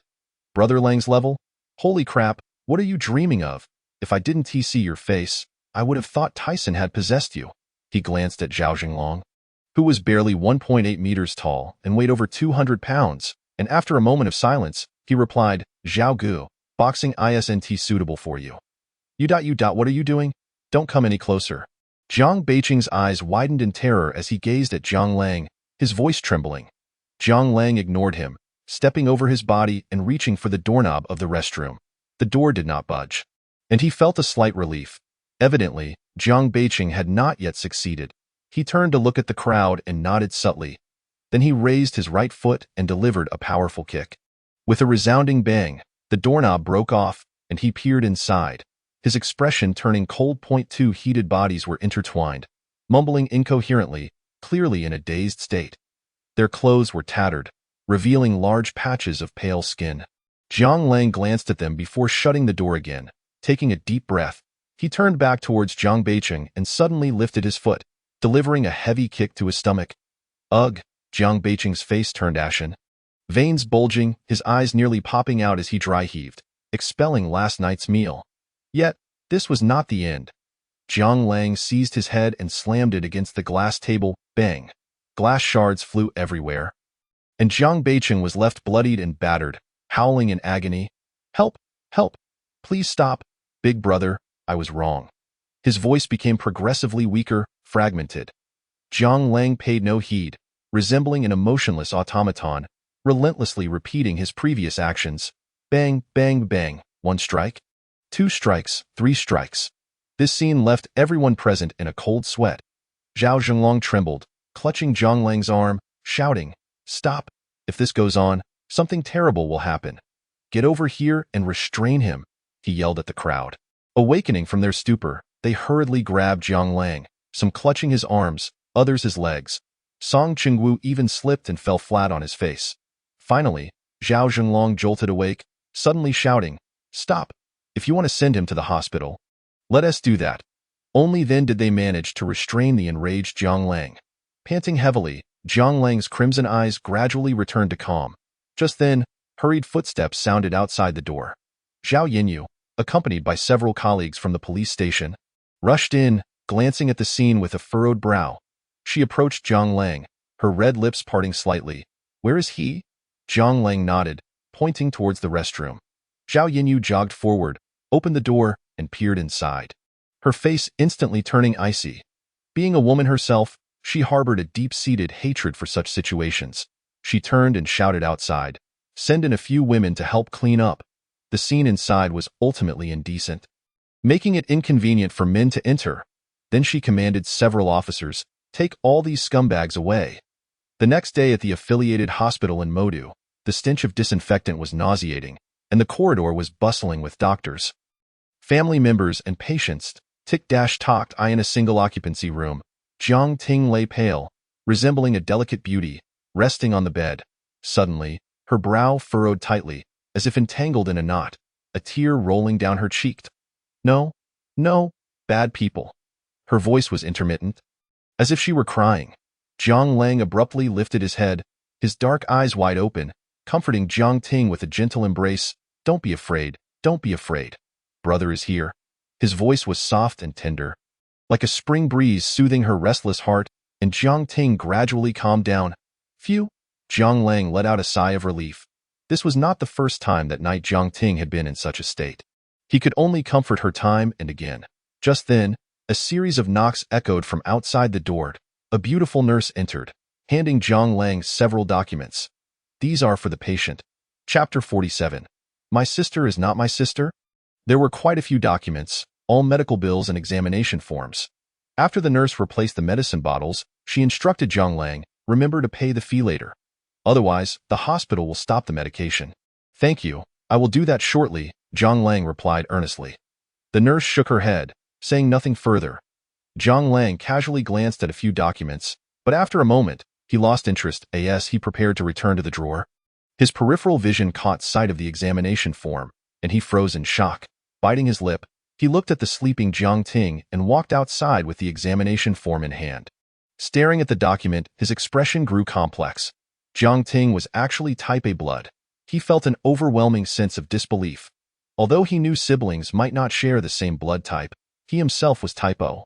Blood type is determined by genetics. If parents have type A and B blood, their children could be type A, B, AB, or O. However, if both parents are type O, then siblings can only possess type O blood.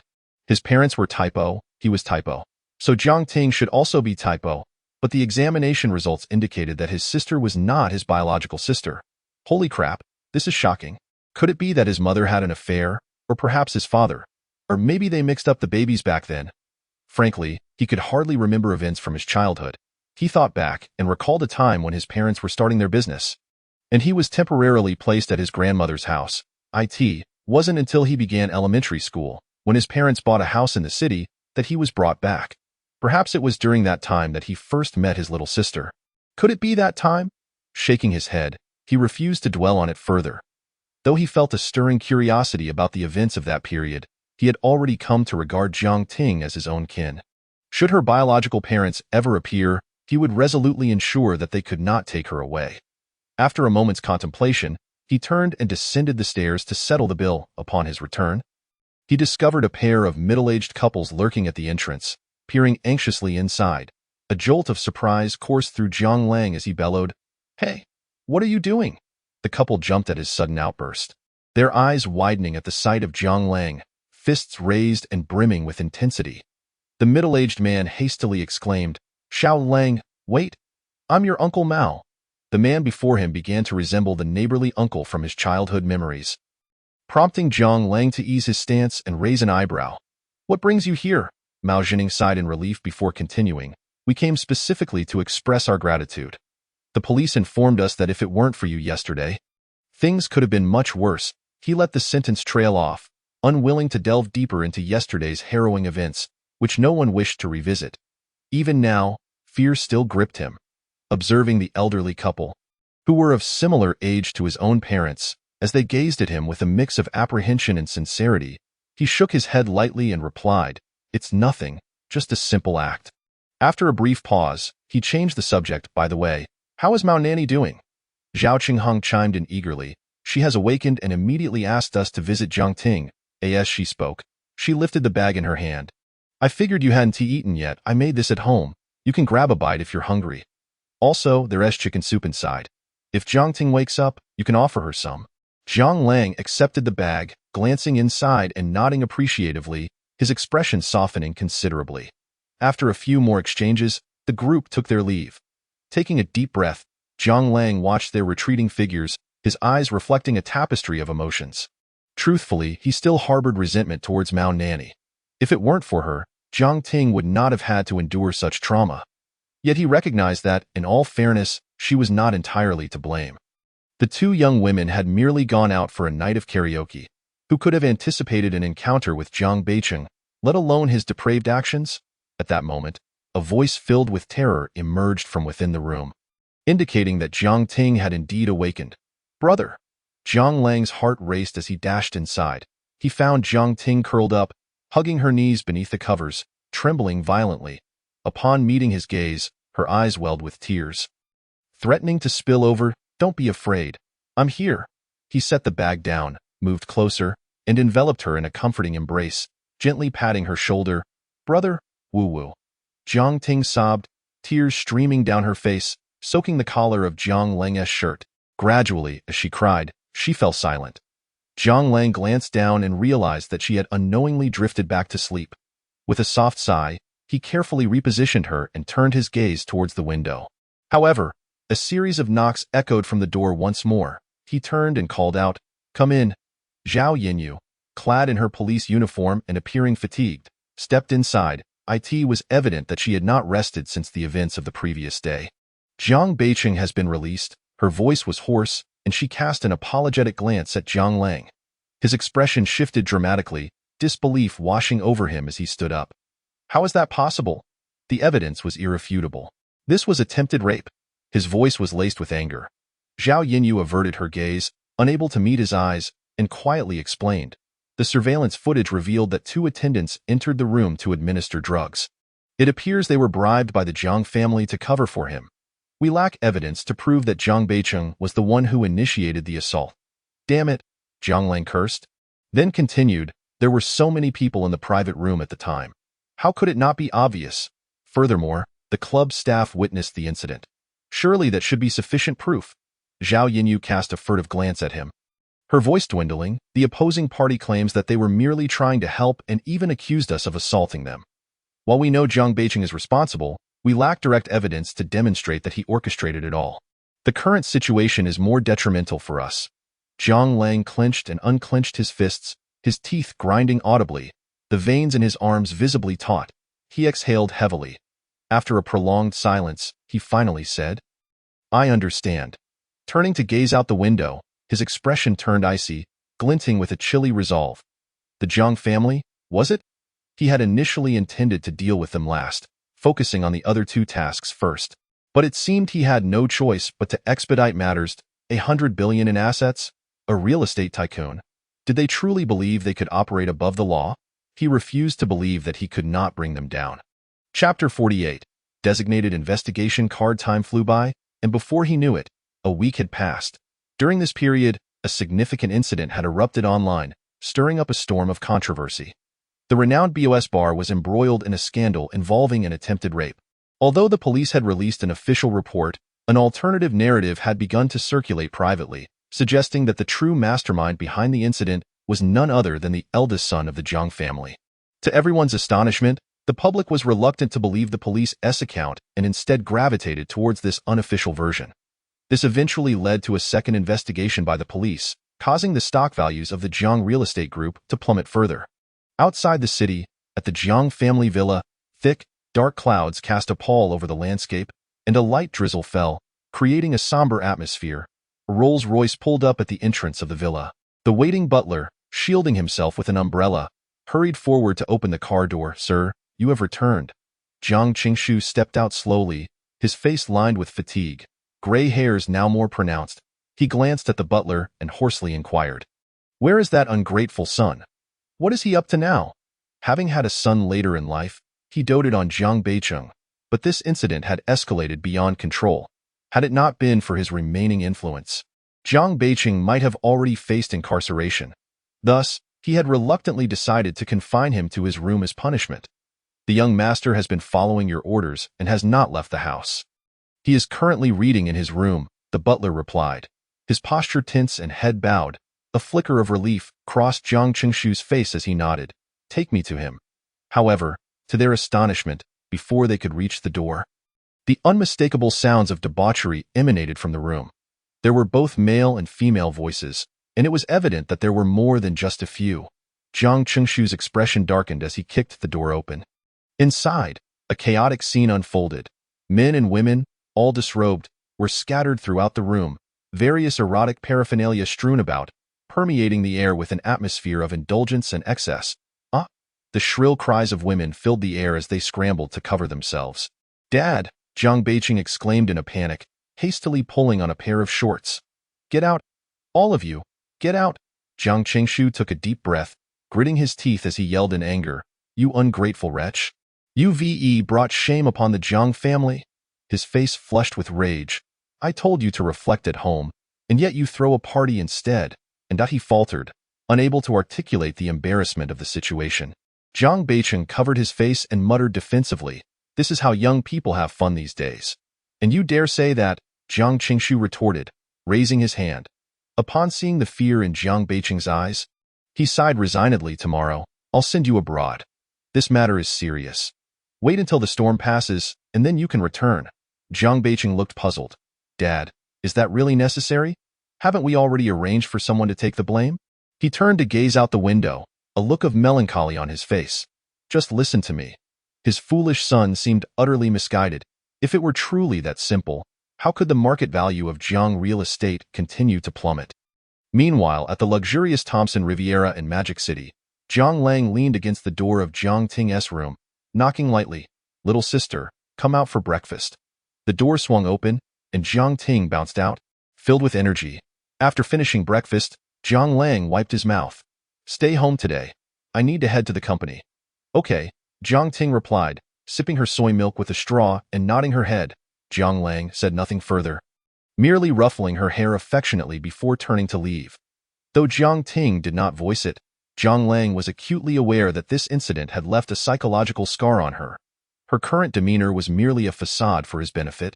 He could not count the number of nights he heard her wake from nightmares, hiding away and quietly weeping. After descending the stairs, he did not proceed to the company but instead remained in the car. Rubbing his temples in frustration, he took out his phone and dialed a number. What is the situation online now? Chairman Jiang, we have muddled the narrative online as per your instructions, but Dong Rongjie paused, a bittersweet smile creeping onto his face. He had no idea what had provoked Jiang Lang's ire against the Jiang family, but as the chairman of Huiyue and its absolute controlling shareholder, he could only comply. Jiang Lang nodded slightly, unfazed. He had seen the news online and calmly instructed, let this matter rest here. Further investigation may lead to complications. His words were laden with implications, and he chose not to elaborate further. As a significant live-streaming platform, TigerTooth naturally possessed its share of hired online commenters. However, excessive reliance on such tactics would inevitably invite trouble. During this period, he had been stirring the waters online while simultaneously targeting the stocks of Jiang's real estate. Regrettably, despite being a titan in the real estate sector worth billions, the Jiang family, though not the most formidable developers in Huagua, had meticulously orchestrated their affairs in the bustling metropolis of Modu, leaving no room for error. Though he managed to earn a modest profit through stock manipulation, he remained light years away from his ultimate goal. Was he truly compelled to establish a real estate company and confront them head-on? Jiang Lang pondered, only to shake his head. Even with his continuous sign-ins, he possessed merely over 2 billion in cash. Real estate was not a venture one could embark upon lightly. Plunging into it blindly could lead to devastating consequences. Moreover, he had no desire to partake in such a bloody business. A single property could drain the wallets of 2 generations. This was a game he could not play. With a silent sigh, he muttered to himself, system, sign in, ding, sign in successful, first monthly sign in detected, triggering critical rewards, 1. Cash, 1 billion. 2. Luxury car gift package, valued at 1 billion, 3. A-grade designated probe card. Jiang Lang was momentarily taken aback. 3 rewards? He could not help but inquire, system, what does monthly sign in mean? Ding. The system categorizes sign-ins into daily, monthly, and yearly. Among them, yearly sign-ins offer the highest rewards, followed by monthly, and daily sign-ins provide the least.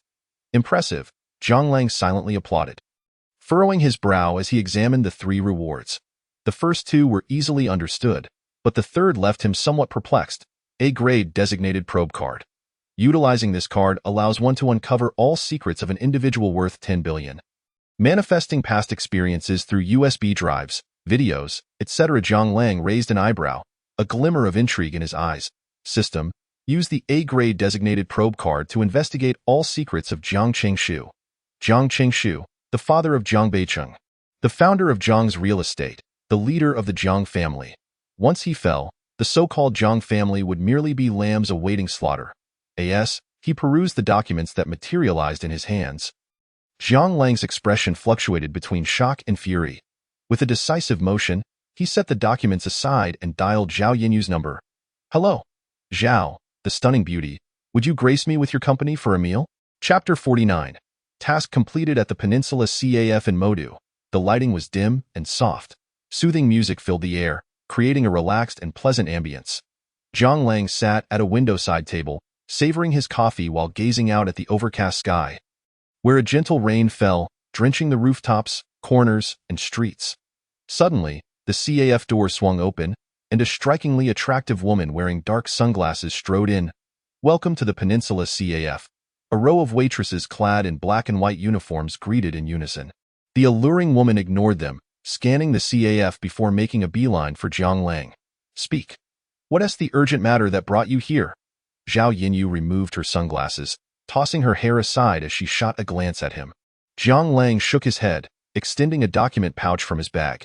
Take a look. There are surprises inside. Observing Jiang Lang's feigned mystery, Zhao Yinyu pursed her lips and opened the pouch. Inside were several densely written pages of information and a small USB drive.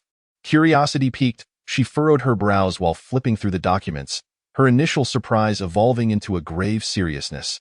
Taking a deep breath, she closed the documents. "Where did you obtain this?" she asked, her expression serious as she turned to Zhang Lang. "This contains the life history of the head of the Jiang family. Jiang Cheng's Who.it includes evidence of collusion between officials and businessmen, and even details how he rose to power through bloody means." Zhang Lang shrugged, remaining silent. Truth be told, he had been startled upon first reading it. Jiang's real estate had not been founded by Jiang Qingshu. The true mastermind was his elder brother, Jiang Qingjun, at that time. Jiang Qingjun wielded immense power over Jiang's real estate, while Jiang Qingshu remained in his shadow. Yet, who could have imagined that Jiang Qingshu, driven by greed, would resort to fratricide, luring Jiang Qingjun overseas under the guise of exploring foreign markets, only to have him murdered by hired mercenaries? Due to international regulations and the strained foreign relations of Huagua at the time, the matter was left to local authorities, resulting in Jiang Qingjun's death being swept under the rug. Though suspicions had arisen regarding Jiang Qingshu's involvement, tangible evidence was lacking. Over 2 decades had passed, and all traces had faded.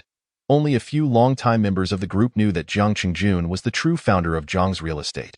Zhao Yinyu bit her lip, scrutinizing Zhang Lang in an attempt to glean more from his expression. After a prolonged silence, she spoke softly, without witnesses or physical evidence. "These papers alone cannot prove Jiang Qingshu killed his brother, unless we reopen the case." However, before she could finish, Zhang Lang interjected, "You might want to check the USB to see what it contains." "The USB? Could it possibly contain the footage of Jiang Qingshu committing murder? That's implausible. No one would keep such evidence, especially not from over 20 years ago."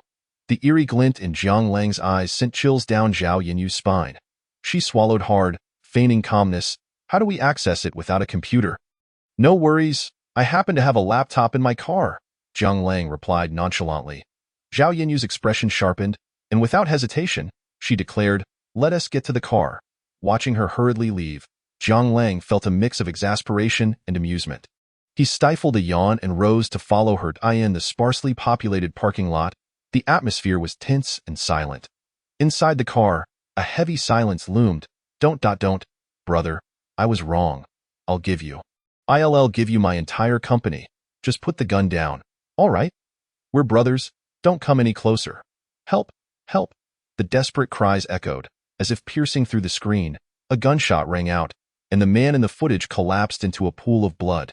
With a snap, Zhao Yinyu slammed the laptop shut, beads of sweat forming on her forehead, her complexion pale. She took a deep breath, patting her racing heart, her expression dazed. After a moment, she turned to Zhang Lang and said solemnly, "Who else has seen this video?" Her voice trembled slightly. Zhang Lang, equally pale, admitted, "You're the first." Zhao Yinyu nodded slowly, her demeanor turning serious. "I'm taking this with me." With that, she grabbed the document pouch and exited the car. Her face resolute. Zhang Lang was not surprised. Once this evidence was revealed, it was beyond his capacity to safeguard. He only sought one outcome: the downfall of the Jiang family. The sooner, the better. The only ones capable of helping him achieve this were the police. He merely needed to hand over the evidence to Zhao Yinyu and then sit back and watch the drama unfold. Gently tapping his fingers on the steering wheel, he watched Zhao Yinyu's retreating figure. His gaze steely. 3 days later, a piece of news surged into the trending topics with breathtaking speed. Jiang's real estate embroiled in shocking scandal. Brother turns against brother in a battle for profit. Truth emerges after 2 decades of silence. This is breaking news. I'm Zhang Man, and this is Luli.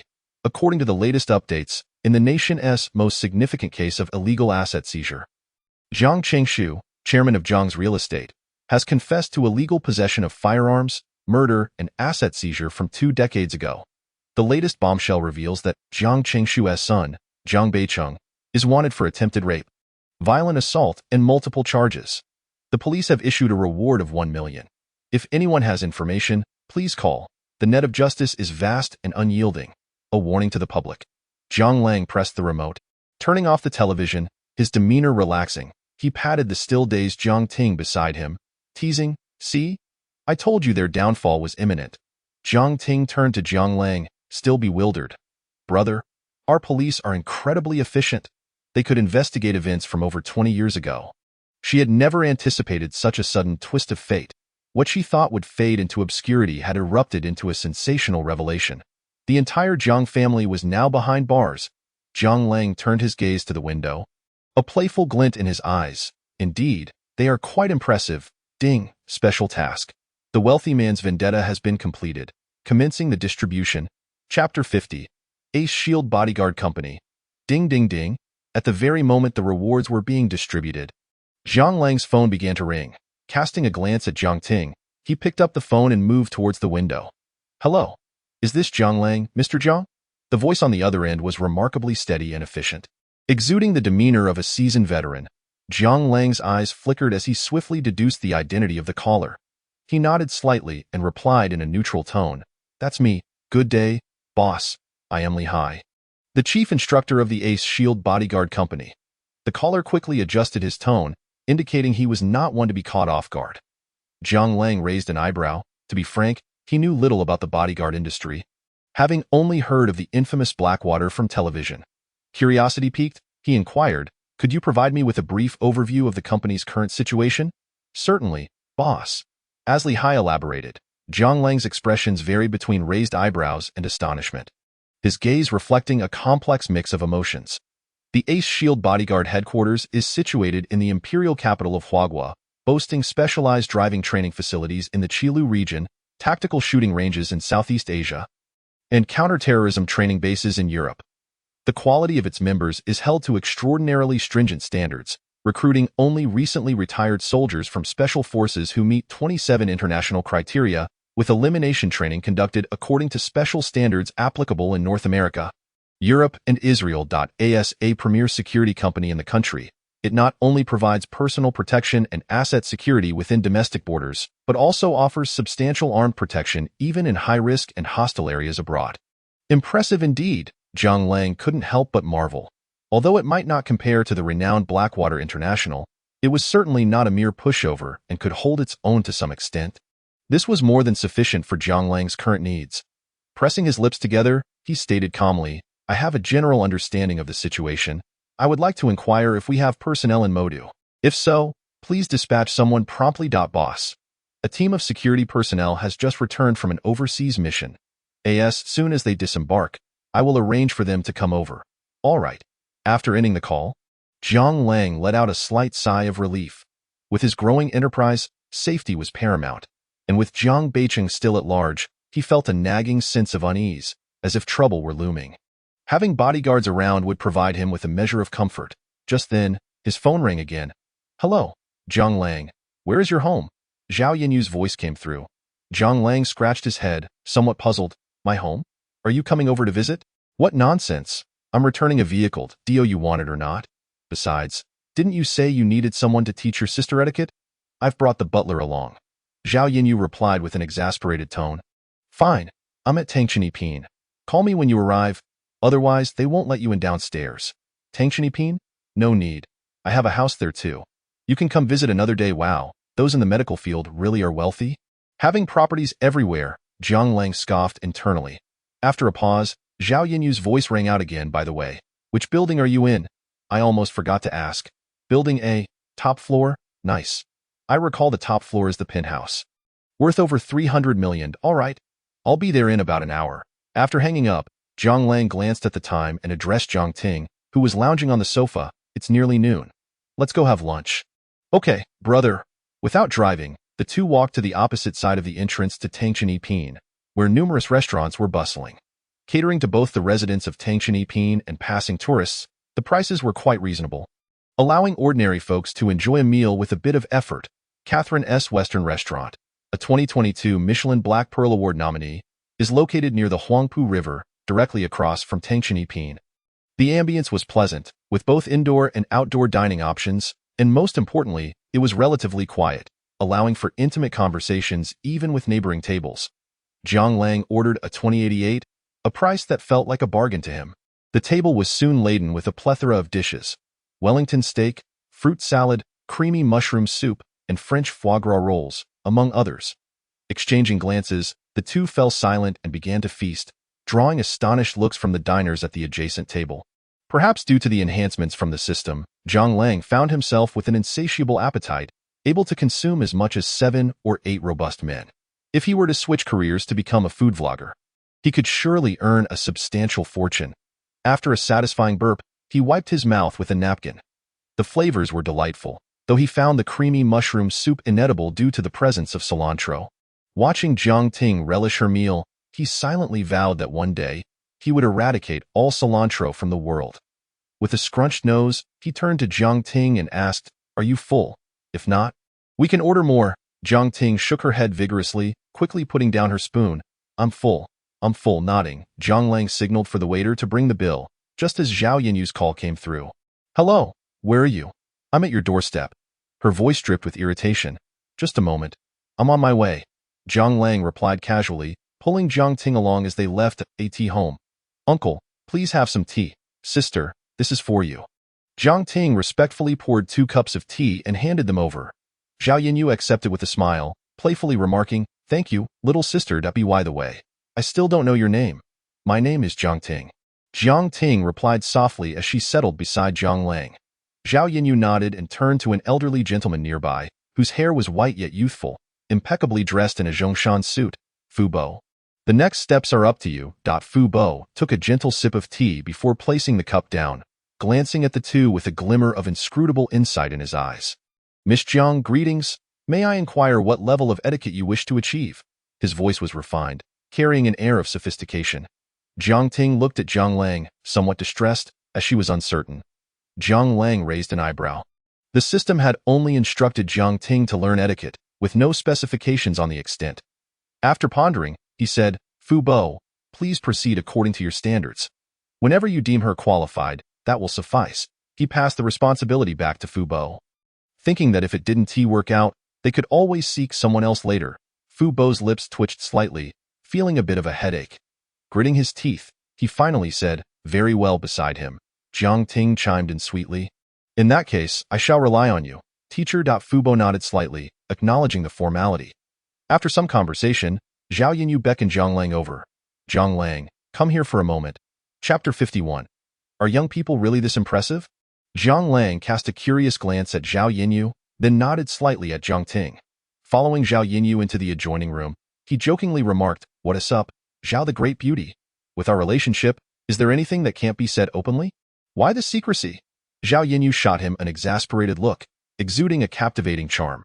"Stop joking. I've received news that Zhang Beiqing's mother caused quite a stir at her family home. You should be cautious during this period. I suspect she may seek to trouble you." "Zhang Beiqing's mother?" Zhang Lang furrowed his brow, perplexed. "Isn't she's supposed to be apprehended? Our investigation revealed that Zhang Beiqing's mother, Zhang Xiaoling, is unaware of the events from that year and has never interfered with the Zhang family's real estate management." Zhang Lang scoffed coldly, expressing his skepticism. "Honestly, I can only believe about 10% of that. How could Zhang Xiaoling, having been the Zhang family matriarch for so many years, be oblivious? Either she is hiding it exceptionally well, or outside forces are at play." He turned to gaze out the window, stating coolly, "Who is behind Zhang Xiaoling?" "The Zhang family of the imperial capital, one of the 4 prominent families. The head of the family was once the personal bodyguard to a high-ranking official, and he is still alive." Zhang Lang inhaled sharply, his eyes widening in shock. So formidable. Seeing Zhang Lang seemingly intimidated, Zhao Yinyu chuckled, covering her mouth as she laughed. "Are you scared?"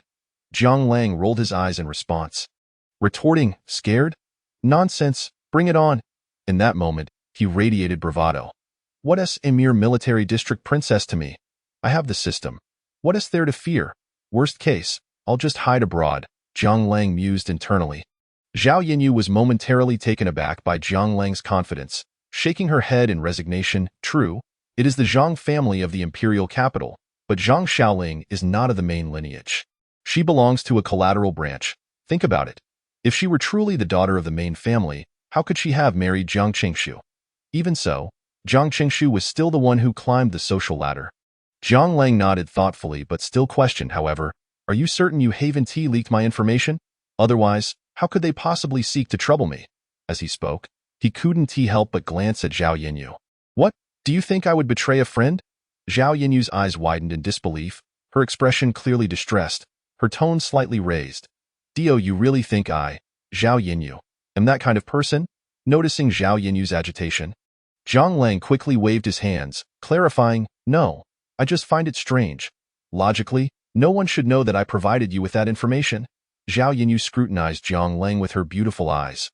After a lengthy pause, she inhaled deeply, a hint of ambiguous self-mockery gracing her lips. "No one knows, but consider this. Who is it that caused the Jiang family to begin their misfortune? Recently, your malicious targeting of Jiang real estate has not gone unnoticed. Moreover, you have violently assaulted Jiang Beiqing on 2 occasions. Zhang Xiaoling is fully aware of this." Her tone was somewhat melancholic. Observing Zhao Yinyu's despondent expression, Zhang Lang hesitated, silent for a moment, then slowly nodded. "All right. I understand."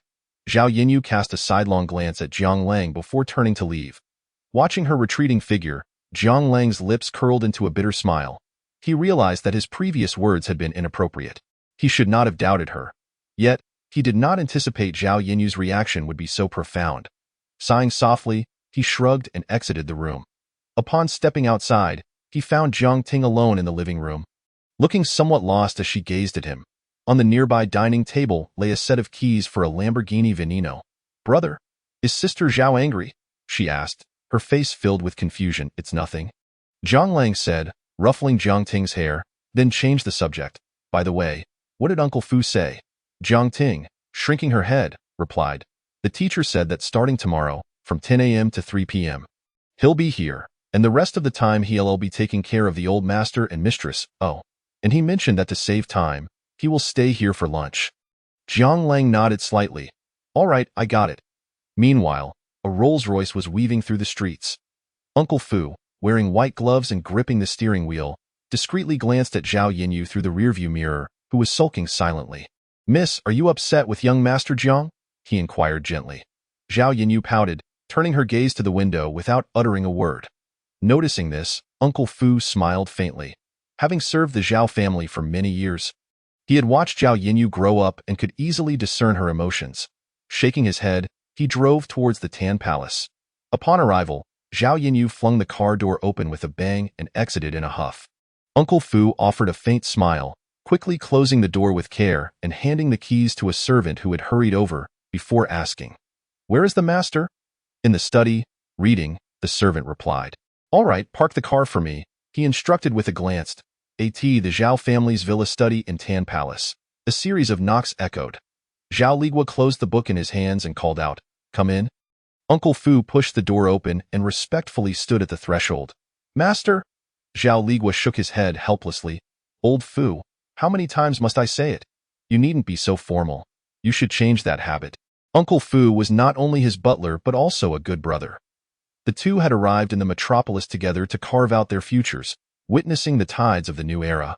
It was only after the establishment of Zhao Medical that Uncle Fu stepped back, content to serve the family. One could say that a third of Zhao Medical's success was attributable to him. However, Uncle Fu stubbornly shook his head, bowing without a word. For this obstinate old comrade, Zhao Ligua had no recourse. After a glance, he said softly, "Forget it. I can't be bothered to argue with you. By the way, tell me about the situation across the way." Since their last encounter with Zhang Lang, Zhao Ligua had begun to inquire about him, but progress had been slow. Uncle Fu's brow furrowed, his expression serious. After a moment, he slowly shook his head, speaking in a hushed tone. "It's quite strange." "Strange?" Zhao Ligua asked, eyeing him with suspicion. Uncle Fu pondered for a moment before speaking. "Miss Jiang gives off the impression of a sudden wealth. Lacking understanding in many areas, however, her attitude is commendable. She does not exhibit the mentality of a nouveau riche. At this point, he smiled at as for young Master Jiang." Uncle Fu paused, a look of conflict crossing his face. Though he appeared ordinary, there was an unmistakable aura of someone who had clawed their way up from the bottom. But in this era, how could such a person exist, especially one so young? This was one of the aspects he found most perplexing. After a brief pause, he looked up at Zhao Ligua, hesitantly adding, "Moreover, their family is exceedingly wealthy." "Wealthy? How wealthy could they possibly be? Can they rival our Zhao family?" Zhao Ligua scoffed, his expression one of disbelief. "Our Zhao Medical has assets exceeding hundreds of billions. We have never feared wealth. Just the garage alone houses over 1.5 billion worth of luxury cars, including a Bugatti Chiron, a Lamborghini Veneno, and several other divine vehicles. Furthermore, I heard from the security that an entire building in the Thompson Riviera belongs to them. Plus, the last time they sent the young lady home, it was in a business vehicle from the Peninsula Hotel. We have confirmed that Zhang Lang is indeed the mysterious buyer of the Peninsula Hotel in the metropolis. From what has been revealed, their assets seem to have surpassed 15 billion. As he spoke, he stole a cautious glance at Zhao Ligua, fearing the impact of his words. Zhao Ligua was momentarily stunned, letting out a wry smile, turning to gaze out the window, murmuring softly, "Are young people truly this formidable these days?" Please continue to read. Thank you all. Chapter 52.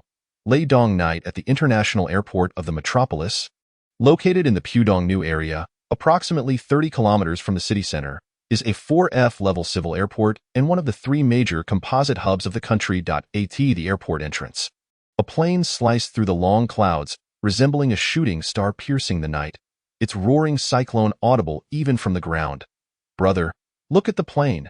Jiang Ting pointed skyward, her eyes sparkling with curiosity. Zhang Lang glanced up, his gaze filled with a touch of longing. To soar among the stars and chase dreams across the skies has long been one of humanity's aspirations. With the aid of modern technology, humans have begun to conquer the skies, and airplanes have become a familiar mode of transportation. Yet, it is somewhat embarrassing to say that Zhang Lang had never been on a plane, nor had Jiang Ting. Most of what they knew came from television. He playfully patted her shoulder, half jokingly yet half seriously saying, "Once your college entrance exams are over, I'll buy a private jet and take Dad, Mom, you, and me to travel the world together." "You're just boasting." Jiang Ting made a face at him. She knew Zhang Lang was not short of money, but the busier one is, the less likely they are to remember such promises. "Brother, who are we picking up?" Jiang Ting asked, clinging to Zhang Lang's arm, her face a mask of confusion. "Just a few friends," Zhang Lang replied, glancing at the Patek Philippe on his wrist, his expression contemplative. Initially, according to Lehigh, the others would approach him after disembarking. However, feeling bored at home, he decided to come early and witness firsthand what the legendary mercenaries were like. Although Lehigh referred to them as bodyguards, those who undertake missions abroad are certainly not ordinary. As for Jiang Ting, she was simply as restless as he was, having nothing to do at home. Just as he spoke, a throng of people suddenly surged from the airport exit.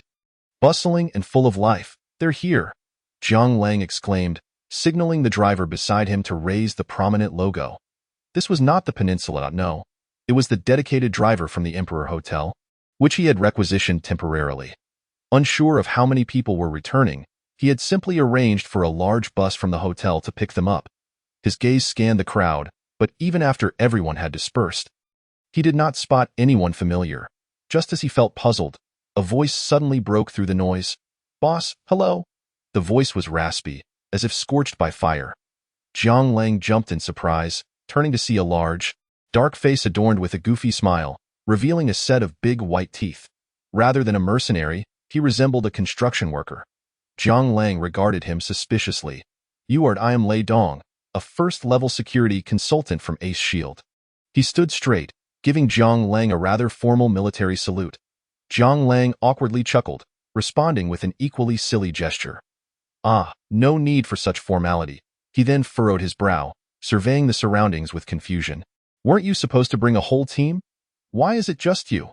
Lei Dong nodded slightly, putting his finger to his lips to whistle, then casually remarked, "Come out." Suddenly, from the corners of the surrounding walls, flower beds, or behind roadside billboards, individuals began to emerge one by one. What the heck? Where did they come from? This scene left Zhang Lang dumbfounded, his eyes nearly popping out of their sockets. Not only was he astonished, but so were Jiang Ting and the hastily recruited driver, both left in a state of shock. "Boss, boss, boss."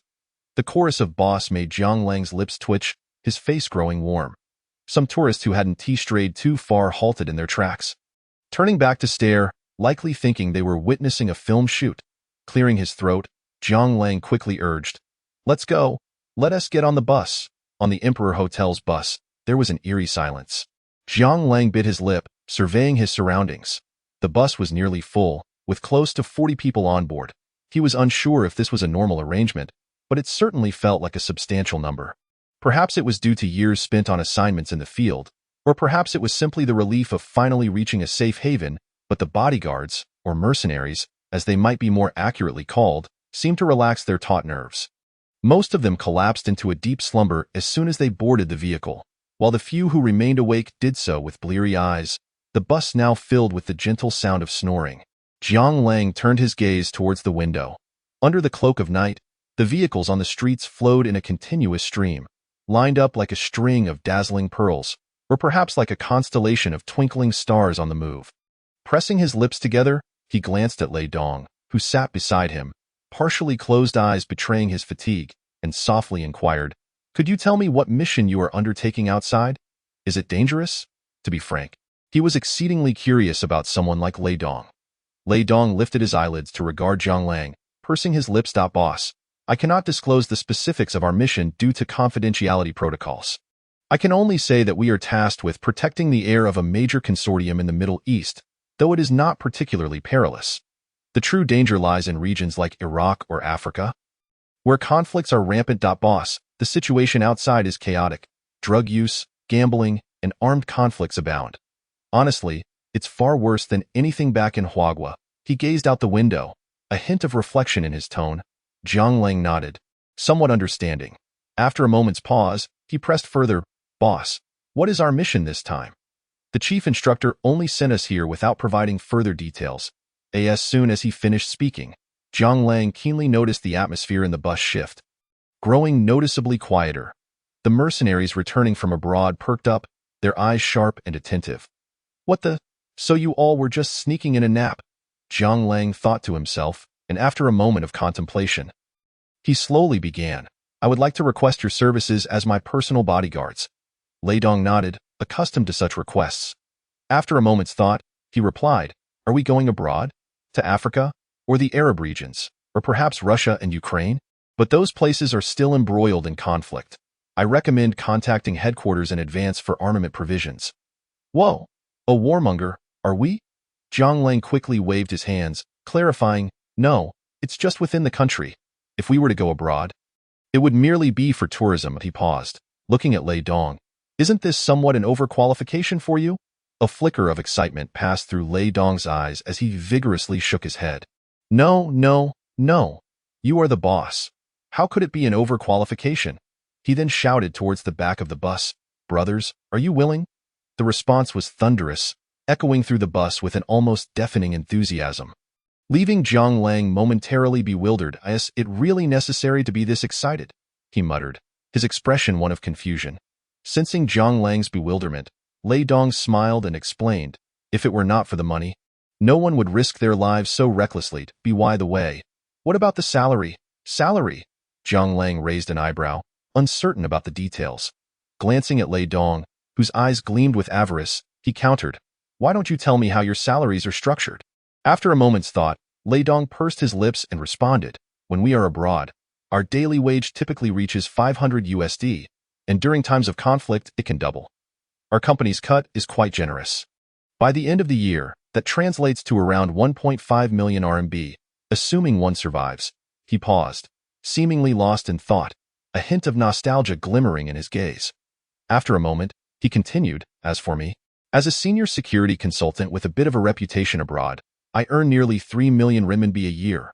Upon hearing this, Jiang Lang nodded slightly. This salary was undeniably high, comparable to that of top executives at major corporations. Yet, considering the perilous nature of their work, it hardly seemed excessive. Noticing Jiang Lang's indifference, Lei Dong gritted his teeth and insisted, "Boss, domestically, you need not pay that much. I would settle for 200. No, just half." The others chimed in eagerly, "Boss, hire me. Just 1 million will suffice for me. I'll take 800,000. I'll do it for 700,000. I'll do it for 600,000. Come on, can you all stop competing?" One individual couldn't contain himself and cursed. Jiang Lang gazed at the crowd, bemused. He had merely been contemplating a suitable salary when he was misunderstood. After a moment's thought, he coolly stated, "The salary remains unchanged. 5 million for everyone else, 3 million for Lei Dong, and a 10 raise every 3 years. I will have Lehigh set up a dedicated account to distribute your salaries, separate from the company funds. Count me in." He quickly calculated that even with all 40 individuals combined, the total would barely reach 60 million. A a sum he could easily recoup in a single day. Count me in. Lei Dong pounded his chest in affirmation. I am in too.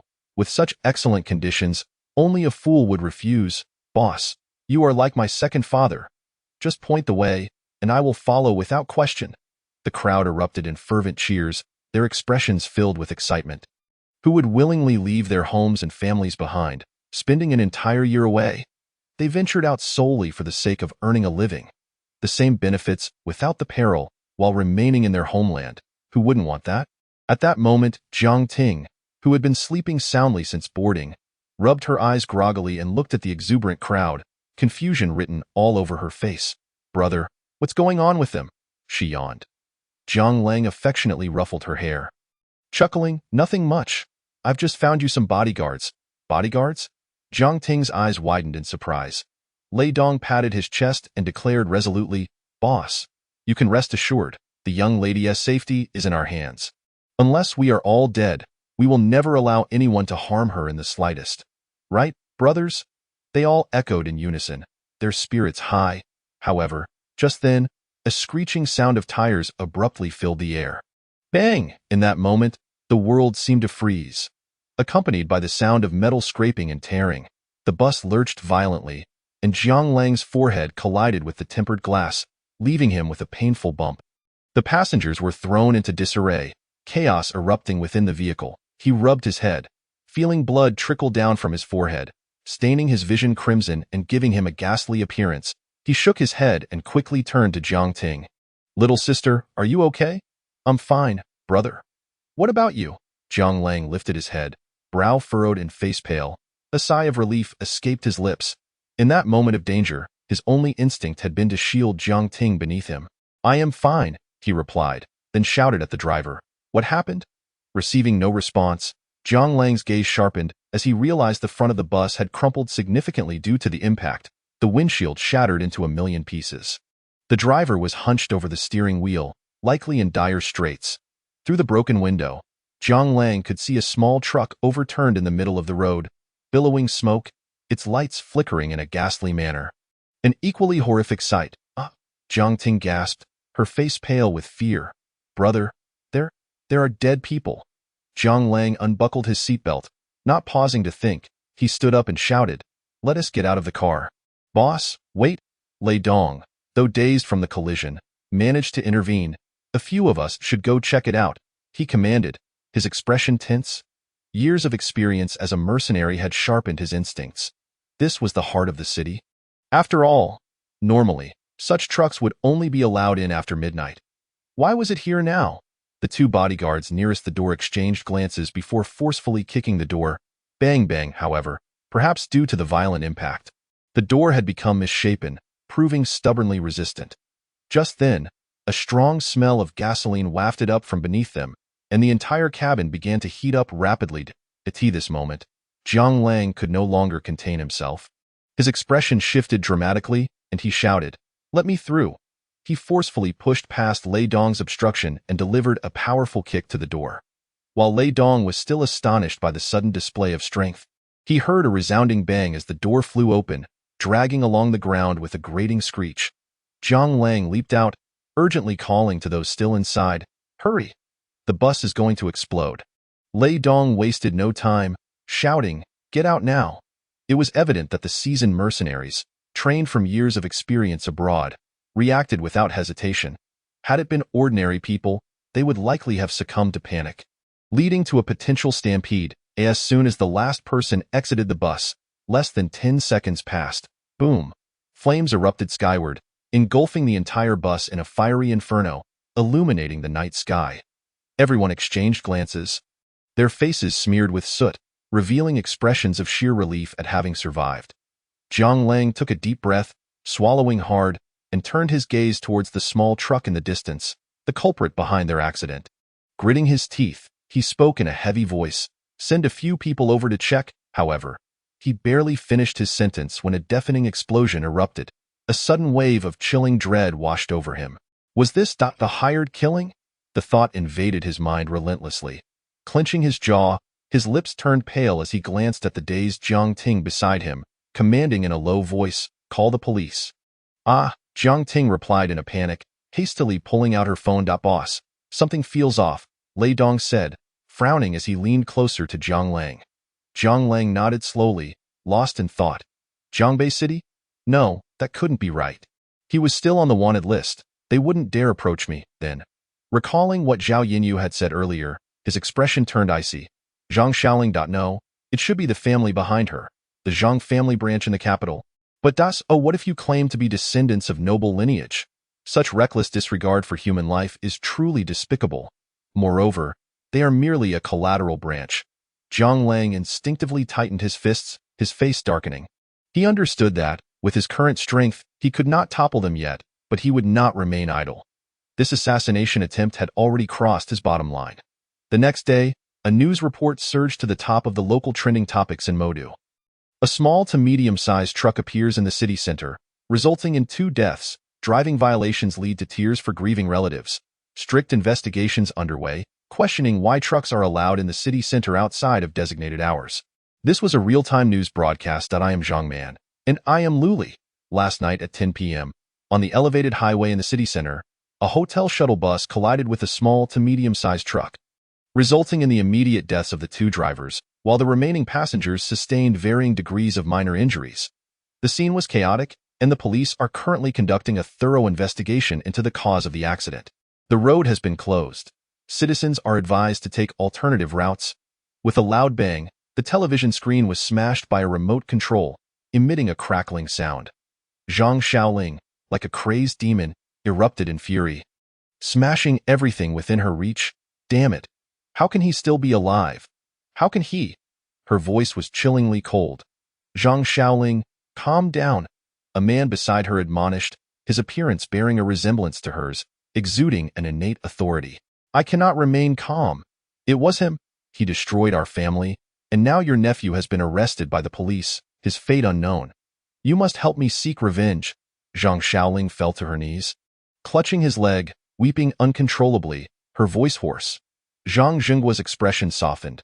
He too felt the anguish of his sister's family. Hesitating, he glanced up at the elders seated above, his eyes filled with a silent plea. Father, Zhang Tianxiang, the head of the Zhang family branch in Modu, had come to the city years ago to establish his foothold, once ranking among the top 3 in Modu, with numerous disciples under his command. Even after years of retirement, his influence lingered. The elder struck his cane heavily against the ground, coughed lightly, and cast a cold glance at Zhang Zhenghua, his voice icy. Your people? Zhang Tianxiang's gaze instilled fear in him, and he replied, pale-faced, I just wanted to avenge my sister. Humph. Zhang Tianxiang glanced at him disdainfully. So, you intend to hire a killer? Do you think this is 20 years ago, where you could simply dispose of someone in the Huangpu River without a trace? Nowadays, there are cameras everywhere. If this gets exposed, public opinion alone could topple our Zhang family. Not to mention the Zhao family, the Song family. Those wolves would tear us apart without mercy. Zhang Zhengguo's face reflected unwillingness as he protested. Then what should we do? Should we just watch as my sister's family? Before he could finish, Zhang Tianxiang interrupted him with a wave of his hand. For now, we must lay low.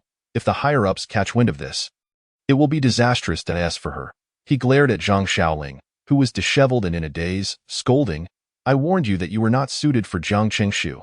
He is no good. Just look at what that brat from Jiangbei has turned into. He cursed, his expression grim, and finally sighed, instructing in a while, I will find a way to take action. For now, keep her confined at home. She cannot go anywhere.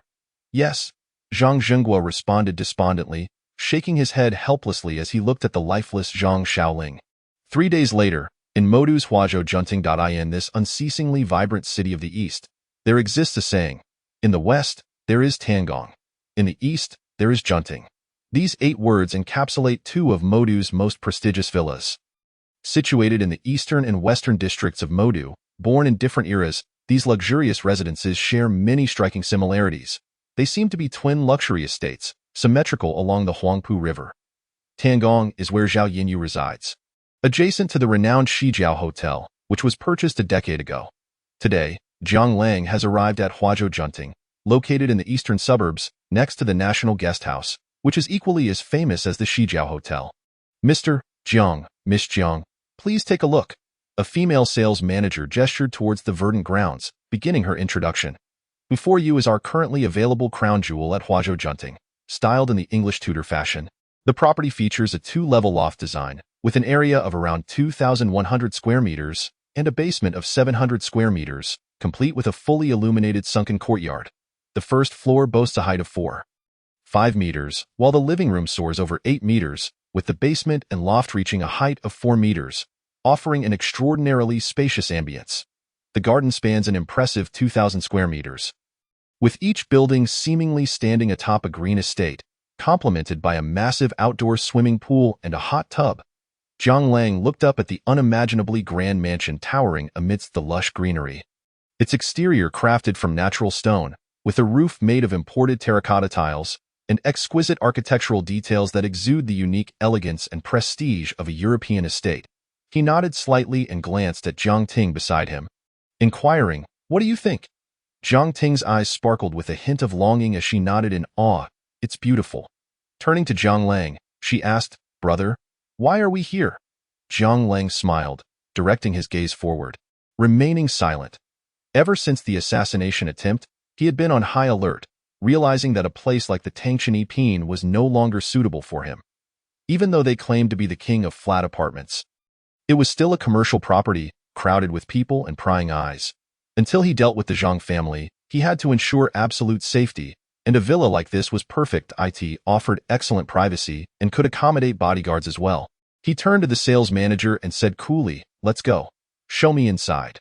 The sales manager, dressed in a short black skirt and sporting black-rimmed glasses, nodded eagerly. "Of course, please follow me."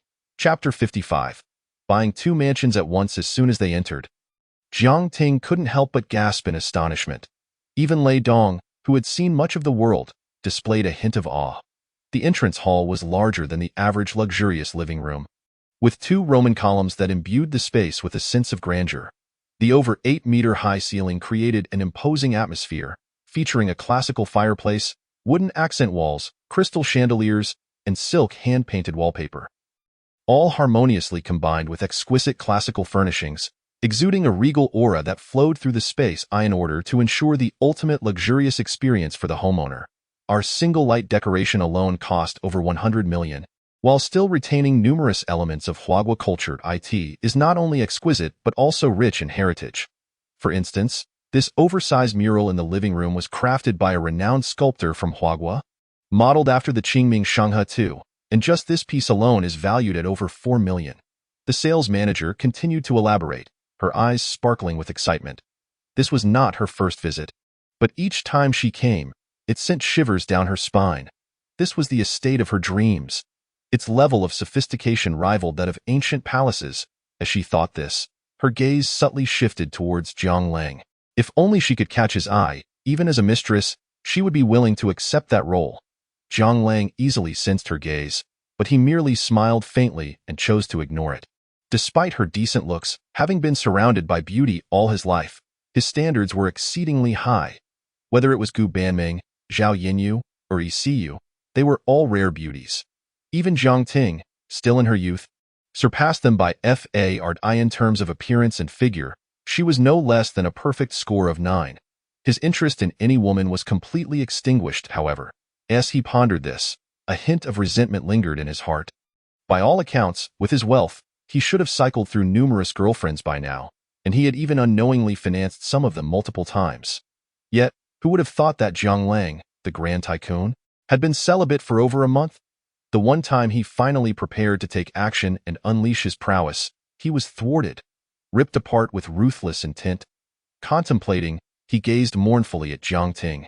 Jiang Ting, somewhat perplexed, scratched her head and chuckled foolishly. "Brother, why are you looking at me like that? It's quite frightening." Taking a deep breath, Zhang Lang turned his gaze towards the female sales representative and said softly, "I'll take it, and not just this building, but the one in front as well. I want both." This luxurious abode, aside from himself and Jiang Ting, he intended to accommodate only a few female bodyguards. After all, he was not inclined towards men. Waking up to a group of muscular men fussing over him would certainly leave him with psychological scars.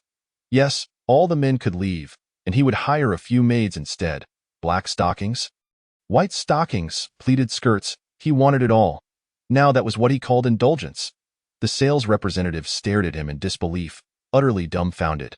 She understood that wealthy individuals had unusual preferences when purchasing property. But where were they? Huazhou Junting. Even the ordinary model in front cost 650 million, and with the addition of this supreme residence, he was spending over 2 billion yuan in an instant. Even the richest man in Huaguo would need to weigh his options. Mr. Zhang, are you sure? She stammered, her voice trembling with shock. Take me to the sales office, Zhang Lang replied, glancing out the window softly. The sales representative swallowed hard. All right, okay. At the sales office, ding, card transaction successful, amount credited, 2,120 million yuan. As the success chime echoed, the entire sales office erupted in commotion. Countless female sales representatives rushed to the window, gazing at Zhang Lang and his entourage with flirtatious glances. This young Master Zhang is so handsome, exclaimed one. Tio purchased 2 villas at once. I've never even heard of such a thing, they chattered excitedly, filling the sales office with a cacophony. Someone turned to the manager, eyes brimming with curiosity. Li Jia, did you get his WeChat earlier? How could you not be moved by such a powerful and handsome man, you little vixen? I think it's you who's smitten, the female manager retorted, rolling her eyes. She sighed slightly while watching Zhang Lang's retreating figure. Weren't you just thrilled with all those beautiful women surrounding you? Zhang Ting teased, walking along the shaded path. Zhang Lang's face flushed. Inside, the female sales representatives had been practically throwing themselves at him. Subtly enticing him with their alluring charms, he had seen countless pairs of enticing figures, and had it not been for his steadfast principles, he might have truly succumbed. With so many temptations, even the strongest resolve could falter. Clearing his throat, Zhang Lang playfully tapped Zhang Ting on the head and said, "Stop speaking nonsense." Turning to Lei Dong, he stated, "From tonight onwards, we will reside here. You all needn't stay at the hotel anymore."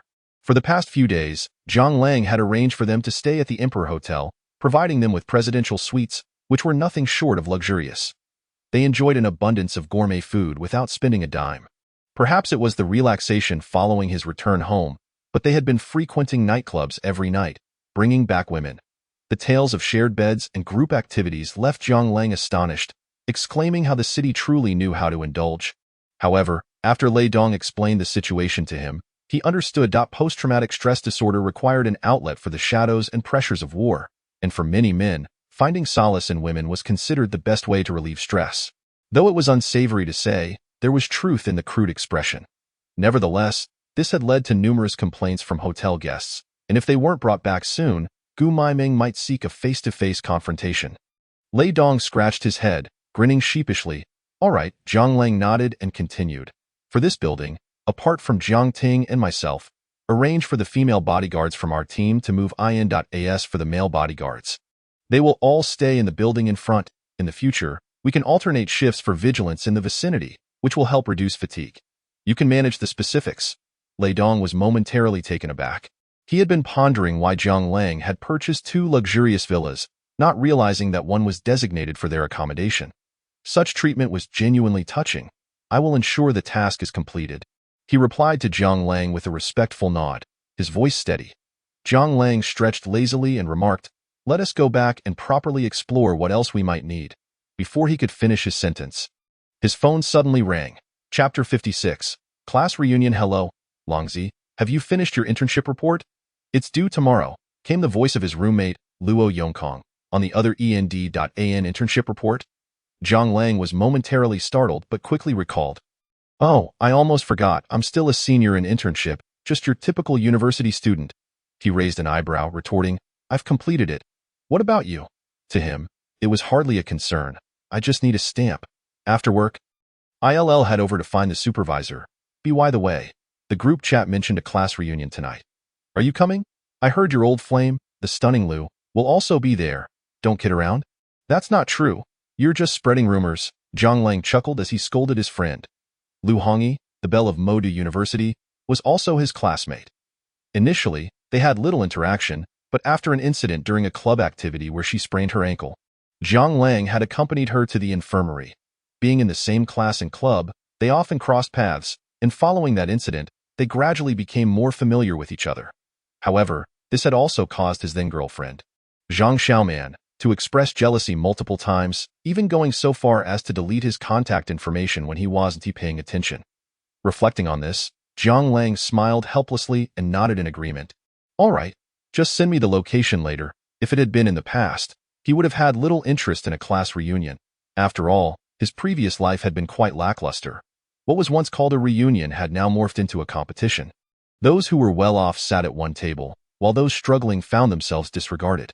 With a few show-offs in the mix, what should have been a simple gathering had turned into a source of pressure and comparison. Okay, I'll hang up for now. I still need to contact Tang Zhongxi and Yang Tao, he concluded. All right. After hanging up, Zhang Lang let out a sigh of relief and turned to Jiang Ting. I'll be attending the reunion tonight, so I want to be home for dinner. Jiang Ting nodded. All right, brother.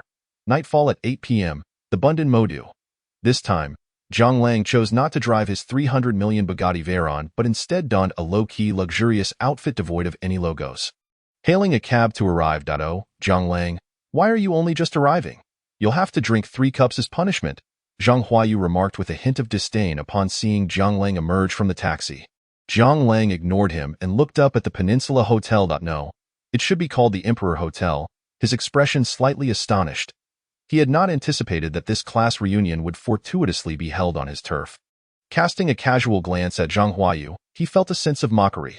This individual was no different from Wei Fokai, both rich second-generation individuals with a bit of family money, and one of Zhou Qingguang's many sycophants. Under Zhou Qingguang's direction, they constantly targeted him. Though Zhang Huayu was not as extreme as that Wei Fokai. It seemed that Wei Fokai would also be joining them shortly. However, he was uncertain whether Zhou Qingguang would make an appearance. He had not forgotten their previous encounter at the UV restaurant. Drink? I excel at drinking, Zhang Lang shrugged, feigning innocence. Ah, truly a bookworm. This will not do. Historically, those who have achieved great success in business have done so over drinks.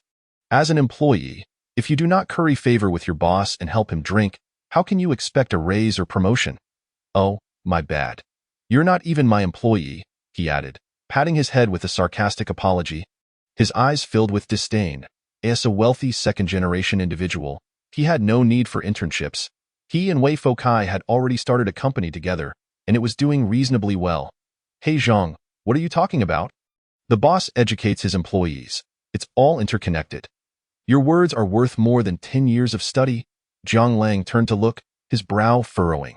This was also a classmate of theirs, unexpectedly now a lackey for Zhang Huayu. Zhang Huayu patted his shoulder, brimming with arrogance. Unfortunately, there aren't many sensible people like you left. As he spoke, his gaze pointedly shifted towards Zhang Lang. The two began to engage in a mutual admiration exercise. Drawing the attention of numerous passers-by, Zhang Lang shook his head, feeling somewhat helpless. This truly is a laughable display of pretentiousness, he internally scoffed, striding away. Hey, don't go. Wait for me. I haven't finished speaking, they panicked. Realizing the main character had left, and hurriedly followed him, the second floor of the Emperor Hotel's Elong Pavilion restaurant. Designed to evoke the grandeur of old Shanghai, it was an exquisite venue for gatherings, whether among old friends or for a touch of cultured elegance. After Zhang Lang pushed open the door to Box 103, he discovered a considerable number of people already seated within, at least 40, with more than half of his class in attendance, engaging in boisterous chatter that filled the air with an unmistakable vibrancy. Among them, he spotted 3 close friends from his dormitory, Luo Yongkong, Yang Tao, and Tang Zhongxi, casually leaning on each other, seemingly deep in conversation. He also noticed the captivating figure of the campus belle, Lu Hongyi, surrounded by a throng of admirers. The prices of housing in the Magic City have surged once again. Last year, the average was 68,000. This year, it has climbed to 71,000. Someone lamented. I only earn 6,000 a month now. I wonder how long it will take to achieve my dreams. Another replied, you're better off. I barely scrape by with 4,000 a month. I can't fathom how to survive in the Magic City, a sigh echoed. In this day and age, relying solely on hard work to buy a house seems utterly unrealistic. I am somewhat fortunate. My parents have some savings.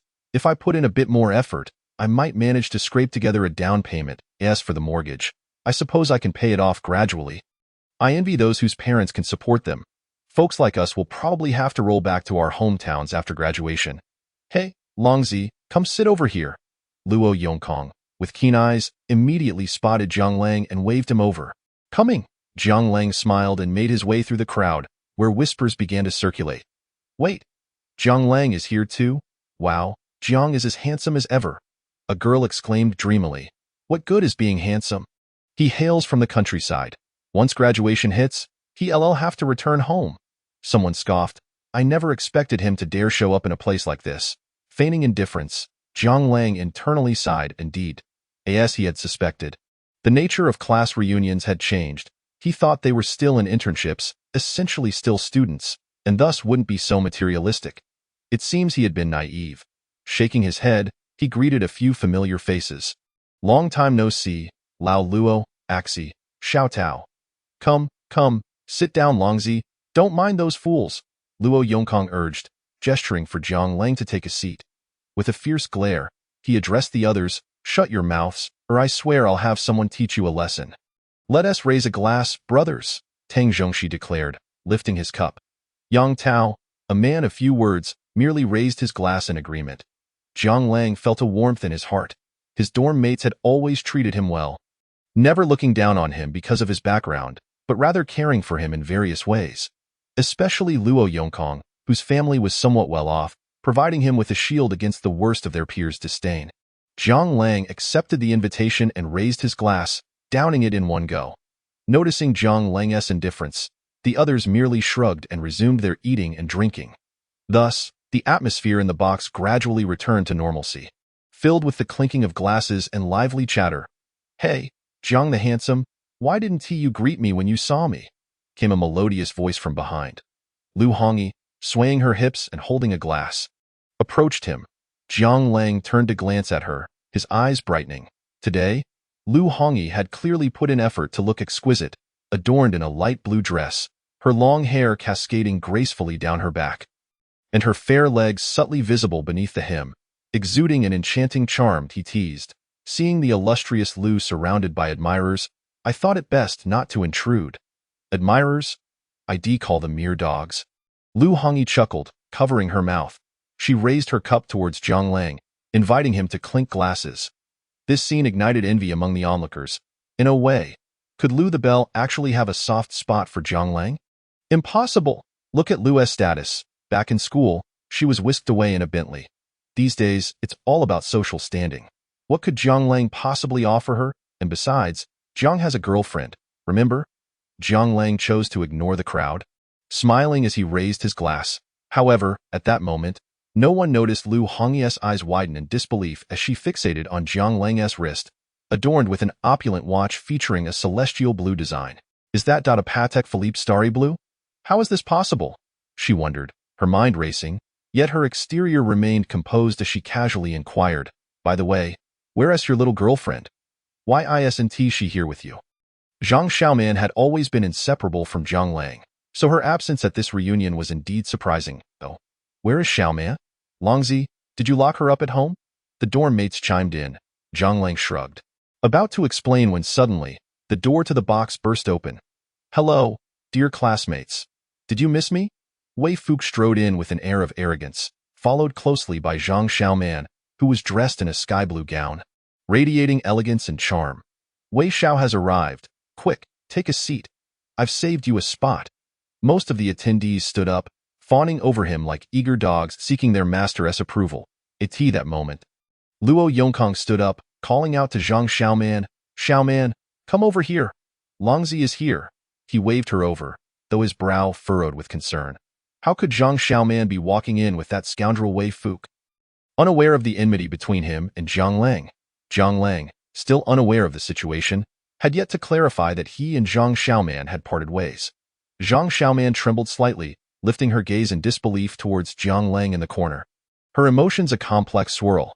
She had agreed to come, thinking Jiang Lang wouldn't attend because he hadn't replied in the group chat.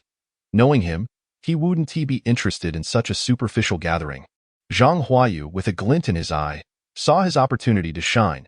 He had been lying low, waiting for the right moment to strike. With a laugh tinged with malice, he remarked, Luo de Xiao, you're not aware. But Zhang Xiaoman is now Wei Xiao's girlfriend. Turning to Zhang Lang, he smirked, "Isn't that right, Zhang Lang?" At this revelation, the crowd erupted in shock. Wasn't he Zhang Xiaoman Zhang Lang's girlfriend? How did she end up with Wei Fuke? He must have been cuckolded. But that it shouldn't have happened like this. Everyone knew how Wei Fuke treated Zhang Lang. Who would have thought Zhang Xiaoman, looking so innocent, would be so unprincipled? A chorus of chatter ensued, with many casting complex glances at Zhang Lang. Yet, they failed to notice that with every word spoken, Wei Fuke's face paled further. What the hell? Why is this guy here? If you keep talking, I might not survive. Memories of being beaten by Zhang Lang twice flashed in his mind, causing him to flinch as he felt a sudden pain in his face. He barked at the crowd, "Shut up!" Turning to Zhang Lang, he managed a forced smile, displaying an overly amiable demeanor. This scene left the crowd dumbfounded. They knew that during school, whenever Wei Fuke encountered Zhang Lang, it always ended in violence or insults. It was inconceivable that he might now appear fearful. Zhang Lang merely cast a cold glance at Wei Fuke, turning away without another word. However, no one anticipated that Zhang Huayu would push further. Taunting Wei Fuke, "When did you become such a coward?" He then turned to Zhang Lang, mockingly stating, "Hey, green-haired turtle, your girlfriend has been stolen, and you are too scared to say a word? Truly pathetic. No wonder Zhang Xiaoman left you. You deserve it." Yet, he failed to notice that as he continued to ridicule Zhang Lang, Zhang had silently approached him, towering over him, emanating an icy aura. "Please continue reading. Who dared to strike you?" The sentence remained unfinished as a resounding bang echoed through the air. A large shoe print appeared on Zhang Huayu's clothing, and he crumpled to the ground like a limp shrimp, clutching his stomach and wailing. "Why you dare to hit me?" he gasped, staring in disbelief at Zhang Lang, his features contorted in agony, beads of sweat cascading down his forehead like rain. This scene unfolded with alarming swiftness. The onlookers were filled with a mix of shock and fury, cold sweat pouring down their backs. Zhang Huayu being struck before their eyes did not bode well for their futures.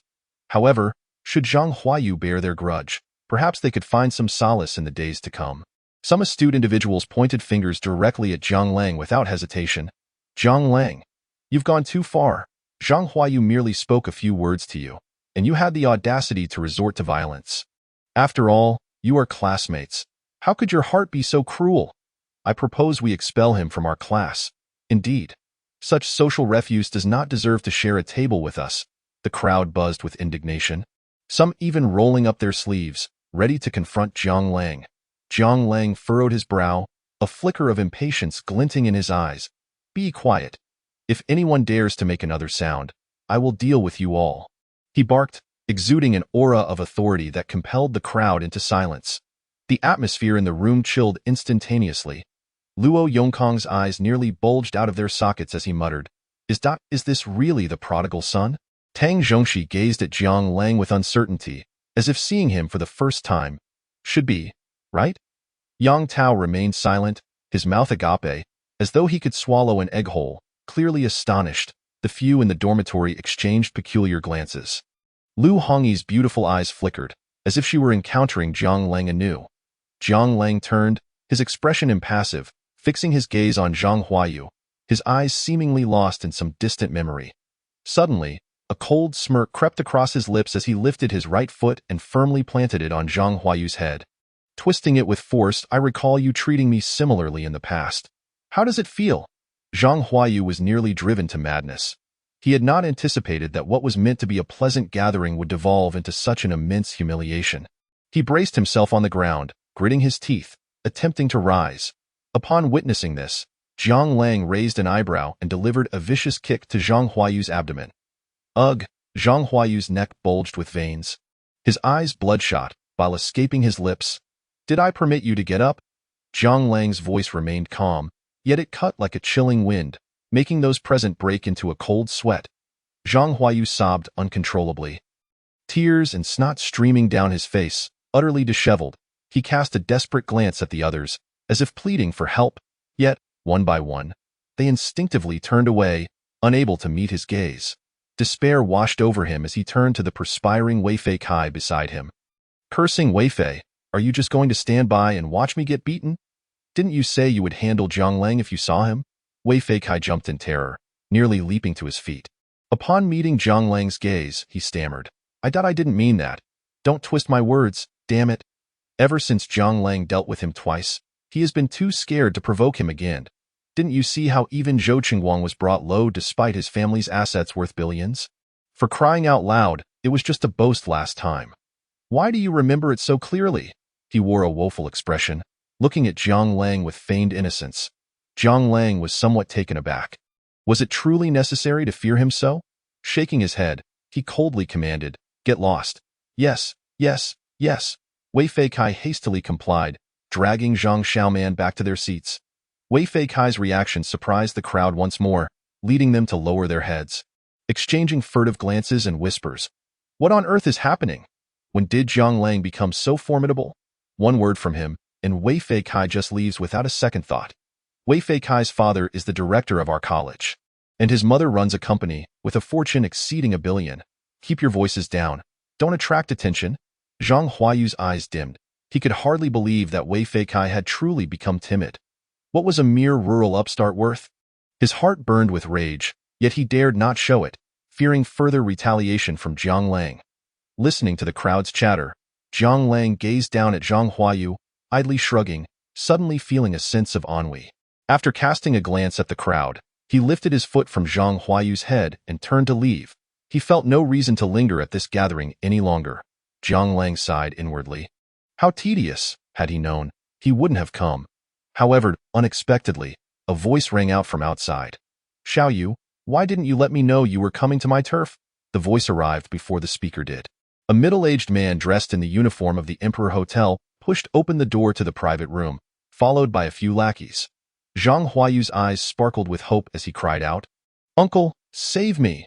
The middle-aged man, seeing Zhang Huayu sprawled on the ground in a pitiful state, was taken aback. He cursed, Who the hell dares to come to my turf and bully others? Zhang Huayu scrambled to his feet. Hiding behind the middle-aged man, pointing at Zhang Lang and shouting, It was him, that's the one. Uncle, quickly send someone to deal with him. This bastard was just beating me. Help me get revenge, he raged incessantly, casting a superior glance at Zhang Lang, feeling a thrill at the thought of impending vengeance. Meanwhile, the crowd in the private room had also realized the situation, echoing his sentiment. This leader, this person was just causing trouble here. Hurry! Call the police and have him arrested. In my opinion, it would be better to send security to teach him a lesson first. That way, Zhang Xiao can get his revenge, and then we can call the police. That's right, we can't let this scum go. Although Zhang Lang's reaction had taken everyone by surprise, they still unhesitatingly chose to curry favor with Zhang Huayu. After all, and no matter how formidable Zhang Lang was, what did it matter? This was a new era. Money was king. Chapter 59. The swarm of flies, annoying to the heart, the crowd failed to notice that as they incessantly chastised Zhang Lang, the middle-aged man grew increasingly pale with every word spoken. Suddenly, a sharp slap echoed within the private room, interrupting the cacophony. Zhang Huayu, dazed, instinctively covered his face, dumbfoundedly asking, Uncle, why did you hit me? The middle-aged man ignored Zhang Huayu, sprinting to Zhang Lang's side, wiping the cold sweat from his brow, and respectfully stammered, I have the honor of meeting you, Chairman. His voice trembled, quaking with fear. The revelation stunned the crowd into silence. The chairman of the Emperor Hotel? The big boss of a super-luxurious 5-star hotel valued at over $3 billion. Zhang Huayu was utterly flabbergasted, staring at Zhang Lang in disbelief. His family was a hotel supplier, and it was through his uncle's connections that they secured the Peninsula Hotel supply, gradually building their empire. Especially since his uncle, as an internal executive, had been feeding them insider information, they had learned that the Peninsula Hotel was being acquired by a mysterious figure and was expected to undergo a $1 billion renovation. That equated to over 7 billion yuan. Moreover, his uncle had mentioned that the first batch of funds had already been received, a staggering 5 billion, and they were currently signing contracts with the government. Furthermore, rumors had begun circulating. Not only in Modu but also in 3 other super first-tier cities across the country, new luxury hotels were to be established, each with a 1 billion investment. They were poised to become the leading hotel group in the nation, if not the world. Their family stood to benefit immensely from this momentum. Now, anyone in the hotel industry in Modu was aware that a colossal player had emerged. Yet, Now that it was revealed that the chairman of the Emperor Hotel was Zhang Lang, Zhang Huayu couldn't bring himself to believe it. He rushed over, shouting at Zhang Lang, "Impossible! Absolutely impossible! He is just a rural upstart. How could he possibly have such wealth? Uncle, you must be mistaken."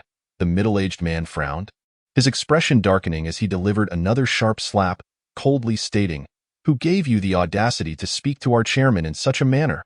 As he spoke, he discreetly glanced at Zhang Lang, only to find him looking on with interest, a cold smile playing on his lips. The man's heart quaked, and he stood respectfully in place, not daring to move. Meanwhile, the commotion in the private room had finally caught the attention of the hotel staff, who peeked through the door crack with trembling souls, hurriedly rushing back to report. The atmosphere in the room grew increasingly tense, and the crowd gazed at Zhang Lang in terror. Would they be held accountable for their earlier mockery? All faces turned pale, anxiety gripping their hearts. Zhang Lang narrowed his eyes, regarding the middle-aged man before him, inquiring, "Which department are you from? Do you recognize me? Chairman, greetings. I am Wang Dong, the director of the management department." The middle-aged man quickly nodded and replied, "You jest. We were mere witnesses to your formidable prowess back when you were in the procurement department. It remains etched in our memories." A smile adorned his face, evoking a sense of both avarice and insincerity. Zhang Lang furrowed his brow, a number vividly manifesting on Wang Dong's forehead. 23. Good grief. Is loyalty so alarmingly low? Ever since the title of Big Shot was upgraded, he frequently visited the Emperor Hotel, scrutinizing the loyalty of employees within his sphere of influence. Most of the lower-level staff maintained a loyalty score above 60. While not exceptionally high, it at least ensured they wouldn't actively undermine the company's interests. After all, Zhang Lang didn't expect them to devote themselves for such meager wages. That would be unrealistic, however. Upon discovering anyone with a lower score, he typically dismissed them on the spot. Yet today, his eyes were opened anew. Zhang Lang silently scoffed, maintaining an expression of indifference as he nodded slightly. Just then, the sound of clacking heels echoed from outside, reminiscent of stilettos on marble. A frosty yet alluring woman strode in, her tall, slender figure accentuated by her flowing hair cascading down her shoulders, clad in a black and white uniform that elegantly cloaked her graceful silhouette. Despite her height of 1.72 meters, she exuded an aura that felt like 2 meters. "Chairman, why didn't you inform me about your class reunion? I could have arranged for someone to host." Her demeanor was icy, yet her gaze toward Zhang Lang was unexpectedly gentle. As she spoke, she snapped her fingers, and a procession of waitstaff entered, pushing in carts laden with Boston lobsters, white truffle bagels, caviar chocolate pudding, seafood treasure curry. The intoxicating aroma was irresistible, even prompting Zhang Lang to inhale deeply. Turning his head, he noticed several classmates gazing hungrily at the exquisite dishes. Among those present, only Luo Yongkong, Lu Hongyi, and the two rascals Wei Fokai and Zhang Huayu had indulged in such lavish cuisine. The others had never encountered such gourmet fare. A hint of mockery flickered in Zhang Lang's eyes as he interjected, "Wait a moment." When the chairman spoke, no one dared to ignore him. All the waitstaff halted, casting puzzled glances at Zhang Lang. He let out a soft sigh of relief and smiled at the astonished Luo Yongkong and the others. "Old Luo, Axi, Xiao Tao, shall we find another place to eat?"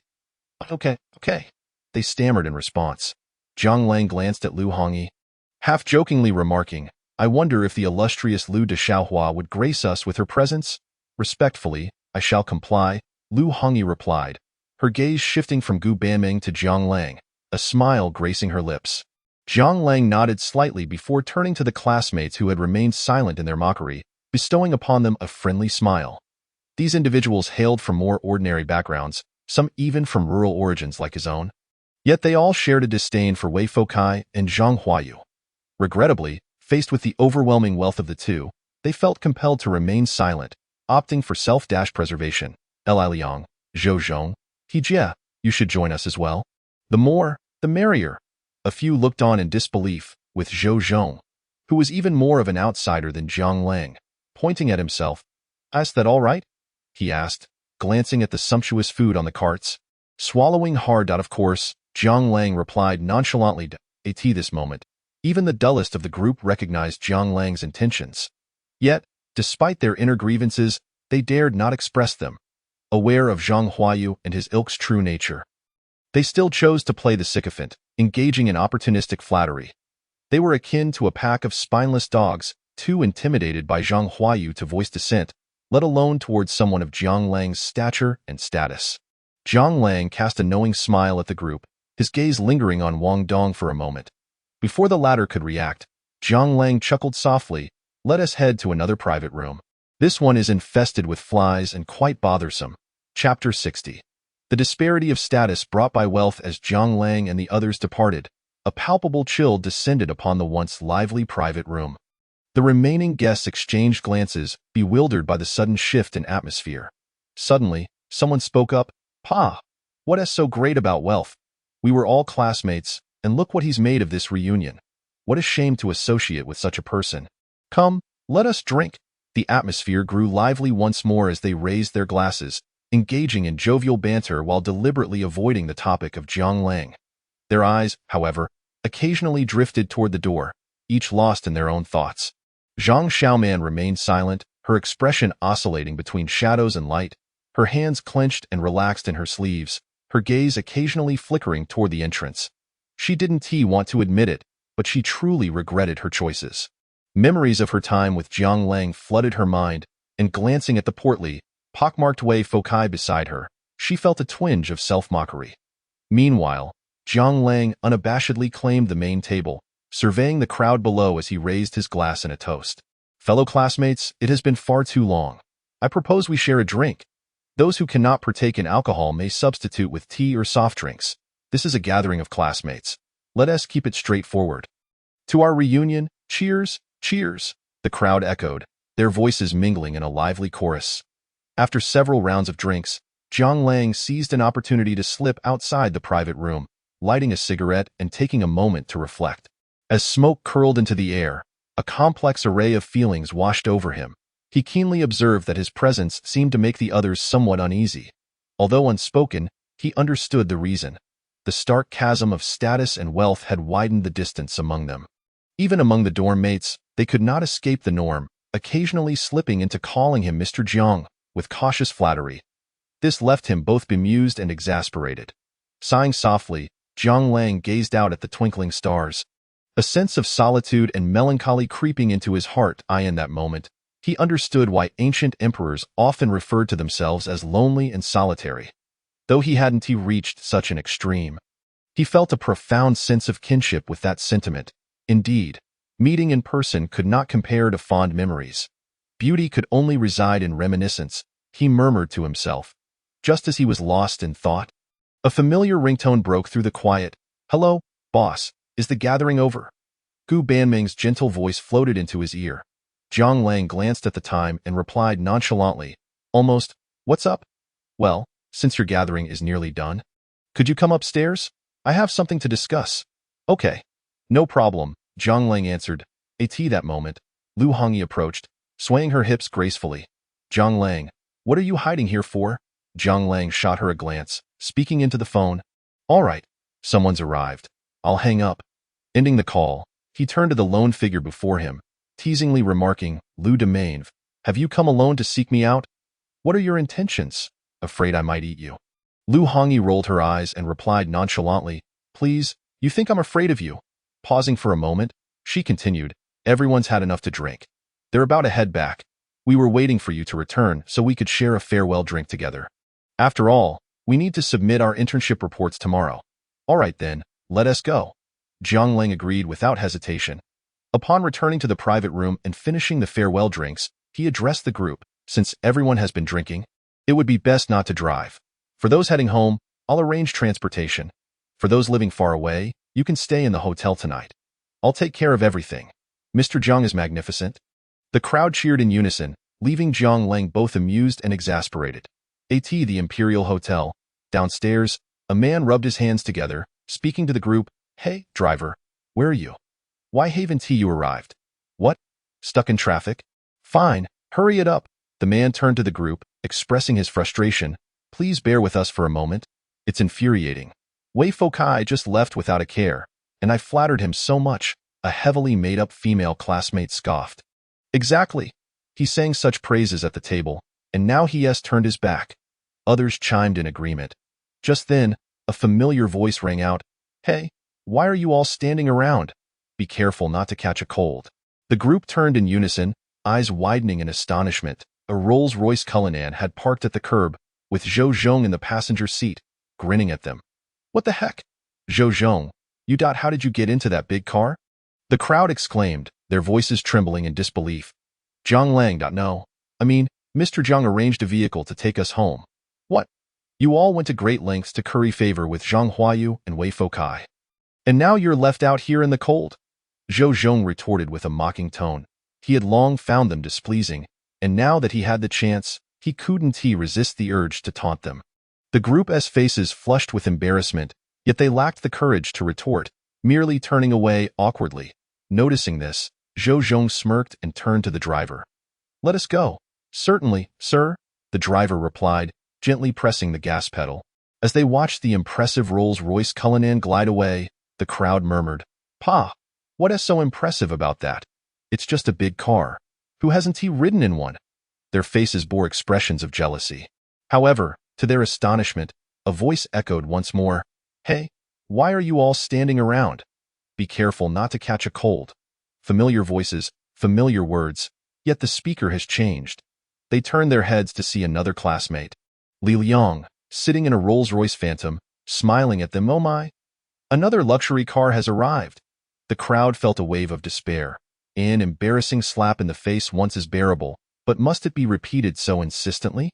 With indignation, they turned their heads away, ignoring Li Liang. Noticing their reaction, Li Liang paid them no mind and instructed the driver to leave. As yet another luxury car departed, a bittersweet feeling washed over them. If only they hadn't aided Wei Fokai and Zhang Huayu, perhaps they too would have had the chance to experience the thrill of riding in a luxury vehicle. However, their despair did not end there. One car after another, 2, 3. Whether it was a Mercedes-Benz G-Class, a Range Rover, a Maybach S400, or a Maserati Quattroporte, none were valued below 1 million. All were whisking away their former classmates, whom they had once looked down upon for being unadaptable, for not knowing how to curry favor, for lacking survival instincts. Chapter 61.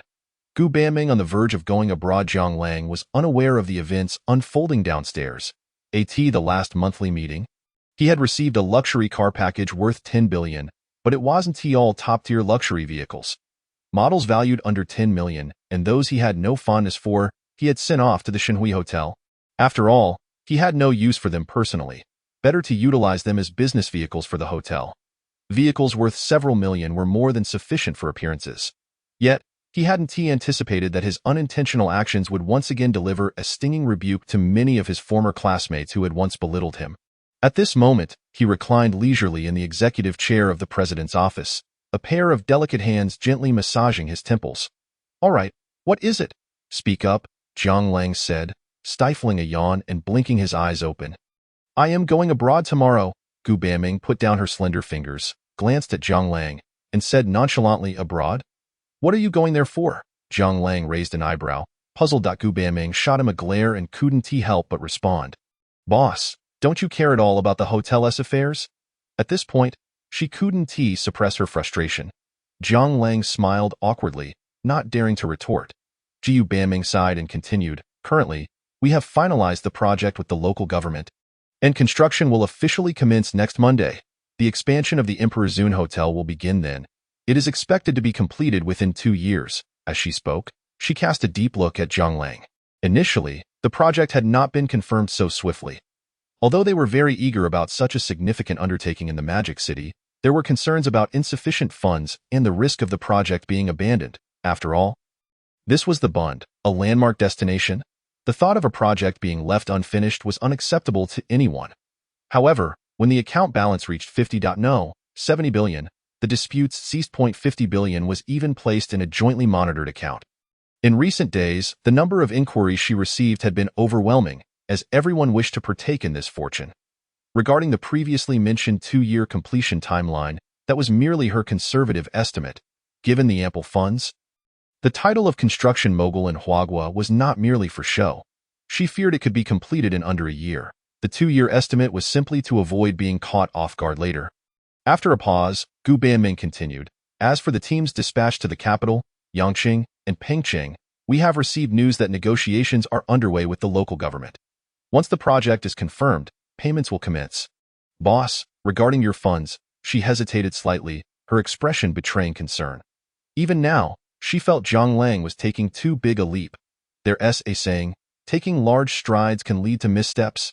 To establish new hotels in 4 major first-tier cities nationwide and among the top 10 cities globally. With each hotel requiring a $10 billion investment, the financial pressure was unimaginable. Zhang Lang patted his chest confidently, declaring, you needn't worry about that. The funds are already prepared. He turned to Gu Banming, half-jokingly saying, what's the matter? Have you forgotten our goal, or do you lack confidence in yourself?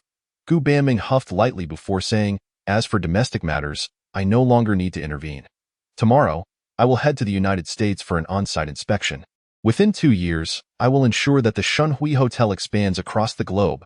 As a hotelier, witnessing the growth and success of her own establishment until it became the best in the world was a wondrous dream. The thought made her tremble with excitement, her eyes gleaming with ambition, hope, and the pursuit of dreams. Zhang Lang furrowed his brow, questioning, is it absolutely necessary for you to go personally? Can't someone else handle it? Gu Banming gazed at Zhang Lang, shaking her head slightly, her voice gentle. The overseas environment is fundamentally different from here. Even the architectural styles vary. Domestic designers may not be up to the task.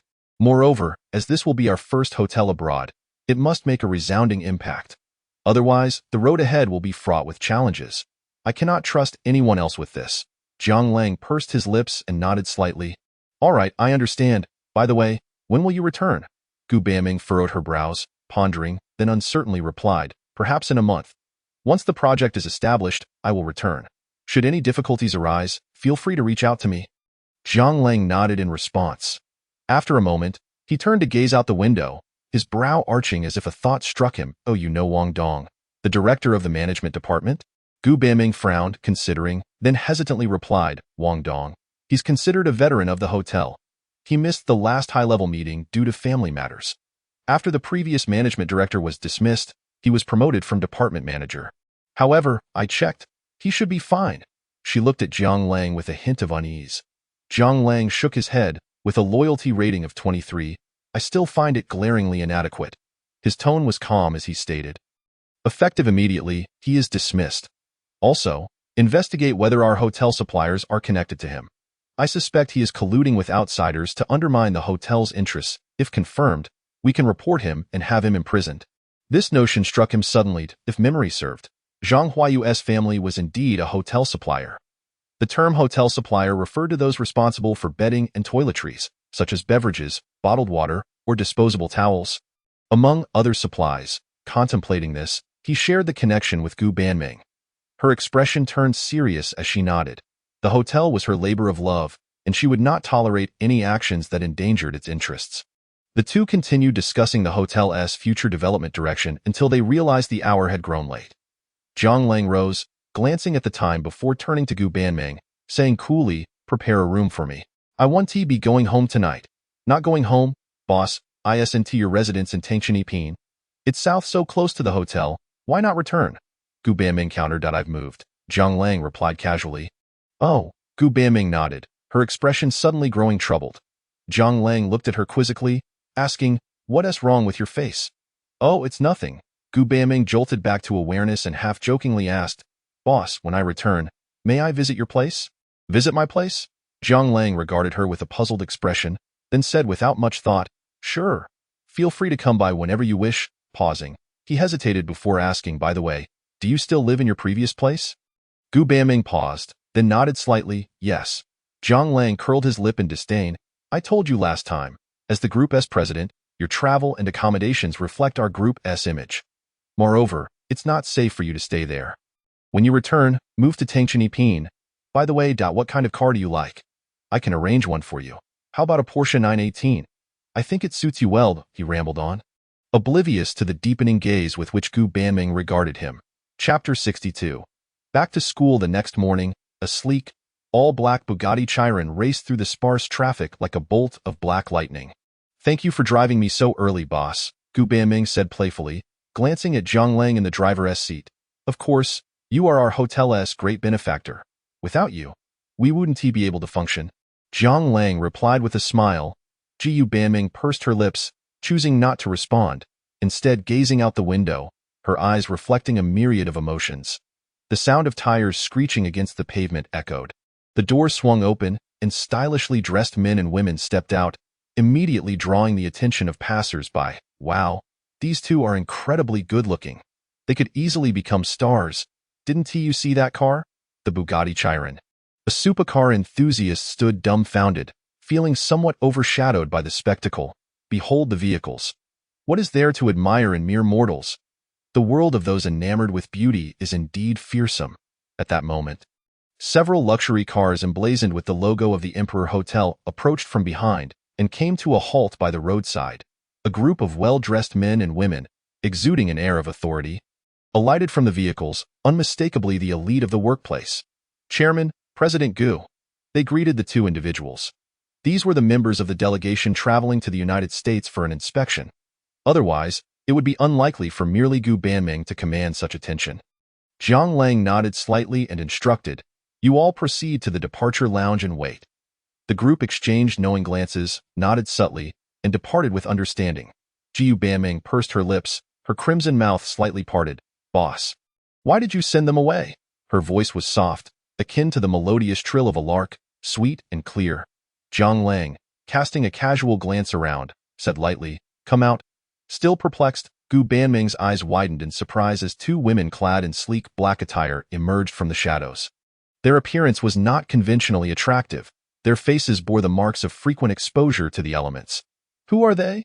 Gu Banming couldn't resist rubbing her eyes in disbelief. "These are the bodyguards I have arranged for you. During your time abroad, they will be responsible for your safety." Jiang Lang spoke softly, his demeanor calm and composed. Jiu Banming shot him a curious glance before turning to the two female bodyguards with a sweet smile. "I appreciate your assistance during this period." The two quickly waved their hands, flustered. "Not a bother, not a bother." Gu Banming nodded slightly, inhaled deeply, and turned her gaze back to Jiang Lang. "Boss, are you concerned about me?" Her beautiful eyes fixated on Jiang Lang, as if searching for a crack in his composure. Jiang Lang, feeling somewhat uneasy, avoided her gaze, scratching his head and chuckling. "Of course, as the president of the hotel, I must be concerned about you." Gu Banming did not respond, her phoenix-like eyes deeply scrutinizing Jiang Lang until a loudspeaker announcement echoed through the airport, shattering the suddenly somber atmosphere. "Dear passengers, we kindly inform you that Flight ZG 2022 to New York, USA, is about to depart. Please have your identification ready and proceed to the boarding area." A flicker of disappointment crossed Gu Banming's eyes as she slowly shook her head, retracting her gaze and turning towards the airport. Her expression grew dim, reminiscent of the first time Jiang Lang had encountered her. "Boss, I must take my leave. Take care," Jiang Lang replied, rubbing his nose slowly. Watching Gu Banming's retreating figure, Jiang Lang's expression became complex. He was no fool. He could distinctly sense Gu Banming's affection for him. Yet, he dared not voice it, nor could he promise anything in return. Perhaps it was the example set by his parents that shaped his hesitance. Despite his father Jiang Lijun's business failures and substantial debts, his mother never contemplated abandoning him or their family. He was unwilling to hurt a good girl, especially one who genuinely cared for him. However, following the shadows cast by Zhang Xiaoman, he harbored an inexplicable fear concerning romantic entanglements. He dreaded repeating past mistakes, even if the odds were slim. Within him lay a tumult of emotions he could not share with others. If forced to choose, he would prefer a relationship devoid of emotional complexities, one focused solely on financial matters. Much like his association with ECU, he felt no psychological burden in his eyes. ECU was merely with him for monetary gain.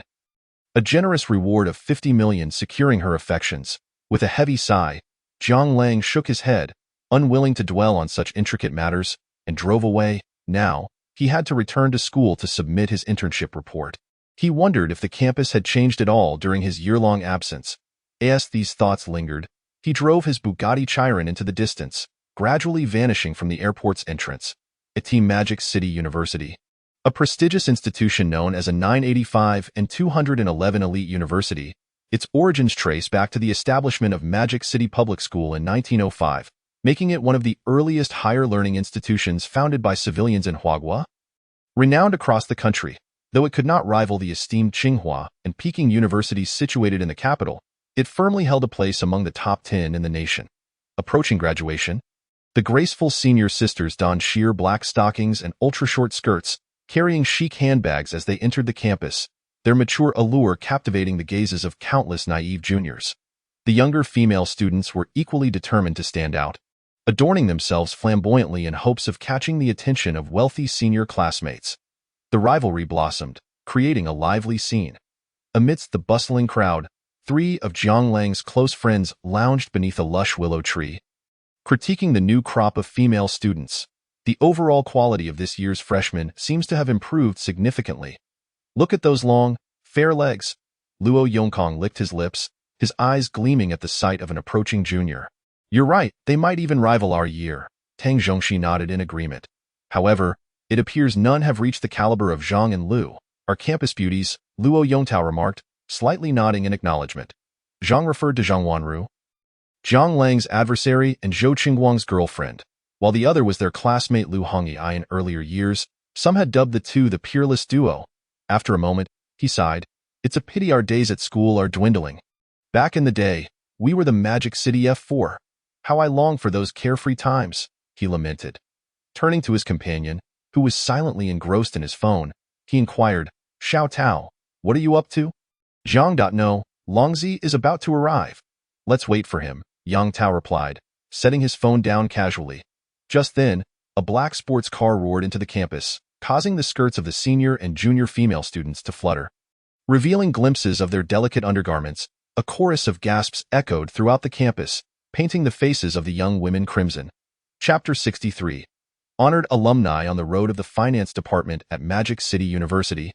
Wow, Longzi, you've truly become something else. Indeed. Your car is incredibly impressive. Not just impressive, it's absurdly expensive. The Bugatti Chiron. There's only one in the world, priced over 300 million in the country. It's absolutely stunning. Seeing the trio's exuberance, Jiang Lang smiled gently. If you like it, I can give you the keys later so you can take it for a spin. Upon hearing this, the 3 exchanged glances. Luo Yongkang rubbed his nose awkwardly and declined. No thanks, it's too pricey for us to afford if something goes wrong. His statement was no jest. A supercar worth 300 million would intimidate anyone. While his family was somewhat well off, they could hardly compare to the cost of even half a vehicle. Even if Jiang Lang didn't demand compensation, they would still hesitate to drive it. They possessed enough self-awareness to understand that. Stealing a glance at Jiang Lang, Luo Yongkang pondered. It seems Jiang Lang's status is far beyond just being the chairman of a hotel. As for Tang Zhongxi and Yang Tao, they immediately shook their heads in refusal without a second thought. Noticing their reactions, Jiang Lang did not press further. He turned to the willows lining the path and said, Let us head out. After submitting our internship reports, we'll return. All right, let us go. In the advisor's office, a series of knocks echoed. Come in, Wu Yonglong replied while organizing his documents, glancing towards the door. Old Wu? It has been a while. Have you missed us? Luo Yongkang boisterously pushed the door open, teasing Wu Yonglong. Wu Yonglong, also their class advisor, had guided them since their freshman year until their internships. He was approachable, down to earth, and had a good rapport with the students. Missed you? I'm swamped. Wu Yonglong rolled his eyes. Where is the internship report? Hurry and bring it over. Here. Luo Yong handed over the documents, followed by the others. Wu Yonglong glanced at the papers, nodding slightly as he retrieved several forms from his drawer. Here, fill these out and hand them to the class leader when you're done. The class leader was none other than Lu Hongyi. Got it. We're off. The group departed, leaving the room a bit quieter. Suddenly, Jiang Lang's voice resonated in the office. Old Wu, could you do me a favor? Wu Yonglong jumped, adjusting his black-rimmed glasses, and stared at Jiang Lang in confusion. What do you need? Ahem. For the second half of this semester, I won't be attending classes, Jiang Lang stated. They were in their junior year, and after a full year of internships, they would return just in time for the second half of their senior year. They still had half a semester of classes, graduation papers to submit, and defenses to attend before graduating. However, Jiang Lang felt that given his current circumstances, returning to school would be a waste of time. He believed it would be more beneficial to focus on him, making money instead. Wu Yonglong furrowed his brow, a look of discontent crossing his face. He couldn't comprehend why a student would not prioritize their education. What do you intend to do with your time instead? You must have a valid reason, he pressed, his tone cool as he awaited an explanation. Feigning ignorance to Wu Yonglong's displeasure, Jiang Lang merely raised an eyebrow, pointed to his internship report, and replied nonchalantly, "Old Wu, perhaps you should take a look at my documents first." Wu Yonglong gave him a peculiar look, then picked up the papers while admonishing, "You've worked hard to get into Magic City University. DaveThe let that go to waste." But before he could finish, his eyes widened in shock. The internship report was not filled with content like those of other students. Rather, it resembled a mere introductory letter, making it all too easy to pinpoint the key points. Jiang Lang, the chairman of the Emperor Hotel in the Magic City, even had a unique hotel seal affixed at the end. What on earth is this? Wu Yonglong was somewhat bewildered, staring blankly at the other person. What is this? His voice faltered, trembling slightly as he spoke. He was well aware of the Emperor Hotel. Anyone who had mingled in the Magic City would have heard of it. It was formerly known as the Magic City Peninsula Hotel, which was renamed after being acquired by a mysterious figure. Before the name change, he had taken his wife there once and had to recover for quite some time, as the price of a steak was over $1,000, simply daylight robbery. Jiang Lang shrugged nonchalantly and replied, "As you can see, I now own a company and am utterly swamped with work. Leaving me no time for school," he lied without a hint of embarrassment. In fact, he was quite idle, with days dragging on without much to do. Wu Yonglong was utterly flabbergasted, swallowing hard as he asked, "Is what you said truly true?" His gaze was filled with astonishment, as if he were looking at an extraterrestrial. As their mentor for 3 years, he was well acquainted with each student's circumstances. Jiang Lang's family hailed from a remote village in the southwest, one he had never heard of. How could he possibly have built such a vast enterprise within a mere year of internship? It was almost absurd. At that moment, his mind was in a haze, and he even questioned whether he was hallucinating. Jiang Lang, observing Wu Yonglong's bewilderment, wore a cheerful expression, quite satisfied with this mentor. He nodded and said, "If you don't believe me, you can ask the class monitor and other classmates. Many people learned about it during yesterday's class reunion." There was no need for him to conceal such matters. Once someone inquired, the truth would be evident. It was better to present it openly than to allow anyone to trample over him. Wu Yonglong took a deep breath. Since Jiang Lang had stated it, he was not foolish enough to continue doubting him. After some thought, he spoke, "The school supports college students in entrepreneurship, and since your situation is unique, I will assist you in applying to the school. You need not attend next semester. However, the graduation thesis is a must. That is a matter of principle." His expression turned somewhat serious at this point. "That is no issue," Jiang Lang nodded, dismissively responding. Wu Yonglong glanced at Jiang Lang, contemplating before continuing, "By the way, are you interested in becoming an honorary alumnus? Given your current achievements, I can assist you in applying." "Honorary alumnus?" Jiang Lang raised an eyebrow, a glimmer of contemplation crossing his eyes. In simple terms, it was a distinctive title usually awarded to those who have made significant contributions to the school or have achieved great honors or accomplishments after graduating, as a means to inspire current students. However, Jiang Lang held no genuine interest in such accolades. It sounded appealing, but it was merely a way for the school to enhance its reputation through his name. He shook his head, about to decline when, ding, a notification sounded. Chapter 64, Encountering Zhou Qingguang again. Ding. A special task has been detected and has now been issued. Task: Honorary alumnus. Time flies, and soon it will be time to leave your alma mater. Let all the beautiful and sorrowful memories fade into oblivion. Bid a grand and joyous farewell, for from this day forth, you shall officially step into society. Conditions: 1. Donate 3 billion to Magic City University. 2. Become an honorary alumnus, allowing Magic City University to take pride in you. Reward: a blueprint from the year 2055, produced by Magic City University. Damn, 3 billion. Who on earth donates 3 billion outright? Jiang Lang couldn't help but grumble, feeling a twinge of discomfort. The last time he purchased 2 villas at Huazhou Junting, it cost him over 2 billion. He wasn't exactly flush with cash at the moment. If he donated this 3 billion, he would be reduced to a mere pauper with just over 100 million left in his pocket. However, the blueprint from 2055. Jiang Lang raised an eyebrow, genuinely intrigued. He turned to Wu Yonglong and said calmly, "There's no time to waste. Let's apply now." Wu Yonglong scratched his head, a bit bewildered as he gazed at Jiang Lang, who had just moments ago seemed ready to refuse but had suddenly changed his mind. Nevertheless, having an additional honorary alumnus would be beneficial for the school, especially since he was a student from his class. Once the matter was settled, the school would likely reward him as well.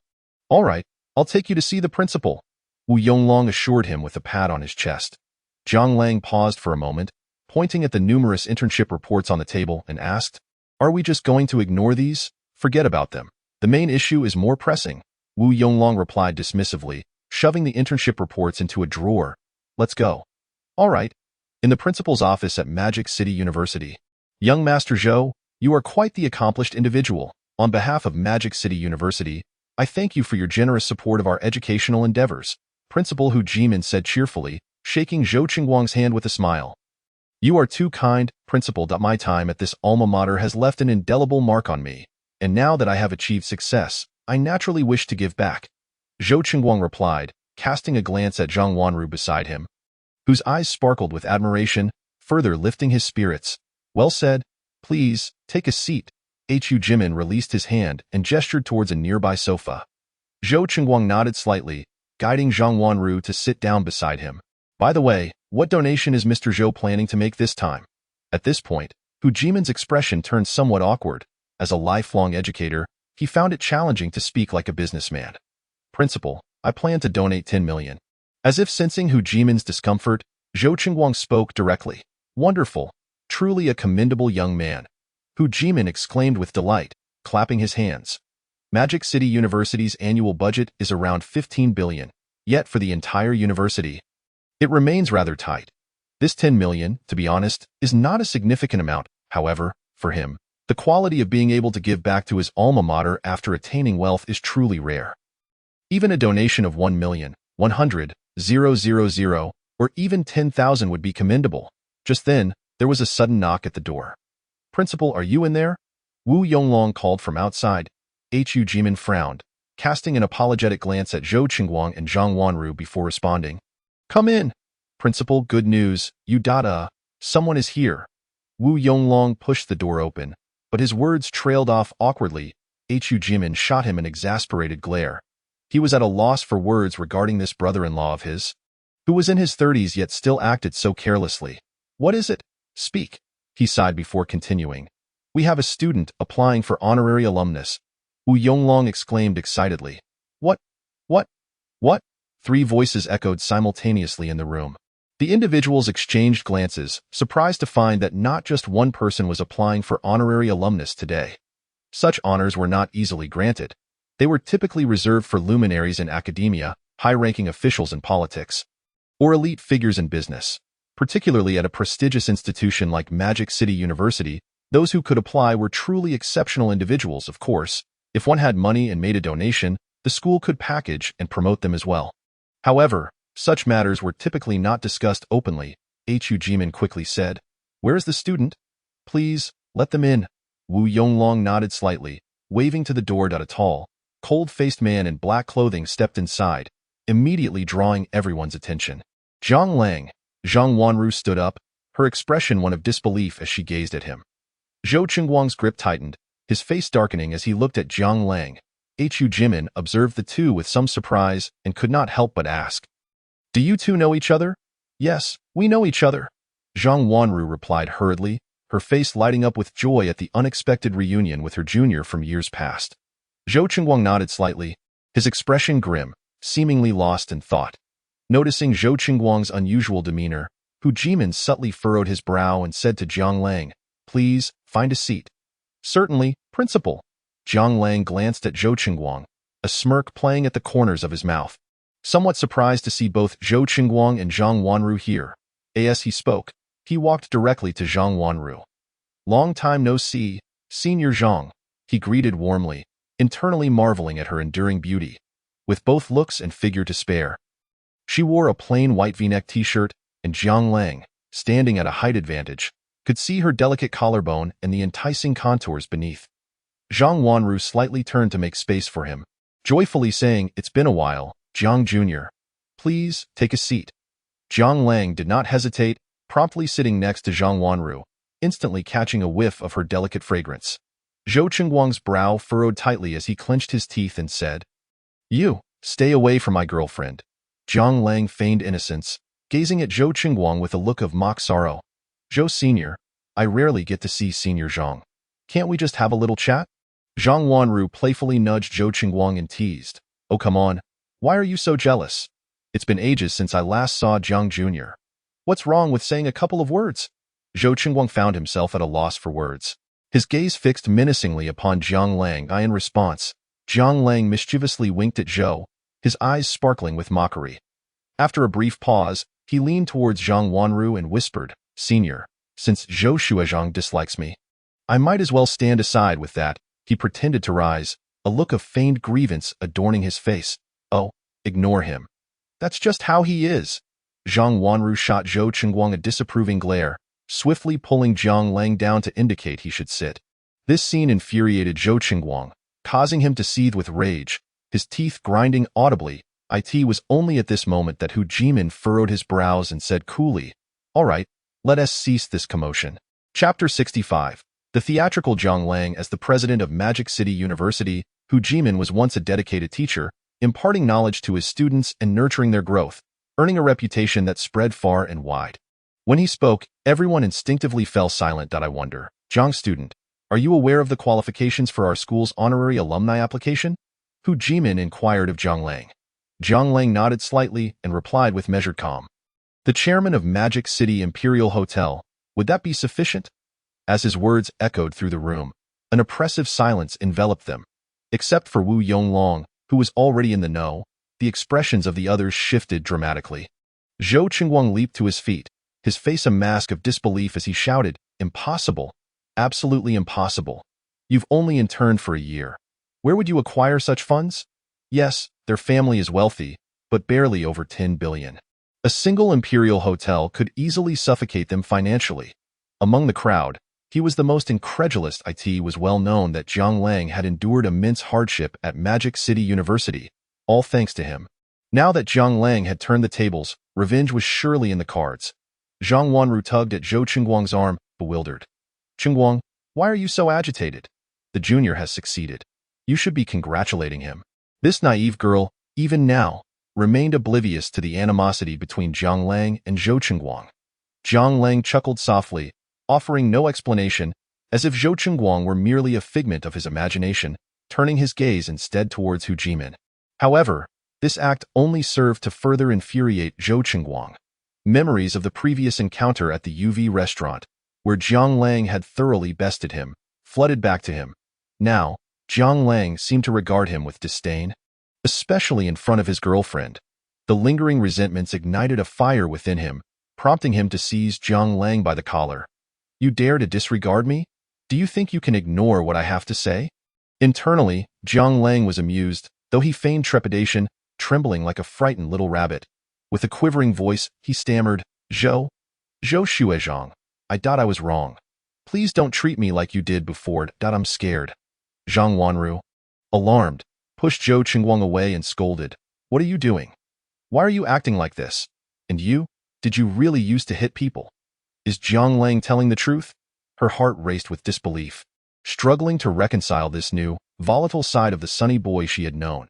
If Zhang Lang could glimpse into Zhang Wanru's thoughts, he would undoubtedly scoff. Zhou Qingguang appeared composed on the surface.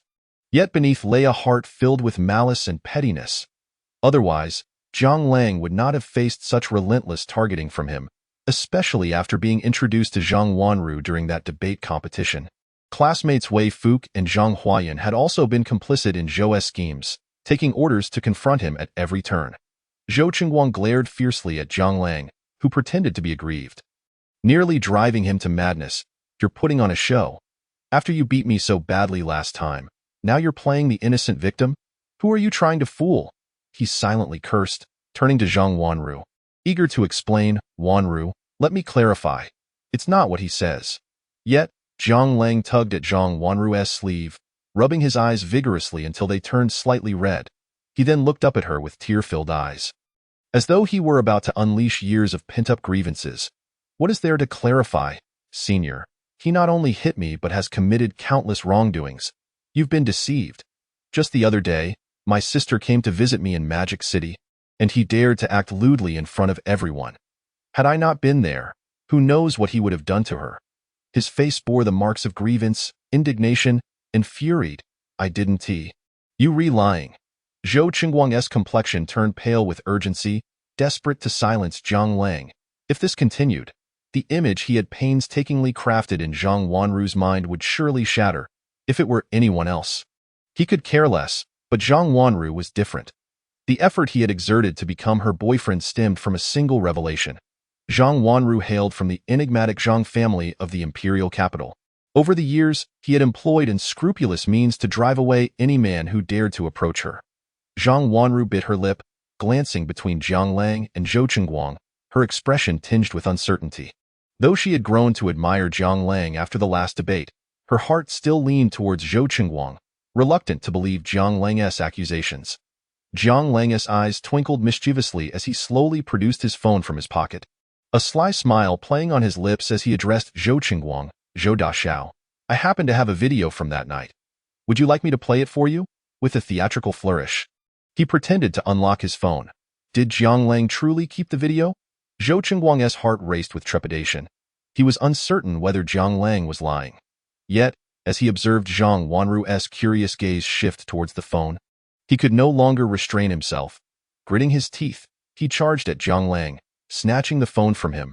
With a crash, the device shattered into pieces, littering the ground. In theory, Jiang Lang could have easily prevented Zhou Qingguang from taking his phone, given his current physical prowess. However, he chose to let the act unfold, wearing a triumphant expression. This was a calculated gamble. Only he knew that there was no video from that night stored on his phone. But Zhou Qingguang dared not take the risk.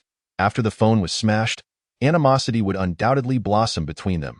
He shook his head with a knowing smile and turned to Zhang Wanru. As anticipated, she regarded Zhou Qingguang with a mix of suspicion and wariness. Mission accomplished, Jiang Lang mused, though he feigned fear as he exclaimed, Zhou Daxiao, why would you smash my phone? I merely mentioned a video of that night. I never claimed anything else. Or are you harboring guilty secrets?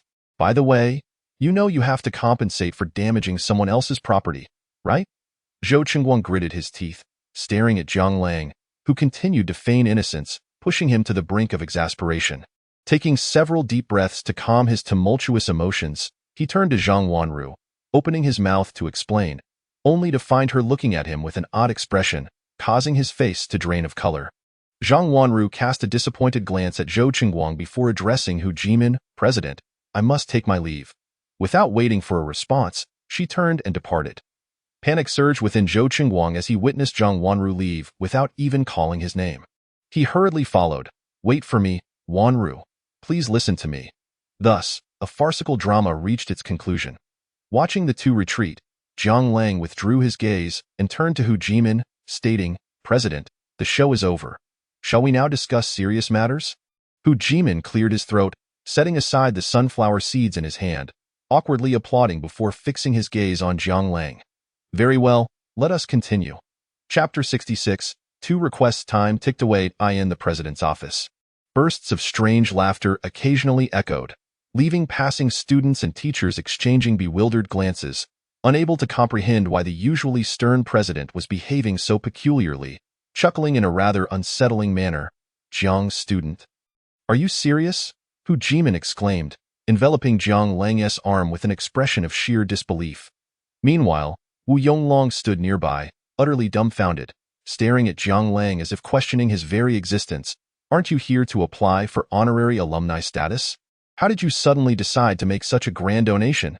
Jiang Lang, torn between amusement and exasperation, replied, President, I assure you, it's genuine, 30 billion, ready to be transferred at any moment. After a pause, he adopted a more serious demeanor. However, I have 2 requests. Hu Jimin let out a sigh of relief. Having requests was a good sign. He had feared a lack of demands, shooting an exasperated glare at the still-dazed Wu Yonglong. He barked, Why are you still standing there? Go brew a cup of tea for Jiang student, and fetch that exquisite Da Hong Pao from my cabinet. Wu Yonglong blinked in surprise, mentally cursing, Damn, I'm the mentor here. Isn't it odd for a mentor to brew tea for a student? And Da Hong Pao, no less. He had previously pestered Hu Jimin for ages without ever tasting it. As the president of Magic City University. Hu Jimin's tea collection was anything but ordinary. While it may not have been the legendary Wyashan mother tree to Hong Pao worth a fortune, it was at least a grafted second generation, a valuable commodity in its own right. Frustrated yet resigned, he shrank back under Hu Jimin's disapproving gaze and dutifully went to prepare the tea.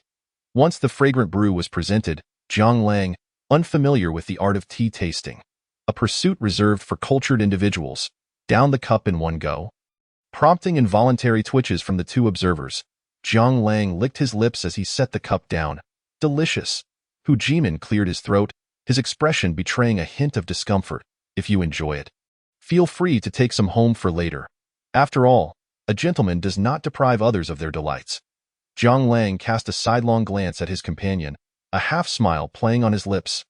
Before shaking his head in refusal, with a shift in tone, he continued, firstly, should I require the establishment of a joint management account, I shall not concern myself with how you utilize the funds. Whether you choose to enhance the welfare of teachers and students, construct additional educational buildings, or invest in research and development, it is of no concern to me. However, I must be apprised of the flow of every single penny. Jiang Lang harbored apprehensions that once the donation was made, someone might abscond with the funds for personal gain, jeopardizing the mission and causing him significant loss. Hu Jimin raised an eyebrow slightly. Nodding in agreement, understood, Jiang Lang snapped his fingers and proceeded. Secondly, I hope to allocate 1 billion for scholarships aimed at impoverished students. Moreover, I will appoint someone specifically to oversee this fund, ensuring it is distributed solely to those truly in need.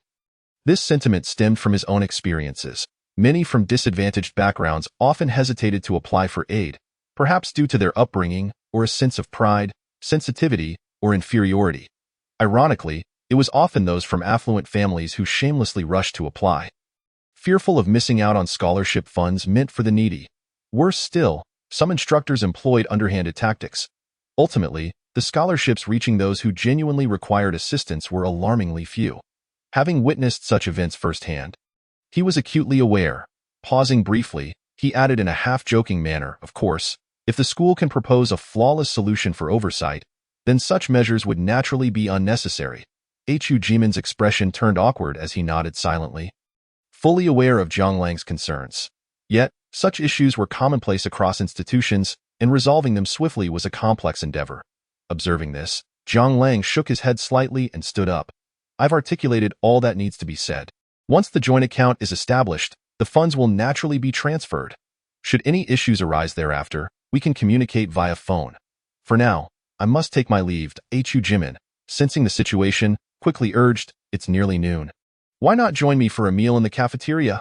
Jiang Lang glanced at the time and nodded slightly. Very well. After lunch, he exchanged brief farewells with Hu Jimin and wandered alone around the campus. Enjoying the gentle breeze brushing against his face, feeling a sense of tranquility, that moment, the sudden ringing of his phone interrupted the serene atmosphere. Hello? Lao Zhao, what's up? Jiang Lang said languidly, reclining on the grass of the playground. Lang Gu, are you free the day after tomorrow? Zhao Zhenglong's voice carried a hint of restraint, tinged with caution.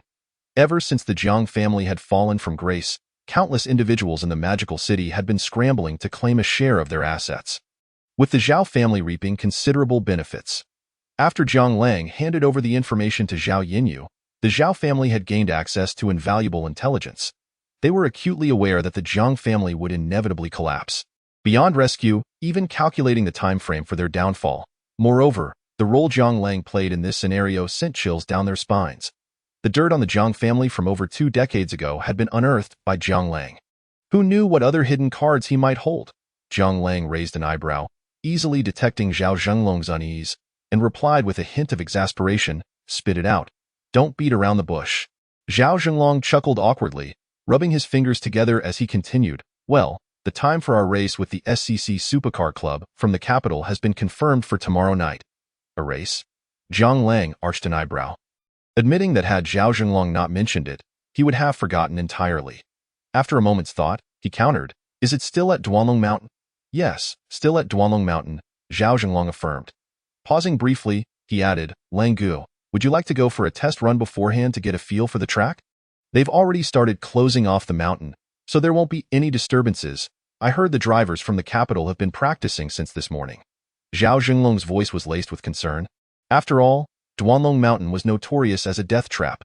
Over the years, many racers had met their demise there. However, Zhang Lang remained unfazed, confident in the divine driving skills bestowed by the system. Nevertheless, he contemplated for a moment and replied, "All right, I'll come by tonight to give it a try." For him, it was a welcome diversion from his current lack of engagements. "Great. Just let me know when you're on your way. The base of the mountain has been sealed off, and no one can get in without an escort." "Okay," Zhang Lang replied casually, and just as he hung up, a faint, pleasant fragrance wafted into his nostrils. "Zhang classmate, what are you hiding here for?" Lu Hongyi appeared seemingly out of nowhere. Gracefully sitting beside him, her long hair dancing in the breeze as she turned her head with a radiant smile. "Oh, nothing much, by the way. What brings you here? Have you finished your tasks?" Zhang Lang inquired in return. "I wrapped up quite a while ago and was just wandering around the school. I didn't expect to find you here," she replied, playfully tossing her hair. "I see." Zhang Lang chuckled awkwardly. The atmosphere suddenly grew a bit heavy. With both unsure of what to say next, at that moment, a raucous commotion approached, as Zhang Huayu and a group of classmates came rushing towards Zhang Lang. Zhang Lang raised an eyebrow, internally bracing himself. In the past, Zhang Huayu had rallied a group to bully him. But now, what were they up to? Were they bold enough to confront him in public? Had they not learned their lesson after he had dealt with them yesterday? He felt perplexed yet remained vigilant, silently gesturing to those around him. Suddenly, a few individuals emerged from the crowd on the playground, subtly encircling Zhang Lang.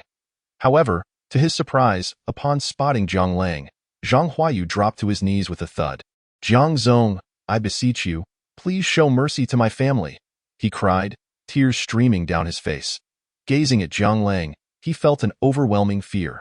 Just one night had drastically altered his family's circumstances. Early that morning, the Emperor Hotel had issued an announcement stating that the hotel management director, Wang Dong, had been dismissed for embezzlement and tax evasion. While asleep at home, he had been taken by surprise as the police arrived to arrest him. And now he remained in custody, perhaps never to emerge again. Simultaneously, the hotel had announced the termination of their partnership with his family's Wanzhong Hotel Supplies Company. Following the release of this statement, hotels across the magical city had begun to probe for information, and many had already ceased their collaborations with them. A deluge of orders vanished, leading to a surplus of hotel supplies in their warehouses. Meanwhile, downstream suppliers, sensing the impending collapse, began to demand payment aggressively. When the walls fall, everyone pushes. When the drum breaks, everyone strikes, like a line of dominoes. Once the chain reaction began, a company valued in the hundreds of millions could declare bankruptcy without any resistance. Zhang Lang raised an eyebrow, his understanding dawning swiftly. Jiyu Banjing had struck. What surprised him was how quickly the situation had been resolved after merely hinting at it the previous night, and all before boarding a flight the next day. Truly a high-caliber elite as the system had described, delivering results with remarkable efficiency. He feigned ignorance, pretending not to comprehend Zhang Huayu's pleas, and insincerely offered, "I can't quite understand you. Please rise, don't help me up." "You know very well." Zhang Huayu pushed Zhang Lang away, his eyes filled with a mix of anger and fear, shouting loudly, "I know I acted excessively in the past, but that is all behind us now. You've already dealt with me yesterday. Must you truly go so far as to eradicate me?" His voice trembled, laced with a profound sense of despair. From a lofty wealthy heir to a destitute wretch overnight, he had transformed into the very figure he once scorned and ridiculed, perhaps even worse off, for bankruptcy would likely saddle him with immense debt. The mere thought sent shivers through him, and fear enveloped his being. Zhang Lang's heart sank, his expression darkening instantly. He had deciphered Zhang Huayu's intentions and turned to survey the surrounding crowd, noticing more and more people gathering. Huagua was never short of onlookers. Witnessing a man kneeling and pleading before another naturally piqued their curiosity. Moreover, most people inherently sympathized with the weak, believing they required protection and were unlikely to inflict harm on others. Though it was a fallacy, reality played out as such. Even without knowing the full story, many were already speaking up for Zhang Huayu. What grudge is worth forcing someone to kneel? People these days are too aggressive. After all, we were classmates. Leave some room for reconciliation. It'll be easier to meet again later, the crowd murmured, pointing fingers at Zhang Lang with disdain. Meanwhile, Zhang Huayu's classmates, who had accompanied him, began to chime in, aware that they had been compensated for their support. Indeed, we are all classmates. What cannot be forgiven? We see each other often. Surely there is some bond. Zhang classmate has already admitted his mistakes. Zhang Lang? Please forgive him. Zhang Lang's expression darkened further, growing increasingly displeased as he noticed individuals preparing to pull out their phones to record the scene. The moment it hit the internet, who knew how it would be distorted? Zhang Huayu remained kneeling before Zhang Lang, his head bowed slightly, and unbeknownst to others, a cold smirk danced on his lips. He was acutely aware of the shamefulness of this method, particularly within the confines of an educational institution, where the enthusiasm and naive sense of justice of the students were being exploited. Yet, as long as it led to success, as long as it safeguarded his family's illustrious hotel supplies company, everything was justified. After the incident, he would still be that arrogant, overindulged heir. Not only would he not kneel, he would even be willing to bow his head. Moreover, creating such a commotion at school would likely thrust them into the trending topics. It was possible that they could inflict significant damage on the esteemed hotel, while simultaneously enticing these oblivious do-gooders to flock online and place orders, achieving two objectives at once. With this thought, he did not hesitate to bang his head several times against the ground in front of Zhang Lang, bursting into a fit of tears. I beg you, spare my family. My relatives are all innocent. Let it all fall upon me. In that moment, he was performing as a devoted son, willing to sacrifice himself for his family. Clearly, he had succeeded. Countless onlookers were moved by his filial piety, even though they were unaware of the full circumstances. They indignantly directed their ire at Zhang Lang, hurling insults without restraint. Get up, brother. Whatever the issue, let us discuss it standing. No matter how formidable this person is, can he really cover the sky with one hand? DaveThe already posted the video online. Soon enough, people will take notice. Right? What of the wealthy? Do they have the right to bully others at will? At that moment, Zhang Lang felt a surge of rage, wishing he could rush forward and give Zhang Huayu a sound thrashing. Damn it, if only you knew how Zhang Huayu treated me back then, you wouldn't be so quick to judge. He cast a cold glance at Zhang Huayu, but he also understood that now was not the time for confrontation. Lingering would only escalate the situation further. Taking a deep breath, he coldly declared, "Let us go." As his words fell, a group of individuals, seemingly appearing from nowhere, surged forward and encircled Zhang Lang tightly.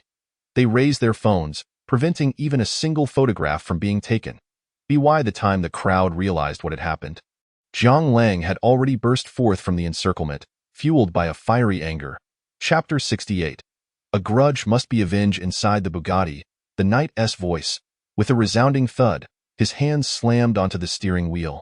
Zhang Lang gazed out the window, gritting his teeth as he cursed, "How dare you scheme against me?" He picked up his phone, glancing at the trending topics, his expression darkening. Forcing someone to kneel, who is so audacious? Abuse of power, enumerating the 10 sins of the chairman of the esteemed hotel. Students from Magic Capital University reveal secrets. Damn. These media outlets are utterly confused. The more he read, the angrier he became. Unable to restrain his curses, with a heavy sigh, he exhaled the pent-up frustration, allowing himself to cool down slightly as thoughts flickered through his mind.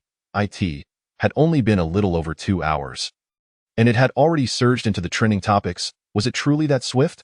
Who was manipulating things behind the scenes? Zhang Huayu's family could certainly be one. What about Wei Fokai? He hadn't seen him earlier. Could he be involved as well? Zhou Qingguang? Unlikely. He should be busy trying to placate Zhang Wanru. But point one could never be too sure. That guy was petty-minded, and as the leader of the trio, he was highly suspicious. Right?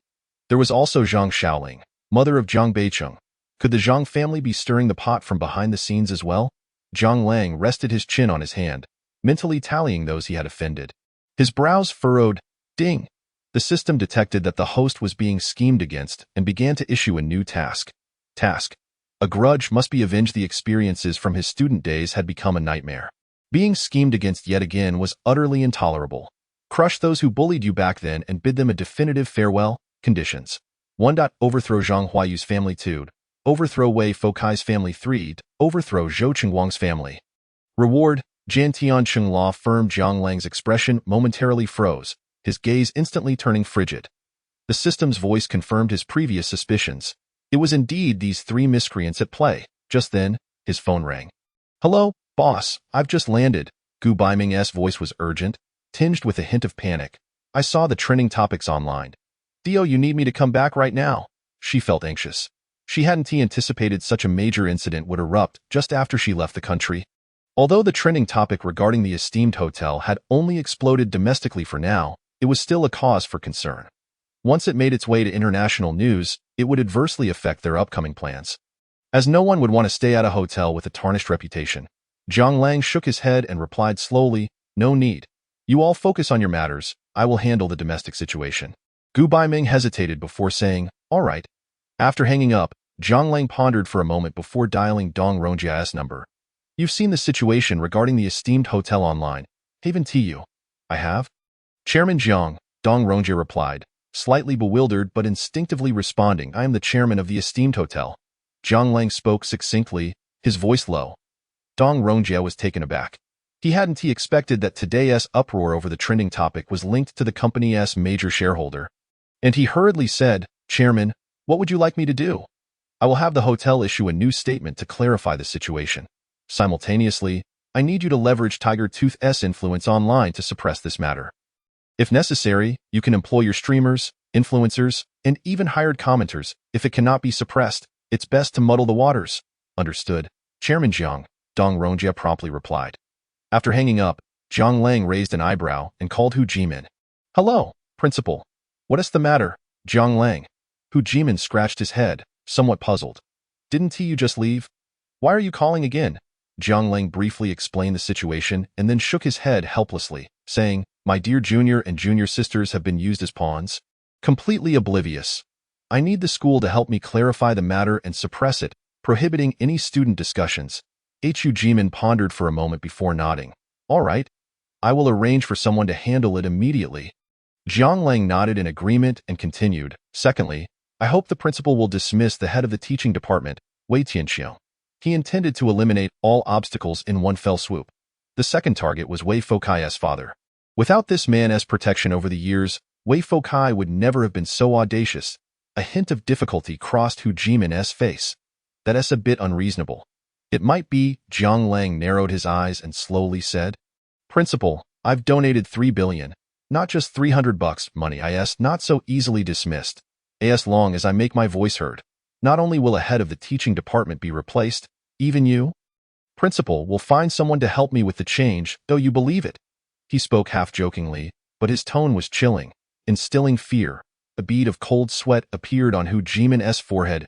At that moment, Zhang Lang felt entirely different from the naive college student he had met earlier.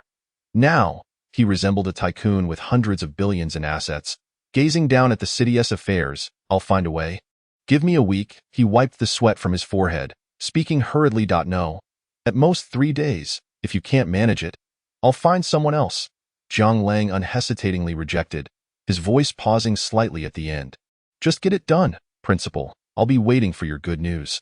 With a playful smile, Zhang Lang held the phone, his voice laced with amusement.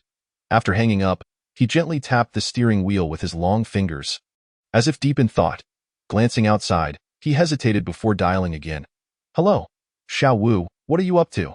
"Nothing much. I'm at Duanlong Mountain with Zhao Zhenglong."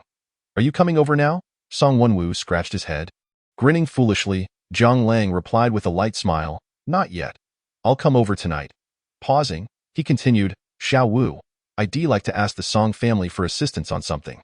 Song Chengwu's expression turned serious, a frown forming on his brow. Zhang Lang's wording was significant. He referred to the Song family rather than just his name, indicating that he couldn't make this decision alone. After a moment's thought, he said, "Langgu, please tell me what it is." Zhang Lang pressed his lips together and coldly replied, "Are you familiar with the Zhiliang Transport Company of the Zhou family in Magic Capital?" Song Chengwu nodded seriously. "I know it." Being in the same transportation industry, he was not just familiar. He had an in-depth understanding. The Zhiliang Transport Company specialized in domestic logistics, while the Song family dealt with both domestic and international trade, making them the pinnacle of the transportation industry in Magic Capital. However, in recent years, Zhiliang Transport Company had developed rapidly, even beginning to compete for overseas markets. which had become a thorn in the side of the Song family. Jiang Lang nodded, not surprised. He gazed coldly out the window at the bustling crowd. His voice laced with frost. I would like to ask your Song family to confront the Zhou family. Chapter 69. Late Night Racing. What? Song Chengwu exclaimed, astonished. Seeing the curious gazes of those around him, he sheepishly smiled and quickly stepped into a corner. Lang Gu, this matter is too significant. My family is unlikely to agree. His face bore an anxious expression, his words stumbling as he spoke. Jiang Lang nodded slightly and retorted, in a rapidly developing transportation company valued at over $1 billion, are you not at all concerned about your Song family in this city? Moreover, competitors are often adversaries. Does the Song family not aspire to undermine the Zhou family? Song Chengwu's face revealed a hint of conflict as he replied, we do think about it, but Jiang Lang gently tapped the steering wheel and calmly stated, perhaps you should first consider my terms. Song Chengwu pursed his lips and responded, go ahead, I won't compel you to engage in battle immediately. You will have 10 days to prepare at that time. I will have a sum of 1 billion in cash ready to invest in the Song family as support. Should a stalemate ensue, I will provide an additional 100 million each day. As for the shares, I am open to negotiation as long as the demands are not excessive. My sole condition is that within a week, the Zhou family must be utterly defeated, rendering Jillian transportation a mere memory. At this point, a hint of mockery graced Jiang Lang's lips. Of course, he continued, if the Song family is unwilling, I can always seek alternatives, for there are many transportation companies in Modu, though they may not be as large as yours. With sufficient financial backing, Jiang Lang left his thought unfinished, but the implication lingered. Song Chengwu's heart jolted, his complexion paling significantly. Should someone with such financial resources manage to confront the Zhou family, it could pose a serious threat to the Song family. He hastily exclaimed, Lang Gu, wait. Let me make a quick call to my family. Please don't rush. Very well, I await your good news. The call ended abruptly as Song Chengwu hung up hastily. Jiang Lang raised an eyebrow, gazing out the window with a complex expression. The reason he granted them 10 days was twofold, to allow them to prepare and to catch the Zhou family off guard. Additionally, he found himself short on funds, needing to reserve 30 billion for a donation to his school, leaving him with just over 1 billion to slowly accumulate. Alas, I truly am too impoverished, Jiang Lang murmured, a hint of resignation on his face. Before he could dwell further, the phone rang again. Glancing at the screen, a smile crept onto his lips. Now, what is the decision of your Song family? Song Wenwu stared at the phone, recalling his parents' admonishments, his expression fluctuating between uncertainty and resolve. Taking a deep breath, he finally said, we can assist you. However, we must see the funds within 10 days. Not a problem. The money will naturally arrive on time. Jiang Lang leaned back in his seat, casually clearing his ears. With that, the call ended. Jiang Lang raised an eyebrow, his gaze darkening as he contemplated Wei Fuke, Zhang Huayu, and Zhou Qingwang. They had tormented him for 3 whole years. He was constantly consumed by thoughts of exacting revenge, of flaying them alive, of drinking their blood to quell the fury in his heart. Who would have thought he would one day have the opportunity to turn the tables? Once their family is brought to ruin, he would ensure their academic records were stripped, leaving them no chance of redemption in this lifetime. His fingers slowly spread before clenching into a fist. As if to crush a beating heart, the aura around him turning cold and sinister, akin to a serpent poised to strike in the remote outskirts of Duanlong Mountain. The roar of an engine reverberated through the valley. Suddenly, a blinding light shattered the darkness. In the distance, a Bugatti Chiron soared from a steep incline, crashing down onto the ground with a resounding thud. Accompanying this was a piercing scream. Zhao Zhenglong, clutching his seatbelt and curling his feet in the passenger seat, felt his pupils constrict as he gaped in horror. No, no, no, not again. His face drained of color, his voice shrill and elongated, reminiscent of a eunuch in the palace. The scenery outside blurred past like a fast-forwarded film. While the wind howled ominously, the Bugatti was like a wild stallion, rampaging uncontrollably. Fortunately, its driver possessed exceptional skill, maintaining control despite the chaos. In the next moment, Zhao Zhenglong's eyes widened in terror as his face paled once more. Not another deadly hairpin turn. His heart raced wildly, threatening to burst. Slow down, please, he stammered, on the verge of tears. Yet, Jiang Lang seemed oblivious to his pleas, flooring the accelerator as they approached the treacherous curve. Boom! Like a general charging into battle, they sped ahead, covering 100 meters in an instant. Just as they seemed poised to careen off the track and plunge into the abyss, Zhang Lang released the gas and deftly maneuvered the steering wheel, causing the vehicle to shudder slightly. A deep streak of asphalt was etched into the ground, resembling charred markings. The Bugatti glided gracefully like a butterfly, skimming the edge of the cliff. The entire sequence was executed with elegance. Tires screeching and dust flying. The overwhelming centrifugal force and unyielding speed even gave Zhao Zhenglong an illusion of transcendence. However, in that fleeting moment of disorientation, what he once perceived as a terrifying death turn was now far behind. Vanishing into the distance, at the end of the Duanlong mountain track, the black lightning of the Bugatti gradually came to a stop at the roadside. Suddenly, the door flung open, revealing a pallid figure who stumbled out.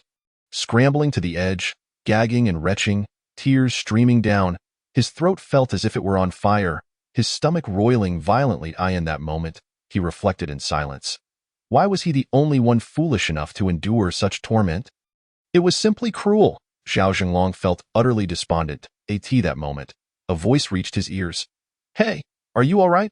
Zhang Lang approached, noticing Zhao Zhenglong's disheveled state and feeling a twinge of embarrassment. "No, I'm ugh." Zhao Zhenglong waved his hand, unable to finish his sentence before he was once again overwhelmed. This scene made Zhang Lang's brow twitch slightly, and he discreetly stepped back to maintain a safe distance. Turning his gaze towards the mountains, he admired the stars twinkling in the night sky, a breathtaking sight rarely seen in the city, each star shimmering like a thread woven across the heavens. "Refreshingly exhilarating," Zhang Lang exclaimed, his voice echoing throughout the valley. Tonight, he sought not only familiarity with the track, but also a release from his pent-up frustrations. This reckless driving had effectively swept away the gloom that had clouded his heart. Suddenly, a shaky voice interrupted his thoughts. "Refreshing? My foot. Please help me. My legs, they feel weak." Chapter 70. Boss. He is too fast. Half a kilometer behind the finish line at Duanlong Mountain, a modified Mercedes-Benz R-Class sped down the road, its occupants cursing in frustration. "Damn it! Lazy, can you even drive? The boss is getting away." "Calm down. We're going as fast as we can," Lazy retorted, beads of sweat forming on his forehead as he watched the speedometer nearing 300 kilometers/h. His heart racing with anxiety. "If you're so skilled, why don't you take the wheel? Are you challenging me? I'll report you to the captain when we get back." Amidst their bickering, a blinding light suddenly illuminated the road ahead, transforming the night into day. The group instinctively shut their eyes, and after a brief disorientation, the valley returned to calm. What was that?" someone exclaimed incredulously. "That was the boss. Quick, follow," someone shouted, frustration evident on their face. The Mercedes-Benz swerved sharply, chasing after the fleeting figure. After bidding farewell to the ashen-faced Zhao Zhenglong, Zhang Lang hummed a tune as he leisurely drove home. At this hour, most of the villas in Huazhou Junting had dimmed their lights, enveloping the area in silence, occasionally interrupted by the distant chirping of cicadas. "Boss, you're back?" The head of the security team, Lei Dong, jogged over to open the car door for Zhang Lang. Zhang Lang glanced at him, casually handing over the car keys. "Park it properly and get some rest?" "Sure." Lei Dong nodded earnestly, not pressing for more conversation. Zhang Lang shook his head lightly and replied, "All right, I'll head in first." As he watched Zhang Lang's retreating figure, Lei Dong's expression shifted abruptly. He pulled out his phone and dialed a number, gritting his teeth as he spoke. "Where are you guys?" "The boss is home." "Why are you all missing?" Not far from Huazhou Junting, a group of individuals held their phones, their faces a picture of innocence. "Captain, it's not our fault. Boss is just too fast." "Yeah, I've never seen a man drive that quickly before." Listening to the bewildered responses on the phone, Lei Dong was left momentarily speechless. The next morning, a ray of sunlight streamed through the window, lazily illuminating the room. "Brother, it's time to get up." Jiang Ting's voice called from outside the door. "Coming," Zhang Lang shouted back, glancing at the trending topics on his phone with a relaxed expression. Thanks to his efforts, public opinion had been largely subdued. While a few remnants remained, they were mostly the work of unidentified netizens stirring the pot. He set down his phone, swiftly donned his clothes, and performed a brief grooming routine before descending the stairs. In the living room, 4 female bodyguards acknowledged him with a slight nod. Jiang Ting, cradling her phone, lounged on the sofa, swinging her feet and engrossed in whatever she was watching, occasionally erupting into a series of peculiar giggles. Jiang Lang approached her, ruffling her hair with a grin, and inquired, "What are you watching? Is it that amusing?" Jiang Ting swatted away his mischievous hand, pouting, "So annoying, brother. I worked hard to fix my hair." Ignoring her hair, she continued, "Brother, I'm hungry." Jiang Lang raised an eyebrow in response, retorting, "Hungry? Can't you manage it yourself? There aren't many ingredients at home." Jiang Ting shrugged her shoulders in resignation. Jiang Lang, equally exasperated, turned to the other female bodyguards and asked, "What about you all? Haven't you eaten?" The bodyguards exchanged glances, and one of the older ones replied, "Boss, we already had our meal outside." As if apprehensive of a misunderstanding, she quickly added, "Miss said she wanted to wait for you to have breakfast together, so she didn't let us bring any food." Jiang Lang nodded slightly, contemplating the necessity of hiring a housekeeper. Right, he also needed some maids, or rather, nannies. It was somewhat unfair to burden bodyguards, whose primary duty was personal safety, with daily domestic matters. With this thought, he turned to Jiang Ting and said, "Let us go. I'll take you out for a meal." "Yay!" Jiang Ting exclaimed, bouncing up and following closely behind him. Their destination was not far. Just beside Huazhou Junting, at the well-known Dongjiao Hotel, touted as an oasis within the bustling metropolis. Established in 2006, it is the largest state guesthouse in Shanghai and currently the most representative garden-style state guesthouse in the Pudong area, reflecting the characteristics of the era and the essence of Shanghai. As they dined, Jiang Lang inquired, "Little sister, when does your school start?" He was mentally calculating that it must be soon. Jiang Ting slurped a sip of soy milk and burped. "Xiaoyan Jia told me that school starts next week. She said she would personally take me there." Jiang Lang felt relieved and pondered before asking, "By the way, how is your etiquette training going?" Jiang Ting furrowed her brow and replied, "It's going well. The teacher said I've made quick progress. After half a month, I've nearly mastered the basics. The rest just requires time to refine." She continued, "But with school starting soon, the practice time will be limited, so it might take a bit longer." Jiang Lang nodded slightly, not surprised, and said, "All right, eat quickly. Fu Bo should be arriving soon." Jiang Ting responded, nodding her little head. Shortly after they finished breakfast and returned home, a female bodyguard stationed at the villa approached, saying, "Boss, Miss, Fu Bo from the Zhao family is already outside." Jiang Ting quickly urged, "Let him in." Seeing Jiang Lang did not object, the bodyguard nodded and bowed before departing. Before long, Fu Bo walked in, greeting them, "Young Master Jiang, young Miss Jiang, good morning, Fu Bo." Jiang Lang nodded slightly and then turned to Jiang Ting, instructing, "Study well. Remember to listen to your teacher. I'll go take a stroll outside." Jiang Ting made a face at him playfully, teasing, "Got it, young Master Jiang." Jiang Lang chuckled in exasperation, giving her a gentle tap on the head, and said, "Talkative." He then nodded at Fu Bo and walked away. Watching Jiang Lang's retreating figure, Fu Bo marveled to himself. Last time, he thought he had seen all of Jiang Lang's wealth, but to his surprise, not long after, he moved into Huazhou Junting, a property that could rival their Tang Palace. Moreover, he had purchased the top-tier unit. Today's youth are truly remarkable. Meanwhile, Jiang Lang strolled leisurely around Huazhou Junting, unknowingly arriving at another villa, the one where he had previously arranged for the bodyguards to rest. From afar, he could hear vigorous collisions, bang, bang, bang. The sound of muscle meeting muscle stirred his blood. Chapter 71. National Martial Arts. Jiang Lang stood outside, feeling an itch of excitement.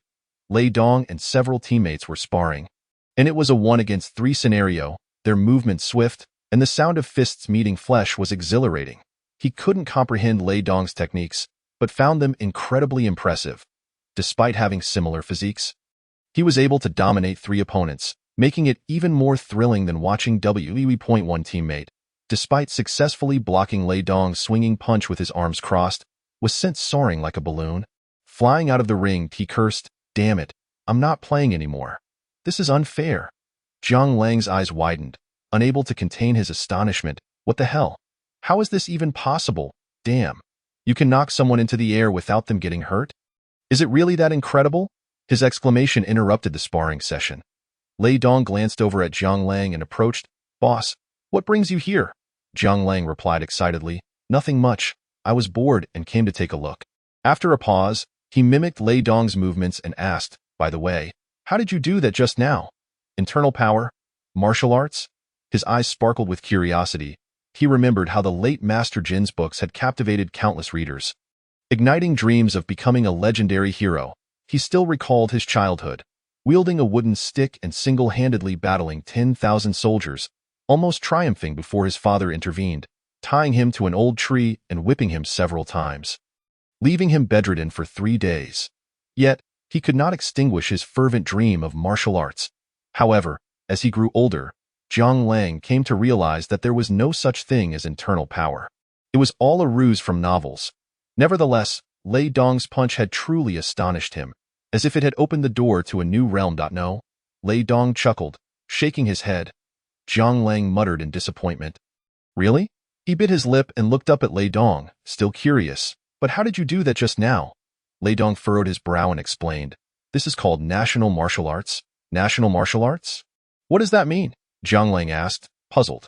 National martial arts refers to our traditional combat techniques in Huagua, Lei Dong replied, casting a glance at Jiang Lang.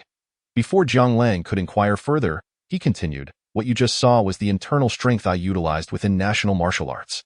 You can think of it as a method of exerting force, similar to how an ant can lift objects many times its own weight, using this method to amplify one's strength to an unfathomable degree. Of course, that's merely theoretical, as the human body has its limits. Although Lei Dong explained this, Jiang Lang still felt a surge of excitement, unable to restrain himself as he asked, can I learn it? Lei Dong regarded Jiang Lang's uncontainable enthusiasm with a furrowed brow. You can, but boss, you've already missed the best time to practice martial arts. To achieve something significant. I'm afraid.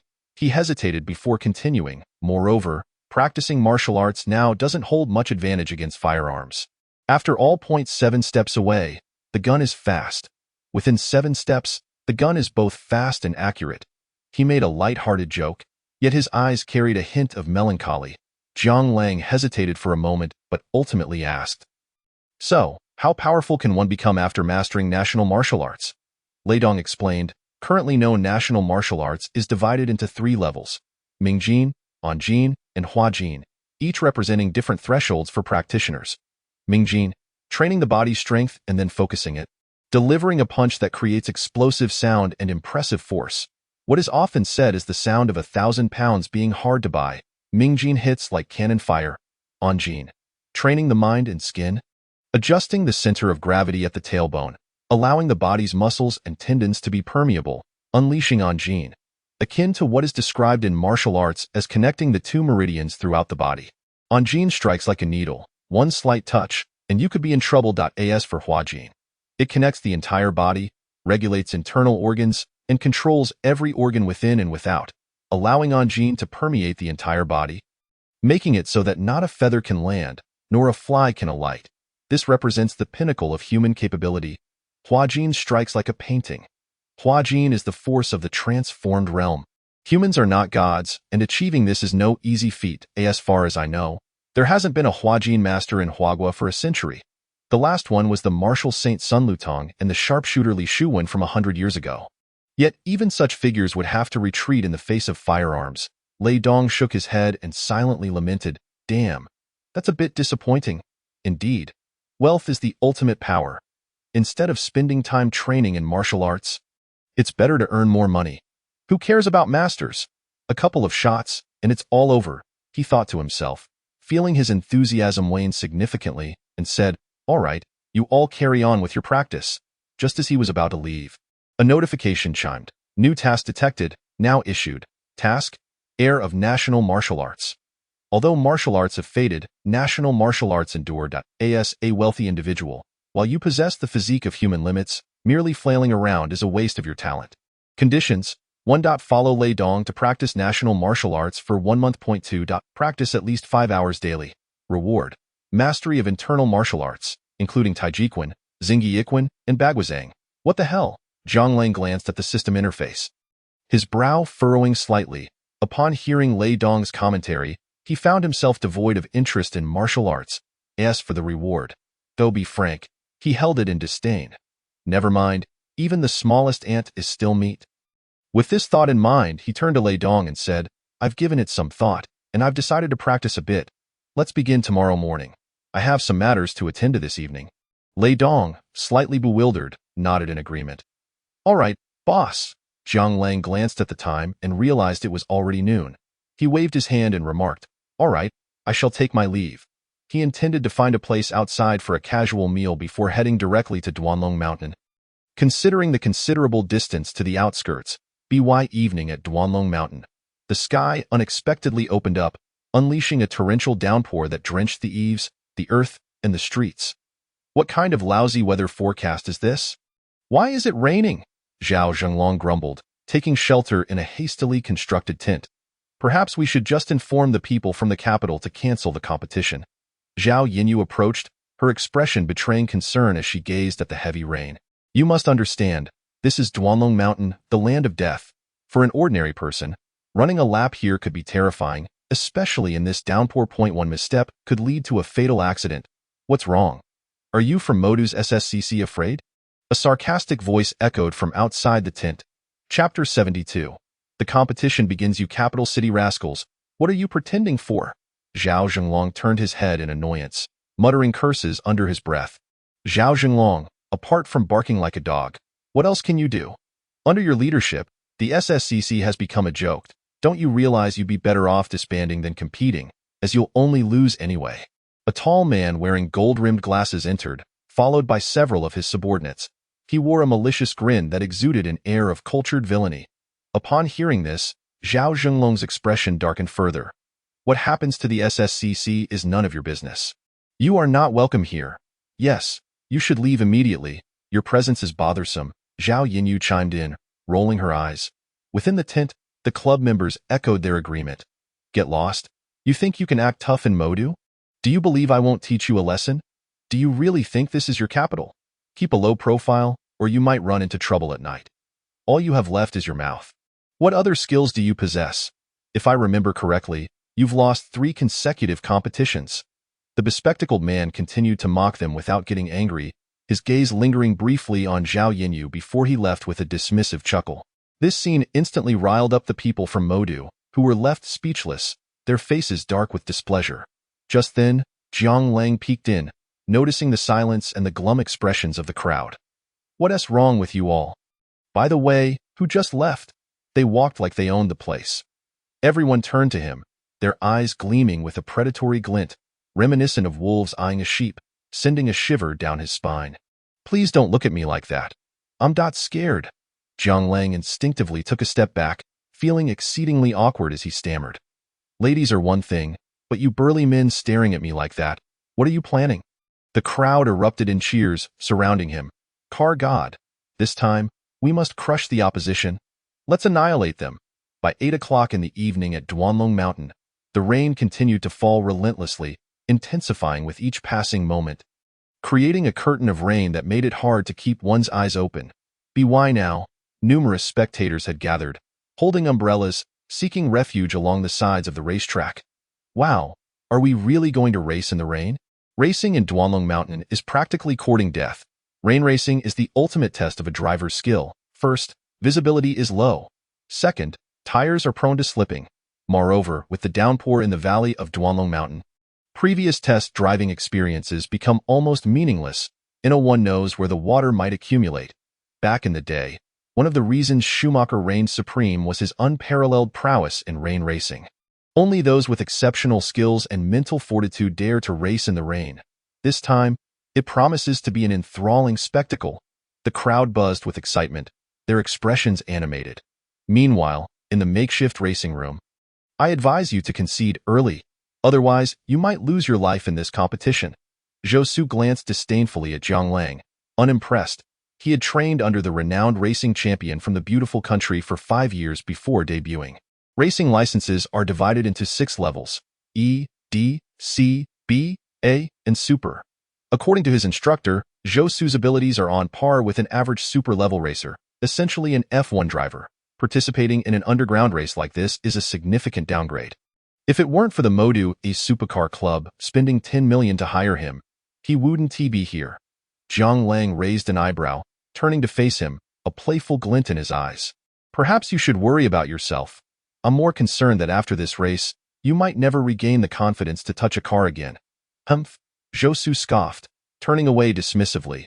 You really don't know what is good for you. At that moment, a plain-looking man entered, respectfully announcing, the cars have been tuned. You may take your positions. To ensure fairness, the cars for this race are provided by the club. Nissan's GTR, hailed as the God of the East. Following the immense success of the anime Initial D, this model has garnered a massive following. Though it may be outdated now, it still evokes a mix of love and hate in the underground racing scene. With a 2.6-liter six-cylinder engine, this car can produce 280 horsepower, reaching a top speed of 112 mph and accelerating from 0 to 60 miles per hour in just 5.6 seconds. Its unique all-wheel drive system intelligently distributes power among the wheels, granting the GTR unparalleled cornering capabilities. More importantly, this model has immense tuning potential, making it a favorite among street racers. Gently pressing the accelerator, Zhang Lang reveled in the roar of the engine, nodding in satisfaction. It's tuned quite well, he remarked to the few technicians outside the window. These individuals were part of the tuning team hired at great expense by the Modu SSCC Supercar Club, aimed at pushing the car's performance to its limits and redeeming past failures. The technicians nodded slightly, exuding confidence in their skills. At this moment, the garage erupted with the sound of bells, indicating that the race was about to commence. Zhang Lang let out a soft breath, the windows of the car slowly rising as he faced the torrential rain. Driving the GTR to the starting line in the distance, he spotted another GTR already positioned. As the two GTRs made their appearance, a cacophony of cheers erupted from the crowd, the atmosphere reaching a fever pitch. Zhao Yinyu waved the club's flag, dressed in a midriff-bearing outfit and ultra-short shorts, her long legs bouncing as she shouted, Modu SSCC will surely win. Clearly, she had not gone back on her word to cheer for Zhang Lang. Dressed in a fiery, alluring ensemble, she captivated countless onlookers, bolstering the morale of the Modu SSCC Supercar Club as they collectively shouted, Modu SSCC will surely win. Modu SSCC will surely win. The capital city was not to be outdone. Despite their long journey, they had come fully prepared. As the cheerleaders from the Capital Club rallied, the crowd began to chant in unison, Capital SE will surely win. Capital SEC will surely win. Both factions shouted in unison, as if believing that the louder they were, the greater their advantage would be. The atmosphere grew increasingly charged, and Zhang Lang felt his excitement mounting as the scent of gasoline wafted through the air, invigorated by the fervor of the spectators. Chapter 73. Drifting into the turn as the crowd reached a fever pitch. A blonde beauty in uniform stepped between the two cars at the starting line, unperturbed by the relentless rain that soaked her form. She raised her signal gun, taking a deep breath. With a bang, the sound of the gunshot echoed, and both GTRs roared forth like arrows released from a bow, vanishing from the spectators' view. Let us monitor the situation, Zhao Zhenglong shouted as he retreated into the tent. The scenery outside blurred past like a mirage, indistinct and fleeting. The two GTRs engaged in a fierce battle on the narrow mountain road, akin to a genuine battlefield, each striving with all their might to seize the initiative. Zhang Lang kept his eyes peeled and ears alert, his hands expertly maneuvering the steering wheel. Unlike Song Qingwu and the others, he felt a tangible pressure in this moment. What astonished him further was Zhou Su's audacity in attempting a launch start despite the rain. The so-called launch start involves adjusting the transmission to maximize the engine's torque output, allowing for optimal acceleration right from the get-go, thereby gaining a competitive edge. Furrowing his brow, he observed the GTR ahead, which had pulled ahead by half a body length. Whenever he contemplated overtaking, his opponent would astutely seize the advantageous line, effectively blocking any openings, demonstrating an impressive wealth of experience. However, Zhang Lang remained unfazed. He reduced his speed and closely followed behind. Soon, they would arrive at the renowned Duanlong Mountain, where the infamous series of 6 treacherous death bends awaited. This would indeed be a true test of skill. The sky was overcast, and torrential rain poured down. The crowd at the club in the Magic City huddled beneath tents, glued to the television screens displaying the surveillance footage, hardly daring to breathe. Suddenly, an explosive roar erupted from the television. A white GTR appeared on the screen, closely followed by a black GTR. A collective gasp echoed in the crowd. Impossible! The racing deity was right behind. Concurrently, cheers erupted from another tent nearby, belonging to the Capital's club. Incredible! Zhou Sun is remarkable, truly deserving of the exorbitant fee we paid for his expertise. He is indeed formidable. Meanwhile, on the track, Zhou Su found his opponent exceedingly tenacious. As he diligently maneuvered the GTR into a relatively secure position. He stole glances in the rearview mirror, softly murmuring to himself. To be honest, Zhang Lang's prowess exceeded his expectations. He had anticipated a straightforward victory, yet the opponent proved to be remarkably skilled, persistently tailing him like a relentless adhesive that refused to be shaken off. Nonetheless, Zhou Su remained confident. Anyone could accelerate in a straight line, but true speed was demonstrated in navigating corners. He gazed ahead, pondering. He could not believe that Zhang Lang would dare maintain such velocity through the exceedingly challenging series of sharp turns. Boom! The distance of 100 meters vanished in an instant, and before he knew it, the first of the consecutive bends loomed ahead. Zhou Su abruptly yanked the steering wheel, simultaneously tapping the brakes. The white GTR swung its tail, the tires skimming the ground as it drifted through the corner. Before he could regain his composure, another turn materialized before him, with a gap of scarcely 10 meters. He counter-steered once more, simultaneously flooring the accelerator. The white GTR let out a muted grunt as the chassis shuddered, unexpectedly pivoting at an astonishing angle while continuing to surge forward. Zhou Su let out a sigh of relief, a bead of cold sweat trickling down his forehead. Such a demanding sequence of turns was a rarity even during his time abroad, and he hadn't anticipated encountering it here, especially in the midst of a downpour. Surely, he must have created some distance by now, he mused silently, convinced that no one else in Huagua could navigate such perilous corners as he did. As long as his opponent faltered in the turns, he could subsequently widen the gap on the straightaways, maintaining his advantage until the finish line. With a victorious smile creeping onto his face, he slightly turned his head to glance in the rearview mirror. He sought to ascertain whether Zhang Lang was flustered or perhaps lacked the skill to avoid crashing into the barriers. However, in the next moment, his expression shifted dramatically, his eyes widening. A black GTR was hot on his heels, following him like a relentless shadow, not losing even half a car length. Damn! How formidable! He cursed inwardly, his face turning serious as he pressed the accelerator to the floor, continuously monitoring the rearview mirror, attempting to block Zhang Lang's overtaking route. Inside the black GTR, Zhang Lang gripped the steering wheel tightly, his gaze cold and focused ahead, his concentration razor-sharp. He was waiting for an opportunity, one chance to completely turn the tide of the race and secure victory. The sixth of the consecutive death bends awaited. It was not only the final turn at Duanlong Mountain, but also the most perilous segment of the track. There were no guardrails, and the angles of the turns were a series of 5 consecutive bends, each exceeding 90 degrees. A catastrophic misstep could lead to disastrous consequences, potentially sending a car tumbling off the cliff, with no trace left behind. Amidst the rain, the black and white GTRs chased each other closely, embodying a sense of brutal ferocity as they sped through the downpour. 1, 2, 3. After traversing 5 consecutive death bends, Zhou Su's expression grew increasingly grim, beads of sweat cascading down his forehead. While street racing could elevate one's adrenaline, the relentless intensity of these death bends, brushing perilously close to death time and again, was mentally and physically exhausting. He recognized that his condition was deteriorating, nearing its limits. Gritting his teeth, he focused on the imminent final death bend.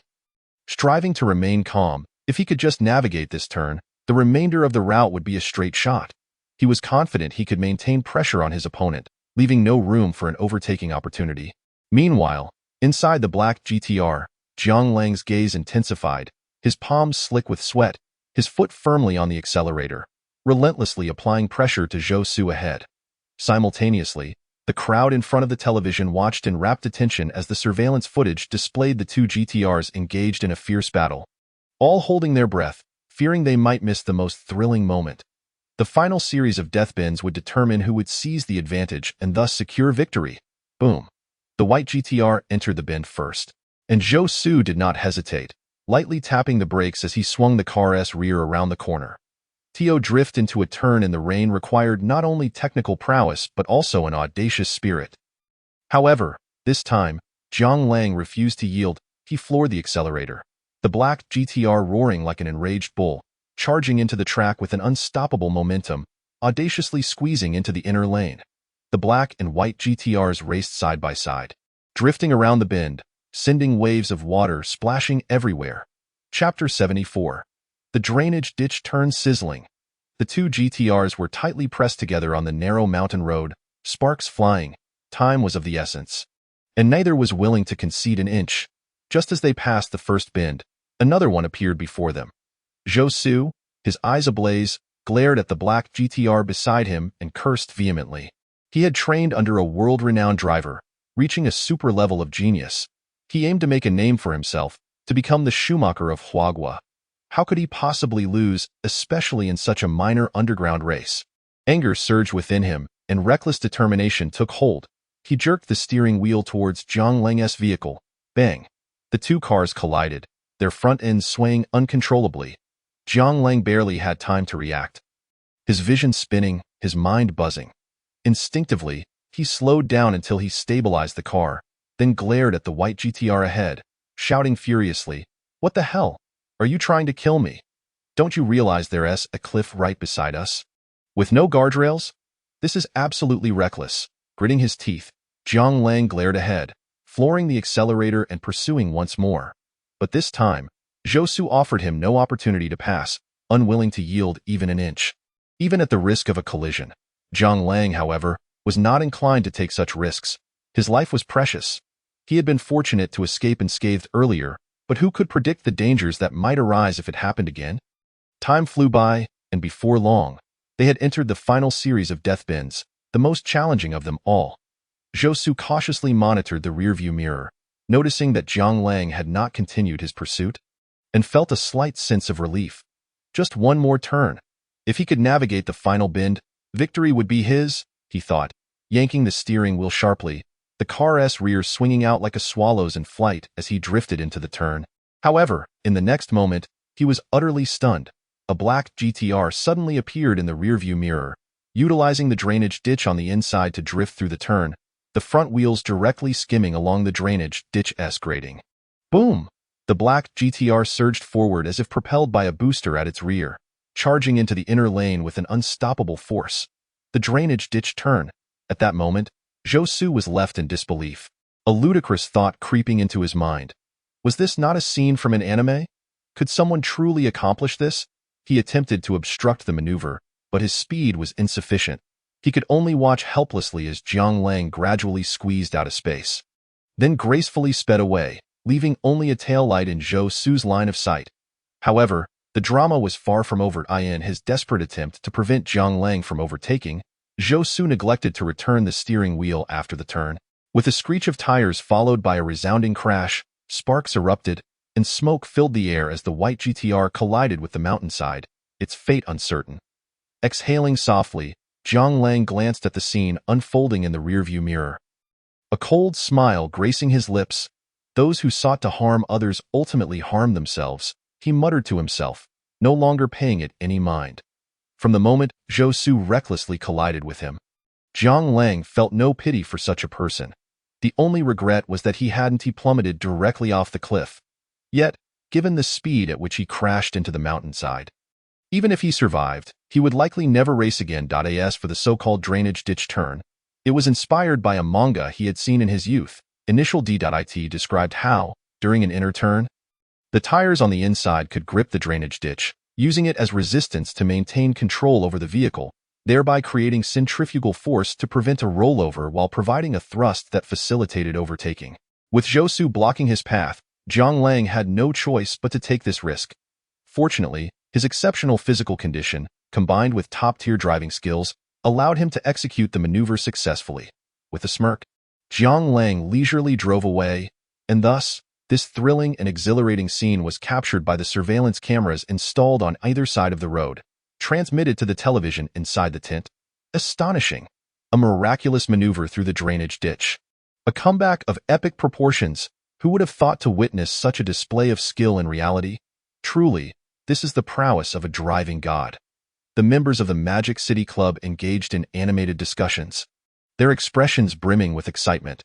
Their spirits soared from the depths of despair to the heights of ecstasy. Initially, they believed all was lost, especially since Zhou had maintained the lead, and Zhang Lang had only just managed to squeeze into the lane. only to be bumped by another competitor. They all feared a disastrous overturn, leaving them quite shaken. However, in an unexpected twist during the final bend, Jiang Lang launched a remarkable counterattack, executing a breathtaking maneuver through the drainage ditch.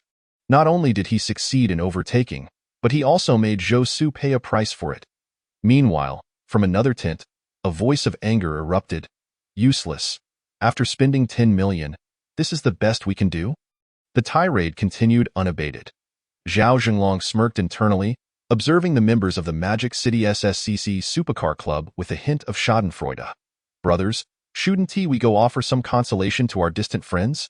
Upon seeing Zhao Zhenglong's expression, the crowd quickly grasped his meaning and responded with laughter. Yes, let us go comfort them, damn. The tides of fortune have turned. It's our turn now. Without hesitation, Zhao Zhenglong took the lead. And before even reaching the entrance, he loudly taunted. You pups from the imperial capital, are you still pretending to be formidable? Spending 10 million to hire people? I see that just plain foolish.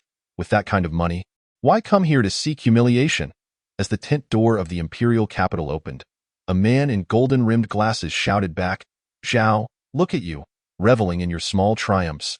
What is there to be so proud of? Yes, you've won just once. How many times have we beaten you before? Others chimed in, unwilling to back down. In an instant, the crowd became raucous, teetering on the brink of a brawl, until, boom, the black GTR crossed the finish line. Duanlong Mountain was a circular track, serving as both the starting and the finishing line. As Jiang Lang stepped out of the car, the crowd from Magic City rushed over, hardly sparing a glance at the imperial capital. Their excitement palpable. Incredible, driving god. Teach us how to maneuver through the drainage ditch sometime. Move aside. I was the first to sign up. Those who wish to learn can wait behind. At this moment, Zhao Zhenglong and his companions exchanged glances. With arms crossed and legs planted, they exerted a force that sent Jiang Lang soaring into the air, one wave after another. This spectacle further ignited the crowd, who gathered around in jubilant celebration. Chanting, Driving God, Driving God. Chapter 75. Love. Only fools pursue it. Inside the restaurant, the atmosphere was lively, filled with clinking glasses and animated chatter. Over the years, the Magic City SSCC Supercar Club had struggled under the pressure of the Imperial Capital SCC Supercar Club, even having difficulty recruiting members. Now, with their grievances avenged, Zhao Zhenglong proposed to book a hotel for a celebratory gathering. Essentially, anyone from Magic City was welcomed. In the private room, scattered throughout, there were at least 100 people. At the main table, Zhao Zhenglong raised his glass, standing up to declare, Brothers, lend me your ears. Today, we have avenged our past humiliation. Who is our greatest benefactor? Jiang Lang, the driving god. The crowd erupted in raucous cheers and shouts. But without exception, all eyes turned to the man beside Zhao Zhenglong at the main table. I propose a toast to our great benefactor. Cheers. The crowd raised their glasses in agreement. Jiang Lang, amused but somewhat overwhelmed, stood up with his glass, saying, Thank you all for your kind words. Tonight, we shall not return until we are thoroughly intoxicated. Cheers. The glasses clinked, and the atmosphere grew merrier. As the drinks flowed, people frequently approached Jiang Lang to toast him. Jiang Lang welcomed them all. After his father's business failures, he had often found himself inebriated, having grown up amidst the clinking of bottles. His tolerance for alcohol was impressive, proudly claiming he could handle 2.5 gin of baijiu and any amount of beer. However, this time, he miscalculated, and no matter how adept one is, they cannot withstand relentless toasting, and soon he felt his cheeks flush and retreated to the balcony for a moment of respite. Lighting a cigarette, he intended to take a breather. That moment, Zhao Yinyu approached with a bowl of hangover soup. You can't drink anymore. I detest seeing men drink. She cast a complex glance at Jiang Lang, pursed her lips, and handed him the soup. She had a deep-seated aversion to drunken men, stemming from her childhood when her father, Zhao Ligua, was not yet successful. Each time he went out to negotiate, he would return intoxicated, and her mother, Chao Shui, would cry and scold him, yet still prepare a bowl of hangover soup. Seeing Jiang Lang being inundated with drinks stirred a sudden pang of compassion in her heart, prompting her to request a bowl of hangover soup from the hotel. Jiang Lang glanced at her, accepted the soup, and took a sip, feeling somewhat rejuvenated. After pondering for a moment, he said, Thank you. Zhao Yinyu observed Jiang Lang, who appeared intoxicated yet composed, and was slightly taken aback. Aren't you drunk? Jiang Lang awkwardly touched his nose, chuckling. Just a little tipsy. He could drink but disliked getting drunk unless absolutely necessary. He would always find an excuse to sneak away when he felt he had reached his limit. However, no one could usually push him to that extent. This time, after being bombarded with drinks, even a celestial being could not withstand it, and he had to slip away early. Oh. Zhao Yinyu nodded, moving closer to Jiang Lang. She gazed at the bustling crowd below, her expression inscrutable, lost in thought. The gentle breeze tousled her long hair, adding to her ethereal beauty. The atmosphere grew somewhat awkward. Jiang Lang bit his lip, hesitated, and slowly said, About last time. I'm sorry. He was apologizing for doubting Zhao Yinyu regarding the leaked information. Zhao Yinyu gave him a fleeting glance, shaking her head lightly. I'm not that petty. In the days that followed her return home, she had tried to consider things from Jiang Lang's perspective and realized that his suspicion was not entirely unfounded. After all, she was the first person to have access to the information. Jiang Lang let out a sigh of relief, just as Zhao Yinyu's voice broke the silence again. By the way, your driving skills are quite impressive. Jiang Lang looked at her quizzically, thinking, didn't you already know how good my driving is? Why ask? He raised an eyebrow and replied, it's decent, I suppose. Zhao Yinyu kicked at the stone floor of the balcony. After a moment, she suddenly said in a low voice, can you teach me? Jiang Lang was taken aback, patting his chest in a carefree manner. Sure, consider it an apology for earlier. Zhao Yinyu slightly tilted her head in acknowledgement, a glimmer of mischief flickering in her eyes. At that moment, a heavily inebriated, rotund man stumbled in.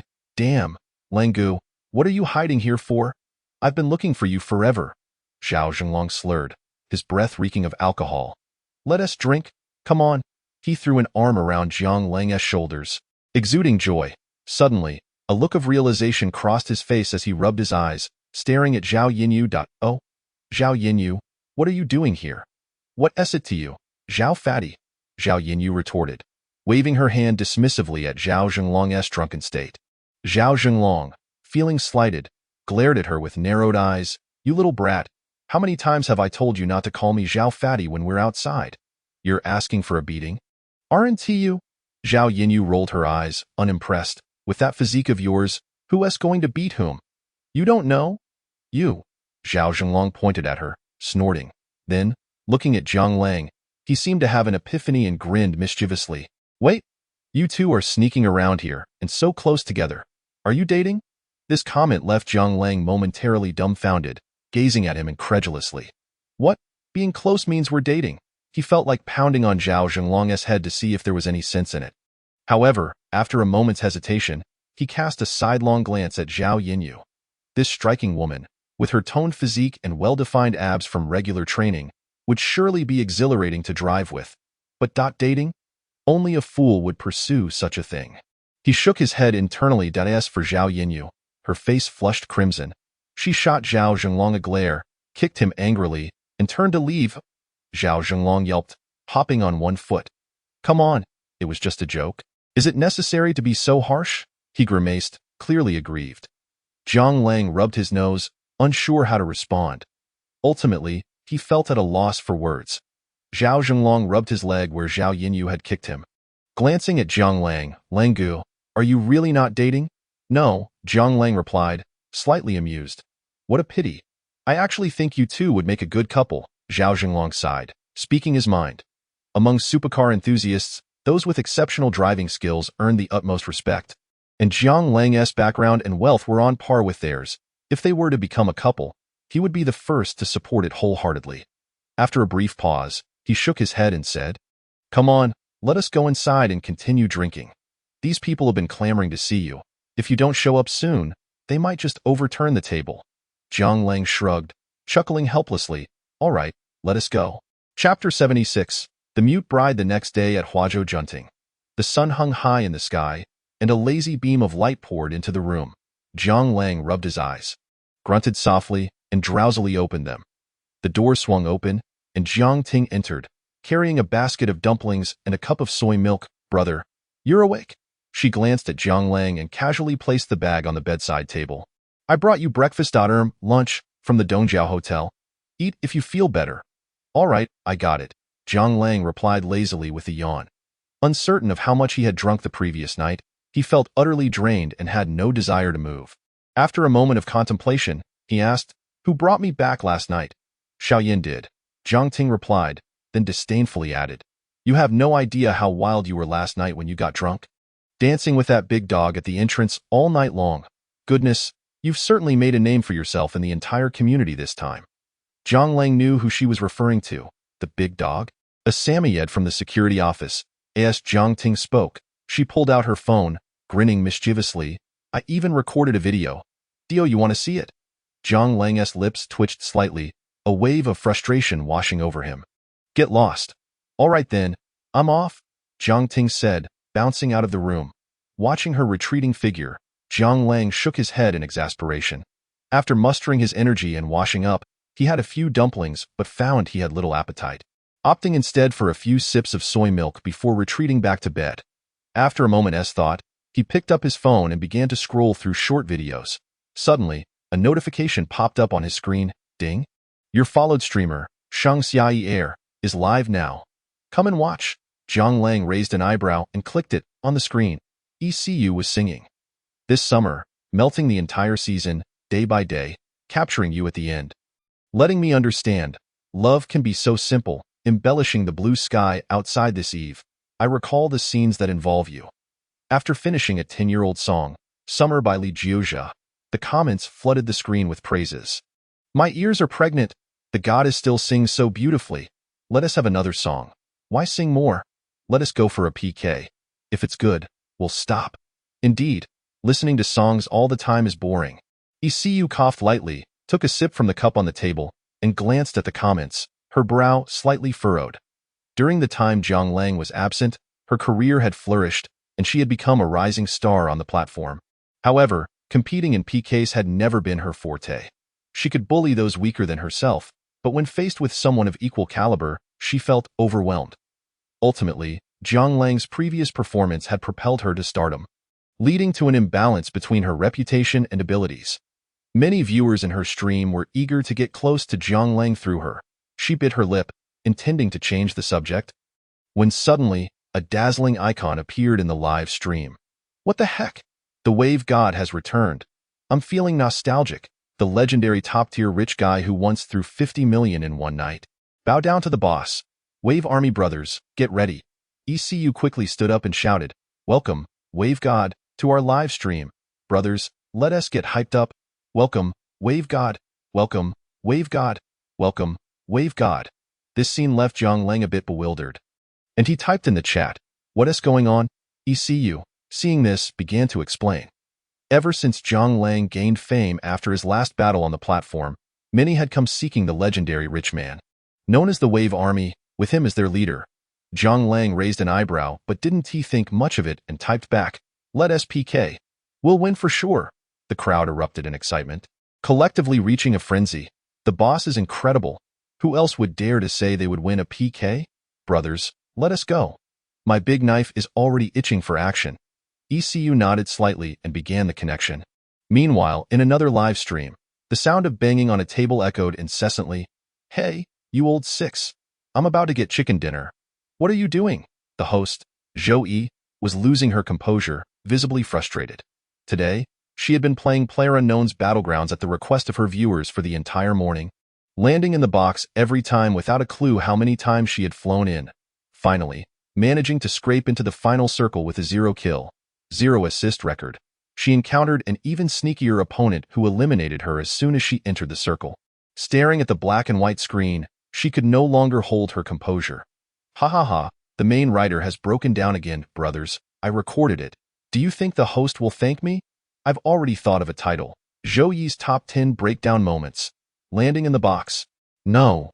It should be the mute bride's seagull-like roar. What a pity. Sister Zhou just has a mouth. Please don't speak. I'm about to finish, bro. That was quick." The chat erupted with laughter as they witnessed Zhou breakdown. Zhou Yi was also a prominent streamer on the platform, known for her loud voice and unique style, earning her the nickname the Mute Bride. The moments of her breakdown were a highlight for viewers. "I am done playing, done. Whoever keeps playing is a dog. Joey tossed her mouse aside, resorting to childish antics. Her eyes twinkled as she suggested, "Brothers, how about we check the rooms?" Every time she felt like slacking off, she would propose checking rooms, both for gaining time and for ogling beautiful women, which was her favorite. However, this time, the viewers were not having it. Not again. Every time you lose, you suggest checking rooms. No way. No way. Let us change it. The chat flooded with demands for change, echoing like a chorus. Joey was at a loss. Change to what?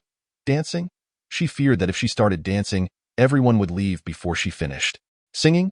It had been a long time since she had sung, and she worried about going off-key. After pondering, she proposed, "How about a PK?" She usually didn't engage in PKs, only doing so with good friends like Luo Xin.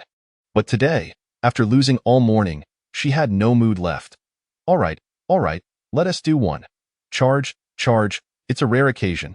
Seeing that her viewers all agreed, she initiated the connection.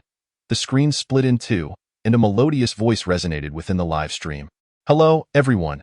I'm Air. Chapter 77. The train wow, a fairy. Brothers, let us go. Sister Jo, I'm sorry." Joey was somewhat taken aback. She hadn't expected to encounter a rising star in the live stream for her rare PK. She wiped her mouth and pretended to be bold, saying, "Am I handsome, brothers? How is this wave of benefits?" The viewers began to tease, "Shut up, mute bride. Don't interrupt us from watching the beauty. If you don't speak, no one will think you're mute." In truth, Sister Jo was quite attractive, but her incessant chatter overshadowed her looks, preventing her from competing with her counterpart. With a bang, Joey began to pound the table again, her frustration boiling over. "What do you mean I have a mouth? Have you all turned traitors so quickly? It's not that we're lacking. It's just that the enemy is too cunning." In the live stream, viewers typed, "Hello, Sister Jo." ECU waved her hand sweetly, greeting Joey. Joey gazed at ECU, as if struck by Cupid's arrow, clutching her chest, and said dreamily, "Bro, I can't take it anymore. That smile is just too healing. Ugh, disgusting." The live stream erupted in laughter.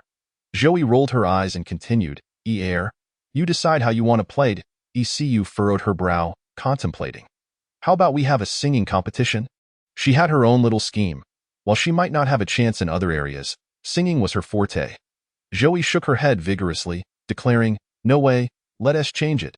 She was aware that ECU excelled at singing and wouldn't dare challenge her. Although she had previously claimed to have debuted in a girl group, it had been ages since she had practiced professionally, and her skills had long since declined. At that moment, a sparkling comment appeared in the live stream. "Let us get the train rolling." As soon as the words were spoken, user Jianghu D. Lang sent the main writer a treasure map worth 10. "Everyone come and take a look." The atmosphere in the live stream surged even further, as 100 of those maps amounted to 500,000 yuan. Countless viewers in the beauty category screamed in excitement. Regarding their favorite pastime, it is undoubtedly the female streamers engaging in lively dances. Particularly during competitive events, witnessing two stunning beauties sway and flaunt their figures right before your eyes is an exhilarating experience. The master of revelry is truly remarkable. Upon returning, he generously shares the bounty with his friends. Living up to his reputation as a big brother, bowing deeply in gratitude, ECU promptly exclaimed, "Thank you, master of revelry, for the 100 treasure maps. Such generosity, boss." Joey was momentarily taken aback, staring blankly at the situation. What was happening? The PK hadn't even commenced, and yet there were already 100 treasure maps. Was it really this impressive? At that moment, some viewers in ECU's live stream also rushed over, flooding the chat with comments. "The army of revelry is on the march, leaving no blade of grass unturned. The army of revelry is on the march, leaving no blade of grass unturned. The army of revelry is on the march, leaving no blade of grass unturned." The army of revelry? Joey raised an eyebrow, well aware of who they were. Recently, this group had stirred quite a ruckus in the streaming community. However, since Jiang Lang had stopped appearing, things had quieted down considerably. Could it be? She suddenly entertained a possibility, her eyes widening like brass bells. Just then, a flash of golden light illuminated the live stream. An icon depicting a man adorned with an imperial crown riding a golden dragon appeared on the screen. This was a special effect set up by Huya in honor of Jiang Lang, the super-rich patron to IT, was even more impressive than the standard effect for those who spend 1,500,000 yuan in a month. Only Zhang Lang possessed such an exclusive feature on the entire platform, instantly elevating the atmosphere. Ding, the Supreme. The Master of Revelry has descended upon the live stream. Whoa! The Master of Revelry has arrived. Streamer, hurry and kneel and welcome. The esteemed patron has made another appearance. The uniquely designed icon is indeed impressive. This effect has lasted for at least a minute. Zhou Yi beamed with delight, clapping her hands in welcome. Welcome, Master of Revelry. Fellow brothers, let us get excited and showcase our grandeur. Big brother, we await your arrival through wind and rain. Big brother brings the wind, big brother brings the rain. He can summon both at will. He has arrived, stepping in on clouds. One must say, Zhou Yi is indeed an experienced and prominent streamer. Her ability to engage the audience is unparalleled by ECU. Zhang Lang typed in the live chat. Well done. Consider it a reward. Without hesitation, he continued, user Jiang, whose first revelry has gifted the main host 10 treasure maps. Everyone, come and watch. User Jiang, whose first revelry has gifted the main host 10 treasure maps. Everyone, come and watch again. It was 100 maps, totaling a staggering 500,000. Zhou Yi was utterly enamored. Never had she anticipated receiving such a substantial reward. Truly, a big brother who could lavish 50 million overnight is terrifying. She quickly raised her fist in gratitude, saying, "Thank you, Master of Revelry, for the treasure maps. May Big Brother enjoy good fortune and joy like the wind, and abundant years akin to kites soaring high. Striving for wealth and longevity, may blessings flow like mountains and seas. May fortune, talent, and noble offspring abound, with generations of honor. May prosperity and wealth be ever present, with money, power, and a bright future." Streamer is phenomenal. Zhou Jie has such skills. It is quite rare to see. Zhang Lang chuckled and typed, "I want to see you dance." He was not jesting. He had frequently seen ECU sing and was suddenly curious about this young lady's dancing skills. After all, she was from the prestigious Shanghai Academy of Art. Surely, she could dance. As for the mute bride, Zhou Yi, that was merely incidental. Zhou Yi patted her chest, declaring, "Rest assured, Master of Revelry, not only can I dance, but I can also fly."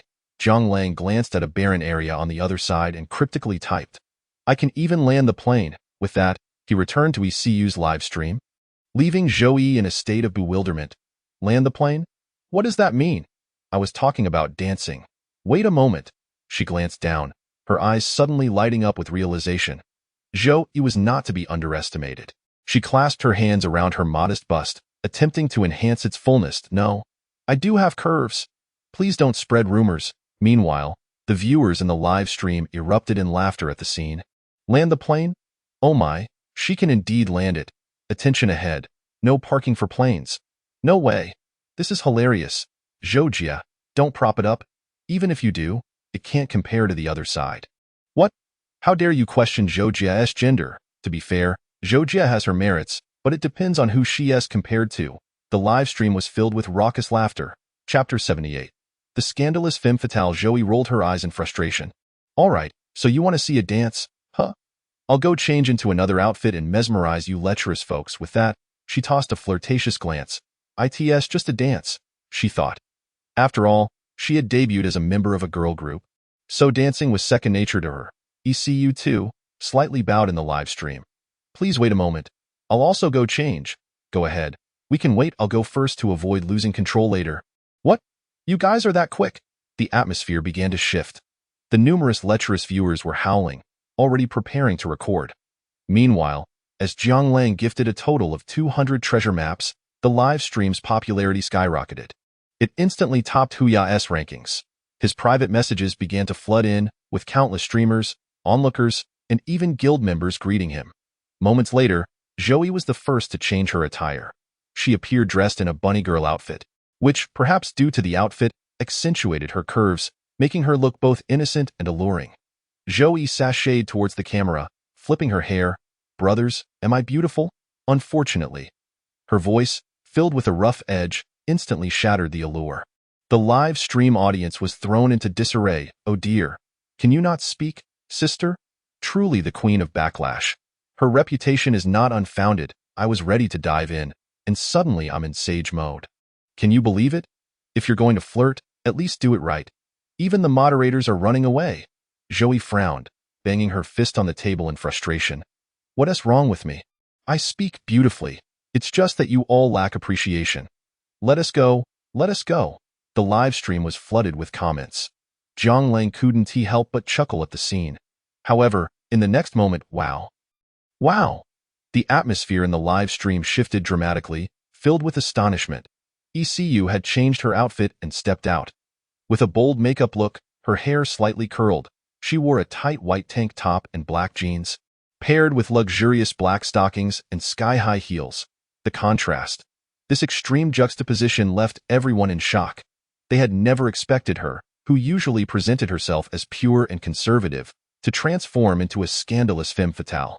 This revelation left the audience in awe, collectively reaching a peak of excitement. Whoa! ER has this side too. I'm shocked for a century. Scandalous femme fatale. I'm in love, brothers. I'm diving in. Zhou was equally taken aback, unable to help but exclaim, wow, I never knew you had this side. ECU covered her mouth with a laugh, then winked her beautiful eyes. Am I beautiful? Absolutely stunning. Zoe felt a pang of annoyance. She hadn't expected the opponent to make such a grand entrance, playing dirty. When she had secretly checked the room earlier, she hadn't seen this side of her. Zhang Lang observed the comments with a slight smile. He had long known that ECU was the type to be coy and might have some surprises up her sleeve. After all, where did all those daring photos in his phone come from? Zoe shook her head and said, all right, let us discuss the punishment. ECU pondered for a moment and countered, how about you suggest something? Zhou? Zoe furrowed her brows. Suddenly her eyes lit up. How about performing a gorilla chest-thumping dance? She was cautious not to suggest anything too extreme, knowing there was a big brother present. She definitely couldn't compete. She merely hoped that if she lost, the opponent would at least provide some medical expenses. ECU nodded in agreement. Brothers, once the music starts, we'll dive right in. Zoe waved her hand and began to shout. ECU, not to be outdone, shouted back. Charge, charge, charge. The sound of a train whistle echoed in the live stream. Who, I need to know, who came to turn up on their favorite festival. This was a song from the band LMFAO titled Party Train, which is commonly used by streamers during dance sessions. As the music played, the two began to showcase their dancing skills, and the comments section erupted. 666, 666, 666. A sea of 666 flooded the live stream chat. Zoe clasped her hands over her chest, slowly dancing backward, ensuring her entire figure was displayed on the screen. Stepping to the rhythm of the music, swaying her hips, shaking her chest, and lifting her waist, one cannot help but acknowledge her remarkable skills. The mute bride has returned. I must say, our silent sister Zhou is truly stunning. Indeed, when it comes to beauty, Sister Zhou is undoubtedly a leading figure in the realm of live streaming. Brothers, let us get those tickets. Meanwhile, ECU refuses to be outdone and immediately breaks into an energetic jazz dance. This rapid and dynamic style of dance, perfectly synchronized with the music, creates an exhilarating experience for the audience. They are utterly captivated. Wow. When he dances, she is incredibly impressive. What a treasure of a girl. Come on, let us get those tickets rolling. On the PK line, the blue and red factions take turns dominating, neither willing to yield. However, Sister Zhou, being a seasoned veteran, begins to steadily overpower ECU without Zhang Lang even having to intervene. Glancing at the dwindling time, Zhang Lang decisively takes action. User Zhanghu First Wave sends 10 treasure maps to the main writer. Everyone come and take a look. User Zhanghu First Wave sends 10 treasure maps to the main writer. Everyone come and take a look. User Zhanghu First Wave sends 10 treasure maps to the main writer. A total of 1,000 treasure maps instantly depletes the opponent's health bar. Sister Zhou wipes the sweat from her brow, looking at the live stream with an expression of knowing satisfaction. She internally marvels at how, in just a few minutes of PK, a whopping 5 million was spent. Truly impressive. With a faint look of shock, she bows her hands and exclaims, "The wave god is indeed formidable. This humble girl humbly bows to your prowess." However, the very next moment, a banner appears in Sister Zhou's live stream. The user Zhanghu First Wave sends 10 treasure maps to the main writer. Everyone come and take a look. User Zhanghu First Wave sends 10 treasure maps. Another 100 maps. though not as extravagant as ECU's, still amounts to 500,000. Combined with earlier contributions, Sister Zhou has already earned 1 million today. A wave of astonishment washes over her, and she quickly transforms her expression like a Sichuan opera face-changing act. Smiling brightly as she says, "Oh, thank you for the medical expenses, Wave God. You are magnificent, Wave God." Chapter 79. Iconic moments. Jiang Lang's generous actions are certainly appreciated by the big shots in Sister Zhou's live stream. They, too, shower ECU's stream with a wave of medical expenses, causing the excitement on both sides to escalate. At this moment, the viewers in the live stream start to chant, "Punishment! Punishment! Punishment!" Sister Zhou rolls her eyes and says, "Fine, punishment it is. I'm a woman of my word." With that, she rolls up her sleeves, pretends to spit into her hand, and rubs them vigorously. Ahem. Esteemed viewers, watch closely. Taking a deep breath, she glances at the live stream. Her red lips slightly parted. A woo. She mimics the sound of a gorilla, pounding her chest with both hands, resembling a true mother gorilla. Instantly, the audience erupts in laughter. Oh my gosh, I can't breathe from laughing. Another iconic moment is born. Tarzan has arrived in person. Sister Zhou, stop pounding. There's barely anything left. If you keep it up, there will be nothing. Just after getting scolded by my dad, seeing this made me laugh. My dad thought I was being defiant and gave me another beating. Jiang Lang, too, is doubled over in laughter, gazing at Sister Zhou on the screen, unable to help but exclaim. Truly, she is a seasoned streamer. She knows how to entertain. After the punishment, Sister Zhou, unfazed, clears her throat. See? I said I would do it. Am I not tough enough? 666, just putting on a show. I originally thought Sister Zhou was only good at entertaining. But her audacity is astonishing. The live stream buzzes with excitement. Sister Zhou shakes her head and looks at the screen, inviting Ear, come play in Magic City sometime. ECU sweetly replies, Sister Zhou, I'm in Magic City. Still attending school. Sister Zhou exclaims, oh wow, that's so close. After the broadcast, let us add each other on WeChat and chat properly. Pausing for a moment, she turns to Jiang Lang on the screen and invites. Wave God, I'll add you. Remember to accept later. Jiang Lang types back. Okay. After the PK ends, the two streamers chat for a while before disconnecting.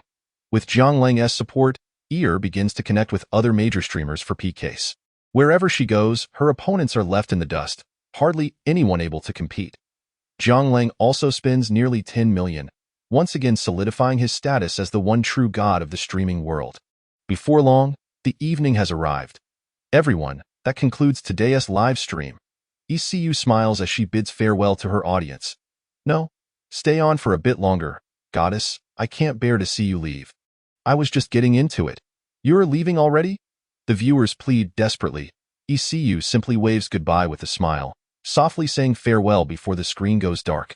Jiang Lang breathes a sigh of relief, puts down his phone, and stretches languidly. Turning to gaze out the window at the setting sun, he quietly pats his stomach, murmuring, is it already this late? Shaking his head, he prepares to get up and find something to eat when suddenly, his phone vibrates with a buzzing sound. Jiang Lang raises an eyebrow and casually opens it.its a message from ECU. Wave brother, thank you for today. It's been a while since we last met. If you're free tonight, could we meet? I'd like to treat you to dinner as a token of my gratitude for your support today. Jiang Lang raises an eyebrow, pondering for a moment before replying. Sure, still at school? I'll come pick you up now. Meanwhile, at the Yunjin Oriental community in Magic City, which is near the Magic City Art Academy, ECU has become quite famous since her rise to stardom online. Every day, people approach her for various reasons, and she has grown weary of the attention, opting to rent an apartment nearby. At this moment, she gazes at her phone, squeezing her little hands in excitement. After Jiang Lang abruptly left the hotel last time, she feared she had upset him and had been anxious ever since. Little did she expect that today, he would suddenly appear in her live stream, showering her with such generous support, filling her heart with joy. After a moment's thought, she quickly types back, I've moved out and no longer stay at school. Please wait. I'll send you my location now. Jiang Lang checks the location on his phone, uses a map app to navigate their distance, and then replies, okay, I'll be there in half an hour. All right, ECU puts down her phone, pats her slightly flushed cheeks. and heads into her makeup room. She intends to take this time to beautify herself and surprise Zhang Lang. This time, she cannot hesitate. Vroom vroom. The Bugatti Chiron weaves through the dense traffic. As it is the peak commuting hour. Even those far from Zhang Lang cannot avoid the traffic jams. By the time he arrives at ECU's building, it is already 8 p.m. Zhang Lang picks up his phone and makes a call. You can come down now. Sorry, I was stuck in traffic, he adds on the other end. ECU's melodious voice responds, it's fine, wave brother. I'm coming down now. After hanging up, Zhang Lang scrolls through short videos on his phone as he waits. Before long, a figure in a long trench coat, appearing somewhat stealthy, emerges from the building. She wears sunglasses, bundled up tightly, seemingly afraid of being recognized, and glances around while holding her phone. Zhang Lang can't help but chuckle. He recognizes her as ECU but is amused by her comical disguise. He rolls down the car window and calls out, over here. Upon hearing, ECU jogs over. Removing her sunglasses, she looks at Zhang Lang and exclaims, Wave brother, did you get a new car? It looks so cool. Zhang Lang nods slightly, responding nonchalantly, all right, get in. ECU eagerly hops into the car, and a faint, pleasant fragrance wafts into Zhang Lang's nostrils. He glances at her and jokes, why are you dressed like that? ECU pouts, looking a bit upset. Ever since I became famous, people have been bothering me every day. Especially at school. It's been incredibly annoying. I just want to avoid being recognized. Zhang Lang nods slightly at her words. After a moment's thought, he suggests, I think you don't need to go to such lengths. A hat, sunglasses, and a mask would suffice. Being so conspicuous like this will only draw more attention. ECU adjusts her trench coat, a hint of self-consciousness flashing across her face, before smiling back at Zhang Lang. Got it, wave brother. By the way, I've made a reservation at the Imperial Hotel, which is quite popular in Magic City right now. Zhang Lang gives her a peculiar look, feeling that ECU seems a bit odd. Why not take off her trench coat in the car? Isn't it uncomfortable? Moreover, didn't netizens say that the better the supercar, the more likely a girl will feel hot? Why is she bundling up even more? He shakes his head, feeling helpless. Chapter 80. Test drive at the Empire Hotel in the enchanting city of Mo. As Zhang Lang and ECU entered the restaurant under the hotel's auspices, the duty manager stationed at the entrance suddenly widened his eyes in disbelief. He rubbed his eyes, trying to confirm the identities of the guests before hurriedly scurrying towards them. The board, however, before he could finish his sentence, Zhang Lang cleared his throat softly, interrupting him. We have a reservation, he said, gesturing slightly towards ECU. ECU smiled at the duty manager and said, Hello, my surname is E. I have made a reservation for a private room online. The duty manager, taken aback, glanced at the pair with a hint of astonishment before his eyes darted around. Greetings. Please follow me, he replied, leading them to the innermost part of the restaurant where a resplendent private room awaited them. ECU looked perplexed for a moment and questioned the duty manager. Are you sure this is the right room? I didn't reserve this one. The duty manager nodded respectfully and explained, Indeed, you are our restaurant's 100th lucky guest today. And you are entitled to a complimentary upgrade service. Surprised, ECU's eyes widened.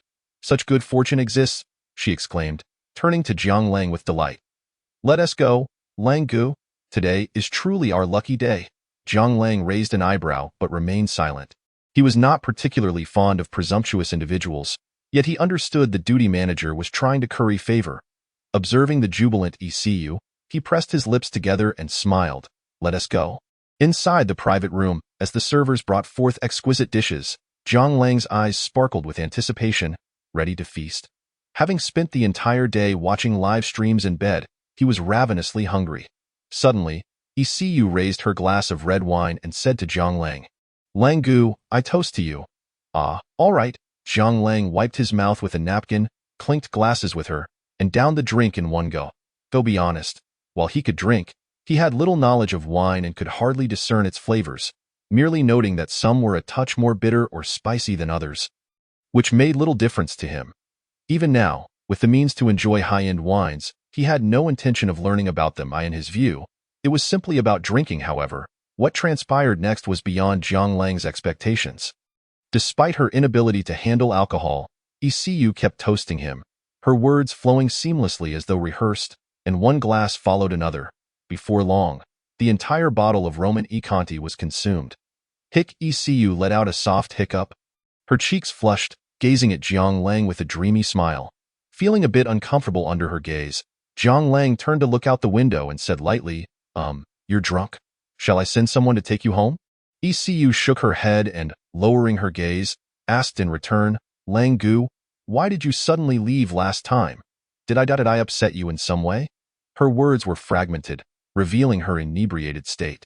Jiang Lang raised an eyebrow and replied softly, it's nothing. There was a situation at the company that required my urgent attention. ECU paused, her expression shifting to one of surprise. Really? You're not angry with me? Jiang Lang chuckled. Why on earth would I be angry with you? If it weren't for that incident, I would have coughed. He abruptly stopped, clearing his throat awkwardly. ECU suppressed a smile, looking at Jiang Lang with affection. Suddenly, she stood up, placed her hands on the table, and, leaning forward like a cat in heat, inched closer to him. The ample allure beneath her neckline flickered into Jiang Lang's view, until she opened her arms. Embracing Jiang Lang's head, resting her head gently on his shoulder. Do you wish to devour me now? She whispered, her breath warm against his ear, sending a tingling sensation through him, with beauty in his embrace. Jiang Lang's heart raced wildly. He swallowed hard, turning to gaze at her delicate skin, her enticing lips barely a tilt away. Gathering her into his arms, his voice turned husky, let us go. This was not Jiang Lang's first time heading to the presidential suite of the Empire Hotel, but never had he felt such urgency as he did now. Bang, the door swung open abruptly. A man and a woman entered without turning on the lights, the dim space imbued with a dense atmosphere of allure. ECU smiled, pushing Jiang Lang onto the bed, tossing her hair back as she slowly unwrapped the oversized trench coat that had enveloped her. Jiang Lang's eyes widened in disbelief, akin to large copper bells. At that moment, he finally understood why ECU had kept the oversized, unattractive coat on throughout their journey. Beneath it lay a fiery, alluring figure. Her supple skin was barely concealed by a sheer, revealing black lace nightgown. It dawned on him that everything had been meticulously orchestrated. Without a hint of hesitation, Jiang Lang surged forward. Undoubtedly, this was a brand new vehicle of exceptional quality, particularly the dazzling headlights, bright enough to captivate him. After studying the details of the headlights, Jiang Lang settled into the driver's seat, embarking on his inaugural test drive. He gently pressed the clutch, allowing the engine to warm up until the car shuddered slightly. At that moment, he knew the time had come. Without further hesitation, he gripped the steering wheel, shifted gears, and pressed the accelerator to the floor. Vroom vroom. Although it was a new car, its performance was top-notch. The throttle responding with remarkable vigor, and the dashboard instantly gearing towards high speed.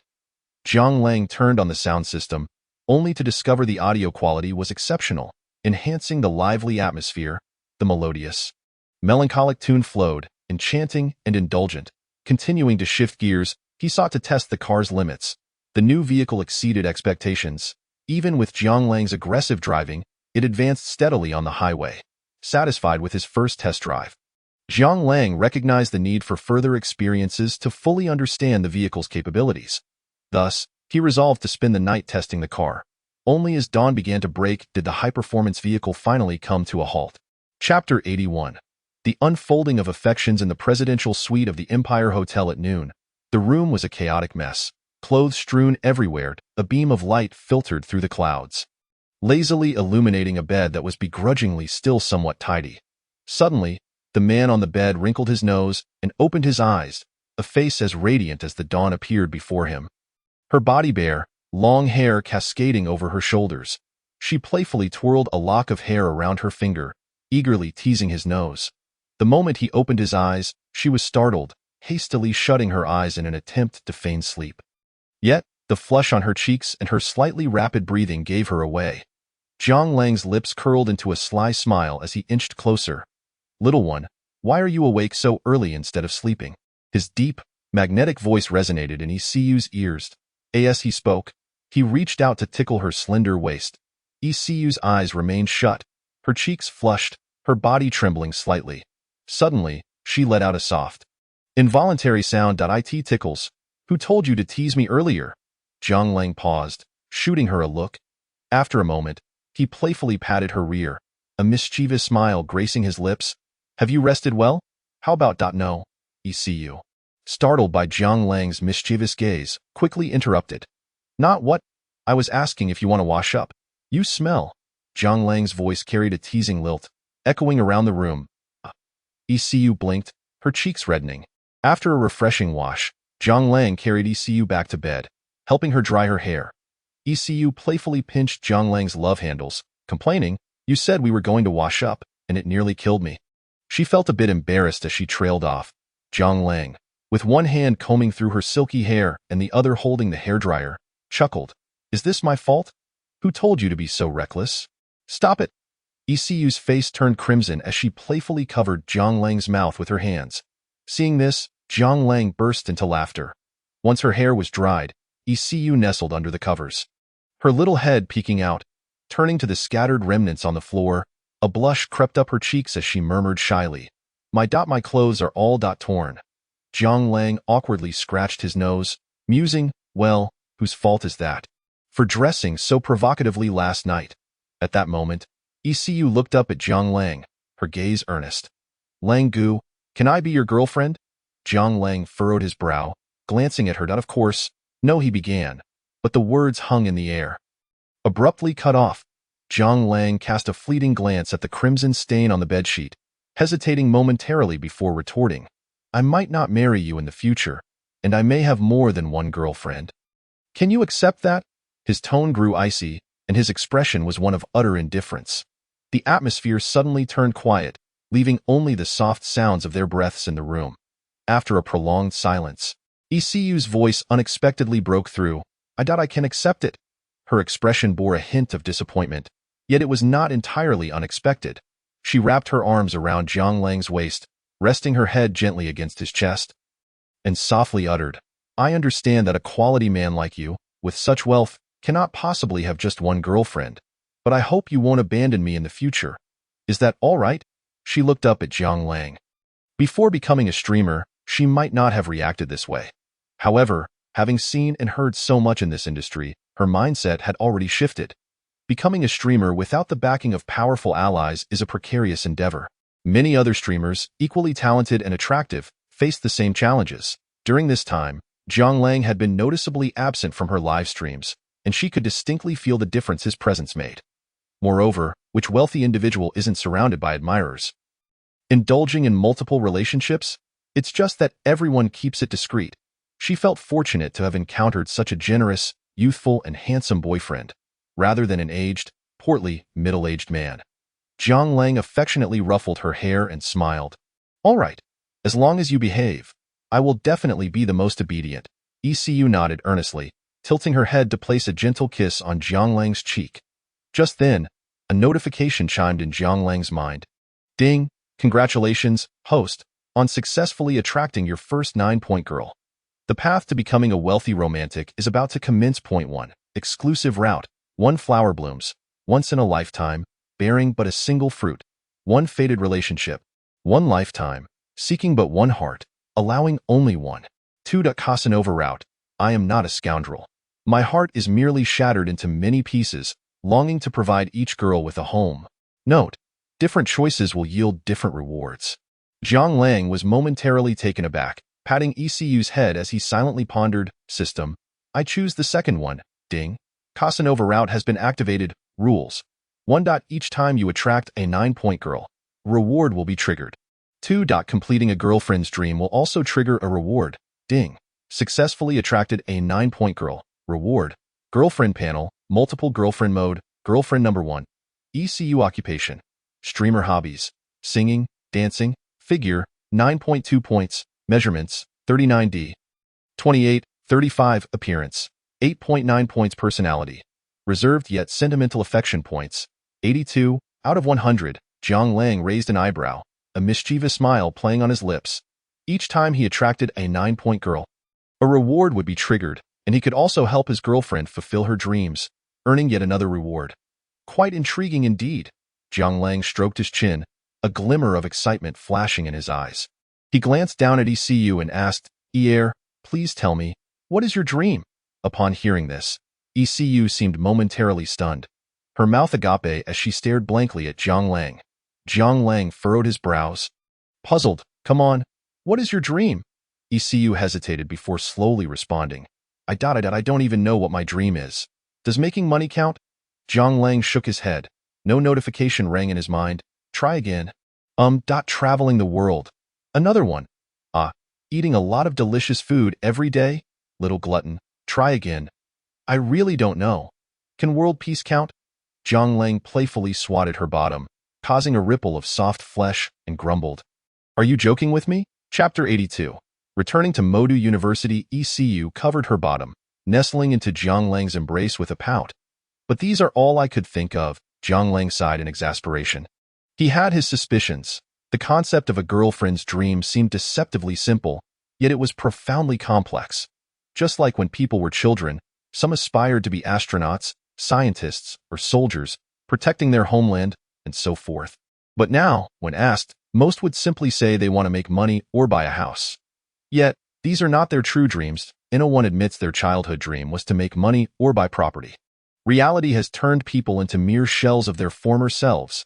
Their genuine dreams may have long been lost to the recesses of memory, vanished without a trace. With a contemplative gaze, he sighed softly before turning to ECU and saying, I'll have someone bring over some clothes. Let's go out for a meal later.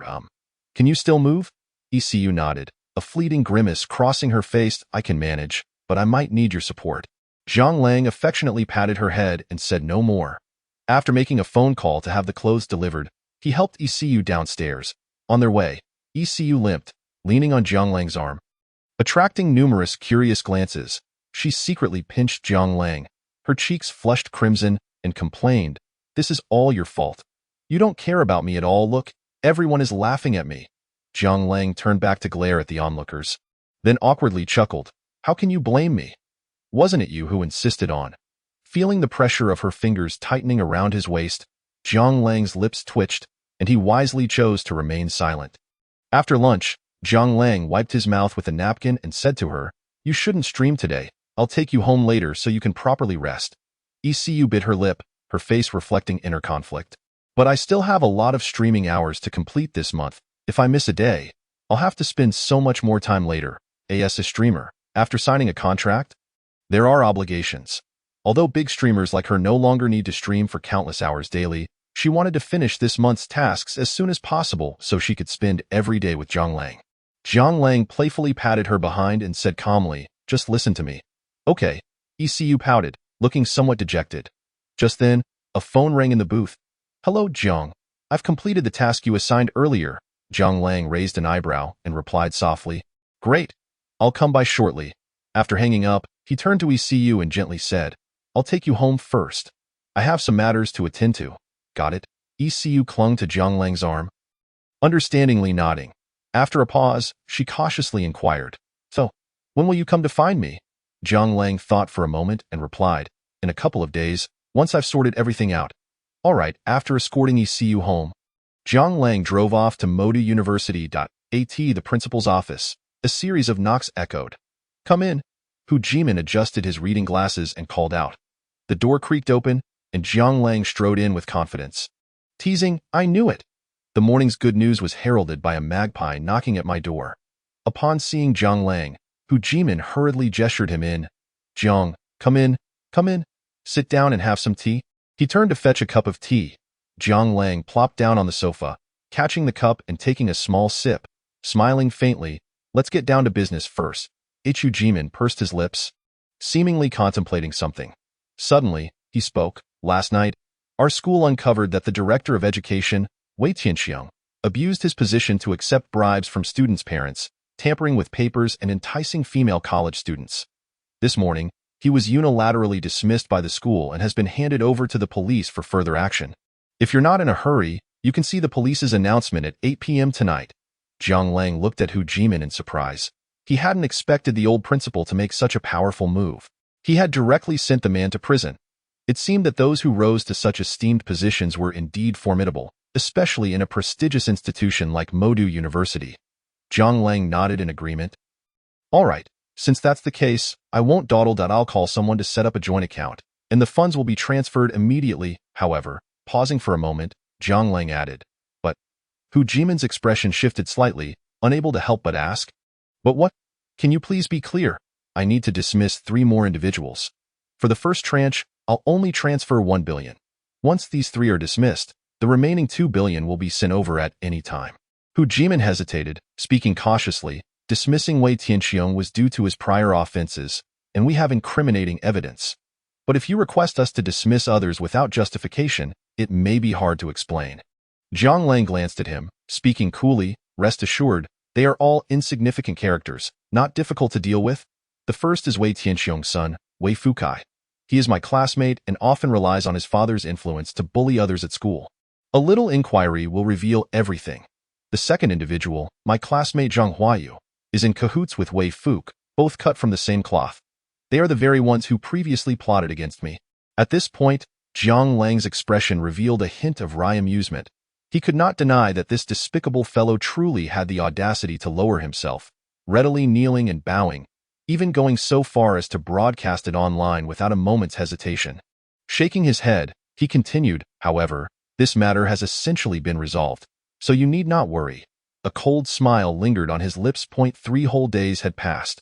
With the clarifying announcement from the Emperor Hotel, coupled with the promotional efforts from various streamers and influencers under the Huya banner, the situation had become clear online, and the majority had ceased to support the opposing side.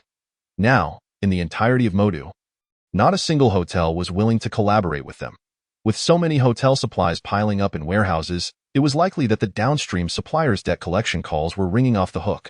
The days leading to bankruptcy were undeniably drawing near. In his heart, he felt a sense of triumph, as if a great vendetta had been avenged. Pressing his lips together, he added, the third one is Zhou Chengguang. His voice turned icy, his gaze glinting with coldness. This was the mastermind behind his miserable 3 years at school, and even without a system task, he would not let this person escape unscathed. Taking a deep breath, Zhang Lang stated solemnly, at most, in half a month, you will witness the downfall of the Zhou family. Why then, with 3 powerless scoundrels, you should know what to do. Chapter 83. An unexpected encounter with Zhang Wanru. Hu Jimin swallowed hard. Regarding Zhang Lang with a palpable wariness. Since Zhang Lang's incident, to be precise, right after he had stepped out the door, Hu had dispatched someone to investigate Zhang Lang's exploits during his school years. He was thoroughly aware of the animosity between Zhang Lang and these 3 individuals. However, he had not anticipated Zhang Lang's ruthlessness. Not only did he intend to drive them to bankruptcy, but he also sought to obliterate any trace of their academic records. It was likely that they would never recover in this lifetime. I understand, he nodded, speaking gravely. After all, it was not his concern, a group of troublemakers. What did it matter if they were expelled? Zhang Lang chuckled. Giving a thumbs up, it seems the principle is quite reasonable. Ahem. Hu Jimin coughed awkwardly, choosing not to respond, fearing Zhang Lang might impose further demands.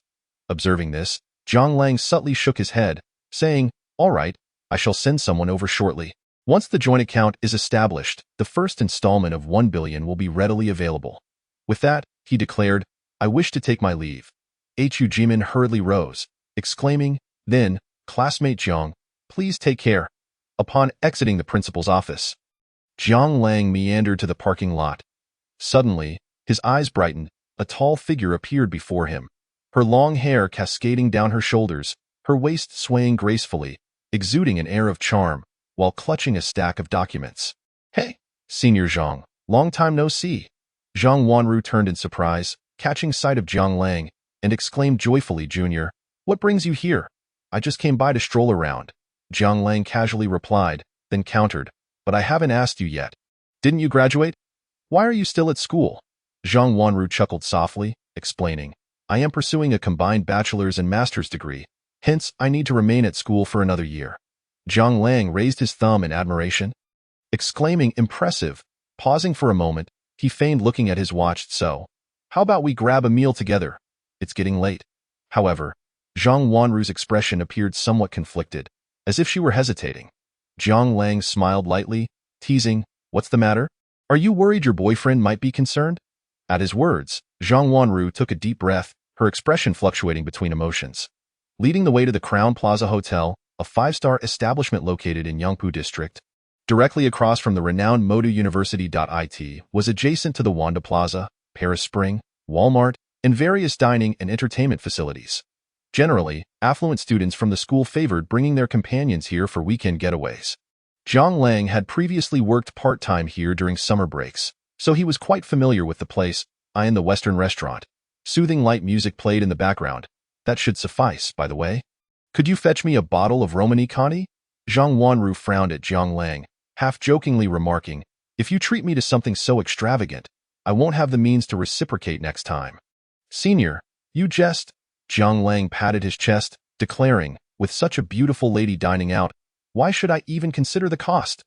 Zhang Wanru rolled her eyes at him. After a brief pause, she tentatively probed, by the way, how have you become so formidable lately?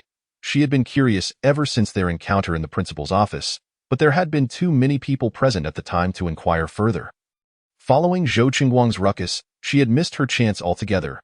Zhang Lang raised an eyebrow, feigning nonchalance as he shrugged. What can I say? I'm just handsome, and I have a wealthy benefactor. Zhang Wanru couldn't help but laugh. Which wealthy benefactor is so generous? Introduce me. Zhang Lang stared at her in mock horror, stammering, what are you planning? Trying to steal my business? Zhang Wanru covered her mouth, giggling, her whole body trembling with laughter. Who's trying to steal your business? Besides, I'm a woman. How could I steal? Zhang Lang furrowed his brow, as if deep in thought, hesitating slightly. Well, if you truly wanted to, it's not impossible. It would just require a trip to Thailand. Can you handle that? At this, Zhang Wanru completely lost her composure, playfully smacking Zhang Lang's arm, scolding, go away. Stop teasing me. She wasn't foolish, understanding that Zhang Lang was reluctant to divulge much. However, she hadn't anticipated Zhang Lang's banter would have her laughing heartily even before the dishes arrived. Just then, someone knocked lightly on the door from outside. Hello, the dishes are ready. May I bring them in? The server inquired softly from outside. Zhang Lang turned to the door, saying, bring them in. As the door swung open, a series of exquisite dishes were presented by the server, Wellington steak, Thai curry beef rolls, and French baked snails. Each dish wafted with a steaming aroma. Zhang Lang nodded slightly and said to Zhang Wanru, let us eat while we chat. All right, Zhang Wanru replied softly, nodding. Throughout the meal, Zhang Lang continued to joke, causing Zhang Wanru to beam with laughter. She set down her knife and fork, giving Zhang Lang an exasperated glare. Stop talking already. The food is getting cold. Zhang Lang, unfazed, replied, if it gets cold, we can just order more. We have the means. Zhang Wanru couldn't help but roll her eyes, retorting, now that you're rich? You flaunting it. Zhang Lang raised an eyebrow, lifting his wine glass. Come on, the beautiful Zhang. Let me toast to you. Zhang Wanru pouted, raising her red wine glass. With a clink, she downed the entire glass in one go. Wiping her lips, not bad. Zhang Lang looked at her empty glass, bemused, saying, you just downed it like that? Not very ladylike. Zhang Wanru stuck out her tongue, grinning. What does ladylike even mean? No one else watching. Zhang Lang, feeling a bit miffed, pointed at himself, puzzling. So in your eyes, I don't even count as a person. Saying this, he raised his glass and drank it all in one go. Licking his lips, he challenged. Want to drink more? Of course. Why not? Such good wine should not go to waste. Zhang Wanru, undeterred, directly handed her glass to Zhang Lang, signaling him to pour her more. However, Zhang Wanru was merely putting on a brave front. She was actually quite the lightweight. Before finishing the bottle, she waved the white flag in surrender. Observing Zhang Wanru, who was now as limp as a noodle, Zhang Lang shook his head in resignation. After summoning the server to settle the bill, he turned to Zhang Wanru, saying, Senior, let me escort you back to school. Okay, Zhang Wanru replied, tapping her head before unsteadily rising to her feet. Zhang Lang quickly grasped her arm, stating, all right, if you can't even stand, I'll help you back. After all, the school was just across the street. Not far at all. Thank you. Zhang Wanru gazed at Zhang Lang with slightly dazed eyes. Nodding gently, leaning slightly against him, a faint scent, mingling with the aroma of alcohol, wafted into Zhang Lang's nostrils. He froze for a moment, feeling warmth radiating from his arm. The thin fabric allowed him to sense the softness beneath her clothing. Swallowing hard, he stole a glance at her before guiding Zhang Wanru out. However, none could have anticipated that just as they reached the entrance of the hotel, an enraged voice erupted from behind. Zhang Wanru, Chapter 84. The despicable man Jiang Lang turned to see Zhou Qingguang, his face ablaze with fury, storming out of the hotel. A throng of people, both male and female, presumably his lackeys, followed closely behind. Creating quite the spectacle, Jiang Lang's heart raced. Oh no! Caught in the act. Wait a minute. They were merely dining together. His actions were above reproach, with no illicit intentions whatsoever. Yes, that's it. No need to be afraid. He pressed his lips together, shielding Zhang Wanru behind him, calmly facing Zhou Qingguang. Zhou Qingguang rushed up to them, brimming with rage, his teeth clenched as he spat. Zhang Wanru, how could you be with another man behind my back? What are you playing at? He shouted furiously at Zhang Wanru. Simultaneously, those following Zhou Qingguang cast peculiar glances at the pair, whispering amongst themselves, my goodness, has Zhou Deshao been outmaneuvered? This brother truly has no fear of death. Even Zhou Shao's friends dare to snatch him away. What a valiant warrior! This place is right at the entrance of a 5-star hotel, bustling with people, and across the street is the prestigious Magic City University. With an astonishing flow of foot traffic in no time, a crowd began to gather. Incredible! What a sensational news story! Has someone been caught in the act? That woman is so stunning, living life so extravagantly. You simply don't understand. The more beautiful a woman is, the greater the contrast in her private life. The crowd swelled. Jiang Lang furrowed his brow, wishing to escort Zhang Wanru away. However, Zhou Chen was already consumed by rage, and upon seeing their intent to leave, he strode forward, reaching out to grab them. Don't go! Why are you running? You dare to act but not face the consequences, huh? Jiang Lang narrowed his eyes, pushing him away with a cold demeanor. What are you pulling? Let us discuss this calmly. Zhou Qing stumbled, nearly falling over, and furiously shouted. You dare to push me? I'll make you pay. With that, he lunged at Jiang Lang, who had been standing protectively beside Zhang Wanru. Suddenly, Zhang Wanru lifted her head. Though her face bore the flush of intoxication, her gaze sharpened. After a slight hiccup, she shook her head and coldly addressed him. You'd best leave. You scoundrel, I've already told you last time. We're done. Stop pestering me. Jiang Lang raised an eyebrow, surprised by Zhang Wanru's assertiveness. Wow, they've already broken up. Could it be that my previous words had such a profound impact? He pondered, nearly chuckling aloud. The onlookers were equally astonished, having assumed it was a case of infidelity. Instead, the plot had taken a twist. Incredible. So they've broken up? It's only natural for her to find a new boyfriend. My friend, you simply don't grasp the situation. After a breakup, how can you cling to someone else? Where was your heart when it mattered? Zhou Qing opened his mouth, his face a mix of urgency. Wanru? Stop joking. What have I done wrong? Can't I change? At that moment, he appeared utterly pathetic. Joking? Zhang Wanru murmured, glancing at him with disdain, a self-deprecating smile escaping her lips. She realized how foolish she had been. Her only act of rebellion in life was to leave the capital and study in the Magic City, all while her family remained oblivious, believing she was abroad. Yet, little did she know, she had encountered the wrong person. Her first love turned out to be Zhou Cheng. Since their last encounter, she had discreetly reached out to the Zhang family branch in the city, investigating Zhou Qing's secrets. To her shock, what she discovered was alarming. Behind her back, he had been entangled with various women, even visiting the red light district multiple times. Taking advantage of his family background, he had assaulted others and indulged in countless acts of humiliation. Even her close friends at school had been secretly bought off to speak on his behalf. In a wonder, whenever she walked alongside Zhou Qing, others' gazes were filled with peculiar expressions. Reflecting on it now, she realized she had been thoroughly manipulated. A flicker of sorrow crossed Zhang Wanru's eyes. Whether due to the alcohol or a desire for revenge, she suddenly stood on her toes and lightly kissed Jiang Lang's cheek before leaning into his embrace. Turning to Zhou Cheng, you think it's acceptable for you to betray me while I can't seek companionship for myself? Besides, I'm not as vile as you. I'm free now. I can be with whomever I choose, and it's none of your business. The crowd nodded in agreement, realizing the male had been unfaithful. Tired of the superficial world, he now sought to return. But there's south no place for him. Why didn't he act sooner? The woman's assertiveness indicated that this scoundrel had no chance of reconciliation. Listening to the remarks around him, Zhou Qing seethed with fury. especially upon witnessing Zhang Wanru not only kiss Jiang Lang but also nestle against him. He felt an overwhelming wave of jealousy, nearly driving him to madness. He raised his hand, threateningly declaring, "I'll kill you." "You wretched woman!" The wind howled, creating a whirlwind of chaos. Zhang Wanru instinctively shut her eyes. Yet, after a prolonged wait, she felt no pain. Confused, she heard a derisive voice nearby, the warm breath tickling her ear. "Zhou Deshao. You really regressed. Now you dare to strike a woman." Opening her eyes, she found Jiang Lang shielding her with one arm while the other firmly grasped Zhou Qing's arm, as solid as steel.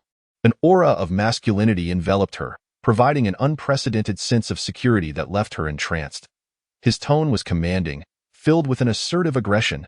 Jiang Lang lifted his right foot and kicked Zhou Cheng in the abdomen with terrifying force, sending him sprawling to the ground, clutching his stomach and wailing in pain, his face contorted in agony. Suddenly, cheers erupted from the crowd. "Well done. What a disgrace. Cheating is one thing. Now he wants to resort to violence. Wow, this guy is impressive." Several young girls gushed, their faces flushed with excitement as they snapped photos. For these high school students, untouched by the corruption of society, having such a protective boyfriend was enviable. After a brief moment, Zhou Cheng managed to regain his composure. Pushing himself up from the ground, gasping for breath, he glared at Jiang Lang, his face twisted with rage. "Is being strong all that matters? I'll make you pay," he shouted to his lackeys behind him. "Why aren't you coming to help me?" Chapter 85. "I hope the next time we meet, you can still be this defiant." Zhou Qing's followers exchanged glances, gritting their teeth as they charged at Jiang Lang. Observing this, Jiang Lang smirked disdainfully. "Don't numbers matter?" With a peculiar thought, he raised his right hand and snapped his fingers. In the crowd, a flurry of footsteps echoed. Just as Zhou Qing's lackeys were about to strike, they were swiftly restrained. "Who the hell is stopping me?" one shouted angrily, turning to curse, but his words faltered mid-sentence as his expression changed drastically. A face devoid of emotion, eyes glinting with cold light, a towering figure whose arms were thicker than his legs, surveyed the area. Realizing that all those ready to fight had been subdued, it dawned on him that they had indeed kicked a metal plate.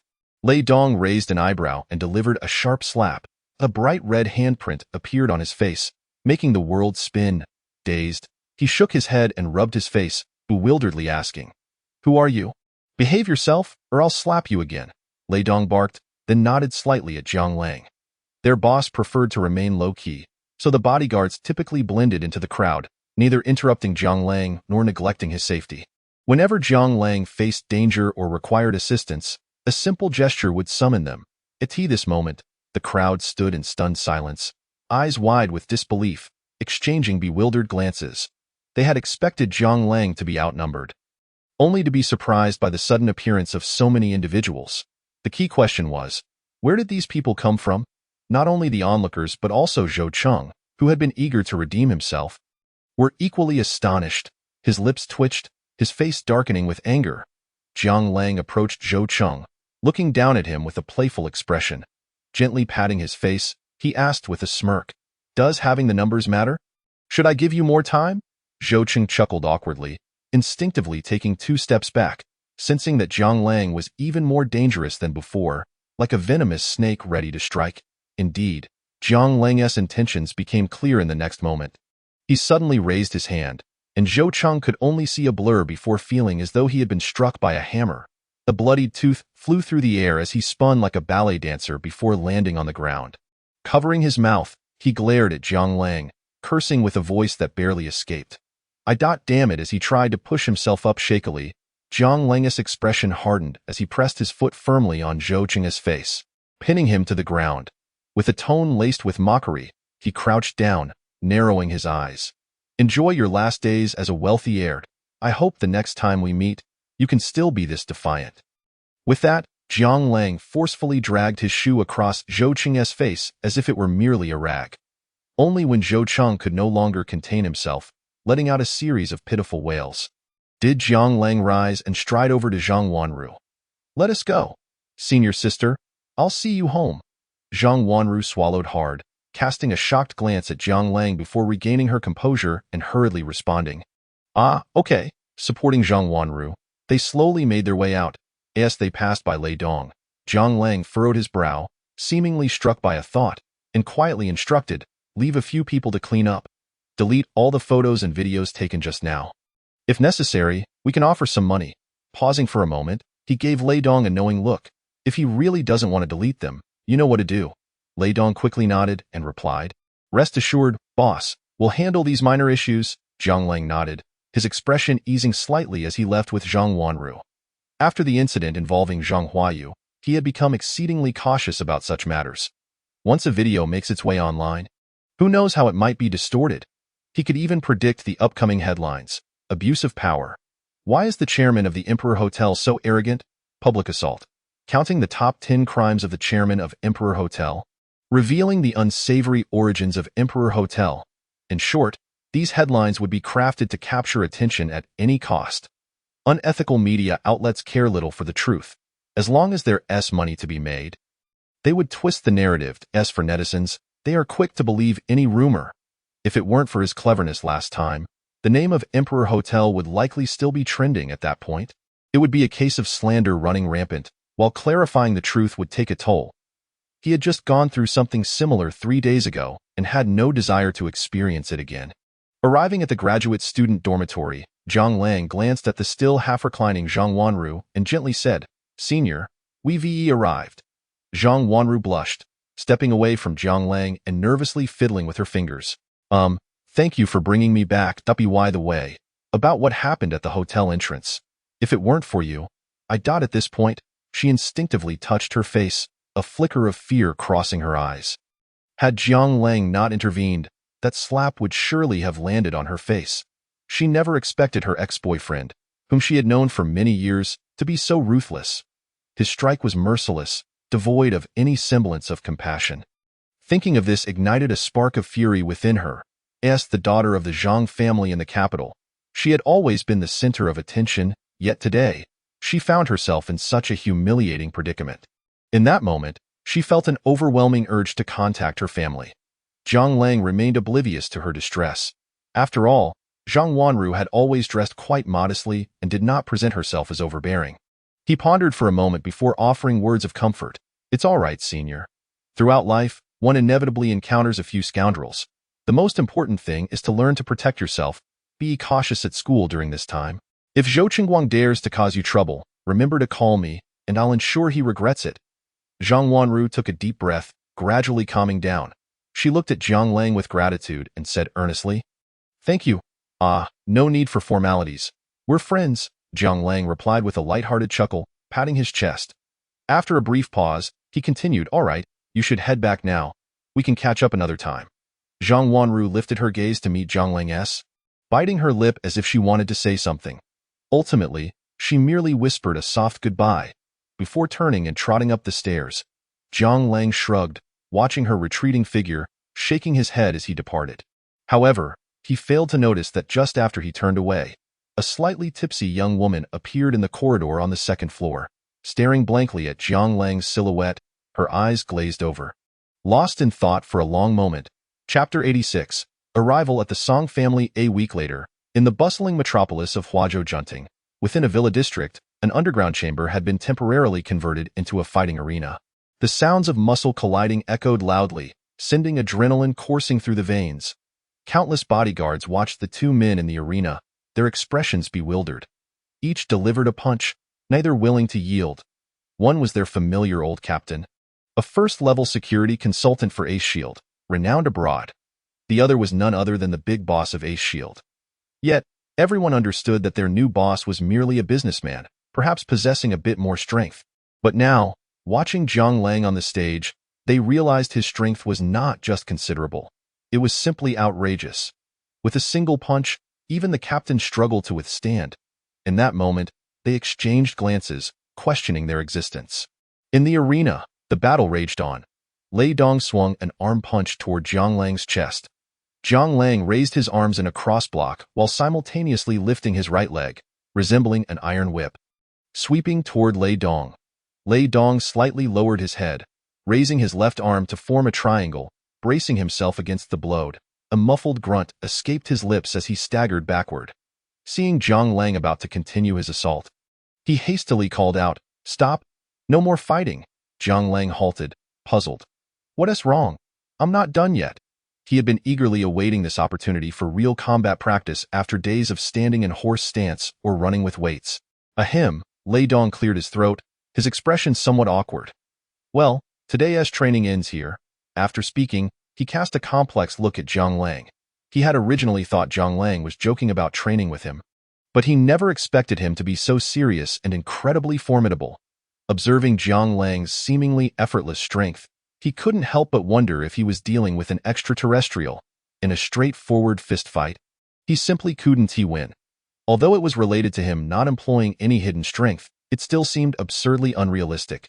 If Zhang Lang had any combat skills, he might truly find himself in a precarious situation today. However, if they trained together for a while longer, the outcome could be quite different. Moreover, once Zhang Lang mastered the techniques of channeling his energy, who knows how powerful he could become.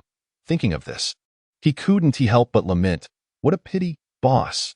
If you had practiced martial arts from a young age, with your talent, you would undoubtedly become a master of the art." Zhang Lang chuckled, feeling indifferent. "It's all right. I see it as a form of exercise. As long as I can protect myself, that's enough." After a brief pause, he added, "Since it's over, I'll head back now." "Okay," Lei Dong nodded in agreement. Upon returning to the villa, Zhang Lang quickly took a hot shower, then lazily sprawled on the bed, watching some television. However, the empty hall soon bored him. After the start of high school days, he found himself alone in the villa. As Jiang Ting had mentioned, the demands of senior year were heavy, and her school only allowed half a day off on Sunday afternoons, which was when she would return. Most of the time, she resided at school, of course. If Jiang Ting wished, she could apply to be a day student. However, she preferred to stay at school, as evening study sessions often lasted until after 10, and with early mornings. She wasn't too keen on the arrangement. Zhang Lang had no choice but to accommodate her wishes. Sighing quietly, he turned off the television and was about to head out when the phone rang. The name Song Chingwu brightly appeared on the screen. Zhang Lang raised an eyebrow, a smile creeping onto his lips as he already guessed the reason for the call. "Hello, Xiaowu, what's up?" he casually said upon answering the call. "Lang Guo, my parents would like to invite you over for a visit to discuss the Zhou family matters." "All right, I understand. Just send me the address," Zhang Lang replied nonchalantly. In the magical city of Jujinhal, which was also one of the top 10 villas in the metropolis, located on the east side of Century Park, south of Zhangjiabang River, north of Jinxiu Road, and west of Fengdian Road. The term 3 openings and 3 entrances refers to the 9 entrances, which is how Jujinhal got its name. 49 villas are distributed along both sides of the river, ensuring each has a waterfront view. The rare one-story design revives traditional Chinese architectural intentions and styles. Its unique Chinese architectural style astonishes in an era dominated by Western villas, earning it the title of Pudong Gubei. As Jiang Lang drove over, he felt a surge of excitement. Upon arriving, he spotted Song Chengwu and Song Chengwen standing at the villa's entrance, waving at him, accompanied by a timid little girl who gazed at him shyly. As soon as Jiang Lang parked the car, Song Chengwu approached and called out, "Lang Gu, long time no see." Jiang Lang smiled, stepping out of the car and retrieving 2 gift boxes from the trunk. These were prepared by Lei Dong beforehand, as he understood it was inappropriate to visit someone empty-handed. Such common social etiquette was something Jiang Lang had grasped. Song Chengwu helped carry one of the boxes, teasingly saying, "Lang Gu, don't be so polite. You're making it awkward." "It's only proper," Jiang Lang replied with a chuckle. Arriving at the door, Song Chengwen, holding the little girl, greeted him, "Lang Gu." After a pause, he shook the little girl in his arms and said, "Come on, say hello." The little girl glanced at Jiang Lang, shyly retracting her neck, and called out, "Brother, hello, hello, hello." Jiang Lang was taken aback, turning to look at the two with a hint of confusion in his eyes. Song Chengwen affectionately ruffled the little girl's hair and explained, "This is my younger sister, Song Chengya. Just now, she was clamoring to come out with me to greet you. Now that she sees someone, she has become shy again." Jiang Lang nodded slightly and replied, "All right, let us head inside." Song Chengwen nodded in agreement and, cradling the little girl, led the way. Before long, they arrived at the inner courtyard. "Dad, Mom, Lang Gu has arrived," Song Chengwen announced as he set the little girl down. A man emerged from the kitchen, wielding a cleaver, and shouted, "Let your friend rest for a bit." The food will be ready shortly. Nearby, a middle-aged woman in an apron smiled warmly at Jiang Lang. Upon seeing this, Jiang Lang paused momentarily, his expression one of mild astonishment. After all, he was a man of considerable wealth, yet here was a family personally preparing a meal for him. Was such courtesy truly necessary? Chapter 87. Agreement reached despite these thoughts crossing his mind. The actions of Song's parents indeed left Jiang Lang with a favorable impression. He feigned surprise and promptly greeted, "Uncle, Aunt, hello." The middle-aged woman approached and took the gift box from Jiang Lang, chiding gently, "Now that you're here, there's no need for gifts. Please, take a seat." "Very well. I appreciate it," Jiang Lang modestly replied as he sought a place to sit. Soon, dishes were brought to the table, and they conversed casually as if they were simply enjoying a family gathering.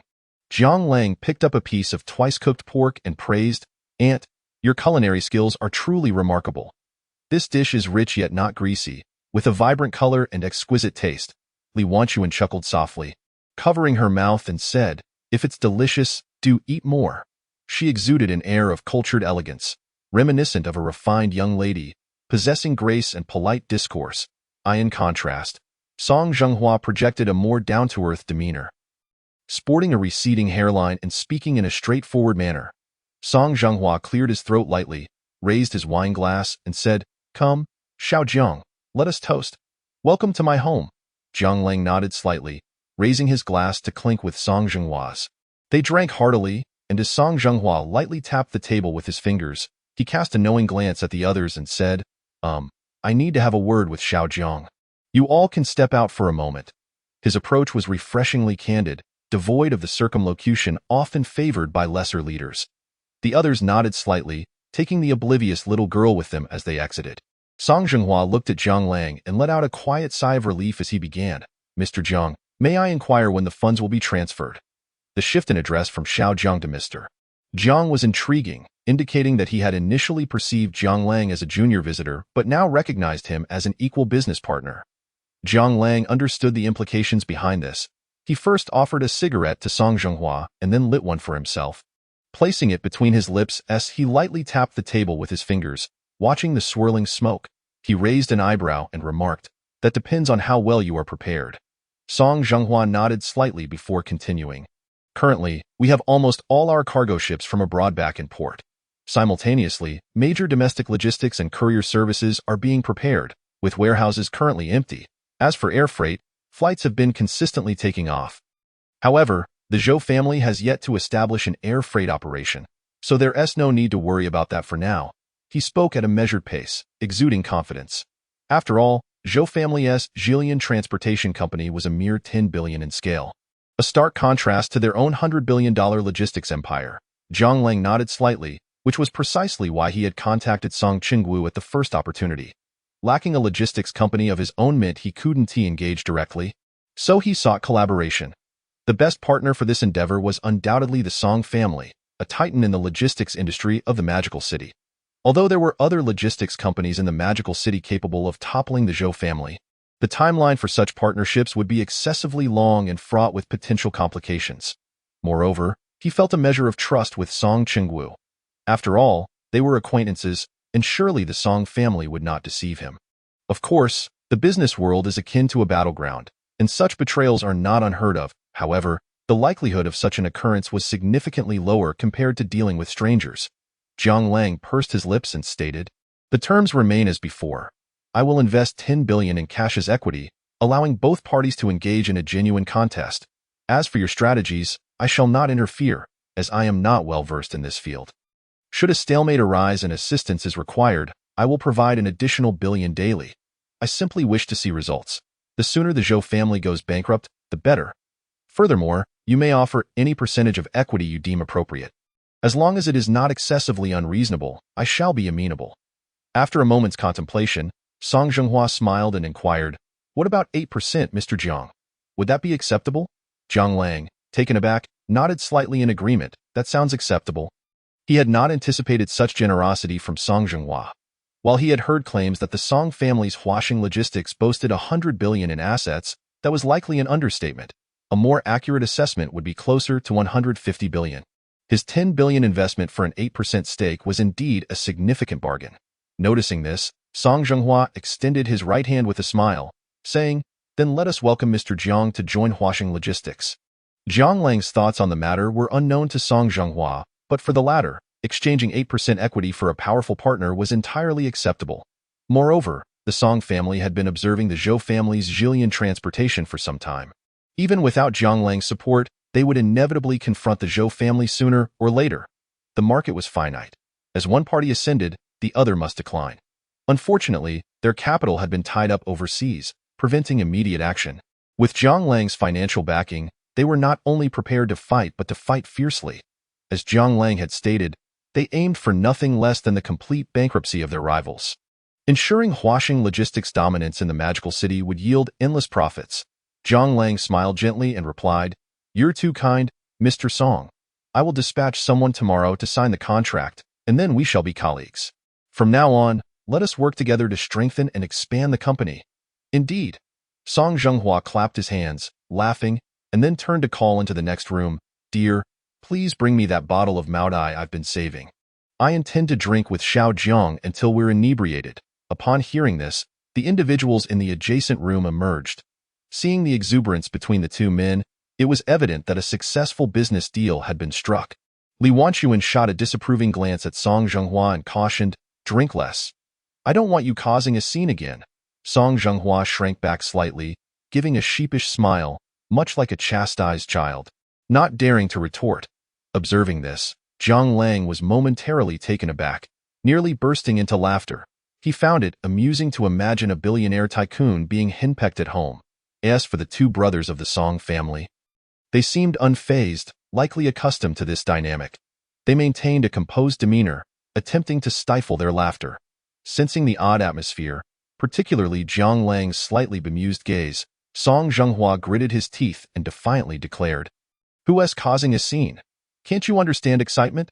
Hurry up and bring me the drinks."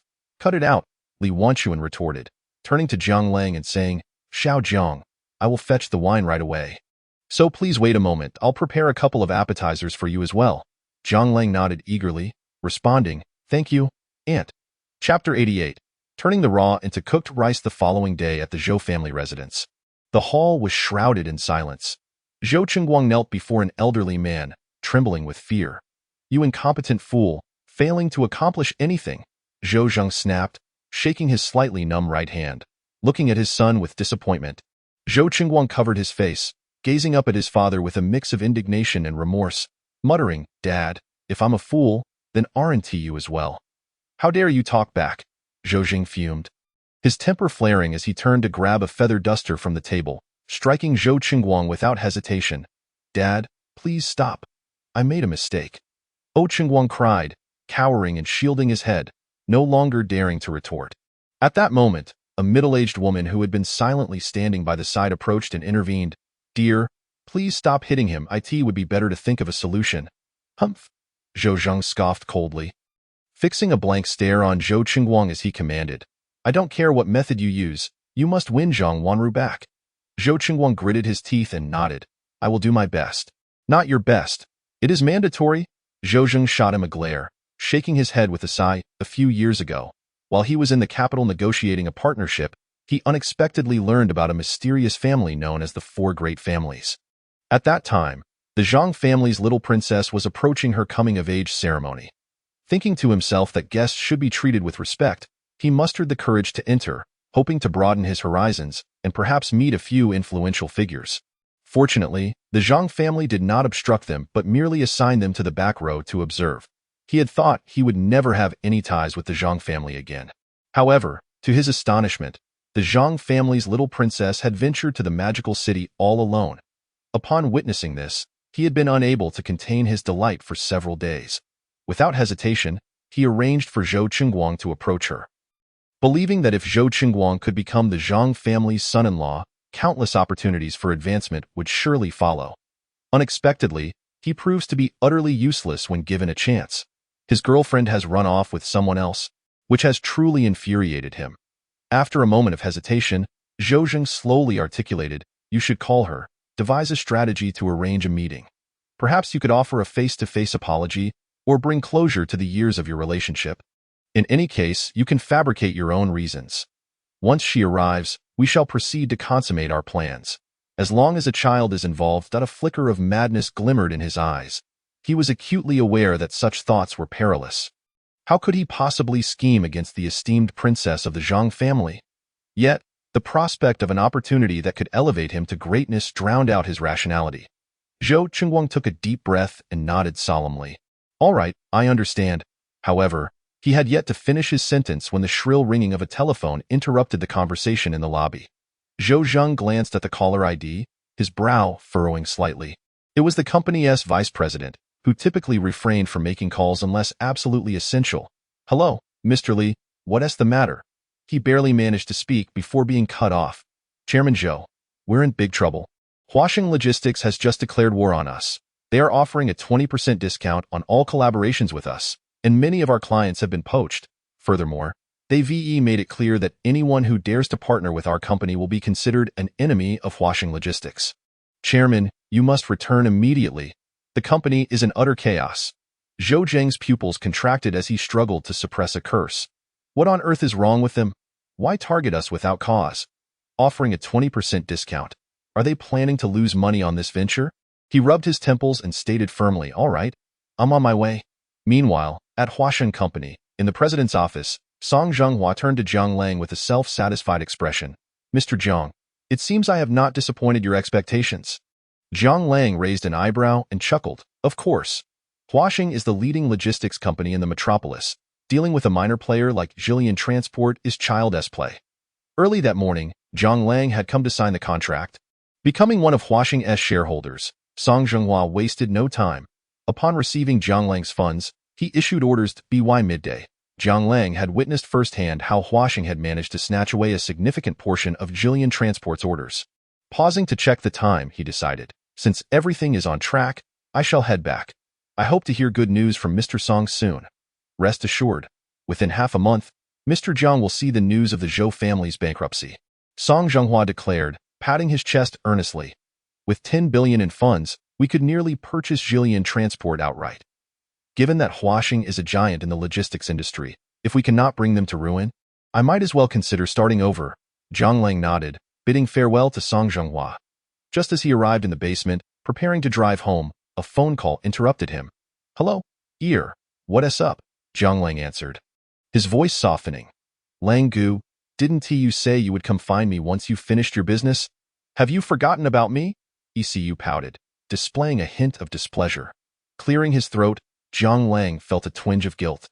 And after a moment's contemplation, he replied, all right, I'm on my way to see you. Great.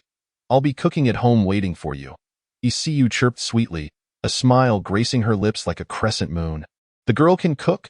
Zhang Lang thought, somewhat surprised, as not many women today still possess that skill. It often seems to be the domain of men. If it's not delicious, I want to eat it. He teased. Oh, it'll definitely be delicious, trust me. ECU responded playfully. After hanging up, Zhang Lang wasted no time and set off in his car. The mere mention of ECU stirred his anticipation. A new car requires ample braking in. The more he drives, the smoother it becomes. The engine's output, the sound system's adjustments, the steering wheel's control, the brilliance of the headlights. Since their last encounter, he hadn't driven at all. Tonight, he would indulge. A mischievous smile graced his lips as the Bugatti Chiron transformed into a streak of lightning, vanishing into the bustling streets. Arriving at ECU's apartment complex, Zhang Lang called her. Ear, I'm downstairs. How do I get up? Lang Gu, just wait a moment. I'm coming down to get you. ECU exclaimed excitedly. In no time. A statuesque beauty with an alluring figure appeared at the entrance of the complex. Upon catching sight of Zhang Lang leaning against the Bugatti, her eyes sparkled with delight, her smile radiant. ECU trotted over, her ample bosom bouncing with each step, exuding an irresistible charm as she affectionately called out. Lang Gu, a faint, fragrant aroma wafted into the air. Goodness, you are bringing a ball to crash into me, Zhang Lang playfully remarked, lightly tapping her backside and grinning. What, have you missed me so much after just a few days? ECU glanced around shyly, relieved to find no one nearby. Lang Gu, let us hurry home. Whatever you want, I'll. She clung to Zhang Lang's arm, gently swaying, her eyes pleading. Really? Anything goes? Then will you bite me? Jiang Lang leaned closer, whispering teasingly in her ear. The girl nearly melted, leaning against him, softly questioning, "Why would I bite you?" "No, no, you've misunderstood. What I meant was," Jiang Lang narrowed his eyes, a sly smile playing on his lips as he whispered into ECU's ear. "What?" ECU blinked in surprise, her eyes widening, then, as if by magic, her face flushed crimson, resembling a ripe fruit about to burst. She shot him a playful glare, her voice soft, "You naughty boy, I won't talk to you anymore." With that, she gently extricated herself from his embrace, fearing that if she lingered, he might utter some outrageous words. Watching her dash ahead, blushing and flustered, Jiang Lang chuckled heartily, whistling as he leisurely followed behind. Once inside her home, Jiang Lang surveyed the space, nodding slightly. The apartment was a modest duplex with 2 levels. The second floor was designated for sleeping. Aside from ECU's bedroom, there was another room she had repurposed into a streaming studio. The first floor comprised the living room, kitchen, and bathroom, nothing particularly remarkable. Jiang Lang reclined on the sofa, lazily watching television. In the kitchen, the sound of clattering pots and pans echoed, and he could vaguely see ECU busily moving about. Suddenly, a plume of thick smoke wafted in from the kitchen, acrid and choking. Even from the living room, Jiang Lang could feel the air turning stifling, frowning. He waved his hand and sauntered into the kitchen. ECU was still preoccupied, one hand clutching a recipe while the other wielded a spatula, stirring the contents of the pot, mumbling something under her breath. This sight left Jiang Lang in disbelief. "Goodness, this is a last-minute scramble. Can anything good come of this?" Shaking his head, he opened the kitchen window and turned the exhaust fan to its highest setting, alleviating the smoke somewhat. "What on earth? Are you cooking or trying to burn the place down?" Jiang Lang quipped. Oblivious to his remarks, ECU wiped the sweat from her brow and shut off the heat. "Langgu, what brings you here? The food will be ready soon." Jiang Lang lingered, his gaze fixated on the pot, which contained a blackened mass, unrecognizable in form, that even edible. He opened his mouth, about to suggest she stop cooking when his eyes shifted downward. Widening in astonishment at that moment, ECU bent down to retrieve a serving dish. Her long legs straightened, her curvaceous figure accentuated, drawing his gaze irresistibly. Jiang Lang licked his lips, closing the distance and enveloping her in his embrace. ECU, taken by surprise, stiffened momentarily before gradually relaxing. "What are you doing?" she asked, her cheeks flushed. "I'm hungry," Jiang Lang whispered with a grin. "Just waiting for you to serve the food. Don't mess around." "Okay," ECU murmured, grasping Jiang Lang's hand as he attempted to reach higher. Jiang Lang pouted inwardly, thinking, "That dish of yours looks more terrifying than dark cuisine." "What was I thinking, risking my life for romance?" Just as he was about to speak, suddenly, the fragrant body in his arms squirmed slightly, attempting to break free. Their bodies pressed closely together. The thin fabric of their clothes did little to shield them from the heat radiating between them. With that movement, Jiang Lang felt a rush of desire, lowering his head to steal a kiss, smirking, "That's not the kind of dish I meant." "Then what do you mean?" ECU asked, her eyelashes fluttering as her voice trembled. "You'll find out soon enough," Jiang Lang replied with a mischievous grin, disregarding her protests as he ascended to new heights. After a whirlwind of passion, the sky darkened. Outside, stars twinkled, forming constellations that illuminated the earth below. ECU cast a sidelong glance at Jiang Lang, her eyes shimmering like silk, and whispered, "Bad guy. The little girl, it is evident that you desire it too. Why single me out?" Jiang Lang, embracing her with mischief in his smile, buried his head amidst her hair. He felt the large hands wandering about her. ECU's legs began to weaken. Her cheeks flushed crimson as she hastily replied, "No more, the food has gone cold." Turning her gaze towards the now tepid dishes in the pot, her lips subtly pouted. "Indeed. One can only muster the strength for work after a hearty meal. I am not in a hurry." With a hint of regret, Jiang Lang released her, picked up the delicate inner garment from the table, and helped her dress. He playfully patted her behind and cheerfully declared, "All right, you go rest now. Let me take over the cooking." ECU's eyes widened in surprise as she stared at Jiang Lang, then shook her head vigorously in refusal. "No way. How can a man cook? Besides, you are the guest." Jiang Lang chuckled, ruffling her hair, bemused by her unnecessary reasoning. "What is wrong with a man cooking? After a brief pause, he leaned closer to ECU's ear and said, "Furthermore, why have you become so distant? Our relationship is one where you are within me and I within you. A perfect balance." ECU gazed at Jiang Lang in shock, quickly pressing her delicate fingers against his lips, nearly on the verge of tears. "You are too wicked. I shall ignore you." Her face burned with embarrassment, and after speaking, she lowered her head and hurried away. Seeing this, Jiang Lang smiled softly, turning his attention to the charred remnants of the disastrous dish on the stove. With a frown, he tossed it into the trash. Upon opening the refrigerator, he discovered a plethora of ingredients, nodding slightly in approval. He may not be a master chef, but he could certainly whip up some home-cooked meals. Before long, a series of delectable dishes graced the dining table. Chapter 90. If you wish to learn a skill, heed my advice. Wow, Lang Gu. I never knew you could cook, ECU exclaimed, her eyes sparkling with surprise. In her mind, Jiang Lang was a top-tier heir. Born with a golden key, living a life of luxury where food was served and clothing was handed to him. How could he possibly know how to cook? Removing his apron, Jiang Lang replied with a nonchalant smile. "It's not that astonishing. You should taste it." "Oh." ECU nodded eagerly, using her chopsticks to pick up a piece of stir-fried meat and place it in her mouth, her eyes lighting up. "Wow, this is delicious." With a glint of mischief in his eyes, Jiang Lang remarked, "If it's good, then eat more. After all, one must be well-fed to have the strength to fight." ECU paused momentarily, her cheeks flushing with a rosy hue. "Lang Gu, why are you so hungry?" Her voice dropped to a whisper, laced with a hint of shyness. Jiang Lang raised an eyebrow in retort. "What do you mean by hungry?" "That is simply my yearning for beauty. It is human nature. Besides, it seems that someone enjoys teasing more than I do. Doesn't she?" He regarded ECU with a knowing smile. Her face turned an even deeper shade of red, as if it might bleed. She stomped her foot, no longer daring to meet his gaze, and buried her face in her meal. Jiang Lang laughed heartily at her flustered demeanor and joined her in eating, for he too was quite famished and needed to regain his strength. After dinner, as ECU went to dispose of the rubbish, Jiang Lang lounged in the living room. Watching videos, he discovered that the trending news about Huaxing versus Zhejiang had become the local headline. Logistics industry in turmoil. Huaxing forcefully targets Zhejiang Transport. Zhejiang Transport's chairman holds a press conference, accusing Huaxing of breaching commercial ethics. Many join in attacking the drowning dog. Overnight, Zhejiang Transport's market value plummets by nearly half.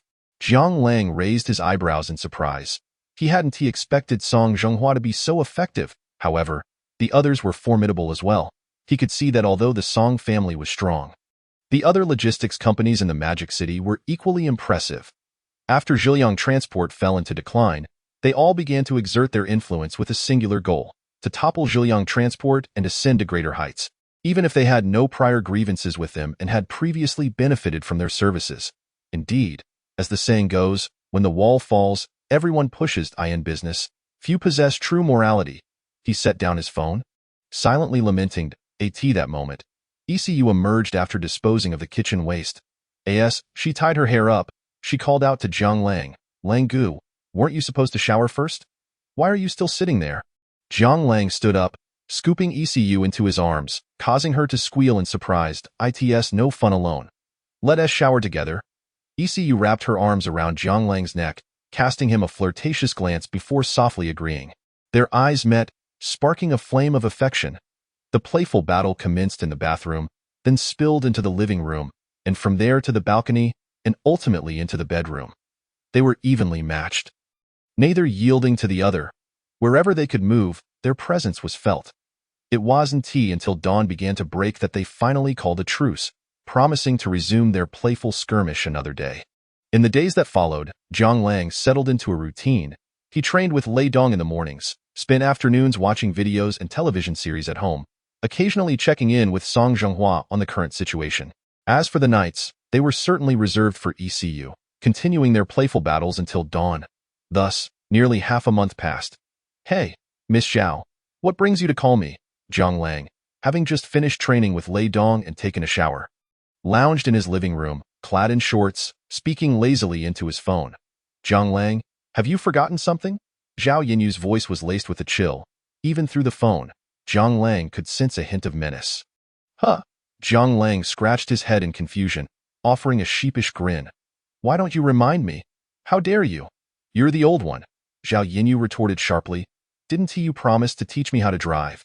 Why has so much time passed without starting? Have you forgotten? Upon hearing this, Jiang Lang furrowed his brow, recalling their conversation after the EE competition in the capital. He had indeed made that promise. But he expected Zhao Yinyu to remember it.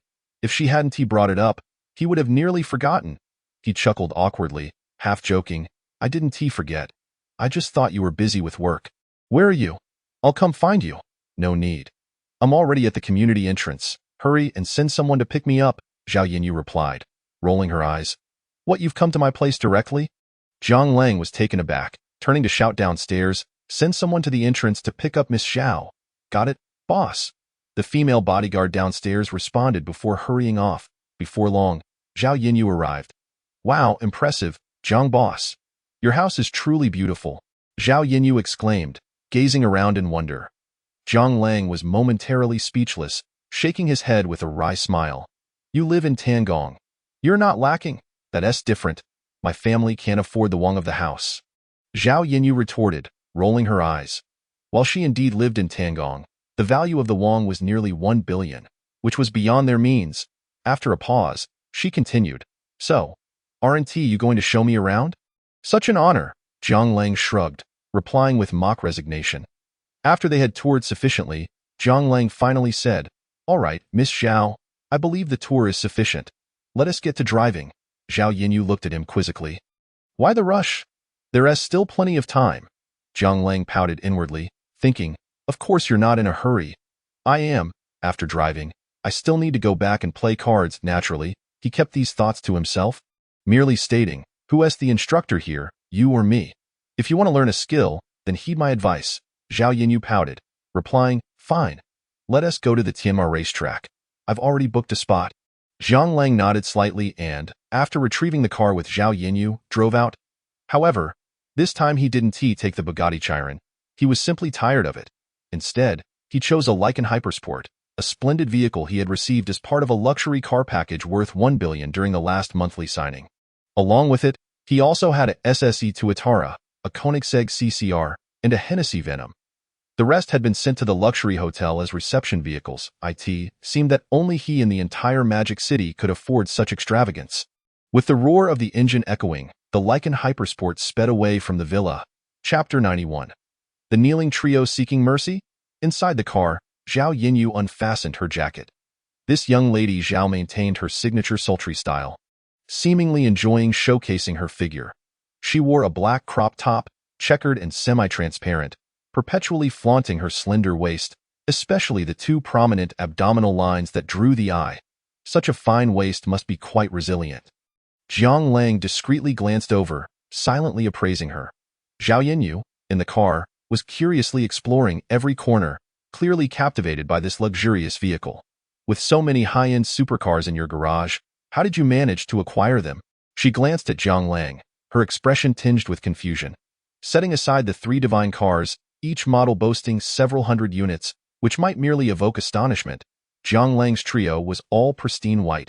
However, when considering the other vehicles in Jiang Lang's garage, it became utterly overwhelming.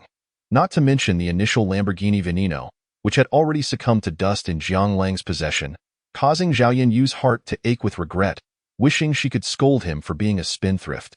As for the others, such as the obscure Silverbird brand, many had never even heard of it, with only a handful of units available worldwide.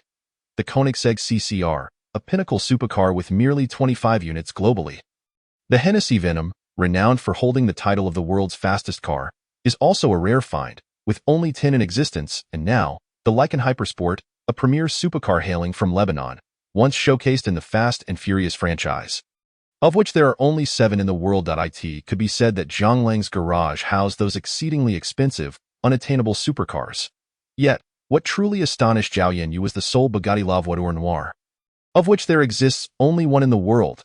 It was utterly inconceivable how Jiang Lang had managed to procure such a gem.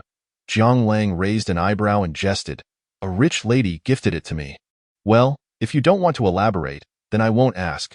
I just haven't seen any wealthy woman offer me anything. Zhao Yanyu rolled her eyes, a hint of displeasure in her voice. Jiang Lang chuckled. Choosing to remain silent, in truth, he believed the system was akin to a wealthy benefactor, providing him with financial resources and, while it didn't supply women, wealth certainly attracted them. Zhao Yanyu shook her head, glancing at the rearview mirror, and suddenly remarked, "Tell me, how can the Lycan, with a 3.7-liter six-cylinder engine and a 6-speed transmission, outperform so many top supercars?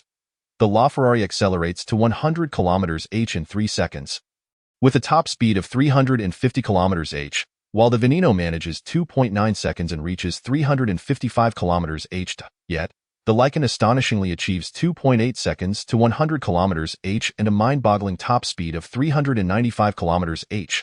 It's simply unbelievable." As an automotive enthusiast, Zhao Yanyu had memorized most of the supercar specifications. Jiang Lang glanced at her, a mischievous smile forming at the corners of his mouth. "I know the secret." "What?" Zhao Yanyu's eyes widened with curiosity. "Tuning is the soul," Jiang Lang quipped playfully. "Humph." Zhao Yanyu momentarily paused, her cheeks flushing slightly as she rolled her eyes again. Just then, a notification sound echoed in his mind. Ding! The mission Revenge is a dish best served cold has been completed, and the relevant rewards have been distributed. Jiang Lang raised an eyebrow, a look of surprise crossing his face. It seemed the Zhou family had met their demise. Calculating the time, it was about right. His spirits lifted, and just then, the ringing of his phone echoed in the car. He sensed it was Song Zhenghua calling. As he prepared to answer, Zhao Yanyu's voice suddenly pierced through. "Watch out ahead." "Someone's there." With a screech, the Lycan slammed to a halt, leaving 2 black streaks on the asphalt. "What the hell? Are they trying to scam us?" Jiang Lang exclaimed, startled, barely restraining himself from cursing. He turned to look ahead and furrowed his brow in annoyance. The obstruction was none other than Zhou Chengwang, Zhang Huayu, and Wei Foukai. Irritated, he stepped out of the car and shouted, "Are you all insane? Do you want to get run over?" However, the trio seemed unfazed by Jiang Lang's tirade, as if they had conspired, rushing in front of him to plead for mercy. "Lang Gu, Lang Yi, we were wrong. We won't dare do it again. My father is so old and locked up in prison. He truly can't take it," Wei Foukai cried, clutching Jiang Lang's leg, sobbing uncontrollably. "Lang Yi, our company is truly bankrupt. Please, have mercy and spare my family." Zhang Huayu blubbered, his nose running. Among the three, he was the most unfortunate, not only going bankrupt but also incurring significant debt due to unsold goods piled up in their warehouse. "I bear no grudge against your family. Whatever grievances, I will shoulder alone." Zhou Chengwang gazed at Jiang Lang, gritting his teeth, and knelt before him. In recent times, he had genuinely been terrified. After the incident, his father had gone completely gray overnight, bedridden, while his mother wept daily. He had attempted to uphold the Zhou family name, but it felt like he was facing an oncoming truck with no means of resistance. Had it not been for someone informing him that all of this was orchestrated by Jiang Lang, he would still be bewildered as to why the Song family had declared war on them without cause. From Wei Foukai to Zhang Huayu, and then to Zhou Chengwang, each was more ruthless than the last. He had come to understand that this was all a vendetta from Jiang Lang. Watching the 3 men kneeling before him, Jiang Lang felt a haze envelop his thoughts. Once, when he was oppressed by these wealthy second-generation elites, he had contemplated rebellion. Yet, the deeper he delved into defiance, the harsher the repercussions that followed. At times, he pondered whether he might have been killed by these individuals had he not been in school. Thus he resigned himself to fate, fearful, much like the supplicants before him, begging for mercy, but receiving only unending humiliation in return. Jiang Lang exhaled softly, his gaze turning icy. He realized that regardless of how pitiful they appeared, he would not spare these 3. Had the system not appeared, granting him power and wealth, would they be groveling at his feet? The answer was a resounding no. They would only have escalated their torment until he wished for death. "Leave." Jiang Lang's face grew cold, his expression resolute. He kicked the trio away as if they were mere mutts blocking his path, without an ounce of compassion. Chapter 92. Strike? Hit them hard. "No, you can't do this." Zhou Chengwang's face paled in shock as he frantically spread his arms to block Jiang Lang, as if that would deter him from leaving. "We are classmates after all. My girlfriend was taken from me. So please, don't be too excessive." His voice trembled, his face a mask of anxiety. Zhang Huayu, equally unwilling to let Jiang Lang depart, could already envision the grim days ahead, nervously trailing behind Zhou Qingwang. We've been classmates for 3 years. Just be magnanimous and let us off this once. We know we were wrong. He looked at Jiang Lang with a mixture of rage and despair, gritting his teeth as he prostrated himself, knocking his head against the ground several times. If previously he had approached with some calculation in his plea, this time it was laden with humiliation and fear, to the point of drawing blood from his forehead. Wei Fokai gazed at Jiang Lang, terror filling his eyes, trembling like a dog stripped of its spine, slowly kneeling before him. Lang Yi, we truly know we were wronged. We are classmates. Why must we escalate this conflict? He stammered, I will give you back Zhang Xiaoman. Will you forgive us this once? Their words only served to remind Jiang Lang of the torment he had endured throughout his school years. You really have the audacity to say such things, Jiang Lang spat, his fury boiling over. You've spoken your piece. Haven to you? Classmates for 3 years? Is that so? You've bullied me for 3 years. And now you dare to discuss camaraderie? How dare you? Jiang Lang cursed, his rage igniting. The trio stood dumbfounded by Jiang Lang's outburst. Wei Fokai gritted his teeth and declared, Lang Yi, if you spare my father, I will be your dog from now on. It's all Zhou Qingwang's fault. I never intended to oppose you. He glared at Zhou Qingwang with enmity. Shut up. You were already eyeing my girlfriend. I didn't mention it. But you would have acted anyway, and now you're pinning it on me? Zhou Qingwang's face turned ashen as he retaliated against Wei Fokai. Zhang Huayu echoed, his gaze filled with hostility towards Zhou Qingwang. Teeth clenched, yes, it's all Zhou Qingwang's fault. His family's influential, so how could we dare defy him? Lang Yi, I never meant to target you. What the hell? Your family supplies hotels, and mine handles logistics. What leverage do you think you have over me? Zhou Qingwang was truly beside himself, shocked that his once loyal followers would turn against him. The trio erupted into a chaotic brawl, nearly coming to blows. Jiang Lang observed the farce before him, muttering, a dog-eat-dog situation? How amusing! He coldly remarked, if you wish to squabble, take it outside. Good dogs do not block the path. With that, he shoved past them, intending to return to his vehicle. At that moment, he felt a surge of irritation. What was the property management doing? These 3 were not even residents. How had they managed to infiltrate? Surely, someone wasn't pocketing bribes. As Jiang Lang prepared to leave, the trio had no intention of continuing the altercation, attempting to stop him only to be surrounded by approaching bodyguards. Zhou Qingwang clenched his teeth, his eyes filled with madness. He glared at Jiang Lang's retreating figure, the muscles in his face twitching with rage. Are you really intent on annihilating us? His voice was low and his gaze somewhat deranged. Jiang Lang hesitated for a moment, tilting his head slightly with a hint of mockery on his face. Guess what? He said, just as he was about to turn and leave. Then let us die together. Zhou Qingwang laughed maniacally, his voice cold as if it emerged from the abyss of a demon. In front of the onlookers, he suddenly drew a gun from his clothing, aiming it directly at Jiang Lang. The bodyguards surrounding the boss changed their expressions drastically, instinctively forming a barrier. Lei Dong even lunged directly at Jiang Lang. Be careful, Zhao Yinyu, who had been watching from the car, exclaimed, her face turning pale. Several bodyguards nearest to Zhou Qingwang rushed forward, attempting to wrest the gun from him. However, human reactions could not match the speed of a bullet. Bang, bang, bang. A series of gunshots rang out, startling flocks of birds into flight. Fortunately, Zhou Qingwang's marksmanship was poor. Aside from the first shot that struck Lei Dong in the abdomen, the remaining bullets went astray. With a grunt, Jiang Lang rolled several times on the ground before regaining his senses. His eyes turned red as he looked at the bloodied Lei Dong, scrambling to his side, helplessly gazing at him, cold sweat forming in his palms. Lei Dong. Are you okay? Coughing, Lei Dong spat a trickle of blood, his face ashen, large beads of sweat rolling down his forehead. I'm fine. Back in the past, who hasn't he taken a few bullets overseas? He endured the pain, half-jokingly, his demeanor seeming somewhat nonchalant. Don't speak, Jiang Lang commanded. Knowing he could not afford to panic in such a moment, he then shouted to the crowd, quick, take him to the hospital. As if awakening from a dream, the crowd hurriedly lifted Lei Dong and carried him away.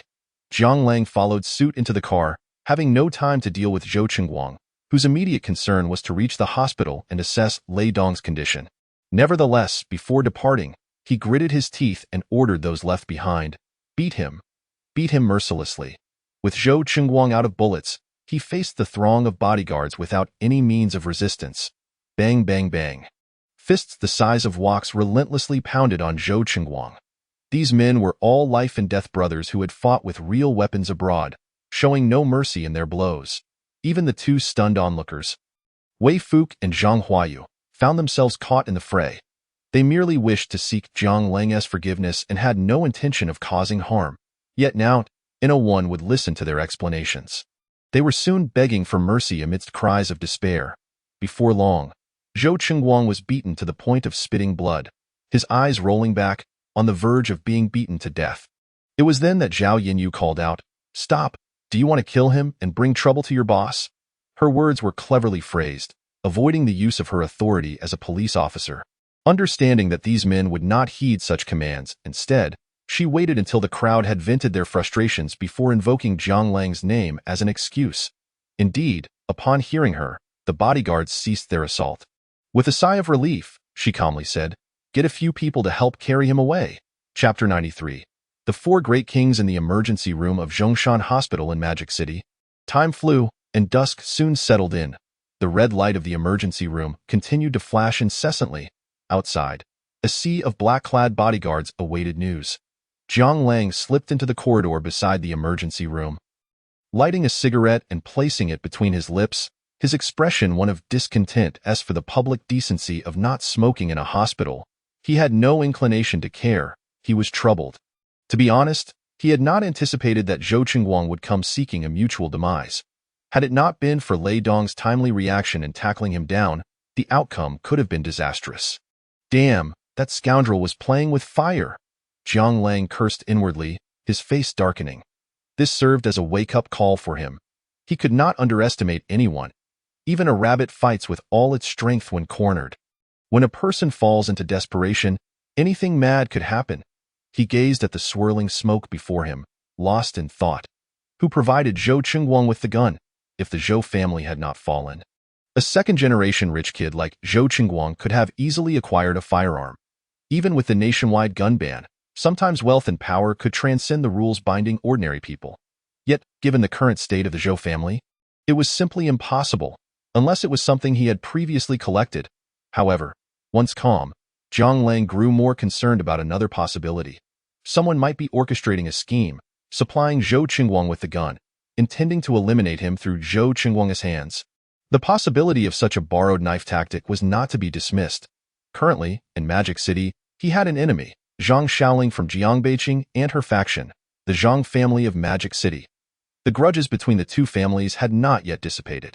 Although the opposing side had been quiet for some time, there was no guarantee they would not strike him unexpectedly. He needed to investigate whether there was any connection between the Zhang family and this incident. Hopefully, Zhao Yinyu would soon bring good news. Jiang Lang sighed silently, discarding the cigarette and crushing it underfoot. Just then, the door to the emergency room creaked open, and a doctor clad in a white coat stepped out. The crowd gasped and hurriedly surrounded him. "Doctor, how is he? Is he all right?" The noise was chaotic, akin to a bustling market. The seasoned doctor, clearly accustomed to such scenes, removed his mask, raised his right hand above his head, and gestured for silence. Only then did he speak. "The patient is basically fine. He can be transferred to a ward tomorrow. However, if you wish to enter now, only 3 people can go in. Remember to let the patient rest and get him some nutritious food." Jiang Lang let out a slight sigh of relief, addressing the crowd. "2 of you come with me first." The crowd exchanged glances, and then 2 men, one tall and one short, stepped forward. Jiang Lang glanced at them and nodded slightly. He recognized most of the bodyguards from the villa, though he couldn't recall all their names. However, he was quite familiar with these 2. The shorter one was named Lu Lei, nicknamed Lazy, reputed to be the world champion in driving competitions within the elite shield. Unlike Jiang Lang, who only drove fast cars, he was said to have experience with tanks and planes, though Jiang Lang was unsure of the truth. The taller one was Lei Shi, Lei Dong's cousin. Jiang Lang had often wondered how such a humorous name came to be. Considering there were likely others named Lei Nan and Lei Bei in the company, forming a quartet of 4 great kings, he nodded and said, All right, let us go in. Upon entering the emergency room, the pungent smell of disinfectant still lingered, making it somewhat uncomfortable to breathe. Lei Dong lay on the hospital bed, his abdomen wrapped in bandages, and 4 drip attached to his hand, his face devoid of color. Jiang Lang pressed his lips together, looking at Lei Dong. "Thank you," he said sincerely, genuinely grateful. He had not anticipated that Lei Dong would risk his life to shield him from bullets, although others were paid bodyguards. Such an act was hard not to be moved by. Lei Dong slightly shook his head, his voice weak and intermittent. "I'm fine." Jiang Lang, seeing this, quickly interrupted him, helplessly saying, "All right, you can't even speak clearly. Better not to talk." Pausing for a moment, he continued, "I won't say anything insincere. Once you recover, I'll personally host a welcoming feast for you. Whatever reward you desire, I'll do my utmost to fulfill it." Upon hearing this, Lei Dong's eyes widened, seemingly glowing with excitement. He grinned, enduring his pain, disregarding Jiang Lang's earlier admonition, and stammered, "raise." Jiang Lang was momentarily taken aback, looking at Lei Dong in surprise. "Damn. How can you be so materialistic? You big-eyed fellow? What does a raise have to do with you?" Shaking his head, he chuckled helplessly. Fine. I can double your salary, how about that?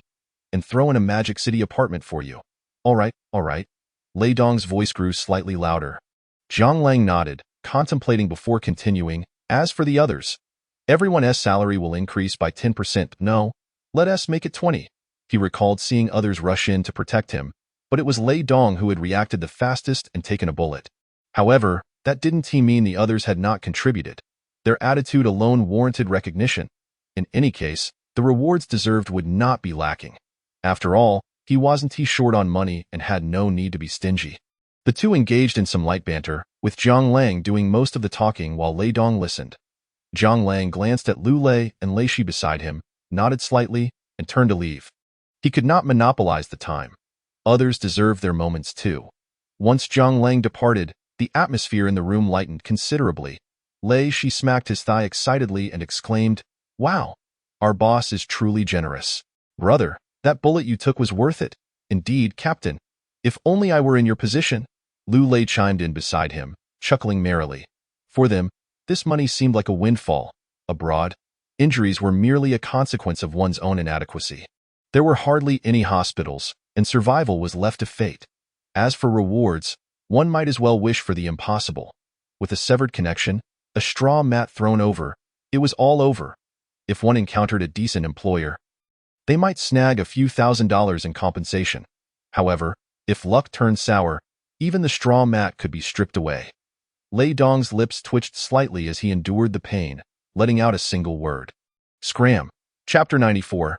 Not a terminal illness, better than a terminal illness. Stepping outside, Jiang Lang waited for a moment. Lei Shi and Lu Lei eventually emerged.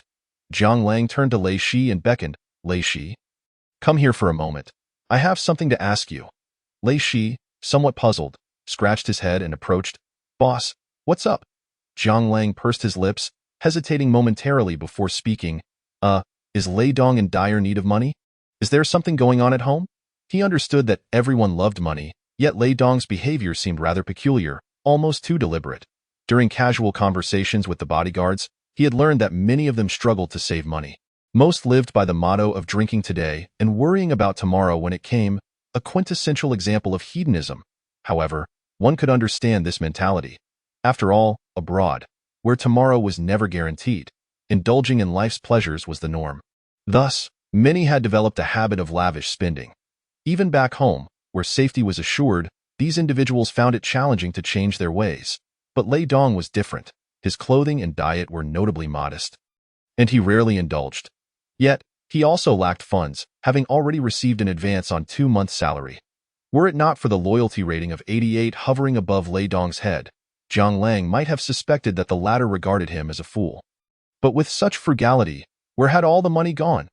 Lei Shi glanced at Jiang Lang and sighed softly. Brother Dong has 2 twin daughters at home, but both are suffering from leukemia. If it weren't for these 2 little ones, Brother Dong wouldn't have to risk his life abroad with that. He shook his head, a look of melancholy on his face. Jiang Lang momentarily froze. He was not a doctor, yet he had heard of leukemia. It was classified by the World Health Organization as one of the 5 major difficult diseases. Although, with advancements in technology, leukemia was no longer deemed a terminal illness and could be completely cured. There were still cases of successful treatment. However, the probability of complete recovery was not particularly high, and even after being cured, the possibility of relapse loomed. The staggering medical expenses, nearing $1 million or even beyond each year, were enough to instill fear. Thus, for some ailments, to ordinary individuals, they were not terminal illnesses but rather akin to them. Jiang Lang sighed quietly. Considering this, it was no wonder that Lei Dong was so miserly. It turned out he had 2 little patients at home. With expenses exceeding $2 million a year, he couldn't afford to squander a penny. He pondered for a moment and inquired, "Where are the children?" "In the capital. Brother Dong's wife is taking care of them," Lei Shi replied, frowning slightly. "All right, I understand. You may go now." Jiang Lang dismissed Lei Shi and turned to gaze out the window, his expression contemplative. He had some thoughts brewing in his mind, but everything would have to wait until Lei Dong recovered. Just then, his phone suddenly chimed with a ringing sound. Upon checking, he discovered it was a call from Song Zhenghua. "Hello, Jiang Lang, where are you? I've been trying to reach you but couldn't get through. I've heard about that rascal Zhou Qingguang. He somehow managed to get a gun and brought it to you. It's all over the news, almost gave me a heart attack. Are you all right?" His voice was laced with anger, teeth gritted. "That I'm fine. Thank you for your concern, Mr. Song." Jiang Lang replied nonchalantly, "Good, as long as you're okay. The task you entrusted to me has been thoroughly completed.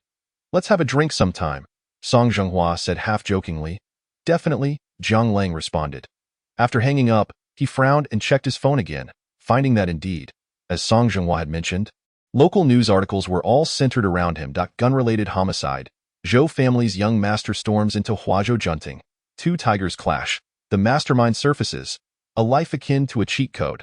How did a university student amass a fortune exceeding 100 billion in just 1 year? He let out a sigh of relief, hesitating for a moment before dialing Hu Jimin's number. "Hello? Principal, are you asleep?" "It's still early, Jiang." "What's the matter?"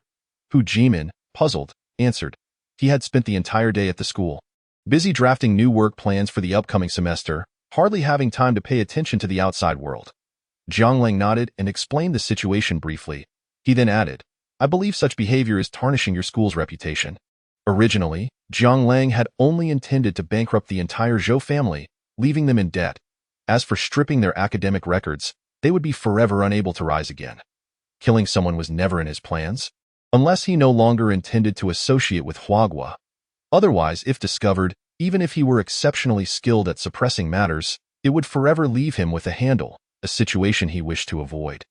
Yet, unexpectedly, Zhou Qingguang had pulled a stunt. Holding a gun and committing murder in broad daylight, even if it wasn't a death sentence, he would likely spend the rest of his life behind bars.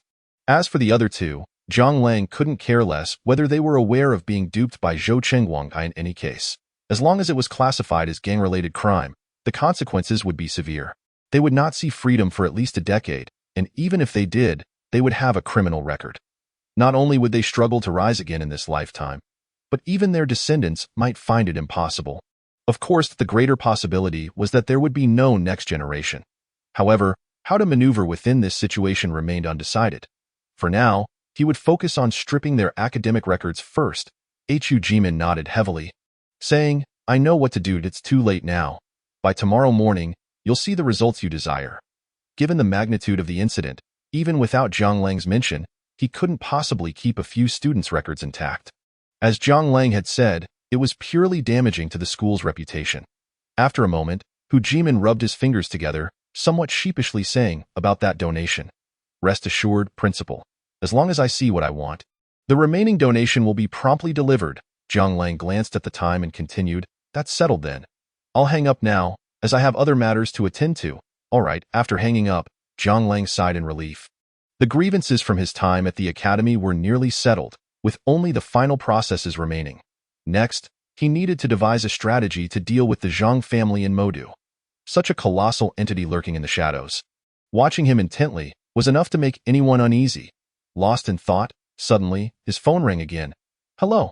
May I ask if this is Jiang Lang, Mr. Jiang?" Chapter 95. Jinny Yanqing Law Firm. "Yes, this is he. May I ask who is on the line?" "Hello, sir. I am Li Jun, the chief lawyer of DivineTycoon's law firm. The voice on the other end was cultured yet carried an edge. Firstly, congratulations on acquiring our DivineTycoon's law firm. I would like to inquire about any instructions you may have moving forward and when you plan to visit, so we can meet and introduce ourselves. Zhang Lang raised an eyebrow. I currently have no specific instructions. Everything can remain as is. However, the next moment, an idea struck him. Yes, he had been contemplating how to involve Wei Fokai and Zhang Huayu in this as well. Who could be more formidable than these lawyers? Thus, he switched his tone and spoke again. I just remembered. I will need to file a lawsuit soon.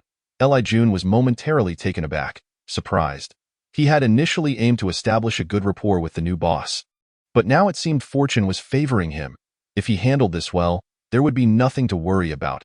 He patted his chest and confidently stated, "Boss, just tell me what the lawsuit is, and I assure you, you will be satisfied." Zhang Lang thought for a moment and recounted the events of the day. "Boss, this matter is simple. Huazhou Junting is the top luxury villa area in Modu. Equipped with surveillance cameras everywhere, and with police on site, the evidence is indisputable, as for the other two individuals you mentioned. As long as you assert they are part of the same group, we will take care of the rest." Li Jun's voice brimmed with confidence, even infecting Zhang Lang with optimism. Hearing this, Zhang Lang smiled and replied, "All right, then I'll trouble you with this. Not a bother at all." Li Jun quickly responded. Zhang Lang contemplated for a moment and said, "How about this? I'll drop by the club tomorrow afternoon to discuss the details." "Sure, boss. We look forward to your visit."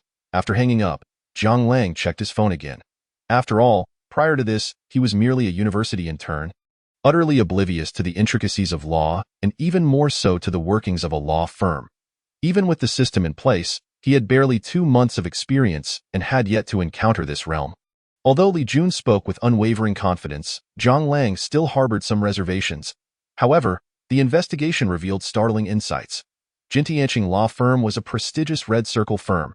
The term Red Circle firm refers to the most elite law firms in China. Established in early 1998, it is the largest comprehensive partnership law firm in the bustling metropolis, boasting over 3,000 lawyers, 10 specialized committees, and 22 branches, including those in Hong Kong and London. It stands as one of the most influential law firms in the nation and the largest in southeastern China. Quite impressive, indeed. Zhang Lang silently marveled. Setting his phone aside, at that moment, a nurse approached, brusquely ushering the onlookers out of the emergency room. With wide eyes, she glared at the crowd, hands on her hips, admonishing, "You all, let the patient rest. If you want to see, wait until they are moved to a regular ward. With so many people coming and going, aren't you afraid of spreading germs?" A petite woman's authoritative tone rendered a group of men speechless, which made Zhang Lang chuckle inwardly. He stepped forward and said, "All right, those who need to leave can go. Just leave a couple of people. No need to block the way." With the boss's word, who would dare to disobey? Soon, the crowd dispersed, leaving only Lu Lei and Lei Shi behind. Observing this, the nurse let out a quiet sigh of relief, her chest rising and falling in a subtle rhythm. Despite her earlier sternness, she had trembled with fear at the sight of so many imposing figures. Shaking the list in her hand, she inquired, "So, the surgery is done. Who will handle the payment?" Lei Shi glanced at the list. Ready to head downstairs, Zhang Lang cast a casual glance and remarked, "The person injured is mine. Why are you meddling? Is the money too much for you? Would you like me to deduct some?" Lei Shi froze momentarily, shaking his head vigorously as he hurriedly returned the list to Zhang Lang, treating it as if it were a hot potato. No, boss. It's for you." Zhang Lang shook his head helplessly and instructed the two. "For now, you need not follow me. Return once Lei Dong is discharged. Understood?" The two clasped their right fists over their hearts and replied in unison, "Understood." This scene left the nearby nurse utterly astonished, her eyes wide in disbelief. After completing the payment downstairs, Zhang Lang requested to be taken to Yunjin Dongfang community, where ECU resided on the way, as the car had just begun its journey. The phone rang again. Zhang Lang glanced at the screen, surprised to see an overseas long-distance call. "Hello, boss." The voice was familiar, bright and melodious, akin to a spring breeze or gentle rain caressing the heart. Reminiscent of an Oriole song, Jiyu Banming. Zhang Lang tightened his grip on the phone, his expression lighting up with joy. "Why did you suddenly call? Are you coming back? The matters here have been settled, and I no longer need to be involved. Someone will be there to handle the rest. Gu Banming chuckled softly, her happiness evident in her tone. I've already booked my flight for 3 days from now. Will you be able to pick me up? Absolutely, without a doubt, Zhang Lang replied without hesitation. Gu Banming smiled. Good. You mustn't go back on your word. Rest assured. I surely won't, Zhang Lang said with a grin. The two continued their light-hearted banter over the phone, akin to a couple in the throes of romance, delighting in trivial conversation. Before they realized it, the car had reached Yunjin Dongfang Community, it wasn't T, until the temporary driver bouncer reminded Zhang Lang. Boss, we have arrived. That he snapped back to reality though. How did I talk for so long? Zhang Lang furrowed his brow, feeling somewhat disconcerted by his earlier state. After a moment's hesitation, he said into the phone, I have something to attend to now. I'll hang up. Oh, okay. Gu Banming's voice held a hint of disappointment, though she quickly perked up, saying, I need to get busy here as well, so let us hang up together. As the call ended with a series of beeps, a silence enveloped the car. After a while, he exhaled softly, opened the car door, and ascended the stairs. Chapter 96. The school speech. The sound of applause echoed like distant thunder. Sweat pouring down like rain. After a resounding scream, Zhang Lang lit a cigarette. Reclining on the bed, the pair of delicate fingers gently massaged his temples, as the woman beside him, sensing his troubled demeanor, softly inquired, Lang Gu, what is wrong? Nothing. Zhang Lang shook his head, offering no further explanation. He casually extinguished the cigarette, turned to her with a raised eyebrow, and mischievously asked, How is the recovery? Shall we continue? ECU hesitated. Unsure how to respond, her head bowed, cheeks flushed in a charming shade of crimson, embodying a picture of shyness. Noticing her demeanor, Zhang Lang chuckled softly and took her into the bathroom while teasing. Let us wash up first. Thus, they spent a sleepless night, engaging in passionate embraces until dawn. The following day at the office of the president of Modu University, Hu Jimin greeted Zhang Lang with a beaming smile, his wrinkled face resembling a blooming chrysanthemum, causing Zhang Lang to feel a shiver of discomfort. Grasping Zhang Lang's hand, he cheerfully exclaimed, Thank you, student Zhang, for your generous support of our educational endeavors. On behalf of all faculty and students, I extend my heartfelt gratitude. Zhang Lang awkwardly withdrew his hand, 3 black lines forming on his forehead. He had an unsettling feeling that Hu Jimin had surreptitiously touched his hand, sending goosebumps racing down his spine. Damn! This old coot better not have any ulterior motives, Zhang Lang thought to himself, biting his lip and forcing a laugh. No need to mention it. With wealth comes the responsibility to give back to society and support the school. Ahem, President, since the funds have been received, I shall take my leave. Hu Jimin quickly blocked his path, saying, Not so fast, student Zhang. I have matters to discuss. Zhang Lang paused, puzzled as he asked, What is it? Hu Jimin rubbed his fingers together. A hint of embarrassment in his demeanor. You see, this year we had intended to invite a highly esteemed professor to deliver a speech at the university assembly. The timing was already set, but unexpectedly, the professor has encountered a scheduling conflict and cannot attend, so I thought of you. Having established such a remarkable foundation during your internship, you are the epitome of a grassroots success story. It will surely resonate with the younger generations and might even inspire their enthusiasm for learning. Zhang Lang felt momentarily speechless, unsure of how to respond. He knew all too well his own limitations. If it weren't for the system, he would still be a mere impoverished soul, and he was self-aware enough to recognize that. Allowing him to speak on stage would be sheer folly. Shaking his head, he prepared to decline when suddenly the system's notification chimed in his mind. Ding, new task assigned. Please check promptly. Task. Achieve success. As a wealthy individual, you have become a benchmark in the eyes of many. Share your experiences to inspire the lovely younger generation. Condition. Participate in the school speech. Reward. Ocean Harmony. Zhang Lang's eyes widened in surprise at the reward of a cruise ship, to be honest. He hadn't visited the seaside since arriving in Modu, let alone set sail on a cruise. This meant he could indulge in oceanic parties in the future. A group activity? That sounded rather appealing. Zhang Lang inhaled sharply. He could hardly refuse now. He turned to Hu Jimin and slowly said, All right, I accept. By the way, when does it start? The day after tomorrow at 2 p.m. The day after tomorrow? That coincides perfectly with Gu Banming's return, he pondered. I can pick her up in the morning and return in time for the speech. The timing is impeccable. Nodding slightly, he replied. Sounds good. Exiting the president's office, he found it was already noon, with students bustling about the campus. Suddenly, a familiar voice rang out. Whoa, Longzi, you're back. Jiang Lang turned to see Luo Yongkong, Tang Zhongxi, and Yang Tao rushing towards him, their faces alight with excitement.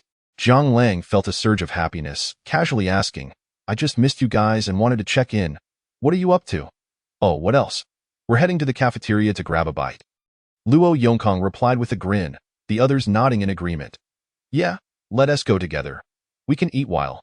Tang Zhongxi began to invite, but then fell silent, suddenly realizing that Jiang Lang's status had changed dramatically. How could such a wealthy boss possibly dine with them in the cafeteria? Sensing their hesitance, Jiang Lang shook his head with a smile, saying, Of course. Let us go. It's been ages since I last ate at the school cafeteria. All right, let us go. Seeing that Jiang Lang had no objections, the group exchanged glances and chuckled in unison. In the school canteen, everyone was engaged in lively conversation, predominantly led by a few, while Jiang Lang merely listened. Hey, there's no class tomorrow. Let's find a place to have some fun tonight, Luo Yongkong said, glancing up at Jiang Lang. Bro, are you in? It would be great to catch up. Jiang Lang nodded slightly. He had completed all his tasks and felt a bit restless. So going out for some leisure sounded appealing. He spoke up directly. Sure. Where shall we go? How about we hit a KTV for some singing? Luo Yongkong suggested. Forget it. We're 4 grown men. Going to sing is just absurd. Tang Zhongxi shook his head in immediate refusal. Right?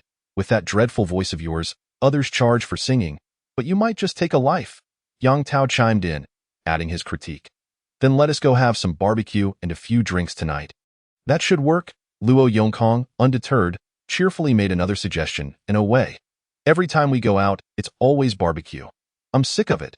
Tang Zhongxi reiterated, and this time not only Yang Tao but even Jiang Lang nodded in agreement. Throughout their university years, only Luo Yongkong came from a wealthy family, yet none of them wanted to be perceived as freeloaders. Therefore, whenever they went out, they opted for roadside barbecue. After numerous occasions, it had grown tiresome. Luo Yongkong, scratching his head in frustration, said, Why don't you guys propose some ideas? Jiang Lang pondered for a moment and replied, How about this? I'll arrange tonight. Let us go to a nightclub and dance. What do you think? Sounds good, bro Lang. That S bold. Luo Yongkong immediately gave a thumbs up. He was known as the prince of nightclubs, relishing every visit. Tang Zhongxi and Yang Tao exchanged glances and nodded slightly. Truth be told, they felt a stir of excitement. They had heard such places were often gathering spots for playboys and flirts. Tonight, perhaps they might just meet someone intriguing. After dinner, Jiang Lang stepped outside. Primarily, Luo Yongkong and the others still had classes in the afternoon, making it pointless for him to linger. Upon returning home, he gazed at the lush greenery outside the villa, feeling a wave of comfort wash over him. He lazily stretched and inwardly mused, System, claim the reward, ding. The task of honorary alumni has been completed. Relevant rewards have been dispatched. Please check promptly. As the voice faded, a set of blueprints from Magic City University, dated 2055, appeared on his desk. Though termed blueprints, Jiang Lang felt it resembled more of a thick tome, akin to a large edition of the Xinhua dictionary. He frowned, perusing it for a while, feeling utterly bewildered. His head nearly exploding. However, even without complete comprehension, Jiang Lang could discern that this was a blueprint for future electric vehicle technology, including batteries, motors, electronic control systems, etc. As a major automotive nation, Huagua was certainly no stranger to vehicles. Presently, the market primarily featured 2 types of cars: gasoline vehicles and electric vehicles. Gasoline vehicles boasted mature and reliable technology, with no range limitations. A full tank could cover several hundred kilometers, even exceeding 1,000. And in case of depletion, a quick stop at a gas station would have one back on the road in mere minutes. Moreover, running on fuel-generated power for onboard systems and air conditioning. However, the drawbacks were evident: traffic restrictions and high maintenance costs. Especially now, with the international market in turmoil, fuel prices had surged to 9 yuan, and in some areas, even surpassed 10 yuan if this trend continued. The monthly fuel expenses could be astronomical.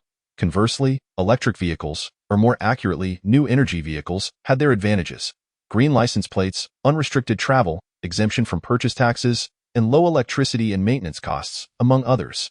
Yet, they also faced significant drawbacks: short range, scarce charging stations, slow charging speeds, and high battery replacement costs. After all, the battery was crucial in electric vehicles, storing energy to provide propulsion, which inherently posed limitations. Although battery technology was continuously evolving, catching up to gasoline vehicles in a short time frame was undoubtedly a lofty dream. A full charge required at least 35 hours, and even the best electric vehicles could only travel about 500 or 600 kilometers on a full charge. In the depths of winter, one might hesitate to even use the air conditioning. Furthermore, during peak travel seasons, traffic jams at charging stations could be utterly exasperating. Thus, many claim that we were in the age of gasoline vehicles, with the future belonging to electric vehicles. However, how long that future might take remained uncertain. Yet, the data in Jiang Lang's hands indicated that in just 30 years, the world would fully embrace the era of electric vehicles. The convoluted parameters on the documents left him perplexed, yet it suggested that once developed, many issues concerning electric vehicle range and charging speed could be resolved. A small battery, comparable to that of a smartphone, could power a vehicle weighing no more than 2 tons, allowing it to travel 1,000 kilometers. Even in high-performance mode, with air conditioning and music playing, it could still cover 500 kilometers. Moreover, no electric vehicle relied solely on a single battery. For instance, the market giant Tesla utilized 16 batteries. When he developed this technology, he could easily incorporate 16 batteries, or even just a couple more, utterly surpassing all gasoline vehicles available. As for charging, it would only take a brief 5 minutes, comparable to filling a gasoline tank, but with significantly longer range. Battery replacements would also be convenient, allowing manual changes, with a spare battery kept in the trunk. Even in the unlikely event of running out of charge, there would be no need to panic. Jiang Lang, filled with excitement yet tinged with trepidation, set the documents down, rubbing his fingers. If this technology comes to fruition, it could completely dominate the global automotive market, he thought. However, he couldn't help but wonder. Once it was developed, would he be in danger? Yet, giving up was not an option. The materials were right there, with no research and development costs involved. He could simply replicate them. With a domestic market worth trillions, not to mention the global potential, only a fool would walk away. Jiang Lang sighed quietly. Unfortunately, his current capabilities were insufficient, and rashly reaching out could leave him with nothing but scraps, a sense of frustration, akin to holding a gold mine yet being unable to excavate it, enveloped him. All right, I'll first construct the framework, Jiang Lang resolved inwardly. He shook his head and locked the electric vehicle technology blueprint, rather, the book, into a safe. That night at the TXX nightclub in Magic City, one of the premier nightlife venues in the area, it was known that one of the owners was a very famous star in Huagua, the little cheetah Zheng Kai. Many patrons flocked there for the fame alone. With an expansive area of 3,000 square meters, it could accommodate over 2,000 people, all dancing and reveling together. At its opening, it set records for the highest minimum consumption for a private booth in Asia. With a demand of 100,000 yuan, and even now, Tax's booths remained among the most expensive in Asia. The club was divided into numerous zones, labeled from 0 to 8, with prices escalating as one moved forward. For instance, the 0 zone required a minimum consumption of 20,000 to 30,000 yuan on regular days, and 40,000 to 50,000 on weekends, necessitating a reservation a day in advance to secure a good booth. Of course, these costs posed no concern for Jiang Lang. He made a call and promptly reserved a booth with a staggering deposit of 1 million yuan. Roaring down the broad streets in his Lycan Hypersport, he elicited a chorus of gasps and shouts. "Hey, where are you guys?" Jiang Lang asked while driving. "Hey, we're already here, waiting for you at the entrance." Luo Yongkong's boisterous voice came through the phone. "Okay, just hold on for a moment. I'll be there in no more than 5 minutes," Jiang Lang casually replied. All right, after hanging up, it wasn't too long before Jiang Lang arrived at the destination. As soon as he stepped out of the car, Luo Yongkong and the other dorm buddies appeared. "Wow! The Lycan Hypersport, the car of my dreams," Luo Yongkong exclaimed, covering his mouth, looking as if he might faint. "It truly was stunning." Tang Zhongxi pulled out his phone to snap a photo, nodding in approval. "Bro, have you changed cars again?" Yang Tao asked. Jiang Lang casually dismissed, "The previous one got boring. I just wanted to change." At that moment, the bar manager, who had been waiting eagerly, jogged over, nodding and bowing to Jiang Lang. "Hello, are you Mr. Jiang?" "Yes, I am Jiang Lang. Greetings, Mr. Jiang. Your reserved booth is ready. Please follow me." The manager gestured for him to enter. Jiang Lang nodded slightly and addressed the others. Let us go see what it's like inside. Upon entering the TXX nightclub, the pulsating music filled his ears, elevating adrenaline levels and compelling one to move in rhythm. Countless flirts, akin to predators spotting their prey, fixed their gazes on the central booth of Zone Zero, eagerly awaiting the manager's departure to pounce like famished wolves. Within that booth sat 4 men. Rather solitary, yet all understood that such exclusive booths were typically reserved for the elite offspring of wealthy families, and only those with significant status could afford to indulge. An extravagant expenditure of over 100,000 in a single night is considered relatively modest. The average individual simply cannot keep up. Jiang Lang swayed his head gently in rhythm with the music and cast a glance at Luo Yongkong, teasingly inquiring, "Old Luo, what holds the most prestige in a bar?" Among the crowd, only Luo Yongkong, a wealthy second-generation heir, frequented such establishments, so consulting him was undoubtedly wise. "Goodness! It must be the Ace of Spades," Luo Yongkong exclaimed excitedly. Upon hearing this, Jiang Lang nodded slightly. Although he was not a regular patron of bars, he had heard of the Ace of Spades, particularly the luxurious champagne brand produced entirely by hand. Known for being the only one of its kind in the world in China, it was immensely popular among the wealthy elite, often regarded as an essential accessory for lavish nightlife. Having made up his mind, he snapped his fingers to summon the manager. "No need to recommend anything else. Just bring me the Ace of Spades." The manager felt a rush of excitement. "Wow, no wonder you're driving a supercar. You're truly remarkable," he quickly replied, bowing his head in deference. "Mr. Jiang, our bar offers 2 types, the Big Ace and the Little Ace. The Big Ace includes 6 varieties of the Ace of Spades, priced at 88,888 yuan each, while the Little Ace has 3 colors, costing 38,888 yuan. Which package would you like?" Jiang Lang pondered for a moment, tapping his fingers lightly on the table before declaring, "Let us go with this table. Just fill it up." The manager swallowed nervously and asked, "Mr. Jiang, are you sure?" "Yes," Jiang Lang affirmed, his expression calm and unperturbed. The 3 companions beside him were taken aback, with Luo Yongkong shouting, "Incredible, Brother Lang." Yang Tao hesitated for a moment before saying, "Is it really necessary to order so much? We won't be able to finish it." "Who cares about finishing? We're here to enjoy ourselves tonight," Jiang Lang replied casually, turning to the manager to instruct, "All right, go make the arrangements." "Understood, Mr. Jiang." The manager was overjoyed, certain that Jiang Lang would not default on payment. Just the sight of the 1 million yuan transaction and the luxurious Lycan Hypersport parked outside indicated that Jiang Lang was not short on funds. He nodded eagerly and hurried off to make the necessary arrangements. Before long, the lights in the bar dimmed suddenly. As the patrons puzzled over the unexpected change, a spotlight illuminated Jiang Lang's table. Dressed in alluring bunny girl attire, a hostess emerged from the shadows, holding up a sign and sashaying towards them. The crowd erupted in excitement.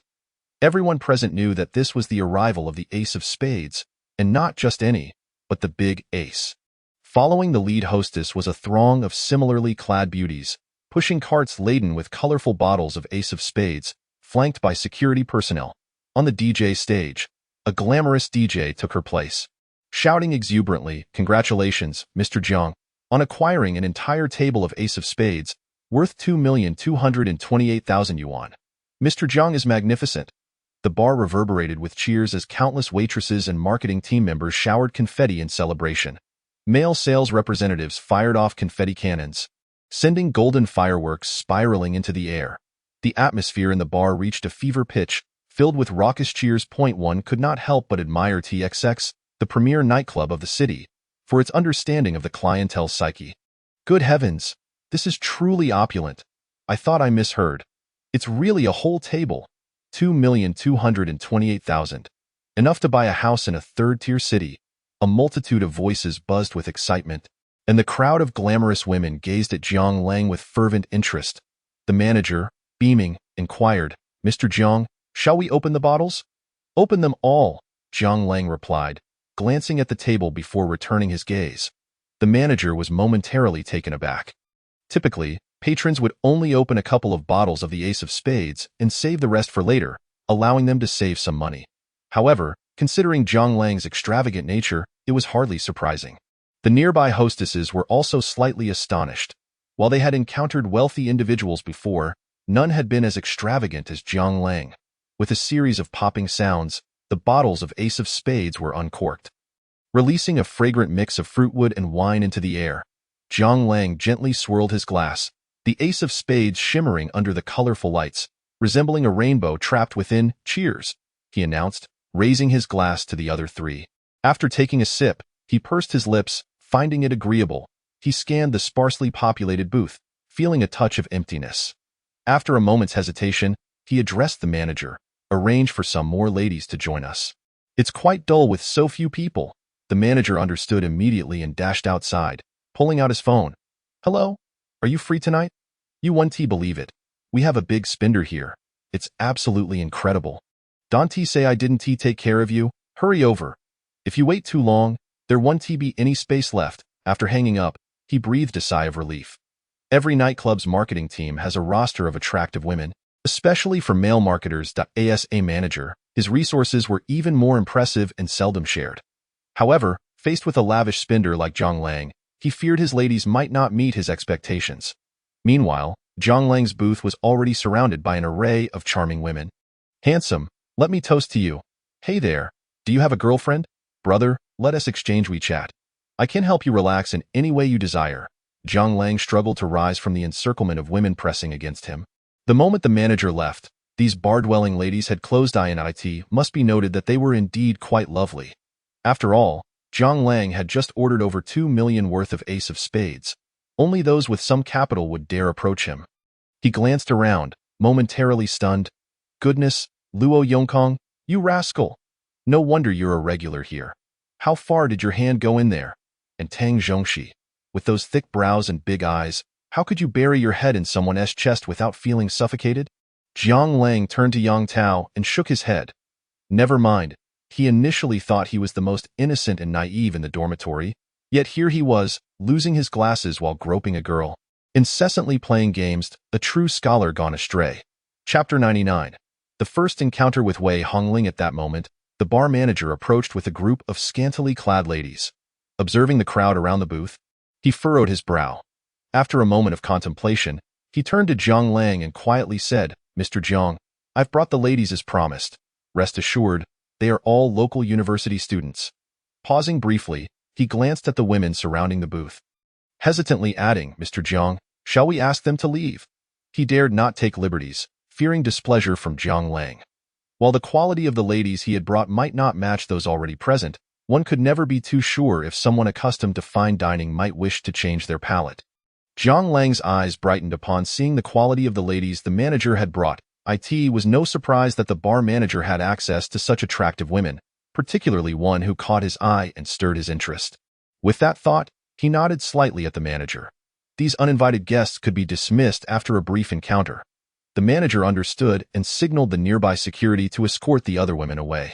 Jiang Lang reclined casually, eyeing the most attractive woman in the crowd, and beckoned.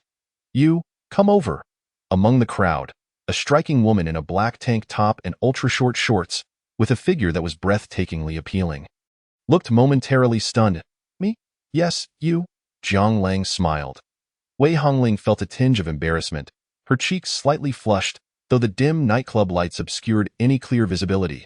She stepped closer to Jiang Lang, tossed her hair back, raised a glass and half leaning, said, "Brother Lang, let me toast to you." Jiang Lang raised an eyebrow, clinking his glass with hers before downing the drink. He then inquired, "Do you know me?" A hint of nervousness flickered in Wei Hongling's eyes as she smiled faintly. "The manager briefed us about you before we came." Jiang Lang nodded, not surprised. Turning to the other standing beauties, he said, "You all can find your own seats. Make sure my good brothers are comfortable. Tonight, drink as you please." As Jiang Lang turned away, Wei Hongling felt a weight lift from her chest. She never anticipated that the big spender the manager spoke of would be Jiang Lang. As the best friend of ECU, although Jiang Lang did not recognize her, she had a vivid memory of him. Had it not been for him, Er would likely still be living under the label of the ordinary school flower. Recently, that little flirt had been flaunting her newfound status before her. However, the fact that he had come to the bar to indulge and sought female companionship left Wei Hongling feeling a mix of indignation for ECU and an inexplicable, absurd thought creeping into her mind. Can air find a wealthy boyfriend? I die. Why can't I? After Jiang Lang finished speaking, he turned to look at Wei Hongling, whose gaze appeared somewhat dazed, and asked curiously, "Hey, what's wrong with you? Why are you lost in thought?" "Ah, it's nothing," Wei Hongling quickly replied as she snapped back to reality. Jiang Lang naturally extended his hand and placed it on her shoulder, smiling. "Come on, let's continue." Wei Hongling glanced at the arm resting on her shoulder, her eyes betraying a flicker of something unusual. She bit her lip and raised her glass, smiling at Jiang Lang. "All right, Lang Gu." Jiang Lang was momentarily taken aback. It was then that he noticed a beauty mark beneath her eye, which added a captivating allure to her already enchanting features. Time seemed to slip away unnoticed, and before long, Wei Hongling had her arms tightly wrapped around Jiang Lang. Her gaze dreamy as she spoke softly, "Lang Gu, we've had enough to drink. Let's go dance." Her arms felt as though they were ensnared, the softness on either side brushing against him, causing his heart to race. Jiang Lang tilted his head slightly to glance, utterly astonished. This was undeniably the legendary hand that could not be contained. Jiang Lang had previously thought that ECU's figure was extraordinary, but compared to Wei Hongling, she was merely a novice. How had she achieved such a form? Such physiques were scarcely found, even in Western countries. Jiang Lang couldn't help but marvel inwardly, licking his lips as he declared, "Let's go." He found the idea of merely drinking and basking in the ambience uninteresting. Dancing was a must. Wei Hongling smiled and took Jiang Lang's hand, leading the way at a tea that moment. Jiang Lang realized that not only was Wei Hongling's figure striking, but her height also set her apart from the average woman. Standing at 1.85 meters, Jiang Lang found that Wei Hongling was merely half a head shorter than him, even without high heels. As he gazed at her slender waist and the sway of her shapely hips, he couldn't help but think how wonderful it would be to conquer this magnificent creature on the dance floor. Chaos reigned. Men and women pressed against each other, moving freely, shedding sweat and releasing pent-up frustrations. Jiang Lang lost track of time until the music eventually ceased, and he suddenly realized that, at some point, his hand had unknowingly found its way to the voluptuous area on Wei Hongling's back, gripping it fiercely and leaving the fabric wrinkled. Dazed, he followed Wei Hongling down, still perspiring. "Lang Gu, did you have fun?" Wei Hongling shouted into Jiang Lang's ear. "It was all right," he replied. With the alcohol taking effect, his actions became increasingly audacious. He wrapped his arms around Wei Hongling, gently resting his hand on her fair thigh, caressing it repeatedly. Wei Hongling's cheeks flushed slightly as she raised her glass, playfully winking at Jiang Lang. "Are you still all right? Can you handle more?" He thumped his chest with bravado, exclaiming, "A man should never admit defeat." "Let's keep going." Glasses were raised, one after another. His consciousness gradually faded into a blissful stupor. Jiang Lang lost track of when he became inebriated, only to remember seemingly having a dream that was both difficult to articulate yet exquisitely beautiful. In the dream, a woman frolicked with him in the water. He couldn't clearly see her face, only recalling the beauty mark at the corner of her eye and her striking figure, reminiscent of a perfectly ripe peach. They played from the water to the shore, and then from the shore to ring, ring, ring. The sound of a phone ringing pierced through the haze. Jiang Lang groggily opened his eyes, fumbling for his phone on the bed. "Hello? Who is it?" "Gui, where are you? I finally managed to come home today, but I didn't see you." Jiang Ting's voice came through the phone. It was Sunday afternoon, and she had rushed back only to find the house empty. "You're home?" Jiang Lang murmured. Suddenly, he jolted awake, jumping straight up. Chapter 100. Jiang Ting returns. "Damn. How did I get back?" Jiang Lang's head buzzed with confusion. The unfamiliar room, the strange ceiling, and no matter how hard he tried, he couldn't recall how he had ended up here. His memories lingered on that scene at the bar. Just then, Go? Are you listening?" Jiang Ting's voice interrupted his thoughts. Jiang Lang rubbed his temples and slowly replied, "I'm here. Just stay at home for a bit. I'll come over soon, Edo." "Okay," Jiang Ting responded. After hanging up, Jiang Lang shook his head and threw off the blanket, preparing to get out of bed to take a shower when suddenly, he froze in place as a vibrant rose lay on the bed. Jiang Lang swallowed hard, nearly cursing out loud. What the hell is going on? Could it be that I really didn't dream it last night?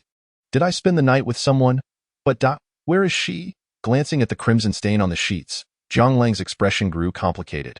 Meanwhile, in the Yunjin Dongfang community, Wei Jie, get up. It's time to eat. ECU entered with a plate of fried rice and a bowl of seaweed soup. Thank you, Heir, Wei Hongling said, her red lips parting gently. There's no need for thanks. But where did you go last night? You only came home at dawn, ECU said nonchalantly. Wei Hongling's cheeks turned a shade of red as she shook her head. I was just nothing. Her words were hesitant. Unable to extract any clarity, ECU sighed and said, All right then, I've put your meal on the table. I have to go live stream now. Okay, you go ahead, Wei Hongling replied. She watched ECU's retreating figure, her gaze filled with complexity. She could hardly believe how wild she had been the night before. Once everything settled in her mind, she felt fear and regret. She thought it was shameless to pursue her best friend's boyfriend. Thus, early in the morning, while Zhang Lang was still in deep slumber, she bore the pain and stumbled back home. Remembering what had transpired last night, she frowned and instinctively held her stomach, murmuring softly to herself, What a wild bull! At the Huazhou Junting Villa in Magic City, little sister. I'm back, Zhang Lang shouted as he entered the villa. Jiang Ting, with her messy hair, called back, Hey, I'm watching a drama. Why are you yelling? Zhang Lang raised an eyebrow, playfully kneading her chubby cheeks like dough, and laughed. Oh, who was it that kept urging me to come home? Now you're turning your back on me. Jiang Ting swatted his hand away, pouting, Get away. You're hurting my face. Zhang Lang chuckled. All right. I won't tease you anymore. Are you going back to school tonight? If not, Big Brother will take you out for a feast. Jiang Ting thought for a moment and shook her head. I won't go back. Let someone take me tomorrow morning. All right, you get ready, and we'll head out soon. Zhang Lang said with a smile. As Jiang Ting went to her room to prepare, Zhang Lang lay on the sofa, scrolling through short videos to pass the time. Before long, Jiang Ting was ready, and Zhang Lang took her to the Bund. This time, they visited a restaurant named Isin, a hidden gem at the Bund, known for its exquisite Japanese cuisine.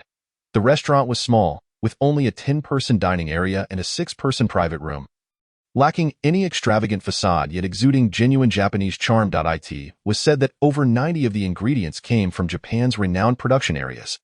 The sea urchin was from Tokyo's Tsukiji seafood market, auctioned twice a week and then airlifted to Magic City. The Wagyu beef was sourced from the best, and even the pickled gourd used for appetizers came from a century-old Japanese store. In short, the claims were extravagant. However, to be honest, Zhang Lang had little interest in Japanese cuisine, having previously found it both expensive and unappetizing. Yet this time, he was unexpectedly pleased. Dishes like truffle Wagyu sandwiches, foie gras hand rolls, sea urchin sushi, and botan shrimp sashimi were all exceptionally fresh and flavorful, particularly the grilled tuna, which was rich, tender, fragrant, and melted in the mouth without being greasy. More importantly, the service was commendable, with attentive staff serving dishes and refilling drinks, all with a positive attitude that was satisfying. After dinner, Zhang Lang accompanied Jiang Ting for a casual stroll along the Bund. Suddenly, there was a commotion in the crowd ahead. A noisy throng gathering together. It's a natural tendency for people in China to be drawn to commotion. Regardless of whether it was their business, they love to join in and take a look. Before Zhang Lang could stop her, Jiang Ting dashed towards the commotion. With the crowd packed tightly, she could only jump up and down, attempting to get a view of what was happening inside, which looked rather amusing. Zhang Lang shook his head in resignation and followed slowly. As Zhang Lang approached, ready to pull Jiang Ting away, he suddenly heard her exclaim, Oh my, it's Sister Mao. She forcefully pushed through the crowd, making her way inside. Zhang Lang was momentarily taken aback and hurried after her. At the very center of the crowd, Mao Nanny lay on the ground, her complexion pale, her lips thin like parchment. Resembling a delicate beauty, Zhang Lang took a glance and felt a slight relief. This was just low blood sugar. He had previously seen Zhang Xiaoman have similar episodes, so he was somewhat familiar with the symptoms. Even when they were still together, he would often carry 2 candies in his pocket, just in case. He turned to the anxious Jiang Ting and asked, Do you have any candy on you? Jiang Ting paused for a moment, then slowly replied, Yes, I got some from the restaurant when I came out. She reached into her pocket and pulled out 2 pieces of candy. Zhang Lang nodded slightly and crouched down. Just as he was about to reach out to help Mao Nanny up, an elderly man nearby stopped him, saying, Hey, young man, you can't just help anyone. Be careful of being scammed. Exactly, in this day and age. If you don't have money, you dare to help someone? The crowd murmured, urging Zhang Lang to give up. Zhang Lang turned and smiled, saying, "It's all right, we know each other." After a pause, he called out to Jiang Ting, "Come on, let's help her to the steps ahead." He refrained from helping her himself to avoid any misunderstandings. "Oh?" Jiang Ting responded and, together with Zhang Lang, assisted Mao Nanny.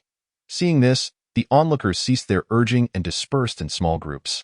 Zhang Lang instructed Jiang Ting, "You go buy a bottle of water first." Jiang Ting nodded and turned to leave. In a short while, she returned, jogging back with a bottle of water. Zhang Lang took the bottle, fed a little water to Mao Nanny, and peeled a piece of candy to place in her mouth. After a few minutes, Mao Nanny slowly opened her eyes. Chapter 101.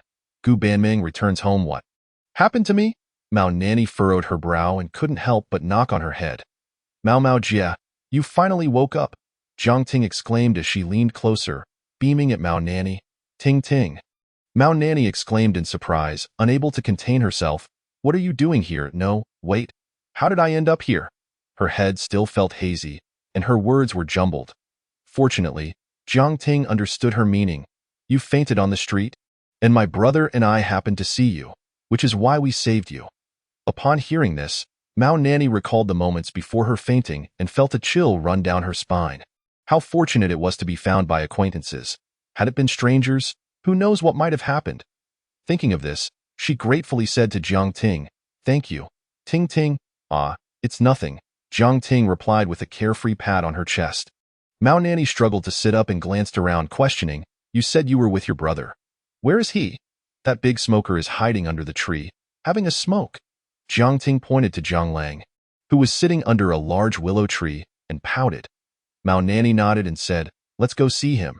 Seeing the two approach, Zhang Lang knew they were both fine. He noticed Jiang Ting glaring at him and sheepishly smiled as he extinguished his cigarette. He was aware that Jiang Ting disliked smoking, yet he couldn't help but indulge in it since breaking up with Zhang Xiaoman. The occasional puff brought him a strange comfort. However, he didn't smoke excessively, averaging a pack every 2 days. Jiang Ting rolled her eyes and said, "Weren't you going to quit smoking? Why are you at it again? Don't you know it's bad for your health?" Zhang Lang awkwardly replied. "All right, next time. I promise." "I don't believe you," Jiang Ting huffed, turning away and ignoring him. Mao Nanny chuckled quietly, watching the sibling dynamic with curiosity. She was surprised to see how much Zhang Lang had grown. Her childhood playmate had transformed into such a tall, handsome young man. The last time she heard about him from her parents, she had difficulty believing it. Noticing Jiang Ting's sulking silence, she turned to Zhang Lang and sincerely thanked him. "Thank you for earlier. No need for that. It was just a small gesture." Zhang Lang waved his hand dismissively. His father, Zhang Lijun, had taught him to be grateful but not to expect anything in return. Though he didn't consider himself a gentleman, he felt that in such situations, lending a hand was simply the right thing to do, without expecting gratitude. Mao Nanny took a deep breath, although the siblings brushed it off. She didn't view it that way. After all, this was the second time he had saved her.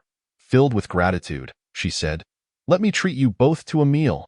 The siblings exchanged glances, momentarily taken aback. Feeling somewhat awkward, Zhang Lang quickly waved his hands, saying, "No thanks, we just ate and are quite full." Jiang Ting echoed by patting her stomach vigorously, shaking her head. Hearing this, Mao Nanny's face fell. She had been pondering how to repay them and thought it unreasonable not to at least treat them to a meal. Although a meal wouldn't suffice to repay their kindness, it was better than nothing.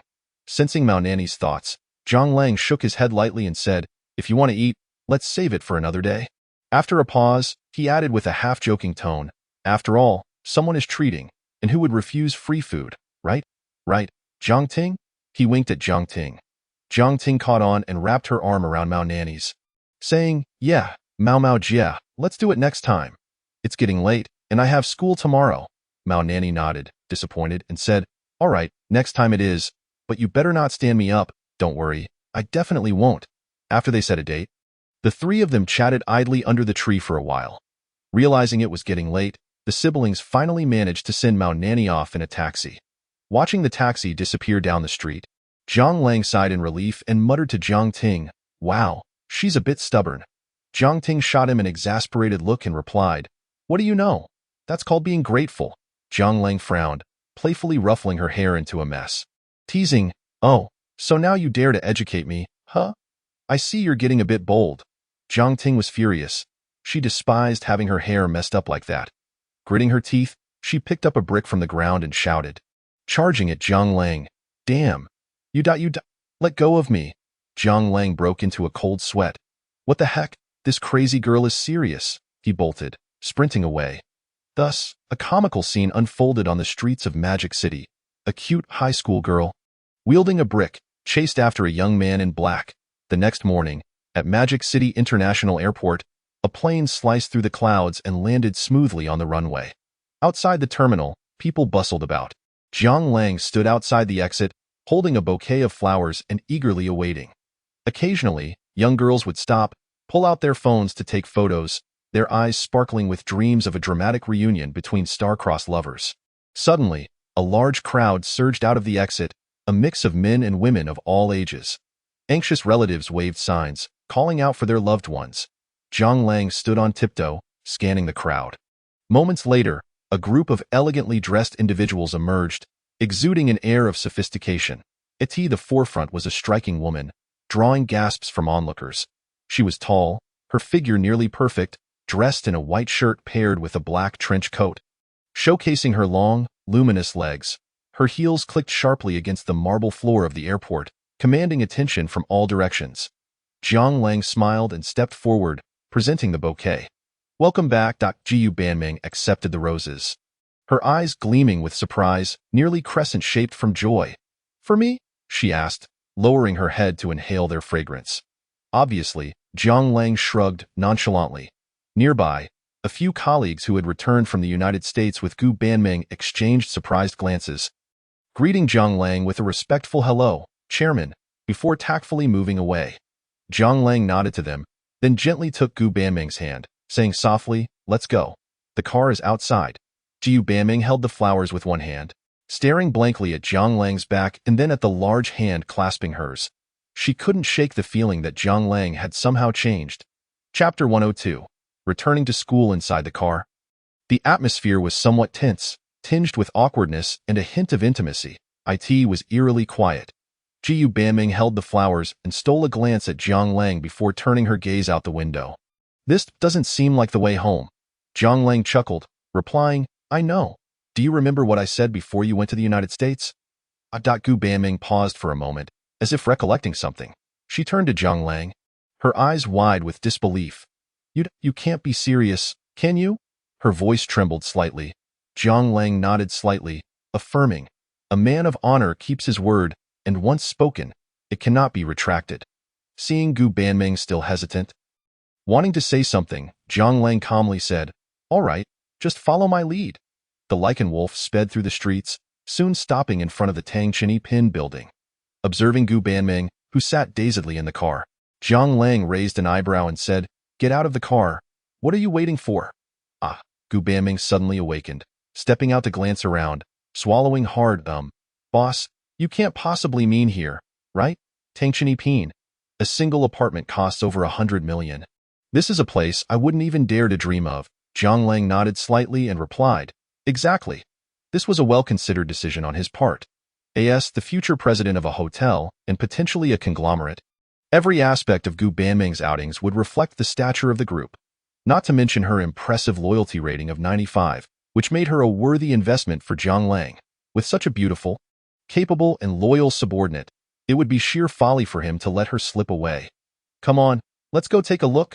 Jiang Lang beckoned to Gu Banming. She nodded slightly and followed him.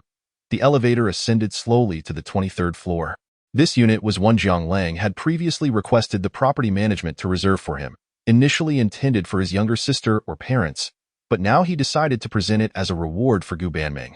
He guided her through a tour of the apartment. Resting his chin on his hand, Jiang Lang nodded in approval. The apartment was decent. Although it couldn't compare to his penthouse, it was still quite impressive.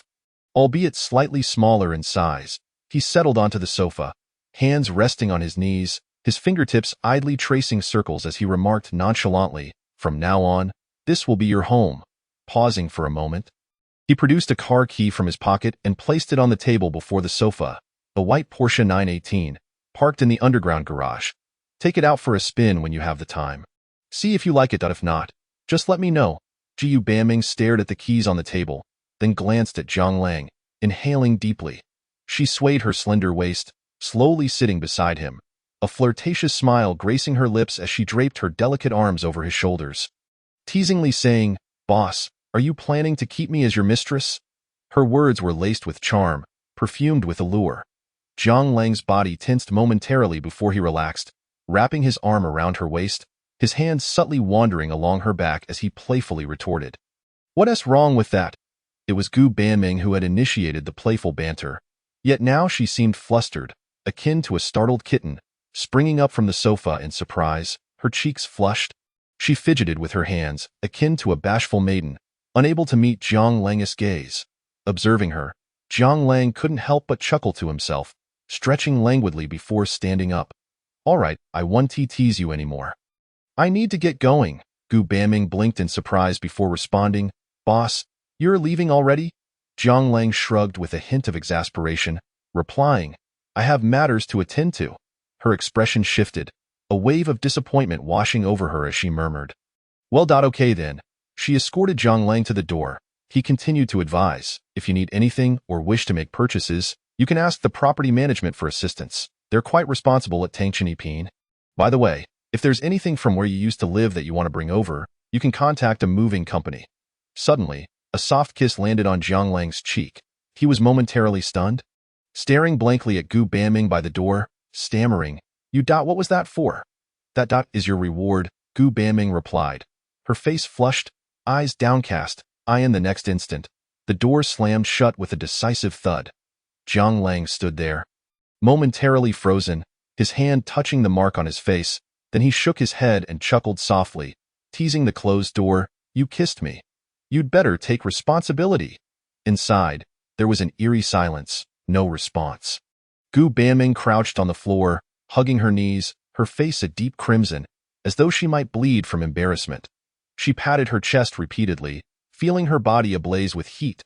Only when she heard footsteps retreating outside did she quietly open the door a crack. Peeking out, letting out a sigh of relief, in the car, Zhang Lang hummed a tune, feeling a bit elated. Upon arriving at Modu University, he spotted his class advisor, Wu Yonglong, standing at the entrance, anxiously scanning the area. "Old Wu, what are you doing standing here?" Wu Yonglong rolled his eyes. "What else? I'm waiting for you." He, a university counselor, had been reduced to a welcoming aide. The fact that the guest was one of his own students only added to his frustration. "Damn, just because you have money, you think you're something special," he grumbled internally, turning to Zhang Lang. "All right, let us get moving, Boss Zhang. The speech is about to start." Zhang Lang's expression turned slightly resigned. Every year, Modu University held a speech at the beginning of the term, a long-standing tradition. Given the university's reputation, the event attracted various business elites and local magnates. To be honest, if it weren't for the system's rewards, he would have been reluctant to go up there and embarrass himself. With a lackluster tone, he said, "Let us get in the car then. I'll drive you over." "Sounds good," Wu Yonglong responded eagerly, hopping into the car, glancing around curiously, and asking, "This car isn't cheap, is it?" "Not too bad. Just about 100 million, Zhang Lang replied nonchalantly. Although the Lycan Hypersport was originally priced at 60 million domestically years ago, its rarity, only 7 produced worldwide, had driven the price up significantly. By 2016, after various transfers, it had skyrocketed to around 90 million, and now, it was likely even more. Upon hearing this, Wu Yonglong recoiled in shock. 100 million? I'd never earned that much in my lifetime working at the school. He scolded silently as the Lycan cruised smoothly down the street, entering the campus. Chapter 103. The speech begins upon arriving at the lecture hall with Wu Yonglong. Zhang Lang spotted the elderly Hu Jimin, who greeted him with a cheerful smile. He glanced into the hall and was taken aback. Good heavens, it was packed to the brim, a veritable sea of faces. This was a 3-tiered auditorium capable of accommodating around 500 people. Zhang Lang looked at Hu Jimin, feeling a twinge of discomfort. If they were going to hold a speech, why invite so many people and roll out the red carpet? Were they afraid he would embarrass himself? He cast a pointed glance at Hu Jimin and quipped, "Principal, have you set me up for failure?" Hu Jimin scratched his head, displeased. "What do you mean by that?" "The school is simply expressing its utmost respect for you." All right then, Zhang Lang replied with a slight twitch of his lips, choosing not to press further. Following Hu Jimin inside, he nodded at the school leaders in the front row as a form of greeting. Please, have a seat. This is Jiang, our student, right? Come, sit next to me. Ignore them. I've saved you a spot. The crowd responded with laughter, treating Zhang Lang with respect rather than looking down on him for his youth. Their demeanor was warm, even enthusiastic, though slightly taken aback. Zhang Lang found it to be quite customary. After all, they were educators, and it was unlikely they would behave as pompously as those outside. He suspected their warmth stemmed from recognizing him as a benefactor. After all, a single donation of 3 billion was certainly worthy of some flattery. 3 dark lines appeared on his forehead as he sensed the glimmers of greed in their eyes, reminiscent of wolves eyeing a sheep. Could you all please refrain from looking so predatory? It's as if I'm the one being fleeced. Zhang Lang grumbled silently, finding a seat. Hu Jimin ascended the stage, microphone in hand, clearing his throat. Ahem, students, please quiet down, adhere to the rules, and set your phones to vibrate or silent. The speech will commence shortly. A slight commotion rippled through the crowd before silence fell. 1. Must commend the current generation of university students for their improved conduct compared to the past. Satisfied, Hu Jimin read a few bland opening lines from his script before nodding towards Zhang Lang in the front row. Now, please welcome the chairman of DaveThe Hotel and an esteemed alumnus of our school. Zhang Lang, Zhang student, to the stage. By the way, as per everyone's wishes, the hotel has been renamed to DaveThe Hotel. Everyone, please give a warm welcome. A smattering of applause erupted from the audience. While not all attendees recognized Zhang Lang, they understood that anyone invited to speak at Modu University was undoubtedly exceptional. The crowd buzzed with excitement, many young women gazing at him with starry eyes. Grasping the microphone, Zhang Lang took a deep breath, grounding himself before stating, Hello everyone, I am Zhang Lang, a fourth-year student from the School of Business Management. First and foremost, I am honored to receive the school's invitation to participate in this speech. A round of applause erupted from the audience once more, but this time, it was markedly more enthusiastic than before. It is an undeniable truth that, in this world, appearances often hold significant sway. The same words spoken by different individuals evoke entirely distinct feelings. Those possessing great beauty tend to attract more attentive listeners, and in everyday life, there exists an unconscious inclination to care for them a bit more. Tio put it more bluntly, if two equally qualified women with the same educational background were to apply for a position at the same company, the likelihood of selection would undoubtedly favor the more attractive one. One might even say it is a foregone conclusion. Zhang Lang nodded slightly, surveying the audience before him, and began to speak to, as a student of business management. I shall briefly share my personal insights on the state of the global economy. The content of my discourse is largely derived from online sources, akin to a universal remedy, seemingly sensible yet shallow upon deeper examination. Currently, economic globalization stands as one of the defining characteristics of contemporary world economics and represents a crucial trend in economic development. However, it is noteworthy that the recent global pandemic has obstructed the path of global economic integration, affecting overseas trade, the import and export of goods, and significantly impacting the livelihoods across various domestic industries. Hence, the expansion of domestic demand emerges as a top priority, necessitating a renewed understanding of the trifecta of foreign trade, investment, and consumption, with domestic circulation as the core and an interdependent new development pattern of domestic and international dual circulation. We must prioritize the restoration and expansion of consumption, leveraging investment and policy incentives to effectively stimulate societal investment, such as enhancing the income of urban and rural residents, supporting housing improvements, promoting new energy vehicles, and bolstering elder care services. Interested students may wish to pay attention to these areas in the future. Thus, even amidst the pandemic, there is no need for panic. We must unite in our efforts. Zhang Lang spoke with poise, and unbeknownst to him, nearly half an hour had slipped by in silence. With a slight bow, he concluded his eloquent and fluid speech to a resounding applause. As numerous individuals rose to their feet, clapping with fervor, he felt a subtle sense of relief as he prepared to step down from the stage when, suddenly, a loud voice pierced through the crowd. Wait, I don't want to hear any nonsense about grand principles. I just want to know how to make money. The venue fell into an abrupt hush, followed by whispers among the audience. Zhang Lang paused, furrowing his brow as he glanced towards the source of the interruption. a bespectacled man, his eyes gleaming with fervor as if he were gazing upon a future savior.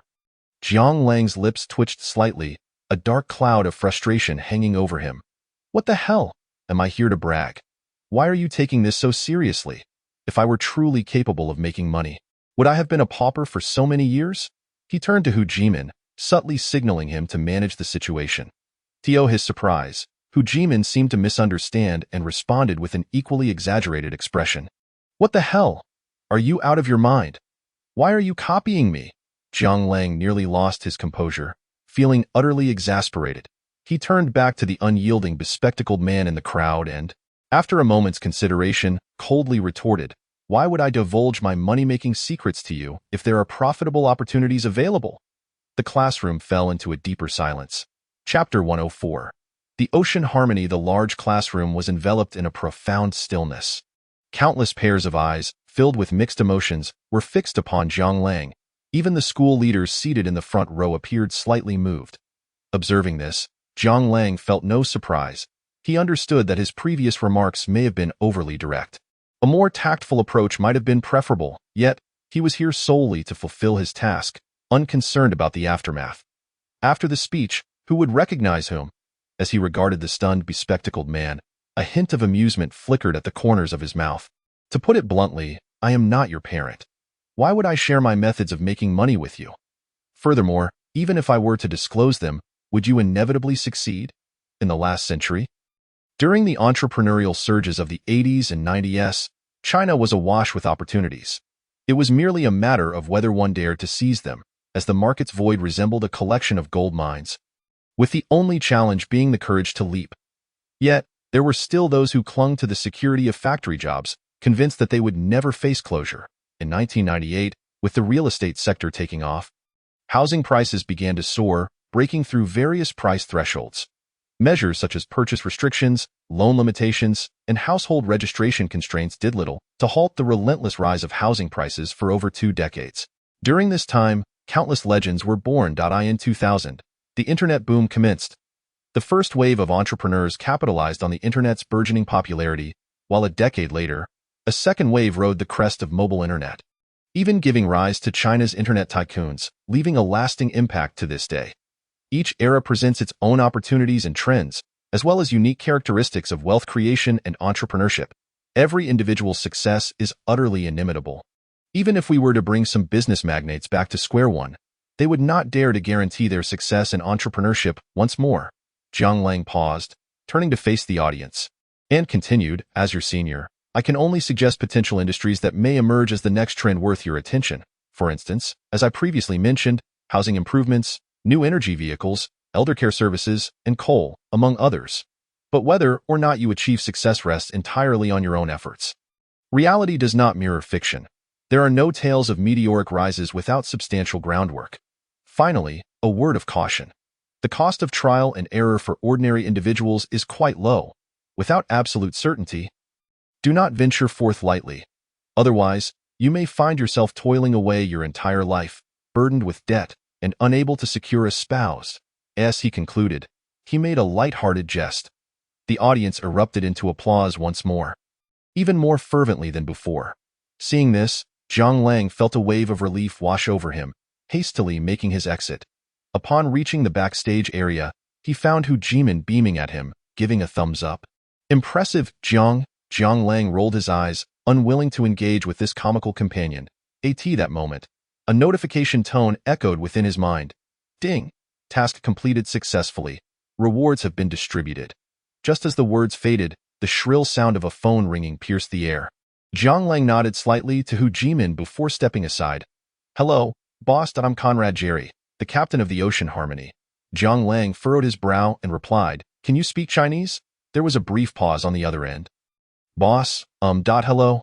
I am the captain of the Ocean Harmony, Conrad Jerry." His tone was somewhat peculiar, and his words came out in a stuttering manner. Well, so you can speak Chinese," Jiang Lang said with a mischievous smile. Teasing, "Oh, so my captain can speak Chinese. I was just wondering if I should consider finding a replacement."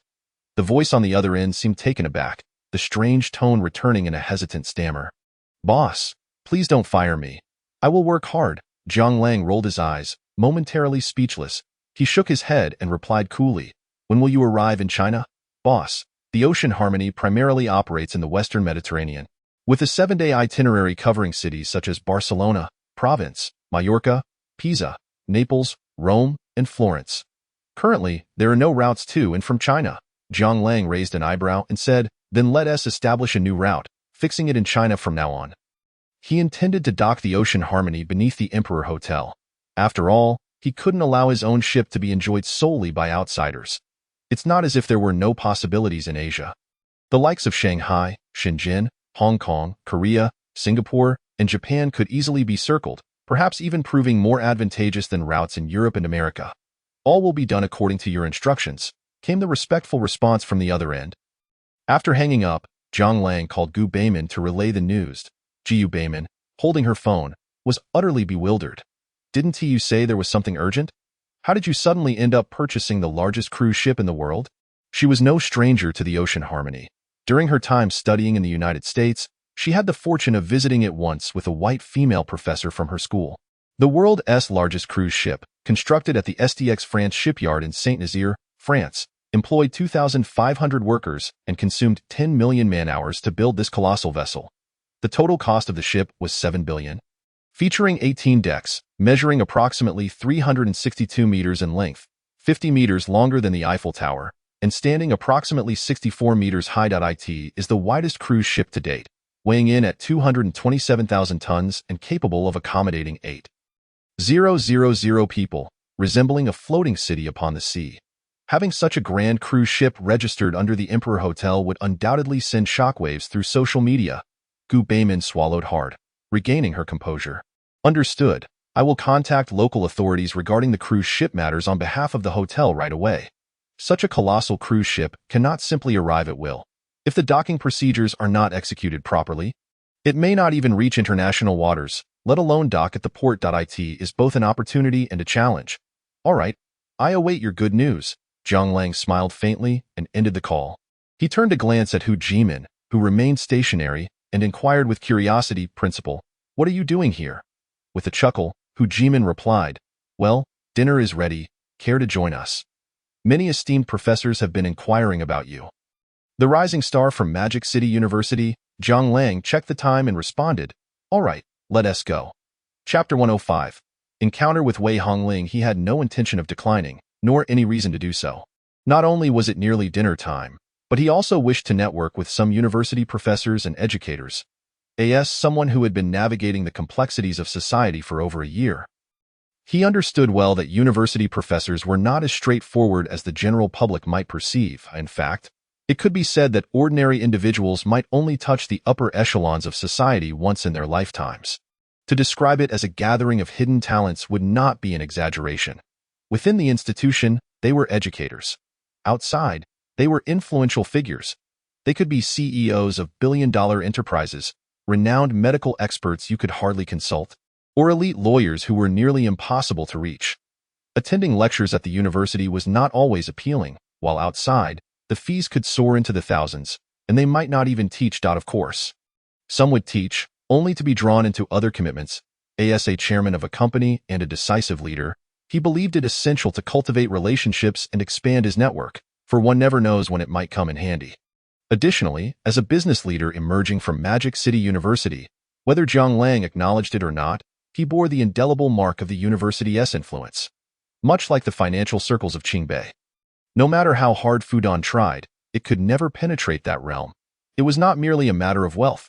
The dinner lasted until around 8 p.m., during which Zhang Lang successfully integrated into the group, exchanging business cards with everyone.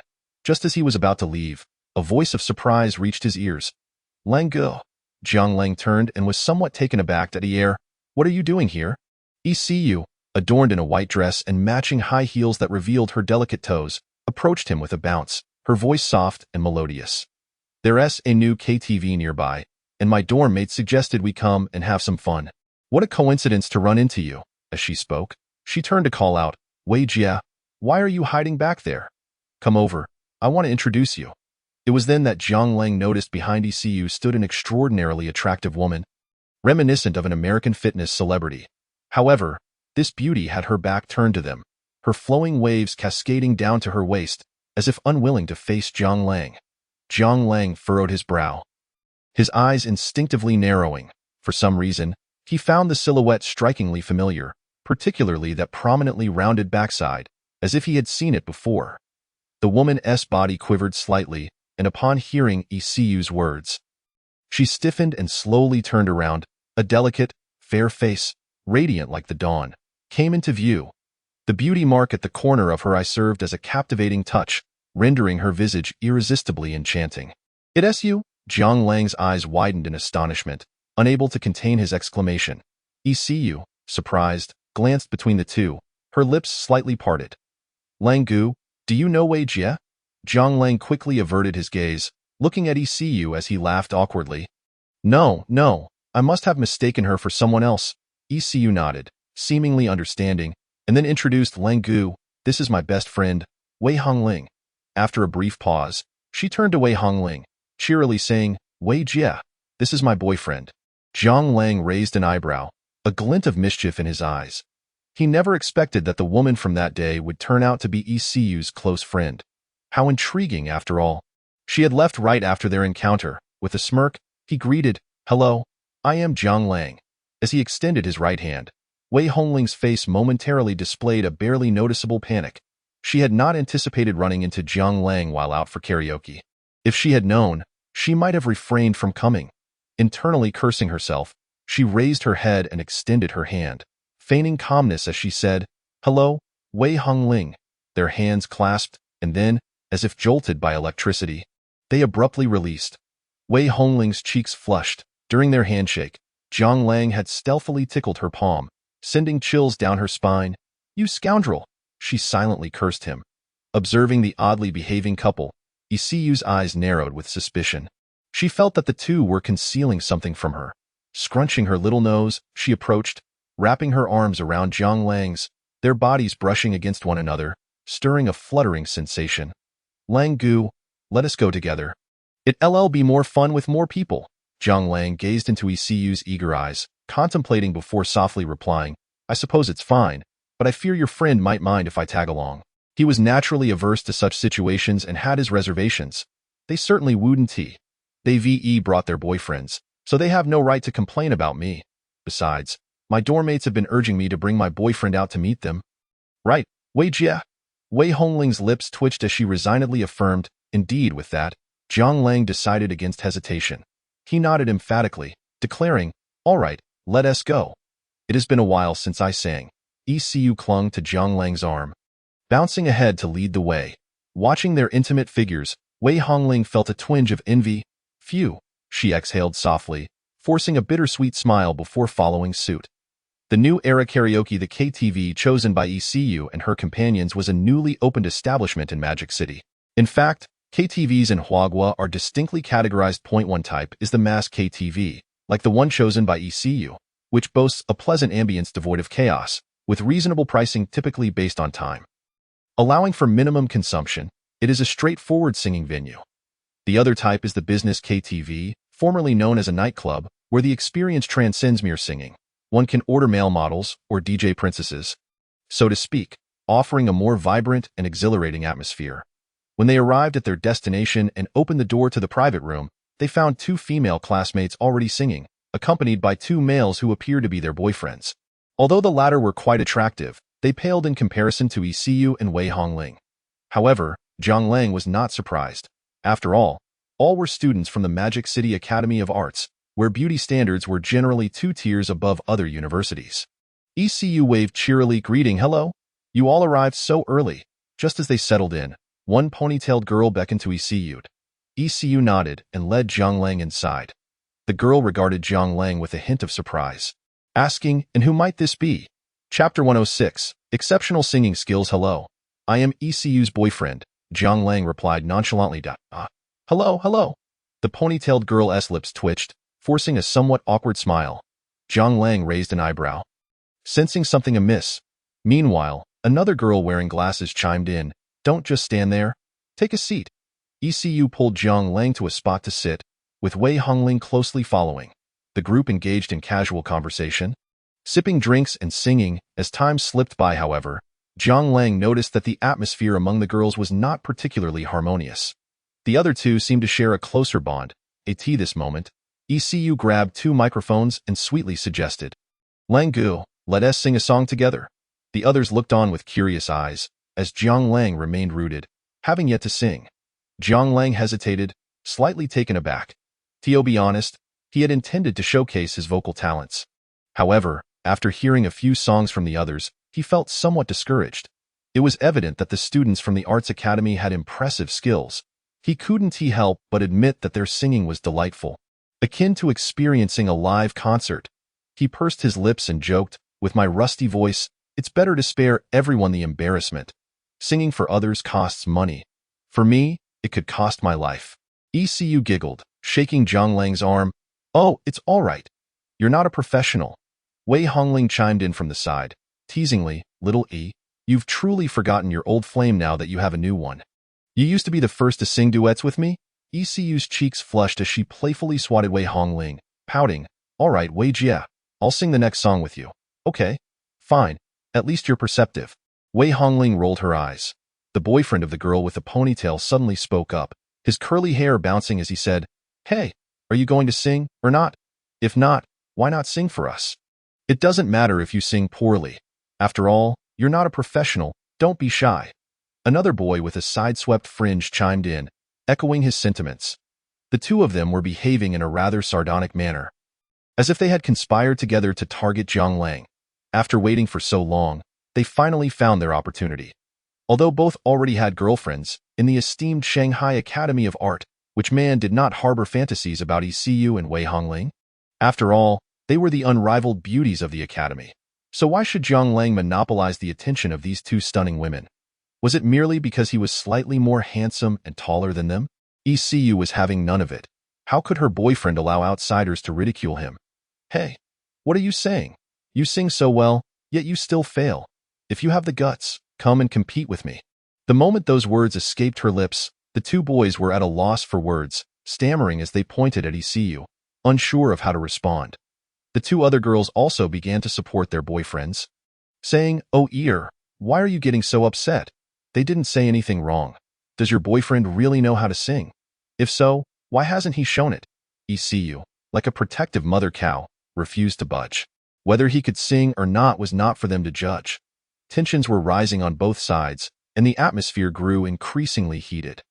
Just then, someone unexpectedly suggested, "Aren't you all supposed to sing in harmony? Why don't we have a competition to see who is better?" "A competition? Bring it on. Who's afraid?" ECU began, but then suddenly realized, feeling rather embarrassed as she glanced at Jiang Lang. Jiang Lang himself was caught between laughter and tears, thinking, "What does it matter to you whether I can sing or not?" At that moment, a notification rang in his mind. Ding, detection of host being bullied. Please retaliate promptly. Task, sing loudly. As a wealthy god of wealth. Not only are you affluent, but also proficient in various arts. What is there to fear about a mere singing contest? Conditions, agree to the competition. Reward, divine singing skills. Raising an eyebrow, Jiang Lang looked at the opposing group and said, "All right, we can compete, but there should be a punishment, right?" Languda. ECU looked up in surprise at Jiang Lang, while Wei Hongling beside her appeared equally bewildered. They couldn't fathom what gave Jiang Lang such confidence. Jiang Lang shook his head, signaling for them to be quiet, and turned to the others, reiterating, "What do you all think?"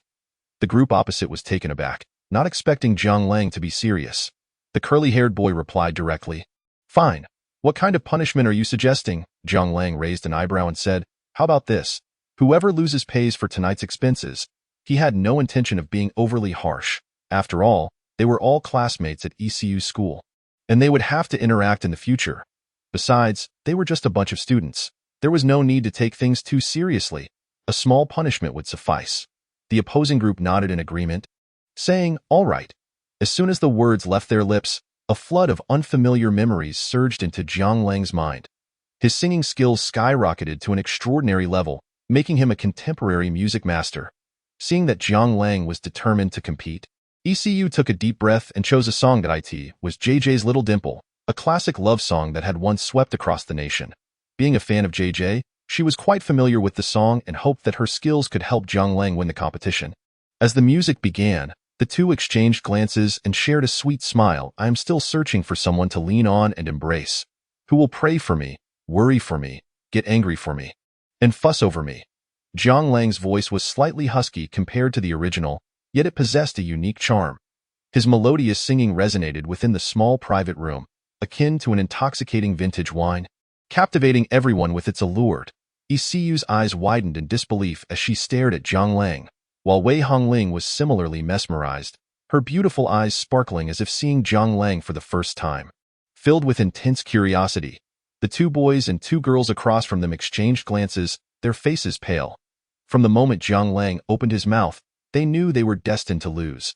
His singing style and technique surpassed even the Academy's vocal instructors. As the lyrics reached the duet section, Jiang Lang gently took ECU's delicate hand and leaned his head against hers, smiling softly. This made ECU's cheeks flush with warmth. Her eyes sparkled, as if she wished to etch Jiang Lang's image into her heart forever. Little dimple, long eyelashes. They are your most beautiful marks. I lose sleep every night, missing your smile. You have no idea how important you are to me. As the song concluded, everyone wore dazed smiles, as if they were flowing through a wondrous river of music, reminiscing about sweet past romances. Hey, wake up. What are you all grinning at? It's your turn. Chapter 107. Playing dice. As the group regained their composure, their expressions were quite awkward. What kind of competition is this? Are we just asking for humiliation? How can someone who isn't an art student sing so well? Strange indeed. The curly-haired boy chuckled awkwardly. No need, no need. Big brother is amazing. Yes, yes, little brother is impressed. We'll cover this round. Another boy quickly echoed. Seeing this, Jiang Lang chose not to press them further. He quietly sat in the corner. And when it was his turn to sing, he took the stage again, leaving everyone in awe. Sitting beside Jiang Lang, ECU tilted her head and said, Langgu, I can't believe you can sing so well. I think you could become a star. Jiang Lang proudly held his head high and replied, I'm not interested in that. It's just a bit of fun. ECU playfully covered her mouth and gave him a light smack, teasingly saying, Hmph, so full of yourself. At that moment, Wei Hongling finished singing a song, beads of sweat glistening on her forehead. She glanced at the playful duo and inexplicably felt annoyed. After a moment's thought, she plopped down on Jiang Lang's other side, releasing a fragrant aroma that wafted toward him. Grabbing a cold beer from the table, she chugged it down boldly, making it seem incredibly carefree.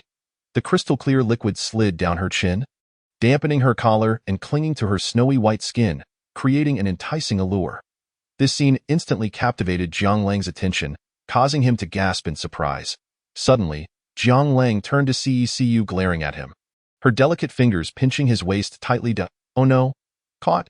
Jiang Lang's face flushed, and he scratched his head sheepishly. Noticing this, ECU huffed and shot him a disapproving glance. Wei Hongling's cheeks turned slightly red as she noticed Jiang Lang's eyes fixated on her. Trying to appear nonchalant, she set down her drink and softly suggested, Singing is getting boring. Let us play dice instead. ECU perked up with interest, asking, What are we playing? It's liar's dice. You know how it works, right? Wei Hongling called for the waiter to bring over some dice cups. Liar's dice is a common drinking game in bars where players roll dice and keep their rolls hidden from others. Then, they call out numbers, like 2 1s, 2 4s, 3 3s, or 4 5s, taking turns to raise the stakes without lowering them. If someone thinks there aren't that many dice showing, they can challenge that player. And all cups are revealed. If the number called is present, the challenger drinks. If not, the one who was challenged drinks. Additionally, there are some specialized phrases like not bluffing, raise one, split, double bluff, and so forth. ECU waved to the others, inviting them to join in. Clearly, she had not held any grudges about earlier events. Jiang Lang didn't mind either. Since everyone else had already let go, they began to play. Some sang while others rolled dice and drank. Langgu, you lost again, ECU exclaimed, shaking the dice in victory. Jiang Lang shot her a playful glare. He had been letting ECU win, but to his annoyance, she had taken advantage of his kindness. Looking at ECU's flushed cheeks, he shook his head helplessly and raised his glass, downing it in one go. Come on, let us keep going. Just as he spoke, his gaze inadvertently fell on Wei Hongling. His eyes narrowed slightly. Wei Hongling was carefully inspecting her dice, her head slightly bowed, one hand shielding the edge of the cup to prevent anyone from peeking. A pair of ample curves peeked through her neckline. Directly in Jiang Lang's line of sight, viewed from different angles, the stimulation was entirely distinct. The graceful lines of her back resembled a divine gift, her rounded figure almost bursting out of her pants. Adorned with enticing black stripes, suddenly, Wei Hongling froze, nearly gasping in shock, her face turning a deep crimson. She discreetly glanced around, relieved to find no one had noticed, and then turned back, her beautiful eyes glaring at Jiang Lang. Her voice trembling like a whisper, "Let go." Jiang Lang wore an inscrutable smirk, gently shaking his head, much like a wolf eyeing its prey. "Wei Jie, what troubles you? It's your turn, hurry and shout." ECU lifted her head, gazing at Wei Hongling with a hint of confusion.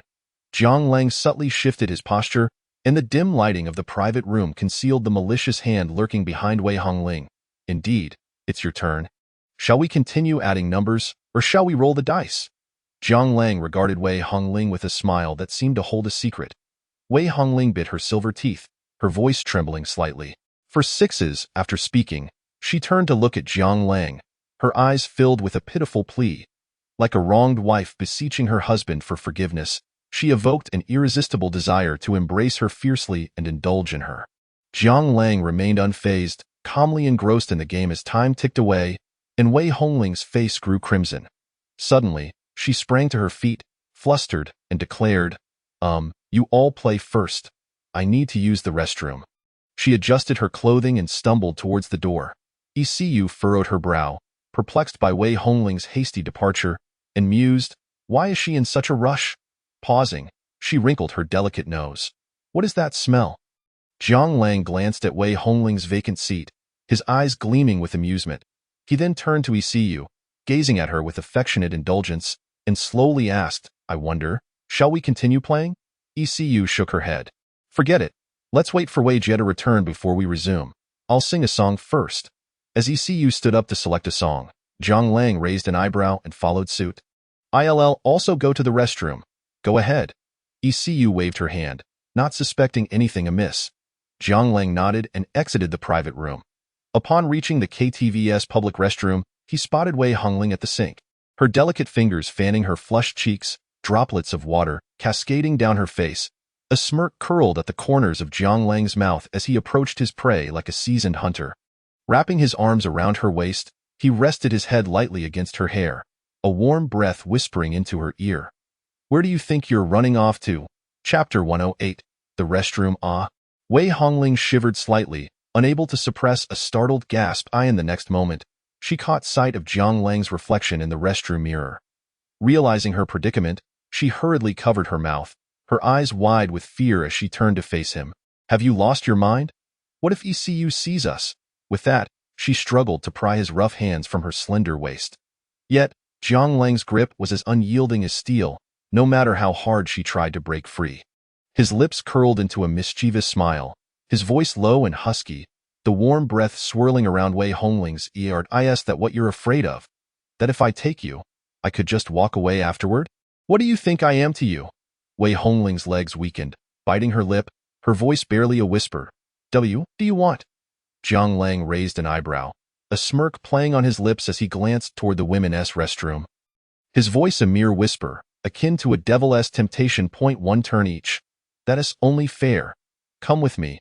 Wei Hongling cast a glance toward the women's restroom, shaking her head vigorously as if on the verge of tears.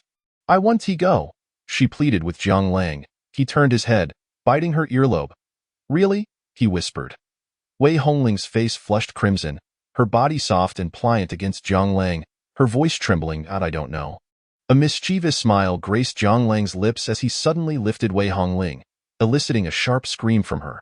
He then slowly walked into the adjacent women's restroom.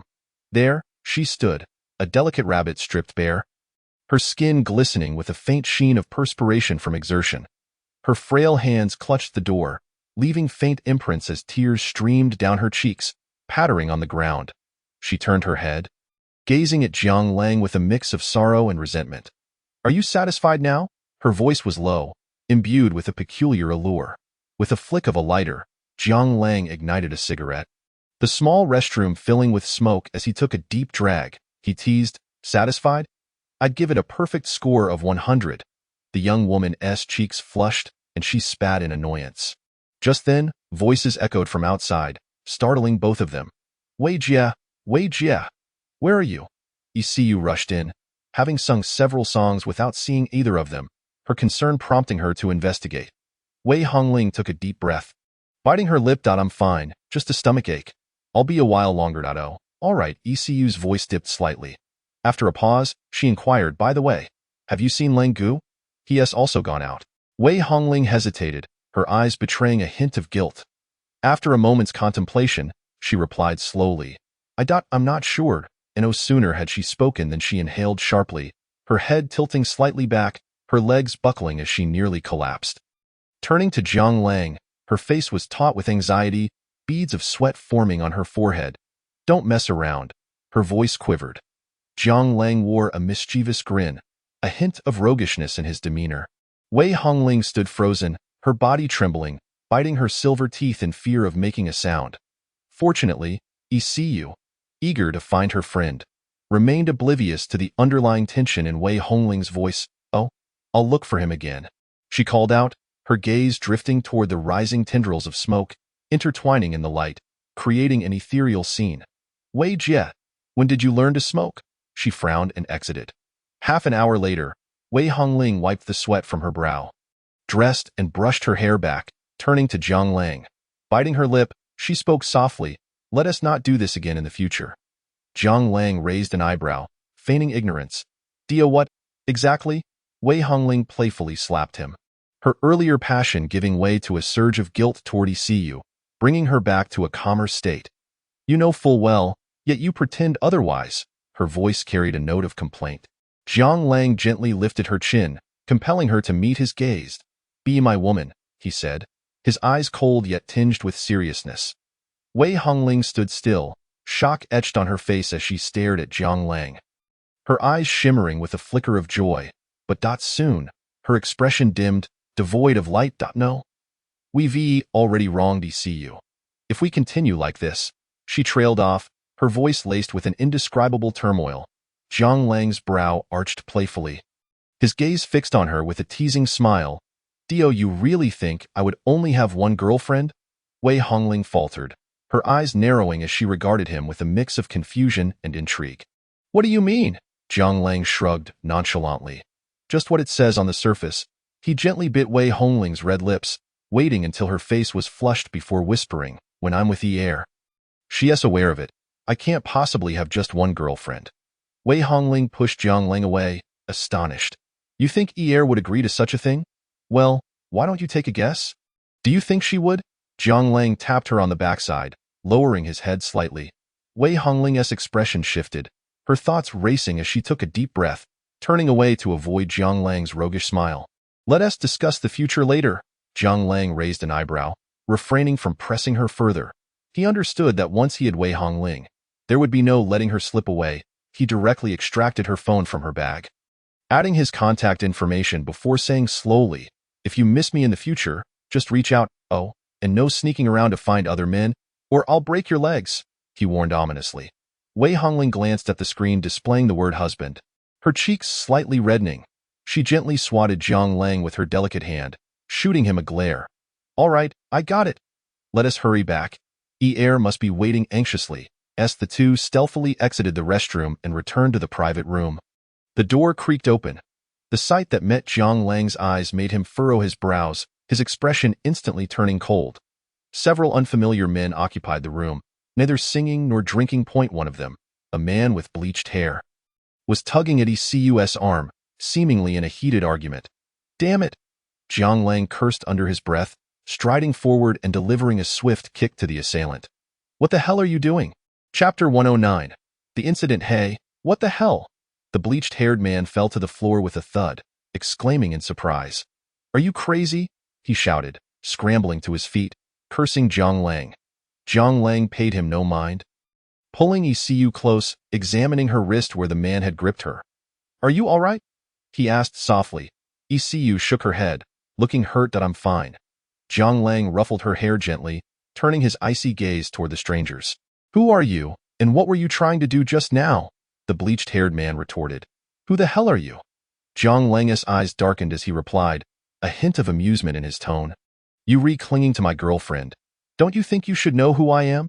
The bleached-haired man hesitated, then turned to the girl with a ponytail, shouting, what is going on here? Did you not say you had no boyfriend? The girl with the ponytail chuckled awkwardly, hesitant to speak further. The blonde-haired man turned to Jiang Lang and apologized. My bad, brother. I had no idea she had a boyfriend. Look at this mess. I'll cover the expenses for tonight. Jiang Lang furrowed his brow, sensing the situation at hand. They were treating ECU as bait. Bait is a colloquial term in the nightlife industry that refers to the practice of providing attractive companions for business entertainment. When a big shot opens a tab, the sales staff, eager to please, will certainly call in some beautiful girls to join in the festivities. This act is known as sending bait, and those who excel at it are dubbed bait kings. It was akin to the last time Jiang Lang went to a bar and encountered Wei Hongling. However, at this moment, the bait could also be close friends or subordinates. These individuals, under the guise of goodwill, introduce or deliver girls to others through means such as excessive drinking or drugging, profiting in a manner akin to pimping. Many girls lose their innocence in bars, confused and unaware of the circumstances. Just thinking about it left Jiang Lang both furious and fearful. Had he not arrived in time, who knows what might have transpired? Taking a deep breath, he kicked toward the man. Get lost, regardless of the circumstances. He could not abide anyone laying their hands on ECU. Ouch, the blond man yelped, falling to the ground, unable to suppress his a wealthy second-generation heir. Being kicked twice was a significant affront to his pride. How dare you disrespect me? Even if I took you on, what of it? Get him. He beckoned his henchman, raising his fist to strike Jiang Lang. Jiang Lang's expression shifted dramatically. He rooted himself, preparing to engage. Although he had yet to complete his task regarding the inheritance of martial arts, he had trained extensively with Lei Dong. His initially unrefined moves began to exhibit a certain ferocity, his punches slicing through the air like blades. Coupled with his extraordinary physical prowess, he left his opponent wailing in anguish, collapsing at the slightest touch. The sounds of impact echoed throughout the room, creating chaos in the suite. The blond man's followers, alongside him, lay on the ground, groaning in despair. Stop! Stop! We were wrong, big brother. We won't dare again. Jiang Lang exhaled softly, kicking the blond man aside. He then turned to the dazed ponytail girl, raising an eyebrow, his gaze icy as he approached slowly. He had previously wondered why her expression shifted so peculiarly upon seeing him. It turned out she intended to use ECU as bait without realizing her boyfriend was present. What do you want? The ponytail girl's face blanched as she brandished a bottle toward Jiang Lang, trembling in fear. With every step he took forward, she recoiled until she found herself cornered against the wall. Shaking like a leaf, her eyes wide with terror, Jiang Lang arched an eyebrow and suddenly raised his right hand. Slap! The sharp sound of a slap resonated in the room, leaving a vivid red handprint on the ponytail girl's face. She covered her cheek, staring at Jiang Lang in shock, her expression one of disbelief. You dare hit a girl? Are you even a man? Jiang Lang smirked coldly. Slap! He retaliated with another slap, perfectly symmetrical. The girl cried out, her hair disheveled, collapsing to the ground in tears. Zhou, are you even a man? Can't you see I'm being hit? Zhou, the curly-haired girl's boyfriend, gritted his teeth and raised his fist, preparing to advance. Yet, upon seeing Jiang Lang abruptly turn to glare at him, cold and menacing as a serpent poised to strike, he froze in place, his legs trembling. The memory of Jiang Lang's earlier display of power lingered in his mind, one punch for each of his companions. An overwhelming assault. Zhou genuinely feared that a single blow from Jiang Lang could land him in intensive care. Huh? Jiang Lang scoffed, turning his gaze back to the disheveled ponytail girl, his eyes glinting with disdain. What nonsense! Men shouldn't hit women to utter drivel. I have no idea which fool spouted such nonsense, but it reeks of desperation. When someone takes advantage of you, you still smile and take it. I, however, cannot abide such behavior. Men and women are both human. Why should one defer to the other? We all have our beginnings, raised by our parents, and why should one be immune to punishment? As for a wretch like the ponytail girl, I would gladly strike her dead. Had I not been here today, the consequences would have been all too clear. The mere thought of such a scenario made his head spin with rage. Shaking his head, He turned to ECU and Wei Hongling, stating, "Let us go. It's time to return." The two jolted awake, exchanging glances like chicks pecking at grain, nodding eagerly. They could hardly fathom Jiang Lang's audacity. One man against a group, he was practically bursting with boyfriend energy.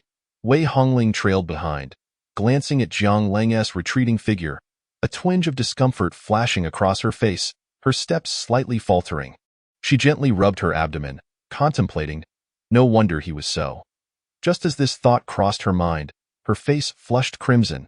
As the three exited the suite, a collective sigh of relief escaped the others. At that moment, one of the blonde man's subordinates, tearfully rubbing his eyes, cried out, "Boss, let us call the police. Look at what they've done to us." The blonde man turned sharply, cursing, "Call the police? 10 against 1, and we lost. Do you have the audacity to call for help? If word gets out, how will I ever show my face again?" He rubbed his sore body and stood up, striding towards the ponytail girl, grasping her hair with a grim smile. "Damn it. This wretch caused all this. Take her away." Chapter 110. Anniversary celebration in the dazzling night of the Magic City. The skyline sparkled magnificently. Across the river, neon lights glimmered, cars flowed like a river, and throngs of tourists filled the streets. At the KTV entrance, ECU clung to Jiang Lang's arm, her face alight with excitement. "Wow, Langgu, you were incredible.